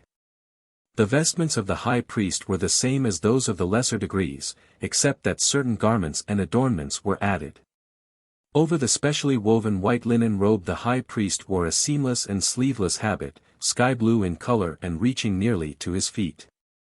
This was called the mir and was ornamented with a fringe of alternated golden bells and pomegranates. In Ecclesiasticus, one of the books rejected from the modern Bible, these bells and their purpose are described in the following words, "And he compassed him with pomegranates, and with many golden bells round about, that as he went, there might be a sound and a noise that might be heard in the temple, for a memorial to the children of his people." The mir was also bound in with a variegated girdle finely embroidered and with gold wire inserted through the embroidery. The ephod, a short vestment described by Josephus as resembling a coat or jacket, was worn over the upper part of the mir. The threads of which the ephod was woven were of many colors, probably red, blue, purple, and white, like the curtains and coverings of the tabernacle. Fine gold wires were also woven into the fabric. The ephod was fastened at each shoulder with a large onyx in the form of a button, and the names of the 12 sons of Jacob were engraven upon these 2 stones, 6 on each. These onyx buttons were supposed to have oracular powers, and when the high priest asked certain questions, they emitted a celestial radiance. When the onyx on the right shoulder was illuminated, it signified that Jehovah answered the question of the high priest, in the affirmative, and when the one on the left gleamed, it indicated a negative answer to the query. In the middle of the front surface of the ephod was a space to accommodate the eson, or breastplate of righteousness and prophecy, which, as its name signifies, was also an oracle of great power. This pectoral was roughly square in shape and consisted of a frame of embroidery into which were set 12 stones, each held in a socket of gold. Because of the great weight of its stones, each of which was of considerable size and immense value, the breastplate was held in position by special golden chains and ribbons. The 12 stones of the breastplate, like the onyx stones at the shoulders of the ephod, had the mysterious power of lighting up with divine glory and so serving as oracles. Concerning the strange power of these flashing symbols of Israel's 12 tribes, Josephus writes, "Yet will I mention what is still more wonderful than this, for God declared beforehand. By those 12 stones which the high priest bare upon his breast and which were inserted into his breastplate, when they should be victorious in battle. For so great a splendor shone forth from them before the army began to march, that all the people were sensible of God's being present for their assistance. Whence it came to pass that those Greeks, who had a veneration for our laws, because they could not possibly contradict this, called the breastplate, the oracle.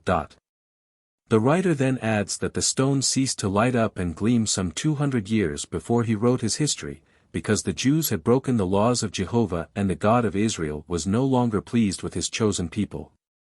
The Jews learned astronomy from the Egyptians, and it is not unlikely that the 12 jewels of the breastplate were symbolic of the 12 constellations of the zodiac. These 12 celestial hierarchies were looked upon as jewels adorning the breastplate of the universal man, the macroprosophists, who is referred to in the Zohar as the Ancient of Days. The number 12 frequently occurs among ancient peoples, who in nearly every case had a pantheon consisting of 12 demigods and goddesses presided over by the Invincible One, who was himself subject to the incomprehensible All-Father. This use of the number 12 is especially noted in the Jewish and Christian writings. The 12 prophets, the 12 patriarchs, the 12 tribes, and the 12 apostles. Each group has a certain occult significance, for each refers to the divine duodecimo, or 12-fold deity, whose emanations are manifested in the tangible created universe through 12 individualized channels. The secret doctrine also taught the priests that the jewels represented centers of life within their own constitutions, which when unfolded according to the esoteric instructions of the temple, were capable of absorbing into themselves and radiating forth again the divine light of the deity. The East Indian lotus blossoms have a similar meaning. The rabbis have taught that each twisted linen thread used in weaving the tabernacle curtains and ornamentations consisted of 24 separate strands, reminding the discerning that the experience gained during the 24 hours of the day, symbolized in Masonry by the 24-inch rule, becomes the threads from which are woven the garments of glory. The Urim and Thummim. In the reverse side of the eson, or breastplate, was a pocket containing mysterious objects, the Urim and Thummim. Aside from the fact that they were used in divination, little is now known about these objects. Some writers contend that they were small stones, resembling the fetishes still revered by certain aboriginal peoples, which the Israelites had brought with them out of Egypt because of their belief that they possessed divine power. Others believe that the Urim and Thummim were in the form of dice, used for deciding events by being cast upon the ground. A few have maintained that they were merely sacred names, written on plates of gold and carried as talismans. According to some, the Urim and the Thummim signify lights and perfections, or light and truth, which last present a striking analogy to the two figures of Re, Are, and Themi in the breastplate worn by the Egyptians. Gardeners, the faiths of the world. Not the least remarkable of the vestments of the high priest was his bonnet, or headdress. Over the plain white cap of the ordinary priest this dignitary wore an outer cloth of blue and a crown of gold, the crown consisting of 3 bands, one above the other like the triple mitre of the Persian Magi. This crown symbolized that the high priest was ruler not only over the 3 worlds which the ancients had differentiated, heaven, earth, and hell, but also over the threefold divisions of man and the universe, the spiritual, intellectual, and material worlds. These divisions were also symbolized by the 3 apartments of the tabernacle itself. At the peak of the headdress was a tiny cup of gold, made in the form of a flower. This signified that the nature of the priest was receptive and that he had a vessel in his own soul which, cup-like, was capable of catching the eternal waters of life pouring upon him from the heavens above. This flower over the crown of his head is similar in its esoteric meaning to the rose growing out of a skull, so famous in Templar symbology. The ancients believed that the spiritual nature escaping from the body passed upward through the crown of the head, therefore, the flower-like calyx, or cup, symbolized also the spiritual consciousness. On the front of the golden crown were inscribed in Hebrew, holiness unto the Lord. Though robes and ornaments augmented the respect and veneration of the Israelites for their high priest, such trappings meant nothing to Jehovah. Therefore, before entering the Holy of Holies, the high priest removed his earthly finery and entered into the presence of the Lord God of Israel unclothed. There he could be robed only in his own virtues, and his spirituality must adorn him as a garment. There is a legend to the effect that any who chanced to enter the Holy of Holies unclean were destroyed by a bolt of divine fire from the mercy seat. If the high priest had but one selfish thought, he would be struck dead. As no man knows when an unworthy thought may flash through his mind, precautions had to be taken in case the high priest should be struck dead while in the presence of Jehovah. The other priests could not enter the sanctuary therefore, when their leader was about to go in and receive the commands of the Lord. They tied a chain around one of his feet so that if he were struck down while behind the veil they could drag the body out. The headdress of the priests. From Mosai's History der Hebrews Kirk. Over the plain white cap of the ordinary priests the high priest wore an overcloth of blue and a band of gold. On the front of the golden band were inscribed the Hebrew words, Holiness unto the Lord. This illustration shows the arrangement of the bonnet both with and without the golden crown. The ark with its cherubim. From Comet's Dictionary of the Holy Bible. Josephus tells us that the cherubim were flying creatures but different in appearance, from anything to be seen on earth, therefore impossible to describe. Moses is supposed to have seen these beings kneeling at the footstool of God when he was picked up and brought into the presence of Jehovah. It is probable that they resembled, at least in general appearance, the famous cherubim of Ezekiel.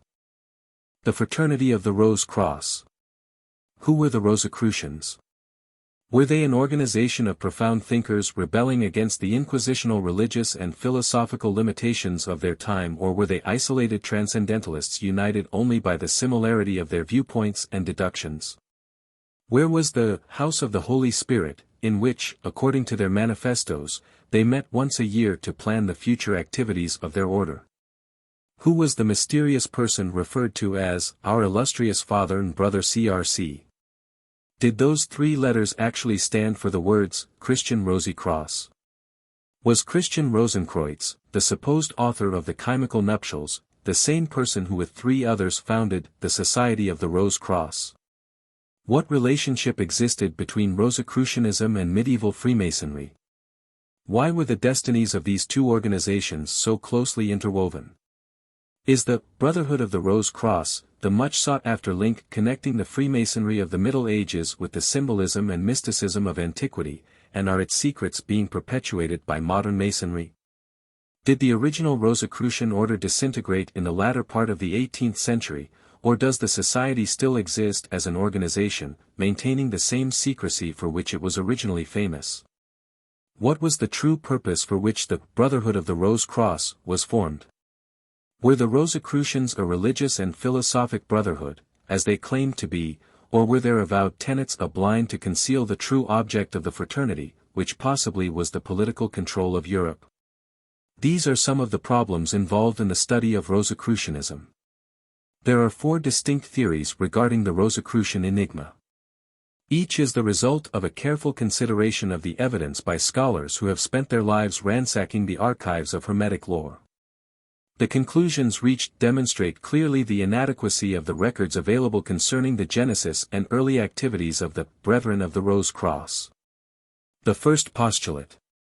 It is assumed that the Rosicrucian order existed historically in accordance with the description of its foundation and subsequent activities published in its manifesto, the Fama Fraternitatis, which is believed to have been written in the year 1610, but apparently did not appear in print until 1614, although an earlier edition is suspected by some authorities. Intelligent consideration of the origin of Rosicrucianism requires a familiarity with the contents of the first and most important of its documents. The Fama Fraternitatis begins with a reminder to all the world of God's goodness and mercy. And it warns the intelligentsia that their egotism and covetousness cause them to follow after false prophets and to ignore the true knowledge which God in His goodness has revealed to them. Hence, a reformation is necessary, and God has raised up philosophers and sages for this purpose. In order to assist in bringing about the Reformation, a mysterious person called the highly illuminated Father CRC. A German by birth, descended of a noble family, but himself a poor man, instituted the Secret Society of the Rose Cross. CRC was placed in a cloister when only 5 years of age, but later becoming dissatisfied with its educational system, he associated himself with a brother of holy orders who was setting forth on a pilgrimage to the Holy Land. They started out together, but the brother died at Cyprus and CRC continued alone to Damascus. Poor health prevented him from reaching Jerusalem, so he remained at Damascus, studying with the philosophers who dwelt there. While pursuing his studies, he heard of a group of mystics and Qabbalists abiding in the mystic Arabian city of Damkar. Giving up his desire to visit Jerusalem, he arranged with the Arabians for his transportation to Damkar. CRC was but 16 years of age when he arrived at Damkar. He was received as one who had been long expected, a comrade and a friend in philosophy, and was instructed in the secrets of the Arabian adepts. While there, CRC learned the Arabic tongue and translated the sacred book M into Latin, and upon returning to Europe he brought this important volume with him. After studying 3 years in Damkar, CRC departed for the city of Fez, where the Arabian magicians declared further information would be given him. At Fez he was instructed how to communicate with the elementary inhabitants, probably the nature spirits, and these disclosed to him many other great secrets of nature. While the philosophers in Fez were not so great as those in Damkar, the previous experiences of CRC enabled him to distinguish the true from the false and thus add greatly to his store of knowledge. After 2 years in Fez, CRC sailed for Spain, carrying with him many treasures, among them rare plants and animals accumulated during his wanderings. He fondly hoped that the learned men of Europe would receive with gratitude the rare intellectual and material treasures which he had brought for their consideration. Instead he encountered only ridicule, for the so-called wise were afraid to admit their previous ignorance lest their prestige be impaired. At this point in the narrative is an interpolation stating that Paracelsus, while not a member of the Fraternity of the Rose Cross, had read the book M and from a consideration of its contents had secured information which made him the foremost physician of medieval Europe. Tired, but not discouraged, as the result of the fruitlessness of his efforts, CRC returned to Germany, where he built a house in which he could quietly carry on his study and research.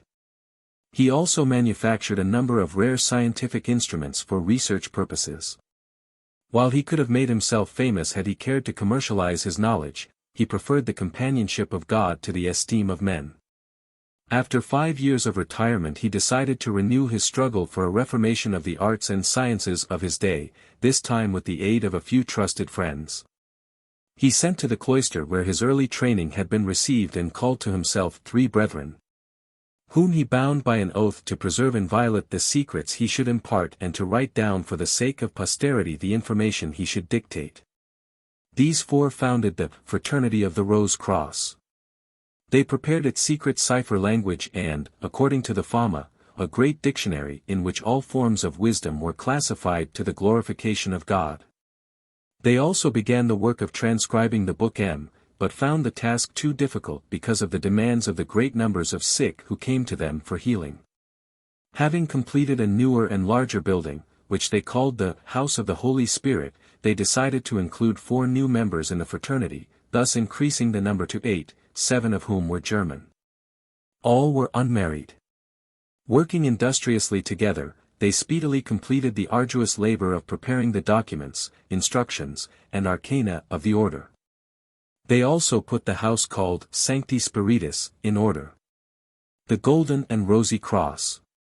From Geheime Figuren der Rosenkreuzer. It is said of this cross that it is made of spiritual gold and that each brother wears it upon his breast.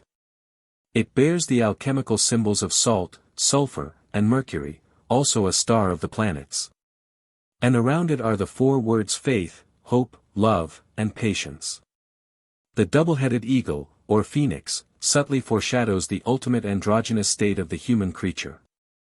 Rosicrucian alchemy was not concerned with metals alone.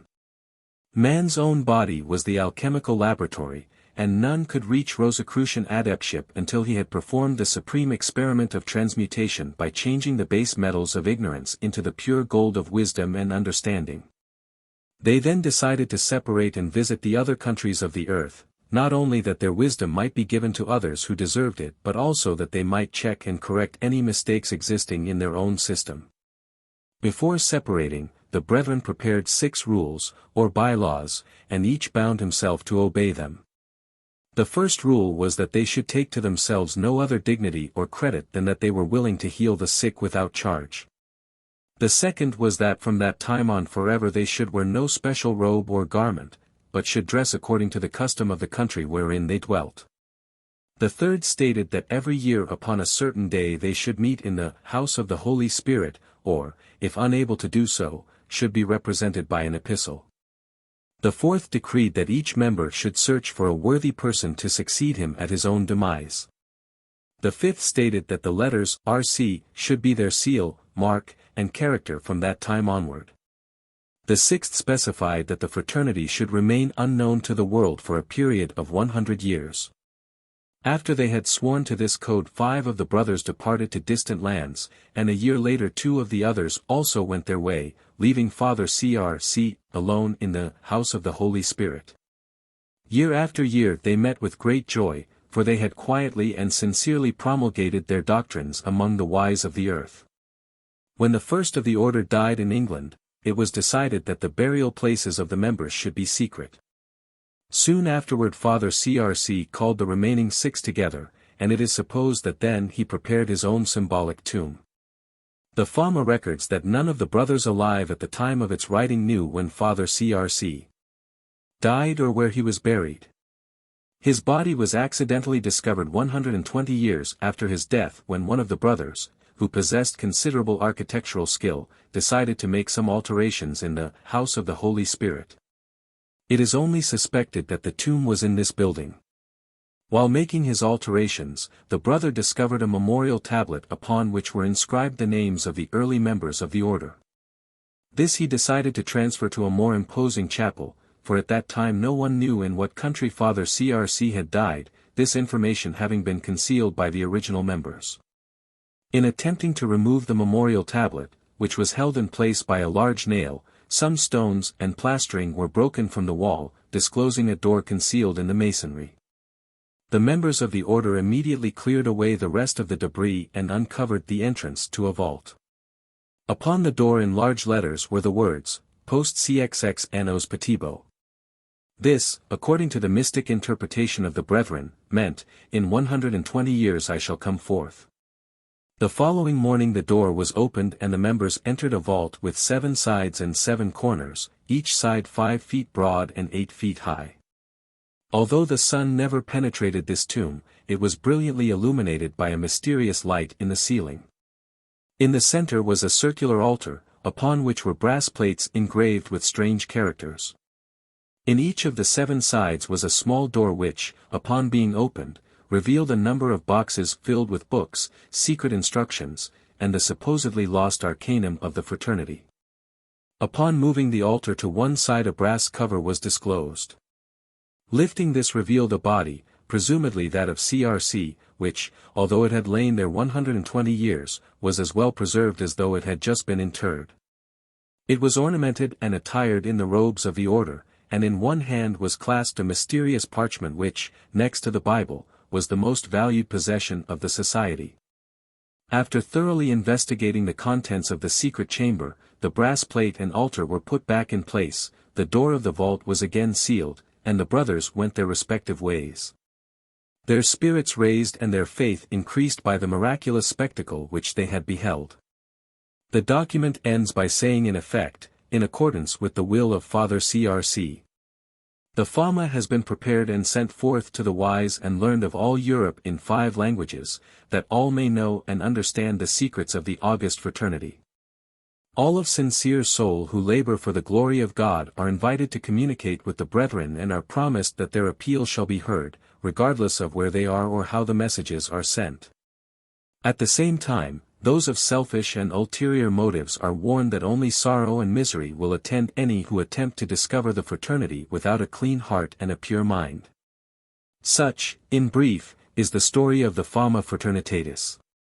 Those who accept it literally regard Father CRC as the actual founder of the Brotherhood, which he is believed to have organized about 1400. The fact that historical corroboration of the important points of the Fama has never been discovered is held against this theory. There is no proof that Father CRC ever approached the learned men of Spain. The mysterious city of Damcar cannot be found, and there is no record that anywhere in Germany there existed a place where great numbers of the halt and sick came and were mysteriously healed. A.E. Waite's The Secret Tradition in Freemasonry contains a picture of Father CRC showing him with a long beard upon his breast, sitting before a table upon which burns a candle. One hand is supporting his head and the other is resting the tip of its index finger on the temple of a human skull. The picture, however, see plate at head of chapter, proves nothing. Father CRC was never seen by other than members of his own order, and they did not preserve a description of him. That his name was Christian Rosenkreutz is most improbable, as the two were not even associated until the writing of the Chymical Nuptials. The second postulate. Those Masonic brethren who have investigated the subject accept the historical existence of the Brotherhood of the Rose Cross, but are divided concerning the origin of the order. One group holds the society originated in medieval Europe as an outgrowth of alchemical speculation. Robert McCoy, 33 degrees, believes that Johann Valentin Andrea, a German theologian, was the true founder. And he also believes it possible that this divine merely reformed and amplified an existing society which had been founded by Sir Henry Cornelius Agrippa. Some believe that Rosicrucianism represented the first European invasion of Buddhist and Brahmin culture.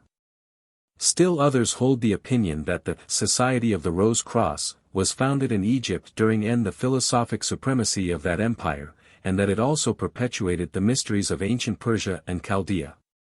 In his Anacalypsis, Godfrey Higgins writes, "The Rosicrucians of Germany are quite ignorant of their origin, but, by tradition, they suppose themselves descendants of the ancient Egyptians, Chaldeans, Magi, and Gymnosophists." The last was a name given by the followers of Alexander the Great to a caste of naked wise men whom they found meditating along the river banks in India. The consensus among these factions is that the story of Father CRC, like the Masonic legend of Hiram Abiff, is an allegory and should not be considered literally.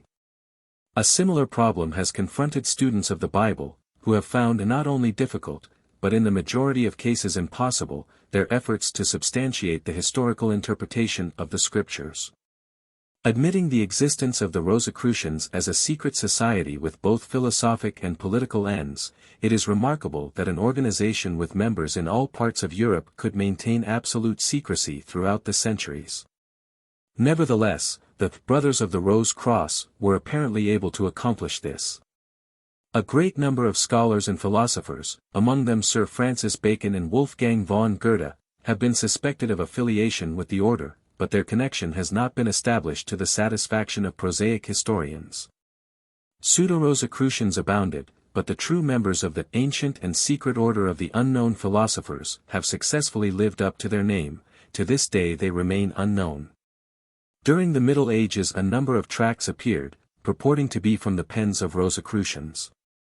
Many of them, however, were spurious, being issued for their self-aggrandizement by unscrupulous persons who used the revered and magic name Rosicrucian in the hope of gaining religious or political power. This has greatly complicated the work of investigating the society. One group of pseudo-Rosicrucians went so far as to supply its members with a black cord by which they were to know each other, and warned them that if they broke their vow of secrecy the cord would be used to strangle them. Few of the principles of Rosicrucianism have been preserved in literature, for the original fraternity published only fragmentary accounts of its principles and activities. In his Secret Symbols of the Rosicrucians, Dr. Franz Hartmann describes the fraternity as a secret society of men possessing superhuman if not supernatural powers. They were said to be able to prophesy future events, to penetrate into the deepest mysteries of nature, to transform iron, copper, lead, or mercury into gold, to prepare an elixir of life, or universal panacea, by the use of which they could preserve their youth and manhood. And moreover it was believed that they could command the elemental spirits of nature, and knew the secret of the philosopher's stone, a substance which rendered him who possessed it all-powerful, immortal, and supremely wise. The same author further defines a Rosicrucian as a person who by the process of spiritual awakening has attained a practical knowledge of the secret significance of the rose and the cross. To call a person a Rosicrucian does not make him one, nor does the act of calling a person a Christian make him a Christ. The real Rosicrucian or Mason cannot be made. He must grow to be one by the expansion and unfoldment of the divine power within his own heart. The inattention to this truth is the cause that many churches and secret societies are far from being that which their names express.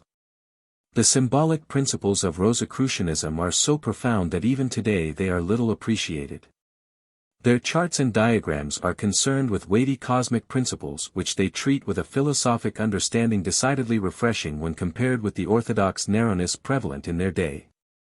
According to the available records, the Rosicrucians were bound together by mutual aspirations rather than by the laws of a fraternity. The Brothers of the Rose Cross are believed to have lived unobtrusively, laboring industriously in trades and professions, disclosing their secret affiliation to no one, in many cases not even to their own families. After the death of CRC, most of the brethren apparently had no central meeting place. Whatever initiatory ritual the order possessed was so closely guarded that it has never been revealed. Doubtless it was couched in chemical terminology. The crucified rose. The original symbol of the Rosicrucian fraternity was a hieroglyphic rose crucified upon a cross. The cross was often raised upon a three-stepped Calvary. Occasionally the symbol of a cross rising from a rose was used in connection with their activities. The Rosicrucian rose was drawn upon the round table of King Arthur, and is the central motif for the links forming the chain from which the Great George is suspended among the jewels of the Order of the Garter. Hargrave Jennings suspects this order of having some connection with the Rosicrucians. Efforts to join the order were apparently futile, for the Rosicrucians always chose their disciples. Having agreed on one who they believed would do honor to their illustrious fraternity, they communicated with him in one of many mysterious ways. He might receive a letter, either anonymous or with a peculiar seal, usually bearing the letters CR, C or RC upon it. He would be instructed to go to a certain place at an appointed time. What was disclosed to him he never revealed, although in many cases his later writings showed that a new influence had come into his life, deepening his understanding and broadening his intellect. A few have written allegorically concerning what they beheld when in the august presence of the Brethren of the Rose Cross. Alchemists were sometimes visited in their laboratories by mysterious strangers, who delivered learned discourses concerning the secret processes of the Hermetic arts and, after disclosing certain processes, departed, leaving no trace. Others declared that the Brothers of the Rose Cross communicated with them through dreams and visions, revealing the secrets of Hermetic wisdom to them while they were asleep. Having been instructed, the candidate was bound to secrecy not only concerning the chemical formulae which had been disclosed to him but also concerning the method by which he had secured them. While these nameless adepts were suspected of being Brothers of the Rose Cross, it could never be proved who they were, and those visited could only conjecture. Many suspect the Rosicrucian rose to be a conventionalization of the Egyptian and Hindu lotus blossom, with the same symbolic meaning as this more ancient symbol. The Divine Comedy stamps Dante Alighieri as being familiar with the theory of Rosicrucianism. Concerning this point, Albert Pike in his Morals and Dogma makes this significant statement: his hell is but a negative purgatory. His heaven is composed of a series of Kabbalistic circles, divided by a cross, like the Pantacle of Ezekiel. In the center of this cross blooms a rose, and we see the symbol of the adepts of the Rose-Croix for the first time publicly expounded and almost categorically explained. Doubt has always existed as to whether the name Rosicrucian came from the symbol of the rose and cross, or whether this was merely a blind to deceive the uninformed and further conceal the true meaning of the order. Godfrey Higgins believes that the word Rosicrucian is not derived from the flower but from the word ros, which means dew. It is also interesting to note that the word ras means wisdom, while rus is translated concealment. Doubtless all of these meanings have contributed to Rosicrucian symbolism. Waite holds with Godfrey Higgins that the process of forming the philosopher's stone with the aid of dew is the secret concealed within the name Rosicrucian. It is possible that the dew referred to is a mysterious substance within the human brain, closely resembling the description given by alchemists of the dew which, falling from heaven, redeemed the earth. The cross is symbolic of the human body, and the two symbols together, the rose on the cross, signify that the soul of man is crucified upon the body, where it is held by 3 nails. It is probable that Rosicrucian symbolism is a perpetuation of the secret tenets of the Egyptian Hermes, and that the Society of Unknown Philosophers is the true link connecting modern Masonry, with its mass of symbols, to ancient Egyptian Hermeticism, the source of that symbolism.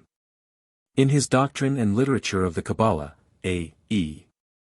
Waite makes this important observation: there are certain indications which point to a possible connection between Masonry and Rosicrucianism, and this, if admitted, would constitute the first link in its connection with the past.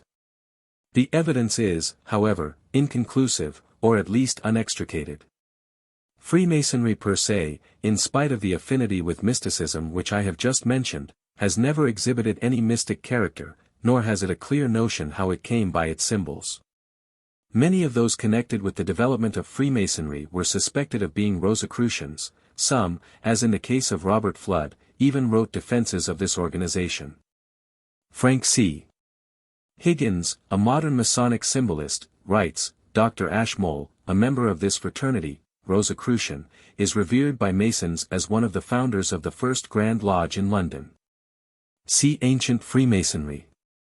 Elias Ashmole is but one of many intellectual links connecting Rosicrucianism with the genesis of Freemasonry.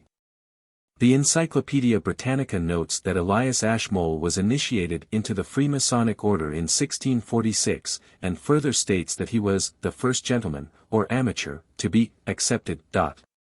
On this same subject, Papoose, in his Tarot of the Bohemians, has written, "We must not forger that the Rosicrucians were the initiators of Leibniz, and the founders of actual Freemasonry through Ashmole. If the founders of Freemasonry were initiated into the great arcanum of Egypt and the symbolism of modern Masonry would indicate that such was the case, then it is reasonable to suppose that they secured their information from a society whose existence they admitted and which was duly qualified to teach them these symbols and allegories." The Rosicrucian Rose. From Geheime Figuren der Rosenkreuzer. The rose is a Ionic symbol associated with generation, fecundity, and purity. The fact that flowers blossom by unfolding has caused them to be chosen as symbolic of spiritual unfoldment. The red color of the rose refers to the blood of Christ, and the golden heart concealed within the midst of the flower corresponds to the spiritual gold concealed within the human nature. The number of its petals being 10 is also a subtle reminder of the perfect Pythagorean number. The rose symbolizes the heart, and the heart has always been accepted by Christians as emblematic of the virtues of love and compassion, as well as of the nature of Christ, the personification of these virtues. The rose as a religious emblem is of great antiquity. It was accepted by the Greeks as the symbol of the sunrise, or of the coming of dawn. In his Metamorphosis, or Golden Ass, Apuleius, turned into a donkey because of his foolishness, regained his human shape by eating a sacred rose given to him by the Egyptian priests. The presence of a hieroglyphic rose upon the escutcheon of Martin Luther has been the basis of much speculation as to whether any connection existed between his Reformation and the secret activities of the Rose Cross. One theory concerning the two orders is to the effect that Freemasonry was an outgrowth of Rosicrucianism. In other words, that the unknown philosophers became known through an organization which they created to serve them in the material world. The story goes on to relate that the Rosicrucian adepts became dissatisfied with their progeny and silently withdrew from the Masonic hierarchy, leaving behind their symbolism and allegories, but carrying away the keys by which the locked symbols could be made to give tip their secret meanings. Speculators have gone so far as to state that, in their opinion, modern Freemasonry has completely absorbed Rosicrucianism and succeeded it as the world's greatest secret society. Other minds of equal learning declare that the Rosicrucian Brotherhood still exists, preserving its individuality as the result of having withdrawn from the Masonic Order. According to a widely accepted tradition, the headquarters of the Rosicrucian Order is near Carlsbad, in Austria, see Dr. Franz Hartmann. Another version has it that a mysterious school, resembling in general principles the Rosicrucian Fraternity, which calls itself the Bohemian Brothers, still maintains its individuality in the Schwarzwald, Black Forest, of Germany. One thing is certain, with the rise of Freemasonry, the Rosicrucian order in Europe practically disappeared, and notwithstanding existing statements to the contrary. It is certain that the 18th degree, commonly known as the Rose Croix, perpetuates many of the symbols of the Rosicrucian fire alchemists. In an anonymous unpublished manuscript of the 18th century bearing the earmarks of Rosicrucian Kabbalism appears this statement, "Yet will I now give the overwise world a paradox to be solved, namely, that some illuminated men have undertaken to found schools of wisdom in Europe, and these for some peculiar reason have called themselves Fratres Rosa, Crucis. But soon afterwards came false schools into existence and corrupted the good intentions of these wise men. Therefore, the order no longer exists as most people would understand existence, and as this fraternity of the Seculo-Phili call themselves Brothers of the Rosy Cross. So also will they in the Seculo Spiritus Sancti call themselves Brothers of the Lily Cross and the Knights of the White Lion. Then will the schools of wisdom begin again to blossom, but why the first one chose their name and why the others shall also choose theirs, only those can solve who have understanding grounded in nature." Political aspirations of the Rosicrucians were expressed through the activities of Sir Francis Bacon, the Comte d'Este Germain, and the Comte di Cagliostro. The last named is suspected of having been an emissary of the Knights Templars, a society deeply involved in transcendentalism, as Eliphas Levi has noted. There is a popular supposition to the effect that the Rosicrucians were at least partial instigators of the French Revolution. Note particularly the introduction to Lord Bulwer-Lytton's Rosicrucian novel Zanoni. The third postulate. The third theory takes the form of a sweeping denial of Rosicrucianism, asserting that the so-called original order never had any foundation in fact but was entirely a product of imagination. This viewpoint is best expressed by a number of questions which are still being asked by investigators of this elusive group of metaphysicians. Was the Brotherhood of the Rose Cross merely a mythical institution created in the fertile mind of some literary cynic for the purpose of deriding the alchemical and hermetic sciences? Did the House of the Holy Spirit ever exist outside the imagination of some medieval mystic? Was the whole Rosicrucian story a satire to ridicule the gullibility of scholastic Europe? Was the mysterious Father CRC a product of the literary genius of Johann Valentin Andrea, or another of similar mind, who, attempting to score alchemical and hermetic philosophy, unwittingly became a great power in furthering the cause of its promulgation? That at least one of the early documents of the Rosicrucians was from the pen of Andrea there is little doubt, but for just what purpose he compiled it still remains a matter of speculation. Did Andrea himself receive from some unknown person, or persons, instructions to be carried out?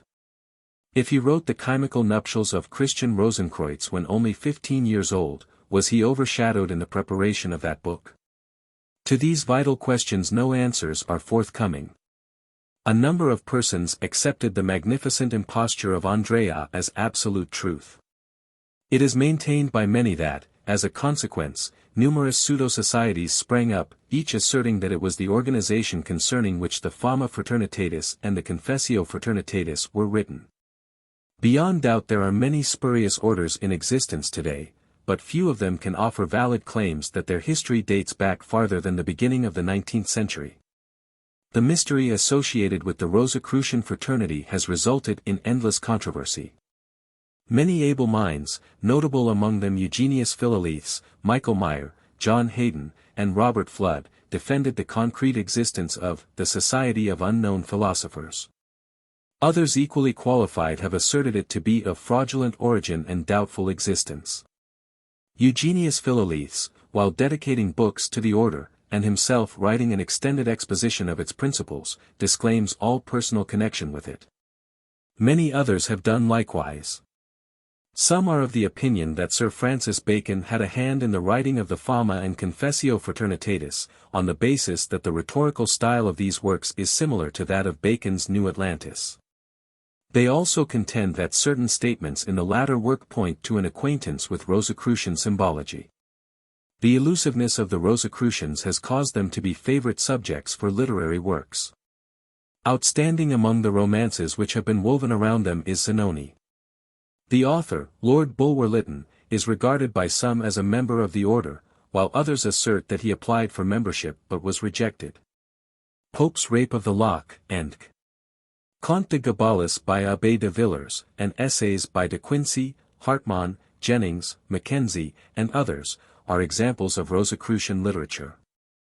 Although the existence of these medieval Rosicrucians is difficult to prove, sufficient evidence is at hand to make it extremely probable that there existed in Germany, and afterwards in France, Italy, England, and other European countries, a secret society of illuminated savants who made contributions of great import to the sum of human knowledge, while maintaining absolute secrecy concerning their personalities and their organization. The fourth postulate.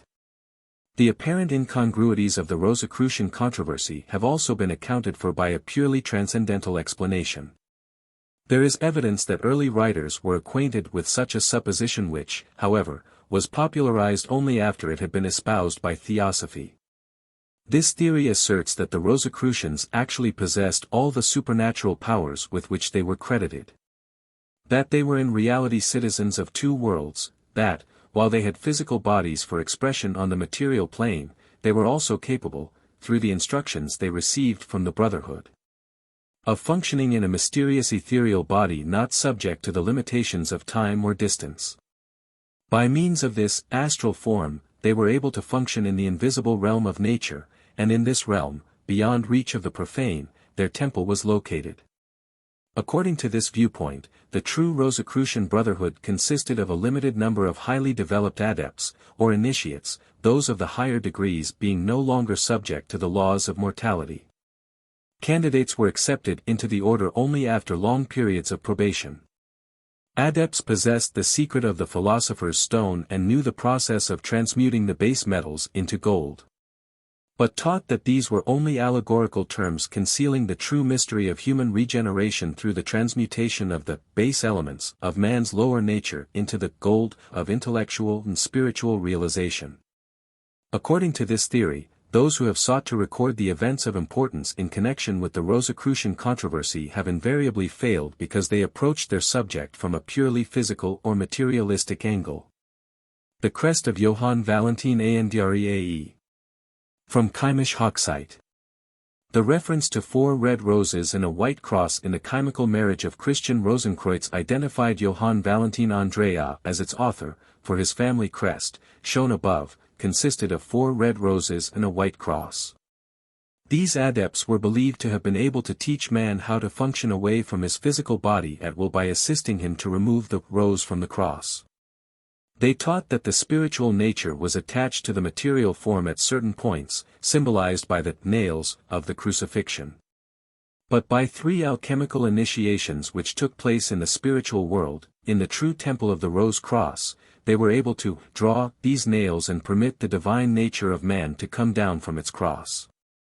They concealed the processes by which this was accomplished under 3 alchemical metaphoric expressions: the casting of the molten sea, the making of the rose diamond, and the achieving of the philosopher's stone. While the intellectualist flounders among contradictory theories, the mystic treats the problem in an entirely different manner. He believes that the true Rosicrucian fraternity, consisting of a school of supermen, not unlike the fabled Mahatmas of India, is an institution existing not in the visible world but in its spiritual counterpart, which he sees fit to call the inner planes of nature. That the brothers can be reached only by those who are capable of transcending the limitations of the material world. To substantiate their viewpoint, these mystics cite the following significant statement from the Confessio Fraternitatis: 1,000 times the unworthy may clamor, 1,000 times may present themselves. Yet God hath commanded our ears that they should hear none of them, and hath so compassed us about with his clouds that unto us, his servants, no violence can be done. Wherefore now no longer are we beheld by human eyes, unless they have received strength borrowed from the eagle. In mysticism the eagle is a symbol of initiation, the spinal spirit fire, and by this is explained the inability of the unregenerate world to understand the secret order of the Rose Cross. Those professing this theory regard the Comte St. Germain as their highest adept and assert that he and Christian Rosenkreutz were one and the same individual. They accept fire as their universal symbol because it was the one element by means of which they could control the metals. They declared themselves the descendants of Tubal-Cain and Hiram Abiff, and that the purpose of their existence was to preserve the spiritual nature of man through ages of materiality. The Gnostic sects, the Arabs, Alchemists, Templars, Rosicrucians, and lastly the Freemasons, form the western chain in the transmission of occult science. See the Tarot of the Bohemians translated by A. E. Waite from the French of Papoose. Max Handel, the Christian mystic, described the Rosicrucian temple as an etheric structure located in and around the home of a European country gentleman. He believed that this invisible building would ultimately be moved to the American continent. Mr. Handel referred to the Rosicrucian initiates as so advanced in the science of life that death had forgotten them. Rosicrucian doctrines and tenets.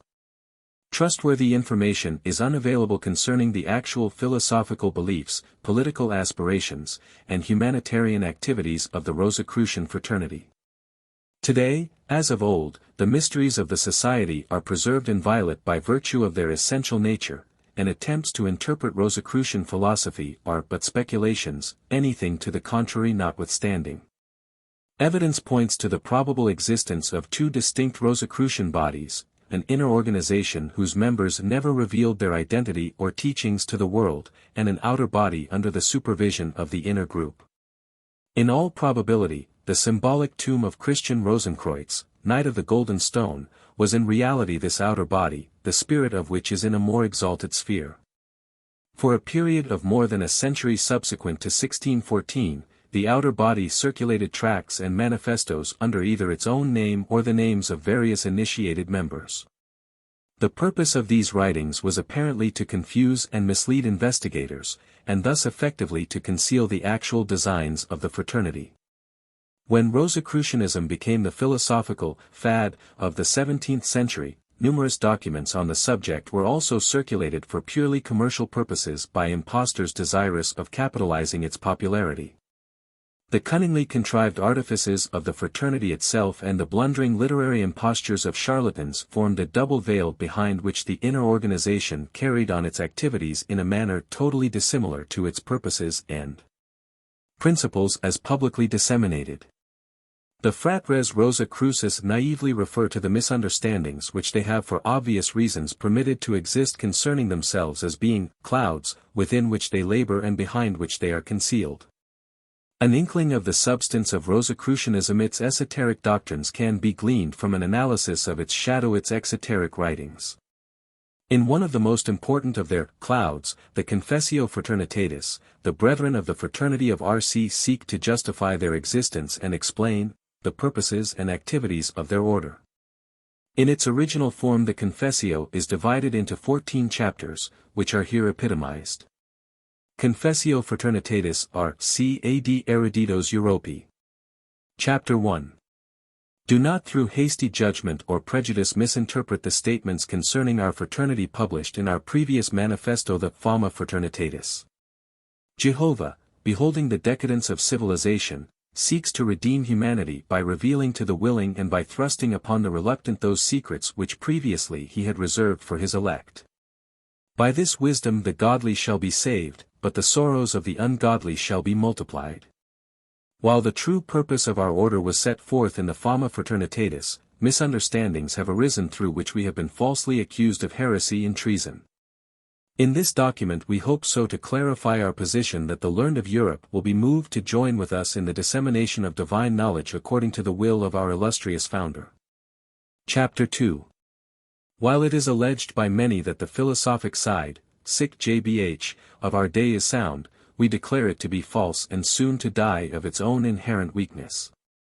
Just as nature, however, provides a remedy for each new disease that manifests itself, so our fraternity has provided a remedy for the infirmities of the world's philosophic system. The secret philosophy of the RC is founded upon that knowledge which is the sum and head of all faculties, sciences, and arts. By our divinely revealed system which partakes much of theology and medicine but little of jurisprudence we analyze the heavens and the earth. But mostly we study man himself, within whose nature is concealed the supreme secret. If the learned of out day will accept our invitation and join themselves to our fraternity, we will reveal to them undreamed of secrets and wonders concerning the hidden workings of nature. Chapter 3. Do not believe that the secrets discussed in this brief document are lightly esteemed by us. We cannot describe fully the marvels of our fraternity lest the uninformed be overwhelmed by our astonishing declarations and the vulgar ridicule the mysteries which they do not comprehend. We also fear that many will be confused by the unexpected generosity of our proclamation, for not understanding the wonders of this sixth age they do nor realize the great changes which are to come. Like blind men living in a world full of light, they discern only through the sense of feeling. By sight is implied spiritual cognition, by feeling, the material senses. Chapter 4. We firmly believe that through deep meditation on the inventions of the human mind and the mysteries of life, through the cooperation of the angels and spirits, and through experience and long observation, our loving Christian Father CRC was so fully illumined with God's wisdom that were all the books and writings of the world lost and the foundations of science overturned, the fraternity of RC could re-establish the structure of world thought upon the foundation of divine truth and integrity. Because of the great depth and perfection of our knowledge, those desiring to understand the mysteries of the fraternity of RC cannot attain to that wisdom immediately, but must grow in understanding and knowledge. Therefore, our fraternity is divided into grades through which each must ascend step by step to the great arcanum. Now that it has pleased God to lighten unto us his sixth candelabrum, is it not better to seek truth in this way than to wander through the labyrinths of worldly ignorance? Furthermore, those who receive this knowledge shall become masters of all arts and crafts, no secret shall be hidden from them, and all good works of the past, present, and future shall be accessible to them. The whole world shall become as one book and the contradictions of science and theology shall be reconciled. Rejoice, O humanity! For the time has come when God has decreed that the number of our fraternity shall be increased, a labor that we have joyously undertaken. The doors of wisdom are now open to the world, but only to those who have earned the privilege may the brothers present themselves, for it is forbidden to reveal our knowledge even to our own children. The right to receive spiritual truth cannot be inherited, it must be evolved within the soul of man himself. Chapter 5. Though we may be accused of indiscretion in offering our treasures so freely and promiscuously without discriminating between the godly, the wise, the prince, the peasant, we affirm that we have not betrayed our trust. For although we have published our Fama in 5 languages, only those understand it who have that right. Our society is not to be discovered by curiosity seekers, but only by serious and consecrated thinkers. Nevertheless we have circulated our Fama in 5 mother tongues so that the righteous of all nations may have an opportunity to know of us, even though they be not scholars. 1,000 times the unworthy may present themselves and clamor at the gates, but God has forbidden us of the fraternity of RC to hear their voices, and he has surrounded us with his clouds and his protection so that no harm may come to us, and God has decreed that we of the order of RC can no longer be seen by mortal eyes unless they have received strength borrowed from the eagle. We further affirm that we shall reform the governments of Europe and pattern them according to the system applied by the philosophers of Damkar. All men desirous of securing knowledge shall receive as much as they are capable of understanding.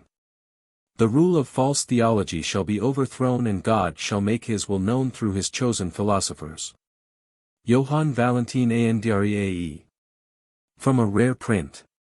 In certain esoteric circles there are vague rumors which intimate that the humble personality of Johann Valentin Andrea masked an exalted emissary of the Rose Cross. While there is sufficient evidence at hand to establish the actual existence of a German theologian by the name of Andrea, there are many discrepancies in his biography which have not been cleared up to the satisfaction of critical investigators. A comparison of the face shown above with that of Sir Francis Bacon discloses striking resemblances in spite of the differences due to age. If Lord Bacon borrowed the name and identity of William Shakespeare, he could also assume, after his mock funeral in England, the personality of Johann Valentin Andrea. The crescent below the bust is significant, as it also appears upon the crest of Lord Bacon, to denote that he was the second son of Sir Nicholas Bacon. Further, the four letters, OMDC, in the frame at the lower right corner of the plate, by a very simple Baconian cipher, can be changed into number whose sum gives 33, the numerical equivalent of the name Bacon. These several points of interest, when considered together, go far towards clearing up the mystery surrounding the authorship of the first Rosicrucian manifestos. Chapter 7. Because of the need of brevity, it is enough to say that our father CRC was born in the year 1378 and departed at the age of 106, leaving to us the labor of spreading die doctrine of philosophic religion to the entire world. Our fraternity is open to all who sincerely seek for truth. But we publicly warn the false and impious that they cannot betray or injure us, for God has protected our fraternity, and all who seek to do it harm shall have their evil designs return and destroy them. While the treasures of our fraternity shall remain untouched, to be used by the Lion in the establishment of his kingdom. Chapter 7.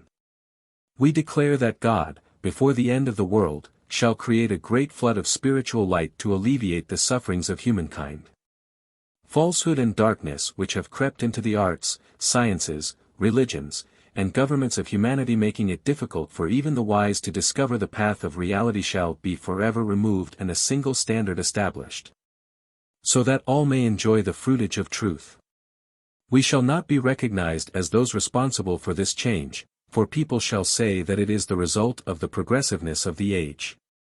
Great are the reforms about to take place, but we of the fraternity of R.C. do not arrogate to ourselves the glory for this divine reformation, since many there are, not members of our fraternity but honest, true, and wise men, who by their intelligence and their writings shall hasten its coming. We testify that sooner the stones shall rise up and offer their services than that there shall be any lack of righteous persons to execute the will of God upon earth. Chapter 8. That no one may doubt, we declare that God has sent messengers and signs in the heavens, namely, the new stars in Serpentarius and Cygnus, to show that a great council of the elect is to take place. This proves that God reveals invisible nature for the discerning few signs and symbols of all things that are coming to pass. God has given man 2 eyes, 2 nostrils, and 2 ears, but only 1 tongue. Whereas the eyes, the nostrils, and the ears admit the wisdom of nature into the mind, the tongue alone may give it forth. In various ages there have been illumined ones who have seen, smelt, tasted, or heard the will of God, but it will shortly come to pass that those who have seen, smelt, tasted, or heard shall speak, and truth shall be revealed. Before this revelation of righteousness is possible, however, the world must sleep away the intoxication of her poison chalice, filled with the false life of the theological vine, and, opening her heart to virtue and understanding, welcome the rising sun of truth. Chapter 9. We have a magic writing, copied from that divine alphabet with which God writes his will upon the face of celestial and terrestrial nature. With this new language we read God's will for all his creatures, and just as astronomers predict eclipses, so we prognosticate the obscurations of the church and how long they shall last.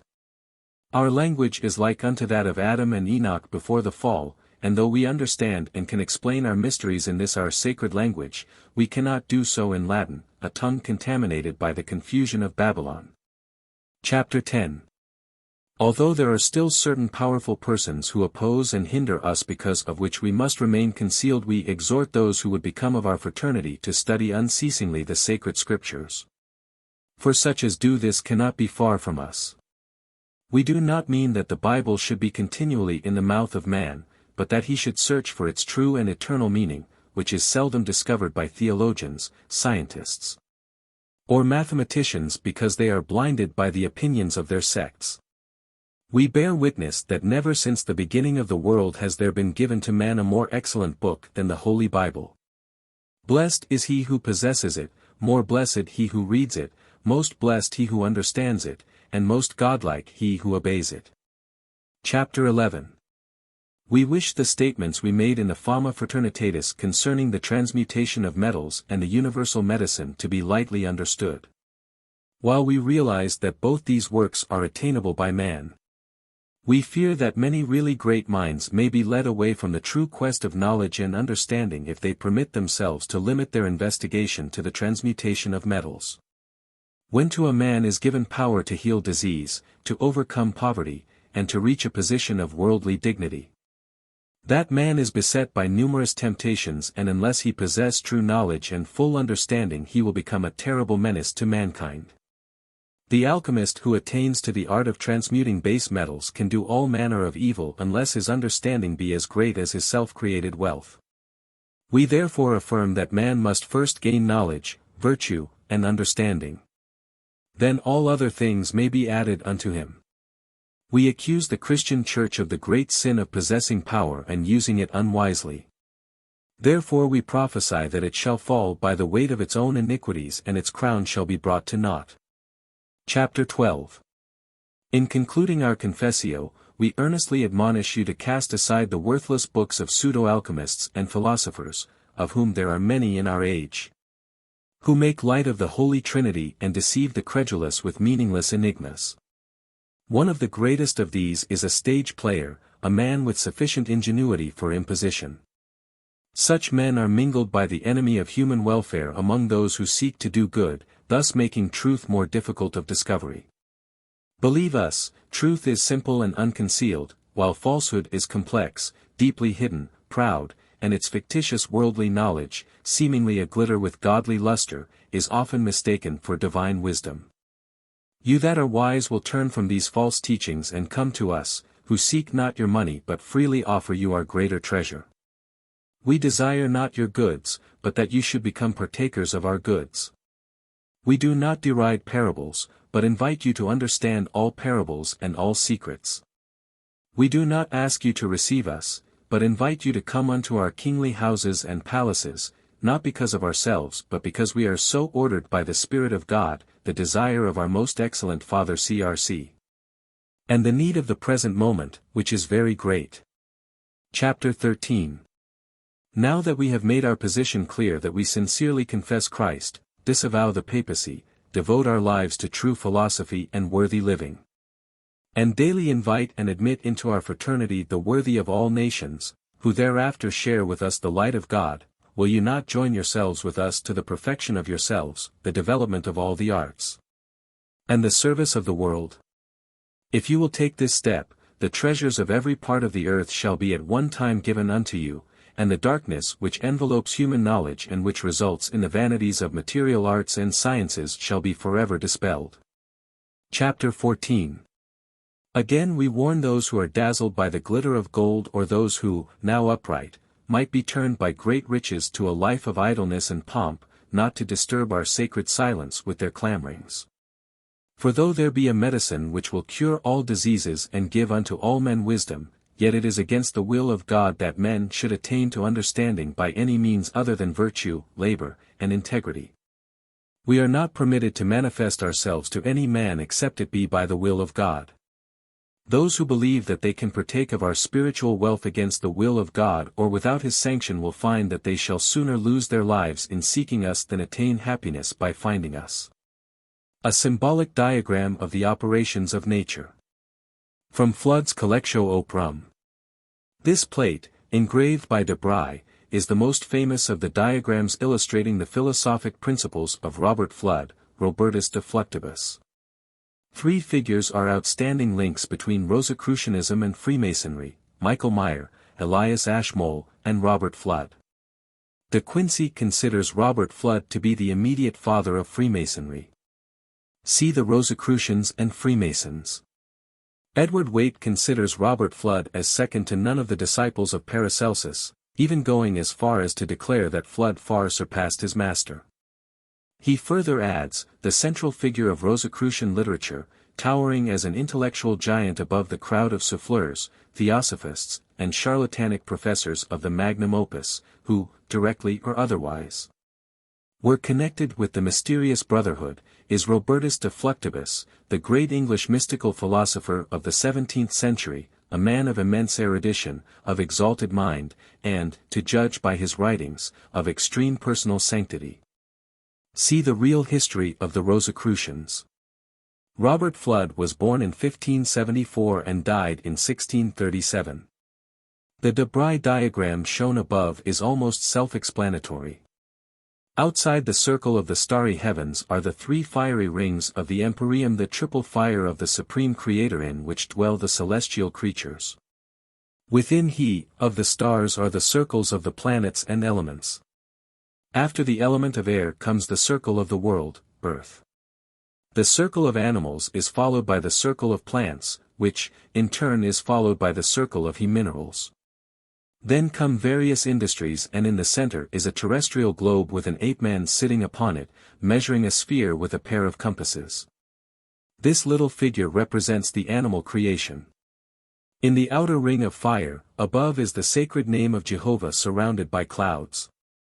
From these clouds issues a hand holding a chain. Between the divine sphere and the lower world personified by the ape is the figure of a woman.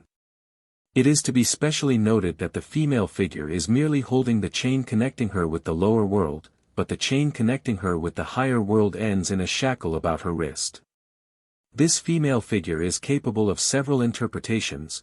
She may represent humanity suspended between divinity and the beast, she may represent nature as the link between God and the lower world. Or she may represent the human soul, the common denominator between the superior and the inferior. Fraternitas R.C. Johann Valentin Andrea is generally reputed to be the author of the Confessio. It is a much mooted question, however, whether Andrea did not permit his name to be used as a pseudonym by Sir Francis Bacon. Apropos of this subject are two extremely significant references occurring in the introduction to that remarkable potpourri, The Anatomy of Melancholy.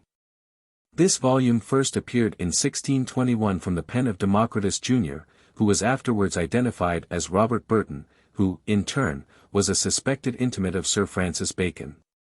One reference archly suggests that at the time of publishing The Anatomy of Melancholy in 1621 the founder of the Fraternity of R.C. was still alive. This statement, concealed from general recognition by its textual involvement, has escaped the notice of most students of Rosicrucianism. In the same work there also appears a short footnote of stupendous import. It contains merely the words, Job. Valent. Andreas, Lord Verulam. This single line definitely relates Johann Valentin Andrea to Sir Francis Bacon, who was Lord Verulam, and by its punctuation intimates that they are one and the same individual. Prominent among Rosicrucian apologists was John Hayden, who inscribes himself a servant of God, and a secretary of nature. In his curious work, The Rosy Cross Uncovered, he gives an enigmatic but valuable description of the Fraternity of R.C. in the following language. Now there are a kind of men, as they themselves report, named Rosicrucians, a divine fraternity that inhabit the suburbs of heaven, and these are the officers of the Generalissimo of the world. That are as the eyes and ears of the great king, seeing and hearing all things. They say these Rosicrucians are seraphically illuminated, as Moses was, according to this order of the elements, earth refined to water, water to air, air to fire. He further declares that these mysterious brethren possessed polymorphous powers, appearing in any desired form at will. In the preface of the same work, he enumerates the strange powers of the Rosicrucian adepts. I shall here tell you what Rosicrucians are, and that Moses was their father, and he was Theta Epsilon Omicron Pi Alpha. Some say they were of the order of Elias, some say the disciples of Ezekiel. For it should seem Rosicrucians were not only initiated into the Masonic theory, but have arrived also to the power of working miracles, as Moses, Elias, Ezekiel, and the succeeding prophets did, as being transported where they please. As Habakkuk was from Juri to Babylon, or as Philip, after he had baptized the eunuch to Azarus, and one of these went from me to a friend of mine in Devonshire, and came and brought me an answer to London the some day, which is 4 days' journey. They caught me excellent predictions of astrology and earthquakes, they slack the plague in cities, they silence the violent winds and tempests, they calm the rage of the sea and rivers. They walk in the air, they frustrate the malicious aspects of witches, they cure all diseases. The writings of John Haydon are considered a most important contribution to Rosicrucian literature. John Haydon was probably related to Sir Christopher Haydon, a seraphically illuminated Rosicrucian, whom the late F. Lee Gardner, Honorable Secretary Ros. in Anglia, believes to have been the source of his Rosicrucian knowledge. In his Bibliotheca Rosicruciana he makes the following statement concerning John Haydon: on the whole, from the internal evidence of his writings, he appears to have gone through the lower grade of the R.C. order and to have given out much of this to the world.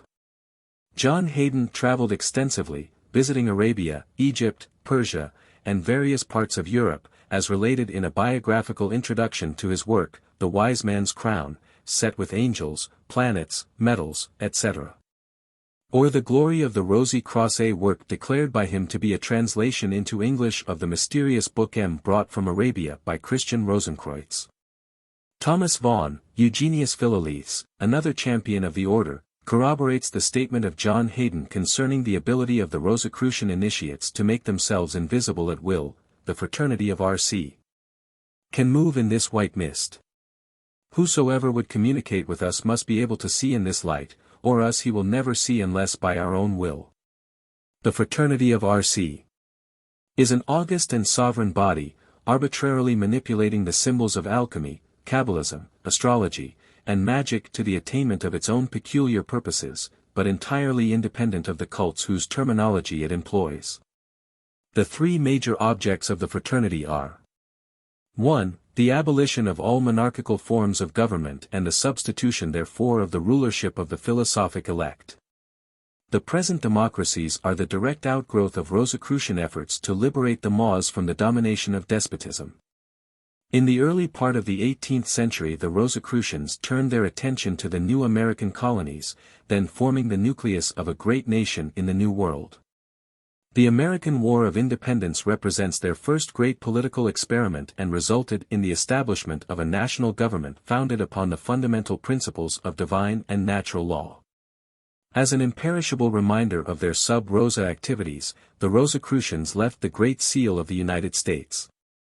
The Rosicrucians were also the instigators of the French Revolution, but in this instance were not wholly successful, owing to the fact that the fanaticism of the revolutionists could not be controlled and the reign of terror ensued. 2. The Reformation of science, philosophy, and ethics. The Rosicrucians declared that the material arts and sciences were but shadows of the divine wisdom, and that only by penetrating the innermost recesses of nature could man attain to reality and understanding. Though calling themselves Christians, the Rosicrucians were evidently Platonists and also profoundly versed in the deepest mysteries of early Hebrew and Hindu theology. There is undeniable evidence that the Rosicrucians desired to re-establish the institutions of the ancient mysteries as the foremost method of instructing humanity in the secret and eternal doctrine. Indeed, being in all probability the perpetuators of the ancient mysteries, the Rosicrucians were able to maintain themselves against the obliterating forces of dogmatic Christianity only by absolute secrecy and the subtlety of their subterfuges. They so carefully guarded and preserved the supreme mystery, the identity and interrelationship of the three selves, that no one to whom they did not of their own accord reveal themselves has ever secured any satisfactory information regarding either the existence or the purpose of the order. The fraternity of R.C., through its outer organization, is gradually creating an environment or body in which the illustrious brother C.R.C. may ultimately incarnate and consummate for humanity the vast spiritual and material labors of the fraternity. The alchemical androgyne. From the Turbi Philosophorum. The Turbi Philosophorum is one of the earliest known documents on alchemy in the Latin tongue. Its exact origin is unknown. It is sometimes referred to as the Third Pythagorical Synod. As its name implies, it is an assembly of the sages and sets forth the alchemical viewpoints of many of the early Greek philosophers. The symbol reproduced above is from a rare edition of the Turbi Philosophorum published in Germany in 1750, and represents by a hermaphroditic figure the accomplishment of the magnum opus. The active and passive principles of nature were often depicted by male and female figures, and when these two principles were harmoniously conjoined in any one nature or body, it was customary to symbolize this state of perfect equilibrium by the composite figure above shown. A Rosicrucian title page. From Meyer's Viatorium. Count Michael Meyer, physician to Rudolf II, was an outstanding figure in the Rosicrucian controversy. There is little doubt that he was an initiated member of the Rosicrucian fraternity, empowered by the order to promulgate its secrets among the philosophic elect of Europe.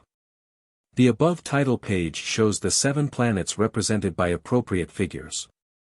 Behind the central figure in each case is a smaller emblem, signifying the zodiacal sign in which the planet is enthroned. In the arch over the title itself is a portrait of the learned Meyer. The volume of which this is the title page is devoted to an analysis of the nature and effect of the 7 planets, and is couched in alchemical terminology throughout. Michael Meyer concealed his knowledge so cunningly that it is exceedingly difficult to track from his writings the secrets which he possessed. He was profuse in his use of emblems, and the greater part of his philosophical lore is concealed in the engravings which illustrate his books. 3. The discovery of the universal medicine, or panacea, for all forms of disease. There is ample evidence that the Rosicrucians were successful in their quest for the elixir of life. In his Theatrum Chemicum Britannicum, Elias Ashmole states that the Rosicrucians were not appreciated in England, but were welcomed on the continent. He also states that Queen Elizabeth was twice cured of the smallpox by the Brethren of the Rosy Cross, and that the Earl of Norfolk was healed of leprosy by a Rosicrucian physician. In the quotations that follow it is hinted by John Hayden that the brothers of the fraternity possessed the secret of prolonging human existence indefinitely, but not beyond the time appointed by the will of God. And at last they could restore by the same course every brother that died to life again, and so continue many ages. The rules you find in the 4th book. After this manner began the fraternity of the Rosy Cross, first by 4 persons, who died and rose again until Christ, and then they came to worship as the star guided them to Bethlehem of Judea, where lay our Saviour in his mother's arms. And then they opened their treasure and presented unto him gifts, gold, frankincense, and myrrh, and by the commandment of God went home to their habitation. These 4 waxing young again successively many hundreds of years, made a magical language and writing, with a large dictionary, which we yet daily use to God's praise and glory, and do find great wisdom therein. Now whilst brother Cr. was in a proper womb quickening, they concluded to draw and receive yet others more into their fraternity. The womb herein referred to was apparently the glass casket, or container, in which the brothers were buried. This was also called the philosophical egg. After a certain period of time the philosopher, breaking the shell of his egg, came forth and functioned for a prescribed period, after which he retired again into his shell of glass. The Rosicrucian medicine for the healing of all human infirmities may be interpreted either as a chemical substance which produces the physical effects described or as spiritual understanding, the true healing power which, when a man has partaken of it, reveals truth to him. Ignorance is the worst form of disease, and that, which heals ignorance is therefore the most potent of all medicines. The perfect Rosicrucian medicine was for the healing of nations, races, and individuals. In an early unpublished manuscript, an unknown philosopher declares alchemy, Qabbalism, astrology, and magic to have been divine sciences originally, but that through perversion they had become false doctrines, leading seekers after wisdom ever farther from their goal. The same author gives a valuable key to esoteric Rosicrucianism by dividing the path of spiritual attainment into 3 steps, or schools, which he calls mountains. The first and lowest of these mountains is Mount Sophia, the second, Mount Qabbalah, and the third, Mount Magia. These 3 mountains are sequential stages of spiritual growth. The unknown author then states, By philosophy is to be understood the knowledge of the workings of nature, by which knowledge man learns to climb to those higher mountains above the limitations of sense. By Kabbalism is to be understood the language of the angelic or celestial beings, and he who masters it is able to converse with the messengers of God. On the highest of the mountains is the school of Magia, divine magic, which is the language of God, wherein man is taught the true nature of all things by God himself. There is a growing conviction that if the true nature of Rosicrucianism were divulged, it would cause consternation, to say the least. Rosicrucian symbols have many meanings, but the Rosicrucian meaning has not yet been revealed. The mount upon which stands the house of the Rosy Cross is still concealed by clouds, in which the brethren hide both themselves and their secrets. Michael Meyer writes, "What is contained in the Fama and Confessio is true. It is a very childish objection that the brotherhood have promised so much and performed so little. With them, as elsewhere, many are called but few are chosen. The masters of the order hold out the rose as the remote prize, but they impose the cross on those who are entering." See Silentium Post Clamors, by Meyer, and the Rosicrucians and the Freemasons, by De Quincey. The Elementary World. From Museum Hermeticum Reformatum et Amplificatum. The outer circle contains the figures of the zodiac, the second, their signs, and that part of the human body which they rule. The third, the months of the year, with brief notes concerning temperaments, etc. The fourth circle contains the elements accompanied by their appropriate symbols, and the following 7 circles mark the orbits of the planets. Also the planetary angels, the 7 major members of the universal man, and the 7 metals, each division appearing under its appropriate element according to the elemental names in the 4th circle. In the 12th circle appear the words, "There are 3 principles, 3 worlds, 3 ages, and 3 kingdoms." In the 13th circle appear the names of the 12 arts and sciences which are considered essential to spiritual growth. In the 14th circle is the word nature. The 15th circle contains the following words. "It is the great honor of faithful souls, that from their very birth an angel is appointed to preserve and keep each of them." See First English Translation, London, 1893. The rose and the cross appear upon the stained glass windows of Lichfield Chapter House, where Walter Conrad Arensberg believes Lord Bacon and his mother to have been buried.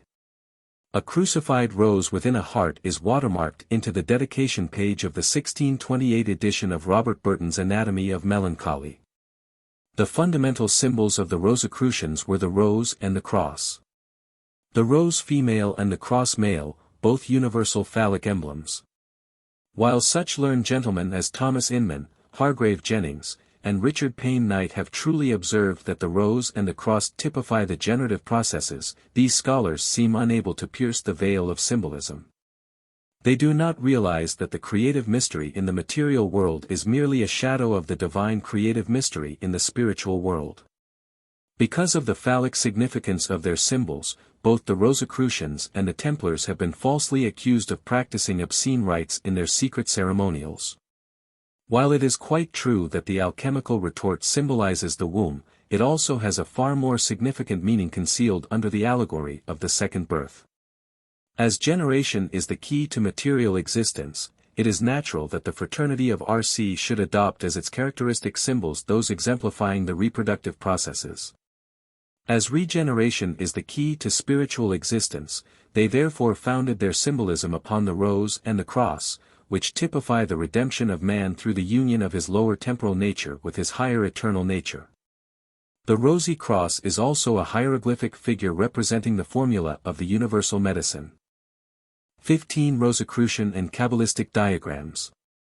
In his well-known work, The Rosicrucians, Their Rites and Mysteries, Hargrave Jennings reproduces 5 Qabbalistic charts which he declares to be genuine Rosicrucian drawings. He gives no information concerning their origin nor does he attempt an elucidation of their symbolism. A recent writer who reproduced one of these charts correlated it to the emblematic tomb of Father CRC, thus exposing the true nature of Christian Rosenkreuz. The 5 plates reproduced in Hargrave Jennings' book are part of a series of 15 diagrams which appear in the magical, Qabbalistical, and theosophical writings of Georges von Welling, on the subject of salt, sulfur, and mercury. This extremely rare volume was published at Frankfurt and Leipzig in 1735 and 1760. The numbers and figures on the charts refer to the chapters and sections of the writings. These 15 charts constitute a remarkable and invaluable addition to the few other known admittedly authentic Qabbalistic and Rosicrucian diagrams. Lucifer is the greatest mystery of symbolism. The secret knowledge of the Rosicrucians concerning Lucifer is nowhere so plainly set forth as in these plates, which virtually reveal his true identity, a carefully guarded secret about which little has been written. Lucifer is represented by the number 741. Von Welling does not give a complete exposition of the 15 charts. To have done so would have been contrary to the principles of Kabbalistic philosophy. The deeper significance of the symbols is revealed only by profound study and contemplation. Table I, Figures 1, 11. Figure 1 is a Ptolemaic chart showing the true relationship existing between the primordial elements. Its secret significance is as follows: the outer ring enclosed by the lines A and B is the region of Scamayim, a Kabbalistic name for the supreme deity, signifying the expanse of the heavens, or a spiritual fiery water. Scamayim is the ocean of spirit, within which all created and uncreated things exist and by the life of which they are animated. In the lower world Scamayim becomes the astral light. The space between B and C marks the orbits or planes of the 7 spiritual intelligences called the divine planets, not the visible planets. According to the mysteries, the souls of men enter the lower worlds through ring B, the fixed stars. All creation reflects the glory of Scamayim, the energy that filters into the spheres of the elements through the windows of the stars and planets.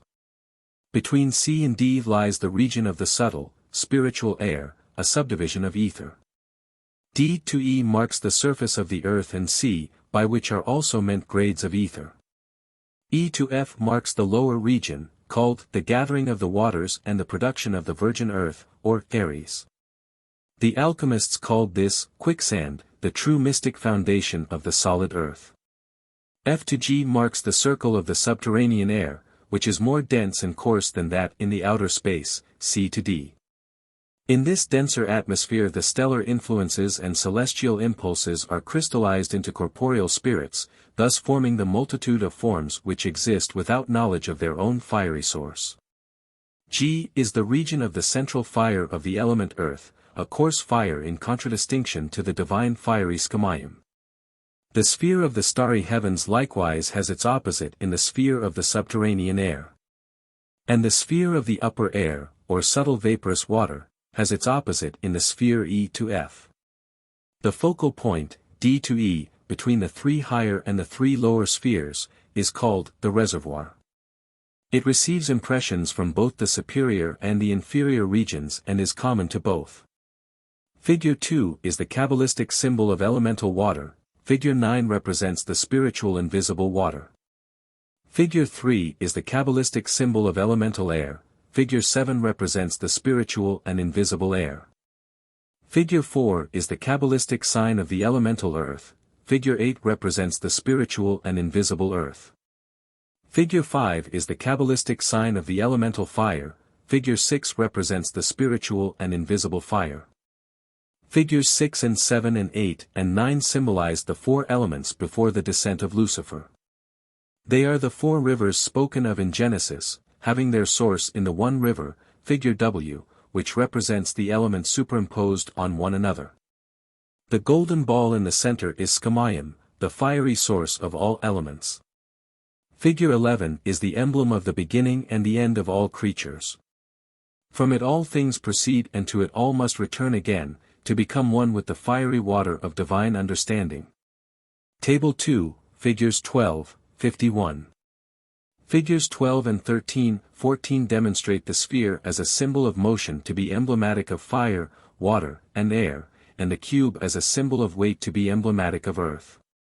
The sphere rests upon a point, the cube upon a surface. The sphere is therefore used to symbolize spirit, and the cube, matter. Figure 14 demonstrates that atmosphere rushing in behind a falling object increases its velocity and apparently adds to its weight. The essential nature of each element is occultly signified by the peculiar symbol and character assigned to it. Of Figure 15, the symbol of salt, Vaughan Welling writes, in substance, the cube has 6 sides, corresponding to the 6 days of creation, with the point of rest, the 7th day, in the center of the cube. On each surface of the cube appear the signs of the 4 elements, triangles. The alchemists declared that salt was the first created substance produced by the fire, scamayim, which flowed out of God. In salt all creation is concentrated. In salt are the beginning and end of all things. The cube, furthermore, is composed of 12 bodies, each of which has 6 sides. These bodies are the 12 fundamental pillars of the true invisible church, and when these 12 bodies are multiplied by their 6 sides the magical number 72 results. The wise have said that nothing is perfect until it has been dissolved, separated, and again united so that it becomes a body composed of 12 bodies, like the cube. The cube also consists of 6 pyramids with the 6 surfaces of the cube as their bases. The points of these 6 pyramids meet at the center of the cube. These 6 pyramids, each consisting of 4 triangles, signify the elements, and produce the magical number 24, which refers to the elders before the throne. The 6 surfaces and the point constitute the magical number 7. If 7 be multiplied by 7 again, and so on 7 times, the answer will reveal the method used by the ancients for measuring the periods of eternity, thus, 1, 7 times 7 is equal to 49, 2, 49 times 7 is equal to 343, 3, 343 times 7 is equal to 2401, 4, 2401 times 7 is equal to 16,807. 5 16,807 x 7 is equal to 117,649, 6, 117,649 times 7 is equal to 823,543, 7. 823,543 times 7 is equal to 5,764,801. This is not to be taken as earth years or times. The 5,000 represents the Great Hall year. The 700,000 the Great Sabbath year, wherein all human beings gradually gain true understanding and become heirs to their original and eternal inheritance, which was lost when they were enmeshed in the lower elements. The 64,800 is the number of the fallen angels, and the last 1 year signifies the liberation of Lucifer and return to his original estate. Figure 16 is another symbol of salt, while figure 17, the dot, is the sign of spirit, gold, the sun, or the germ of life. If the dot be moved before itself it becomes a line, figure 18. This motion of the dot is the first motion.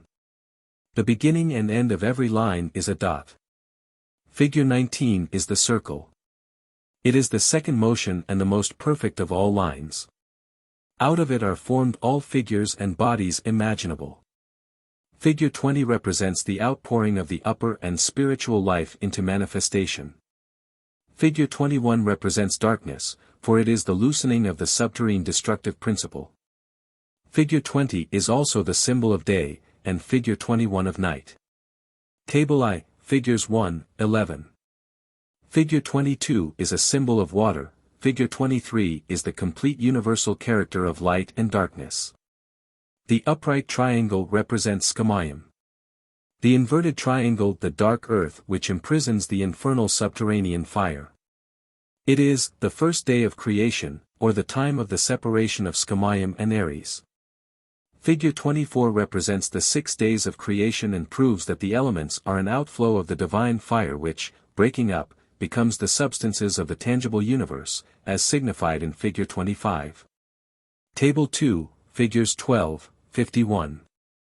Figure 26 is the character of the air, showing that air is born out of the eternal light and the ethereal water.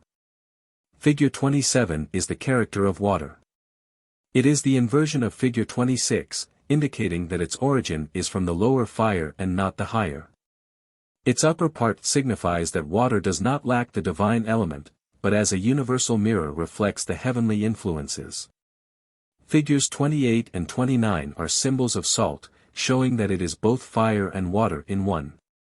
Figure 30 is the character of fire in all its attributes, and figure M, the same inverted, water in all its powers.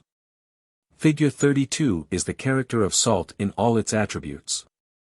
Figure 33 represents both gold and the sun. Their essential natures are identical, being formed from the first fire out of scamayim. They are perfect, as can be seen from their symbol, for no more perfect form can be produced out of the dot than the circle. Figure 34 is the character of the greater and lesser worlds. As the dot is surrounded by its circumference, this world is surrounded by scamayim.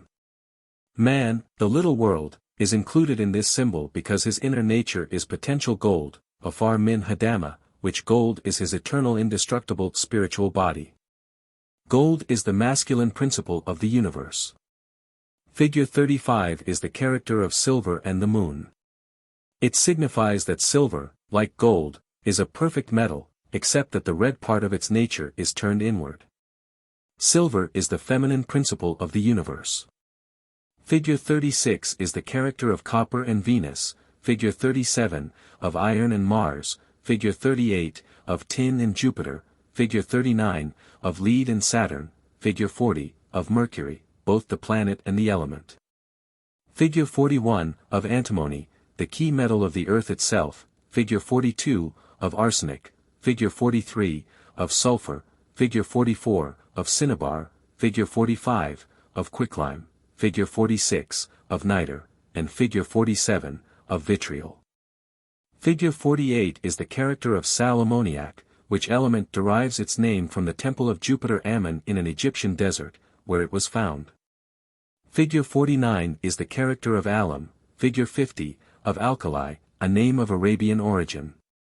And figure 51, of sal tartar, a substance possessing great occult virtue.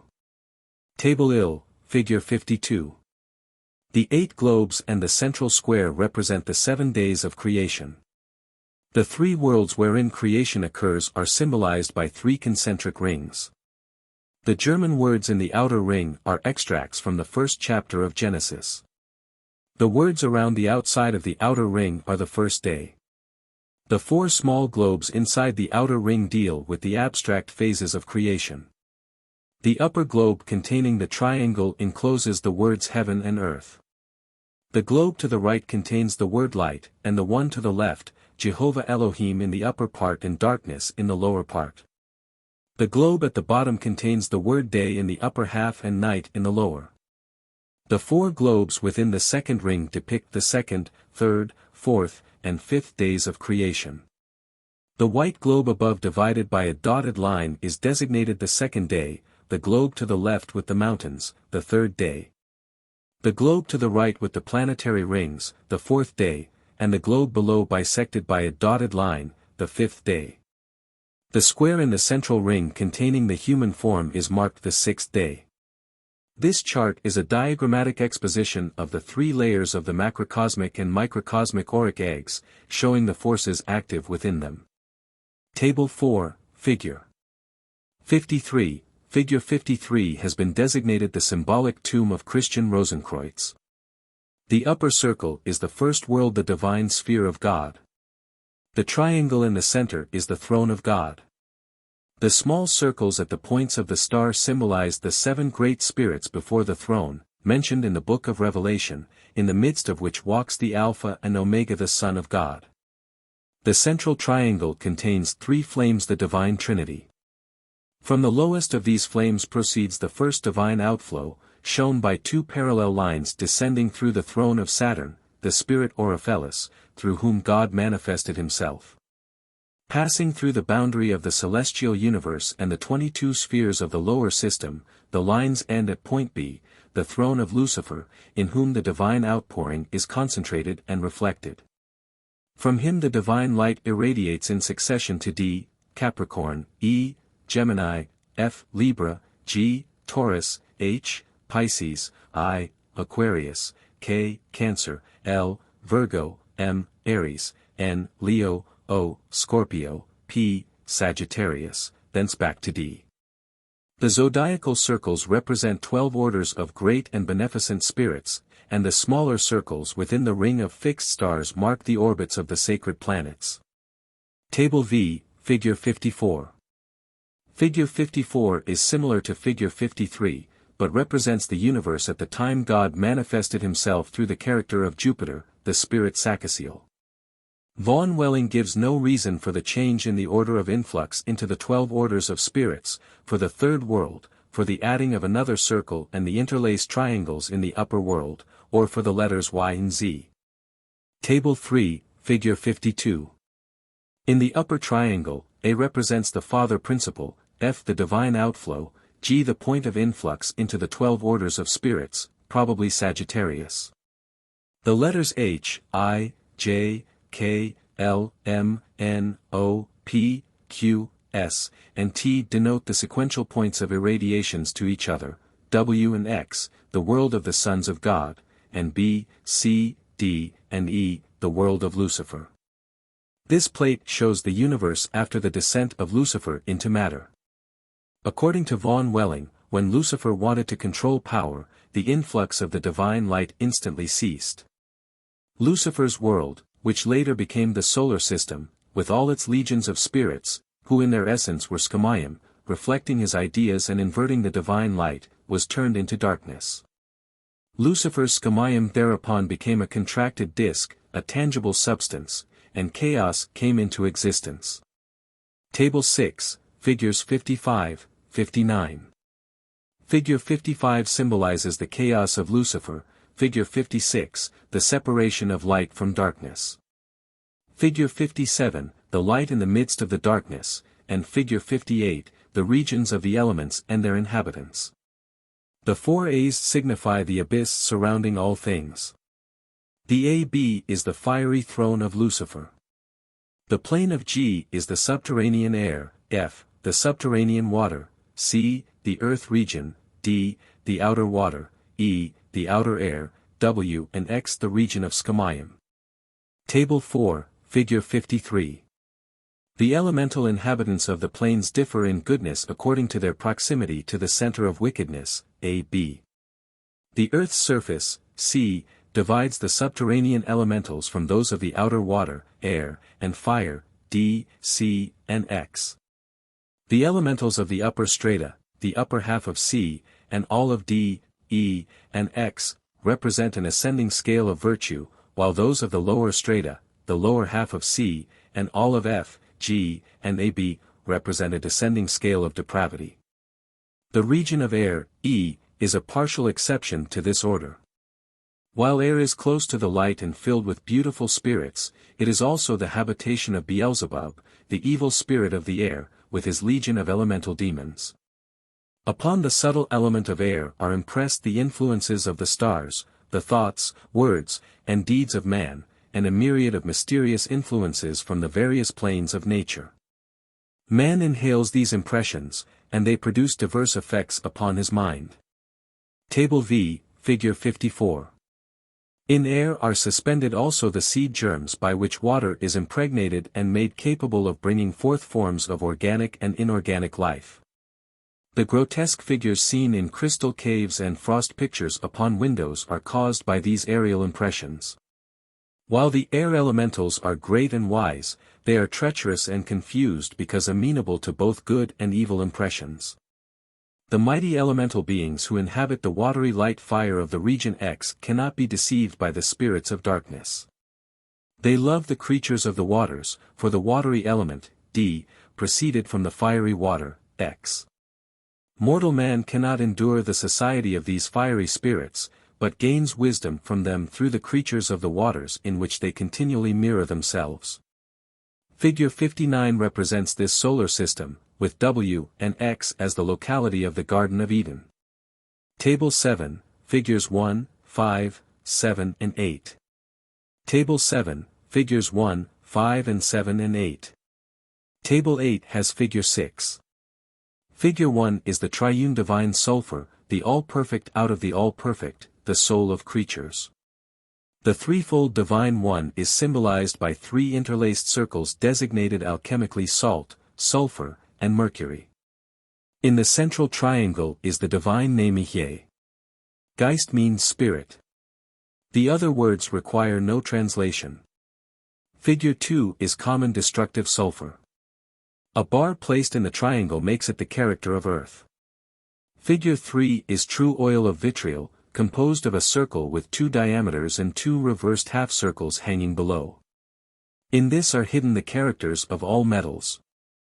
Tin is symbolized by figure 4 and iron by figure 5. Figure 7 is the solar system according to Copernicus. Figure 8 is the Last Judgment. The Sun is removed from the center of the solar system and replaced by the Earth. This changes the respective positions of all the other planets except Mars, Jupiter, and Saturn, which retain their respective circles. The letter A signifies the circle of the Sun, B, that of Mercury, C, that of Venus, D, Sic, that of the Moon, and E, that of the Earth. Inward from the sphere H are the great circles of damnation. Table 8, Figure 6. Table 8, Figure 6. In Figure 6 the letter A marks the center of eternity. The motion of the rays toward B, D, and C was the first divine manifestation and is symbolized by the equilateral triangle, B, D, C. The eternal world within the inner circle became manifest in the water, salt, the light, mercury, and the fire, sulfur, of the archetypal world, represented by the 3 circles, F, E, G, within the triangle of complete equality, H, I, K. Which is in turn surrounded by the circle of the high throne.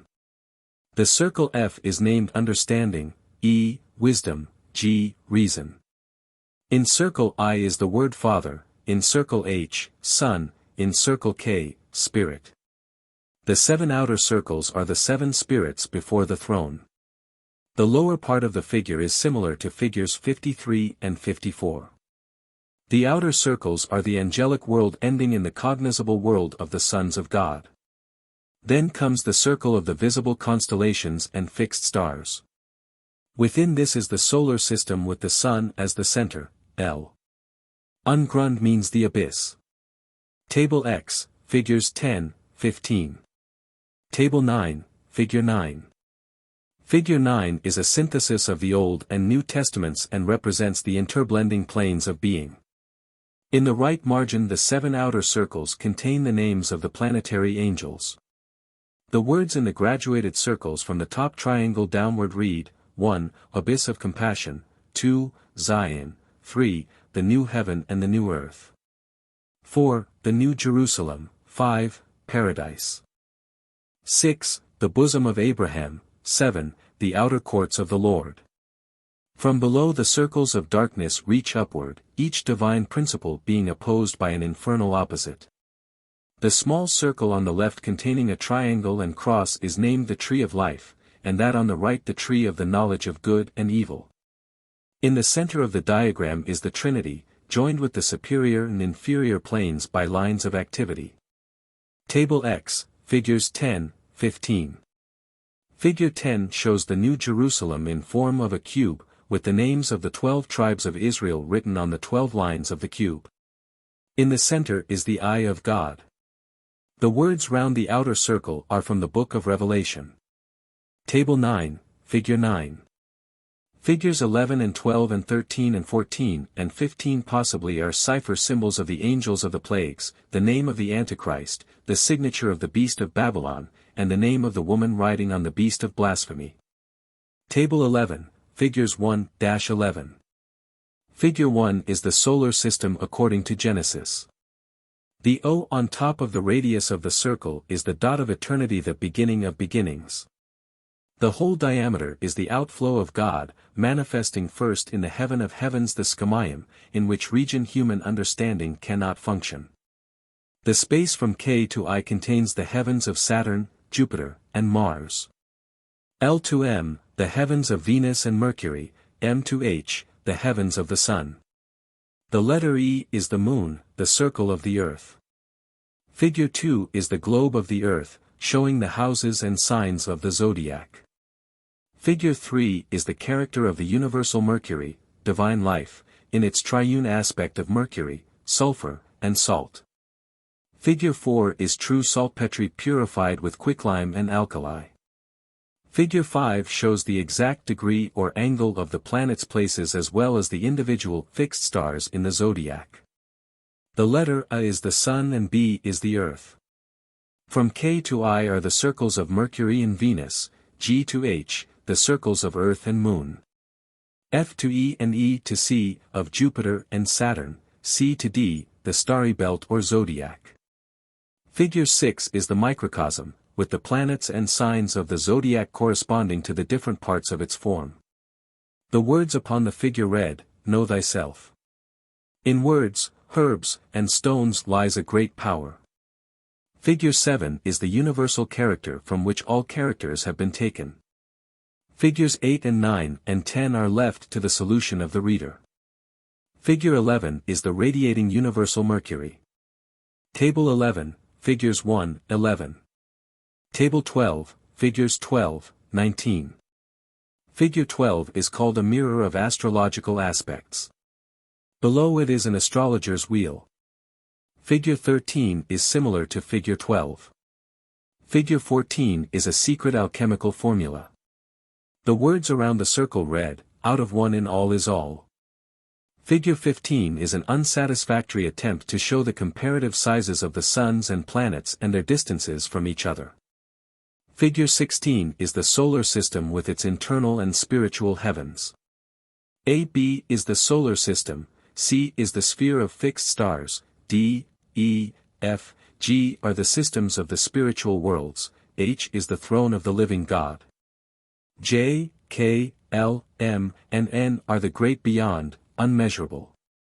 Table 12, figures 12, 19. Figure 17 shows the creation of the solar system out of the ring of the divine eternity. The four A's are the abyss, B is the first revelation of God out of the abyss, and from this revelation C, D, E, F, and G were created. C and D represent the spiritual hierarchies, D and E, the upper worlds, or constellations. E and F, the distance from Jupiter to the upper worlds, F and G, the solar system with its planets and their heavens, B and C, the throne of Christ. Figure 18 describes the division according to Genesis of the waters above the heavens, D, from the waters below, A, B, and C. Figure 19 is the Mercury of the philosophers, essential to material existence. Table 13, figures 1, 4. Figure 1 is Ein Sof, the incomprehensible abyss of divine majesty, an endless welling up, limitless in time and space. Figure 2 symbolizes the three divine principles Father, Son, and Holy Ghost. Table 13, figures 1, 4. Around the triangle is written, "I shall be that I shall be." At the apex of the triangle is the word crown, in the left point, wisdom, in the right point, understanding. Figure 3 represents the Trinity with its outflow. The words above the upper sphere are revelation of the divine majesty in Jehovah Elohim. The lower circles contain the names of the hierarchies controlling the lower worlds. The words within the circle of stars read, "Lucifer the son of the aurora of the morning." The letter C represents the universal Mercury. The words within the circle read, "The first beginning of all creatures." Figure 4 represents the abode of Lucifer and his angels, the chaos spoken of in Genesis. Table 14, figures 5 and 7 and 8. Figure 5 shows the triangle of triune divinity in the midst of a cross. At the left is a small triangle containing the words "The Secrets of Elohim," and at the right is another inscribed "The Secrets of Nature." On the horizontal arms of the cross are the words "The Tree of Life" and "The Tree of the Knowledge of Good and Evil." The plate explains the interblending of the spiritual and infernal powers in the creation of the universe. Figure 7 is called the Road to Paradise. It probably indicates the positions of the sun, moon, and planets at the moment of their genesis. Figure 8 is the earth before the flood, when it was watered by a mist or vapor. The words at the left are the Tree of Life, those at the right, the Tree of the Knowledge of Good and Evil. The diagram with the symbol of Mars is devoted to a consideration of the rainbow. Table 14, figures 5 and 7 and 8.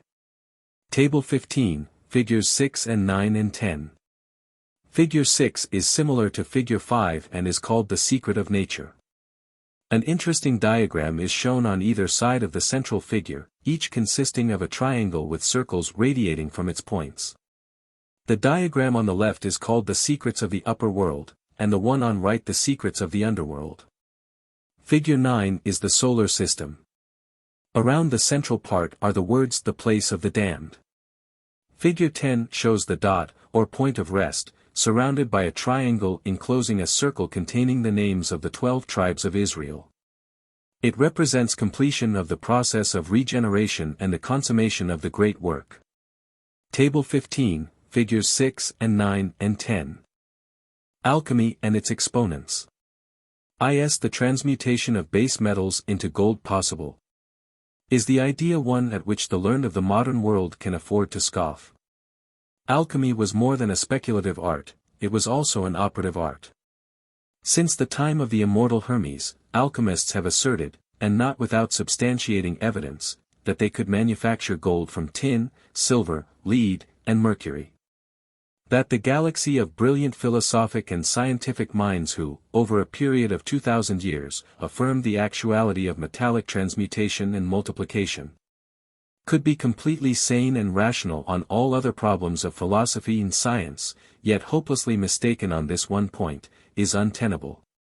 Nor is it reasonable that the hundreds declaring to have seen and performed transmutations of metals could all have been dupes, imbeciles, or liars. Those assuming that all alchemists were of unsound mentality would be forced to put in this category nearly all the philosophers and scientists of the ancient and medieval worlds. Emperors, princes, priests, and common townsfolk have witnessed the apparent miracle of metallic metamorphosis. In the face of existing testimony, anyone is privileged to remain unconvinced, but the scoffer elects to ignore evidence worthy of respectful consideration. Many great alchemists and Hermetic philosophers occupy an honored niche in the Hall of Fame, while their multitudinous critics remain obscure. To list all these sincere seekers after nature's great arcanum is impossible, but a few will suffice to acquaint the reader with the superior types of intellect who interested themselves in this abstruse subject. Among the more prominent names are those of Thomas Norton, Isaac of Holland, Basil Valentine, the supposed discoverer of antimony, Jean de Meung, Roger Bacon, Albertus Magnus. Quercetanus Gerber, the Arabian who brought the knowledge of alchemy to Europe through his writings, Paracelsus, Nicholas Flamel, John Frederick Helvetius, Raymond Lully, Alexander Sethon, Michael Sendivogius, Count Bernard of Treviso. Sir George Ripley, Picus de Mirandola, John Dee, Henry Cunrath, Michael Meyer, Thomas Vaughan, J. B. Vaughan Helmont, John Hayden, Lascaris, Thomas Charnock, Synesius, Bishop of Ptolemy, Morieux, the Comte de Cagliostro, and the Comte d'Estigue Germain. There are legends to the effect that King Solomon and Pythagoras were alchemists and that the former manufactured by alchemical means the gold used in his temple. Albert Pike takes sides with the alchemical philosophers by declaring that the gold of the Hermetists was a reality. He says, the Hermetic science, like all the real sciences, is mathematically demonstrable.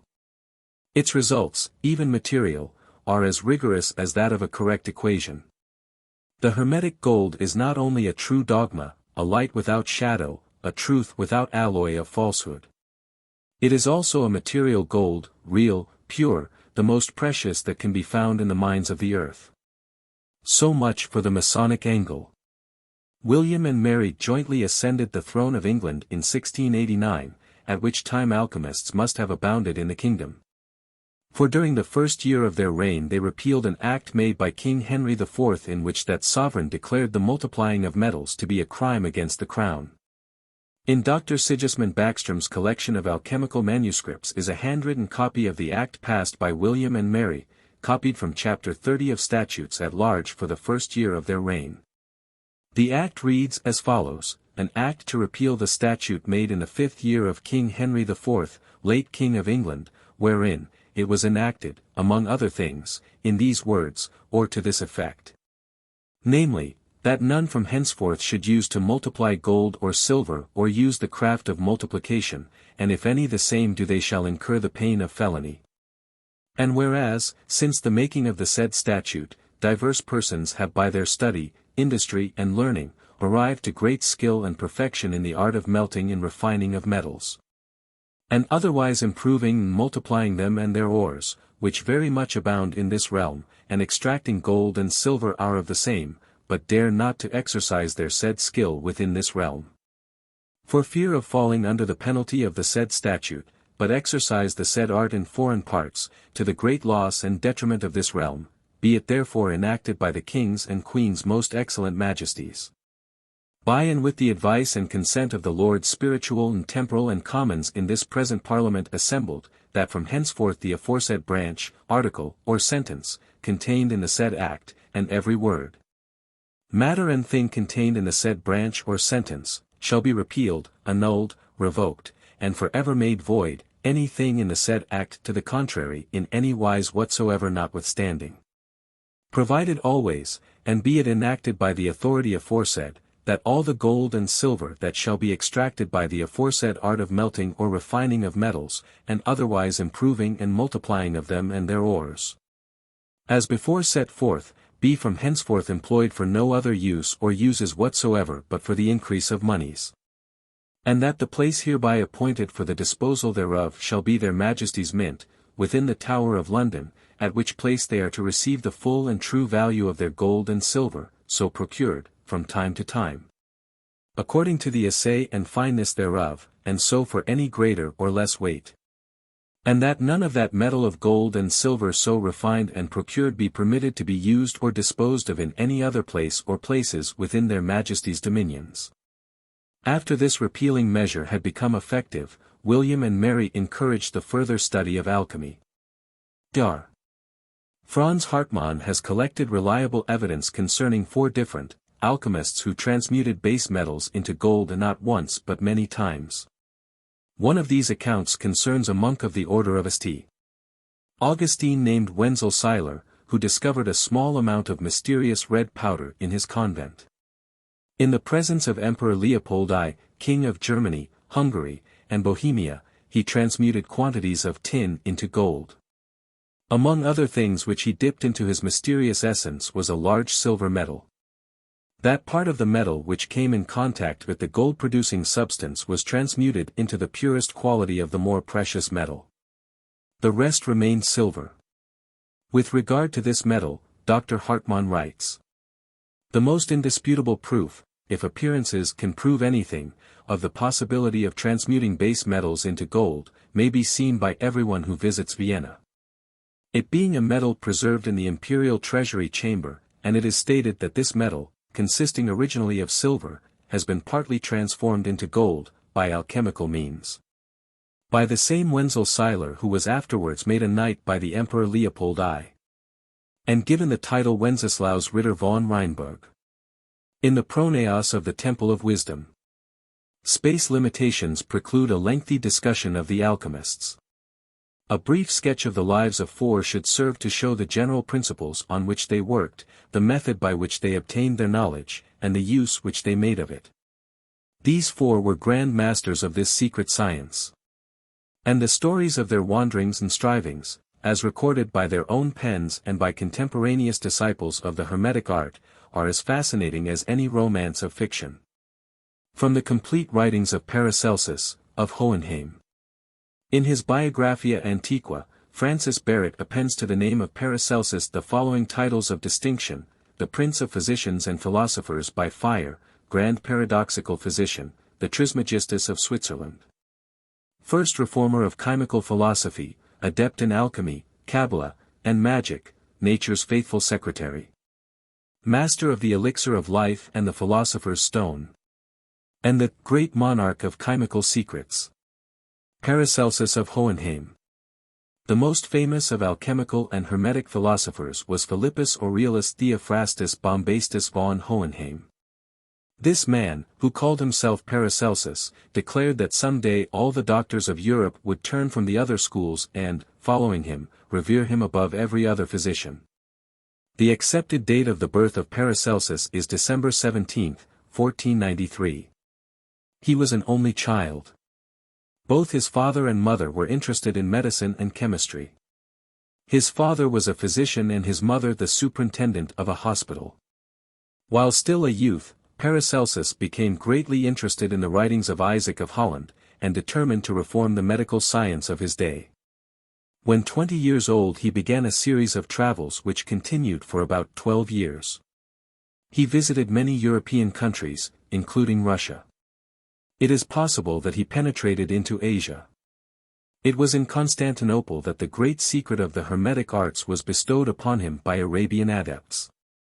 His knowledge of the nature spirits and the inhabitants of the invisible worlds he probably secured from the Brahmins of India with whom he came in contact either directly or through their disciples. He became an army physician, and his understanding and skill brought him great success. Upon his return to Germany, he began his long-dreamed-of reformation of the medical arts and sciences. He was opposed on every hand and criticized unmercifully. His violent temper and tremendously strong personality undoubtedly precipitated many storms upon his head which might have been avoided had he been of a less caustic disposition. He flayed the apothecaries, asserting that they did not use the proper ingredients in their prescriptions and did not consider the needs of their patients, desiring only to collect exorbitant fees for their concoctions. The remarkable cures which Paracelsus effected only made his enemies hate him more bitterly, for they could not duplicate the apparent miracles which he wrought. He not only treated the more common diseases of his day but is said to have actually cured leprosy, cholera, and cancer. His friends claimed for him that he all but raised the dead. His systems of healing were so heterodox, however, that slowly but surely his enemies overwhelmed him and again forced him to leave the fields of his labors and seek refuge where he was not known. There is much controversy concerning the personality of Paracelsus. That he had an irascible disposition there is no doubt. His bard for physicians and for women amounted to a mania, for them he had nothing but abuse. As far as can be learned, there was never a love affair in his life. His peculiar appearance and immoderate system of living were always held against him by his adversaries. It is believed that his physical abnormalities may have been responsible for much of the bitterness against society which he carried with him throughout all his intolerant and tempestuous life. His reputed intemperance brought upon him still more persecution, for it was asserted that even during the time of his professorship in the University of Basel he was seldom sober. Such an accusation is difficult to understand in view of the marvelous mental clarity for which he was noted at all times. The vast amount of writing which he accomplished, the Strasbourg edition of his collected works is in 3 large volumes, each containing several hundred pages, is a monumental contradiction of the tales regarding his excessive use of alcoholics. No doubt many of the vices of which he is accused were sheer inventions by his enemies, who, not satisfied with hiring assassins to murder him, sought to besmirch his memory after they had revengefully ended his life. The manner in which Paracelsus met his death is uncertain. But, the most credible account is that he died as the indirect result of a scuffle with a number of assassins who had been hired by some of his professional enemies to make away with the one who had exposed their chicanery. Few manuscripts are extant in the handwriting of Paracelsus, for he dictated the majority of his works to his disciples, who wrote them down. Professor John Maxon Stillman, of Stanford University, pays the following tribute to his memory: whatever be the final judgment as to the relative importance of Paracelsus in the upbuilding of medical science and practice, it must be recognized that he entered upon his career at Basel with the zeal and the self-assurance of one who believed himself inspired with a great truth, and destined to effect a great advance in the science and practice of medicine. By nature he was a keen and open-minded observer of whatever came under his observation, though probably also not a very critical analyst of the observed phenomena. He was evidently an unusually self-reliant and independent thinker, though the degree of originality in his thought may be a matter of legitimate differences of opinion. Certainly once having, from whatever combination of influences, made up his mind to reject the sacredness of the authority of Aristotle, Galen and Avicenna, and having found what to his mind was a satisfactory substitute for the ancient dogmas in his own modification of the Neoplatonic philosophy, he did not hesitate to burn his ships behind him. Having cut loose from the dominant Galenism of his time, he determined to preach and teach that the basis of the medical science of the future should be the study of nature, observation of the patient, experiment and experience. And not the infallible dogmas of authors long dead. Doubtless in the pride and self-confidence of his youthful enthusiasm he did not rightly estimate the tremendous force of conservatism against which he directed his assaults. If so, his experience in Basel surely undeceived him. From that time on he was to be a wanderer again, sometimes in great poverty, sometimes in moderate comfort. But manifestly disillusioned as to the immediate success of his campaign, though never in doubt as to its ultimate success, for to his mind his new theories and practice of medicine were at one with the forces of nature, which were the expression of God's will, and eventually they must prevail. This strange man, his nature a mass of contradictions, his stupendous genius shining like a star through the philosophic and scientific darkness of medieval Europe, struggling against the jealousy of his colleagues as well as against the irascibility of his own nature, fought for the good of the many against the domination of the few. He was the first man to write scientific books in the language of the common people so that all could read them. Even in death Paracelsus found no rest. Again and again his bones were dug up and reinterred in another place. The slab of marble over his grave bears the following inscription: "Here lies buried Philip Theophrastus, the famous doctor of medicine who cured wounds, leprosy, gout, dropsy and other incurable maladies of the body, with wonderful knowledge, and gave his goods to be divided and distributed to the poor." In the year 1541, on the 24th day of September, he exchanged life for death. To the living peace, to the sepulchred eternal rest. A. M. Stoddard, in her Life of Paracelsus, gives a remarkable testimonial of the love which the masses had for the great physician. Referring to his tomb, she writes, "To this day the poor pray there." Hohenheim's memory has blossomed in the dust to sainthood, for the poor have canonized him. Albertus Magnus. From Jovius Vitae Illustrium Virorum. Albert de Groot was born about 1206 and died at the age of 74. It has been said of him that he was Magnus in Magia, Major in Philosophia, Maximus in Theologia. He was a member of the Dominican order and the mentor of St. Thomas Aquinas in alchemy and philosophy. Among other positions of dignity occupied by Albertus Magnus was that of Bishop of Regensburg. He was beatified in 1622. Albertus was an Aristotelian philosopher, an astrologer, and a profound student of medicine and physics. During his youth, he was considered of deficient mentality, but his since service and devotion were rewarded by a vision in which the Virgin Mary appeared to him and bestowed upon him great philosophical and intellectual powers. Having become master of the magical sciences, Albertus began the construction of a curious automaton, which he invested with the powers of speech and thought. The android, as it was called, was composed of metals and unknown substances chosen according to the stars and endued with spiritual qualities by magical formulae and invocations, and the labor upon it consumed over 30 years. St.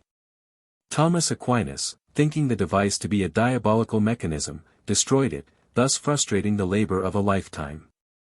In spite of this act, Albertus Magnus left St. Thomas Aquinas his alchemical formulae, including, according to legend, the secret of the philosopher's stone. On one occasion Albertus Magnus invited William II, Count of Holland and King of the Romans, to a garden party in midwinter. The ground was covered with snow, but Albertus had prepared a sumptuous banquet in the open grounds of his monastery at Cologne. The guests were amazed at the imprudence of the philosopher, but as they sat down to eat Albertus uttered a few words, the snow disappeared, the garden was filled with flowers and singing birds, and the air was warm with the breezes of summer. As soon as the feast was over, the snow returned, much to the amazement of the assembled nobles. For details, see the lives of alchemistical philosophers. When cholera threatened Salzburg in 1830, the people made a pilgrimage to his monument and prayed him to avert it from their homes. The dreaded scourge passed away from them and raged in Germany and the rest of Austria. It was supposed that one early teacher of Paracelsus was a mysterious alchemist who called himself Solomon Trismosin. Concerning this person nothing is known save that after some years of wandering he secured the formula of transmutation and claimed to have made vast amounts of gold. A beautifully illuminated manuscript of this author, dated 1582 and called Splendor Solis, is in the British Museum. Trismosin claimed to have lived to the age of 150 as the result of his knowledge of alchemy. One very significant statement appears in his Alchemical Wanderings, which work is supposed to narrate his search for the philosopher's scone: study what thou art, whereof thou art a part, what thou knowest of this art. This is really what thou art. All that is without thee also is within, thus wrote Trismosin. Raymond Lully. This most famous of all the Spanish alchemists was born about the year 1235. His father was seneschal to James I of Aragon, and young Raymond was brought up in the court surrounded by the temptations and profligacy abounding in such places. He was later appointed to the position which his father had occupied. A wealthy marriage ensured Raymond's financial position, and he lived the life of a grandee. One of the most beautiful women at the court of Aragon was Donna Ambrosia Eleonora di Castello, whose virtue and beauty had brought her great renown. She was at that time married and was not particularly pleased to discover that young Lully was rapidly developing a passion for her. Wherever she went Raymond followed, and at last over a trivial incident he wrote some very amorous verses to her, which produced an effect quite different from what he had expected. He received a message inviting him to visit the lady. He responded with alacrity. She told him that it was only fair that he should behold more of the beauty concerning which he wrote such appealing poems and, drawing aside part of her garments, disclosed that one side of her body was nearly eaten away by a cancer. Raymond never recovered from the shock. It turned the entire course of his life. He renounced the frivolities of the court and became a recluse.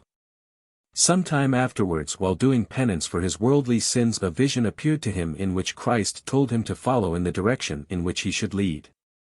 Later the vision was repeated. Hesitating no longer, Raymond divided his property among his family and retired to a hut on the side of a hill, where he devoted himself to the study of Arabic, that he might go forth and convert the infidels. After 6 years in this retreat he set out with a Mohammedan servant, who, when he learned that Raymond was about to attack the faith of his people, buried his knife in his master's back. Raymond refused to allow his would-be assassin to be executed, but later the man strangled himself in prison.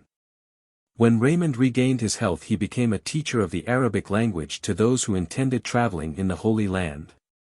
It was while so engaged that he came in contact with Arnold of Villanova, who taught him the principles or alchemy.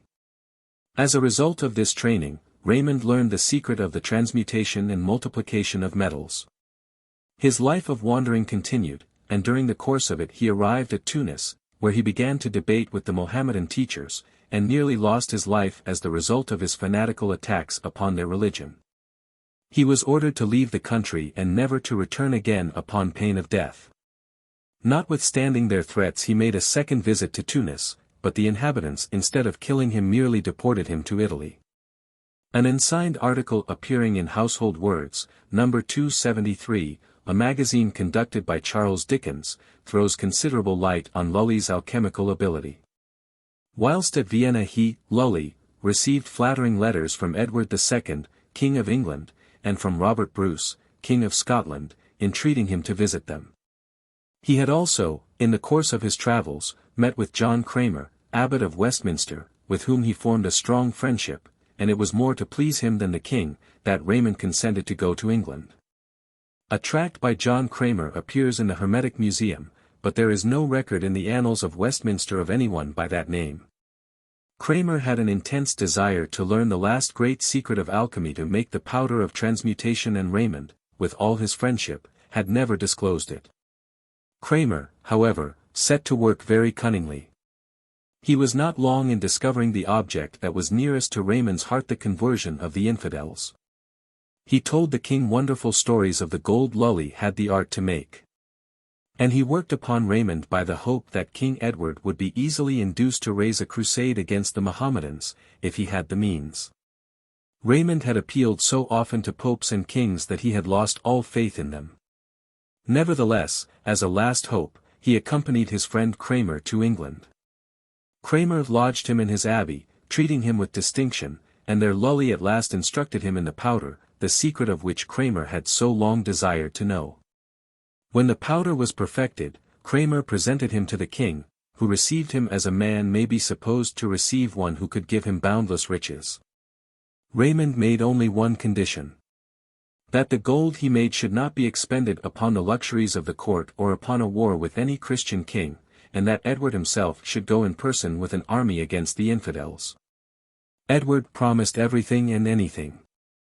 Raymond had apartments assigned him in the Tower, and there he tells us he transmuted 50,000 pounds weight of quicksilver, lead, and tin into pure gold, which was coined at the mint into 6 million of nobles, each worth about £3 sterling at the present day. Some of the pieces said to have been coined out of this gold are still to be found in antiquarian collections. While desperate attempts have been made to disprove these statements, the evidence is still about equally divided. To Robert Bruce he sent a little work entitled Of the Art of Transmuting Metals. Dr. Edmund Dickinson relates that when the cloister which Raymond occupied at Westminster was removed, the workmen found some of the powder, with which they enriched themselves. During Lully's residence in England, he became the friend of Roger Bacon. Nothing, of course, could be further from King Edward's thoughts than to go on a crusade. Raymond's apartments in the Tower were only an honourable prison, and he soon perceived how matters were. He declared that Edward would meet with nothing but misfortune and misery for his breach of faith. He made his escape from England in 1315, and set off once more to preach to the infidels. He was now a very old man, and none of his friends could ever hope to see his face again. He went first to Egypt, then to Jerusalem, and thence to Tunis a third time. There he at last met with the martyrdom he had so often braved. The people fell upon him and stoned him. Some Genoese merchants carried away his body, in which they discerned some feeble signs of life. They carried him on board their vessel. But, though he lingered a while, he died as they came in sight of Majorca, on the 28th of June, 1315, at the age of 81. He was buried with great honor in his family chapel at St. Oma, the viceroy and all the principal nobility attending. Nicholas Flamel. Title page of alchemical tract attributed to John Kramer. From Museum Hermeticum Reformatum et Amplificatum. John Kramer, the mythical abbot of Westminster, is an interesting personality in the alchemical imbroglio of the 14th century.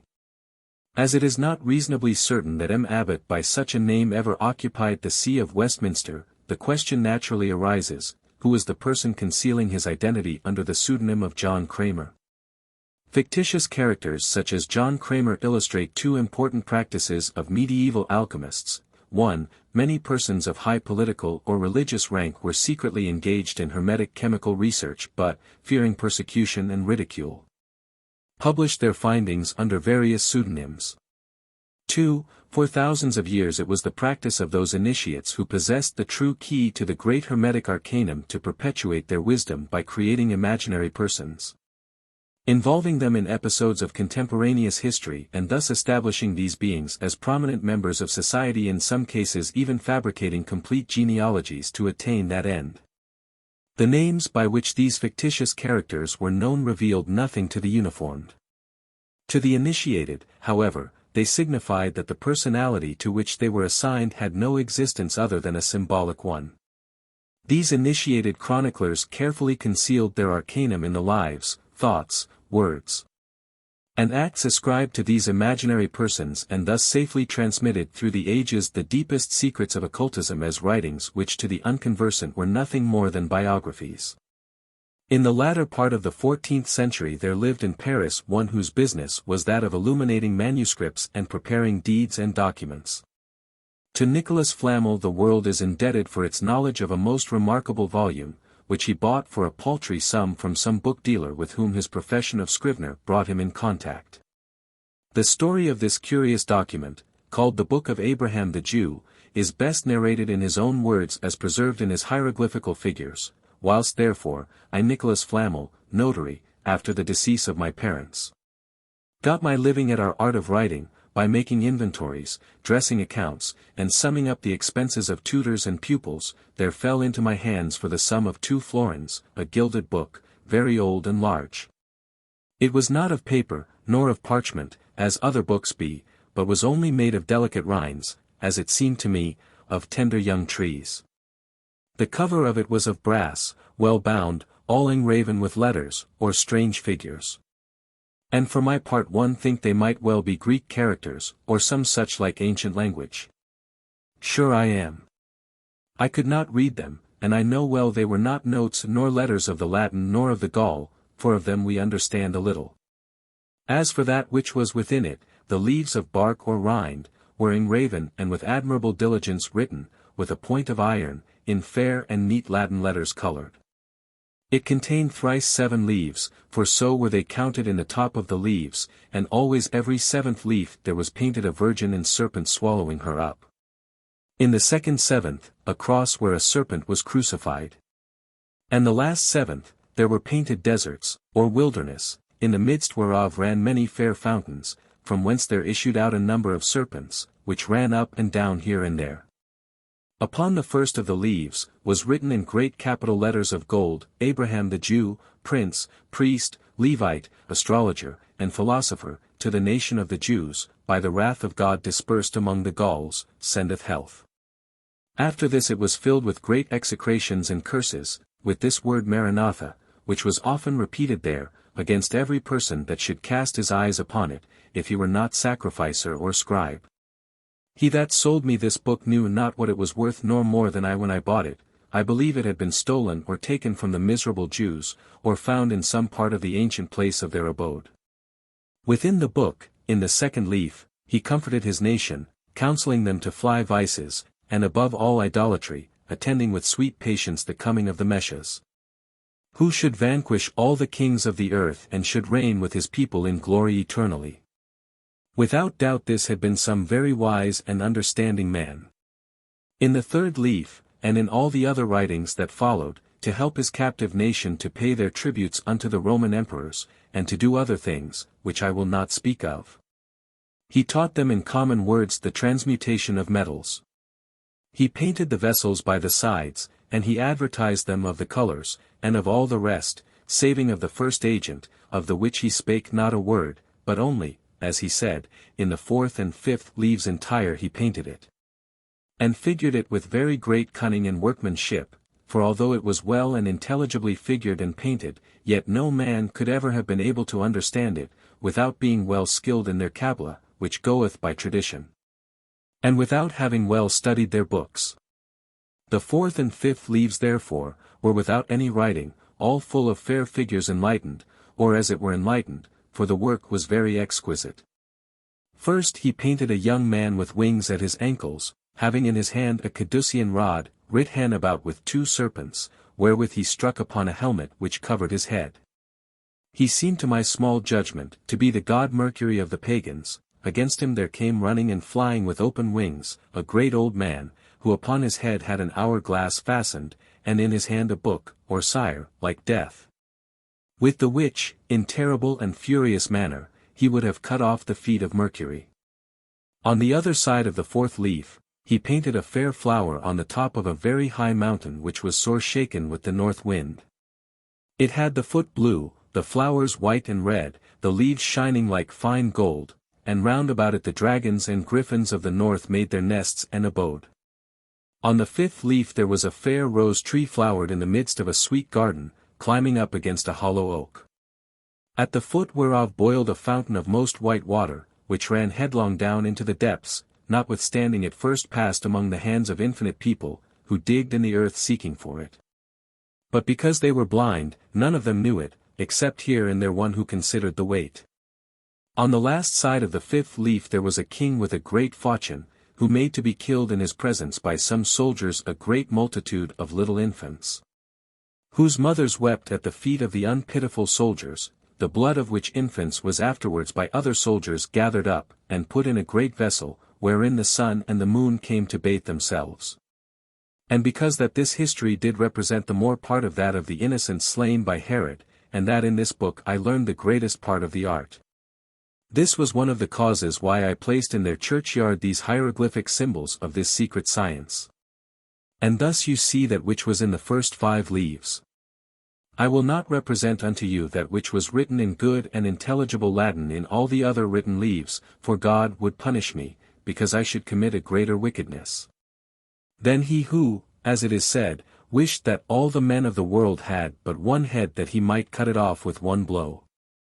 Having with me therefore this fair book, I did nothing else day nor night, but study upon it, understanding very well all the operations that it showed, but not knowing with what matter I should begin, which made me very heavy and solitary, and caused me to fetch many a sigh. My wife Peronella, whom I loved as myself, and had lately married, was much astonished at this, comforting me, and earnestly demanding, if she could by any means deliver me from this trouble. I could not possibly hold my tongue, but told her all, and showed this fair book, whereof at the same instant that she saw it, she became as much enamored as myself, taking extreme pleasure to behold the fair cover, gravings, images, and portraits. Whereof notwithstanding she understood as little as I, yet it was a great comfort to me to talk with her, and to entertain myself, what we should do to have the interpretation of them. Nicholas Flamel spent many years studying the mysterious book. He even painted the pictures from it all over the walls of his house and made numerous copies which he showed to the learned men with whom he came in contact, but none could explain their secret significance. At last he determined to go forth in quest of an adept, or wise man, and after many wanderings he met a physician by name Master Canches, who was immediately interested in the diagrams and asked to see the original book. They started forth together for Paris, and the way the physician adept explained many of the principles of the hieroglyphics to Flamel, but before they reached their journey's end Master Canches was taken ill and died. Flamel buried him at Orleans, but having meditated deeply on the information he had secured during their brief acquaintance, he was able, with the assistance of his wife, to work out the formula for transmuting base metals into gold. He performed the experiment several times with perfect success, and before his death caused a number of hieroglyphic figures to be painted upon an arch of St. Innocent's churchyard in Paris, wherein he concealed the entire formula as it had been revealed to him from the book of Abraham the Jew. Count Bernard of Treviso. Of all those who sought for the elixir of life and the philosopher's scone, few passed through the chain of disappointments that beset Count Bernard of Treviso, who was born in Padua in 1406 and died in 1490. The symbols of Abraham the Jew. From Flamel's hieroglyphical figures. Robert H. Fryer, in a footnote to his reprint of the hieroglyphical figures by Nicholas Flamel, says, "One thing which seems to prove the reality of this story beyond dispute is, that this very book of Abraham the Jew, with the annotations of Flamel, who wrote from the instructions he received from this physician, was actually in the hands of Cardinal Richelieu, as Borel was told by the Count de Cabrines, who saw and examined it. His search for the philosopher's stone and the secret of the transmutation of metals began when he was but 14 years of age. He spent not only a lifetime but also a fortune in his quest. Count Bernard went from one alchemist and philosopher to another, each of whom unfolded some pet theorem which he eagerly accepted and experimented with, but always without the desired result. His family believed him to be mad and declared that he was disgracing his house by his experiments, which were rapidly reducing him to a state of penury. He traveled in many countries, hoping that in distant places he would find wise men capable of assisting him. At last, as he was approaching his 76th year, he was rewarded with success. The great secrets of the elixir of life, the philosopher's stone, and the transmutation of metals were revealed to him. He wrote a little book describing the results of his labors, and while he lived only a few years to enjoy the fruitage of his discovery, he was thoroughly satisfied that the treasure he had found was worth the lifetime spent in search of it. An example of the industry and perseverance displayed by him is to be found in one of the processes which some foolish pretender coaxed him to attempt and which resulted in his spending 20 years calcining egg shells and nearly an equal period distilling alcohol and other substances. In the history of alchemical research there never was a more patient and persevering disciple of the great arcanum. Bernard declared the process of dissolution, accomplished not with fire but with mercury, to be the supreme secret of alchemy.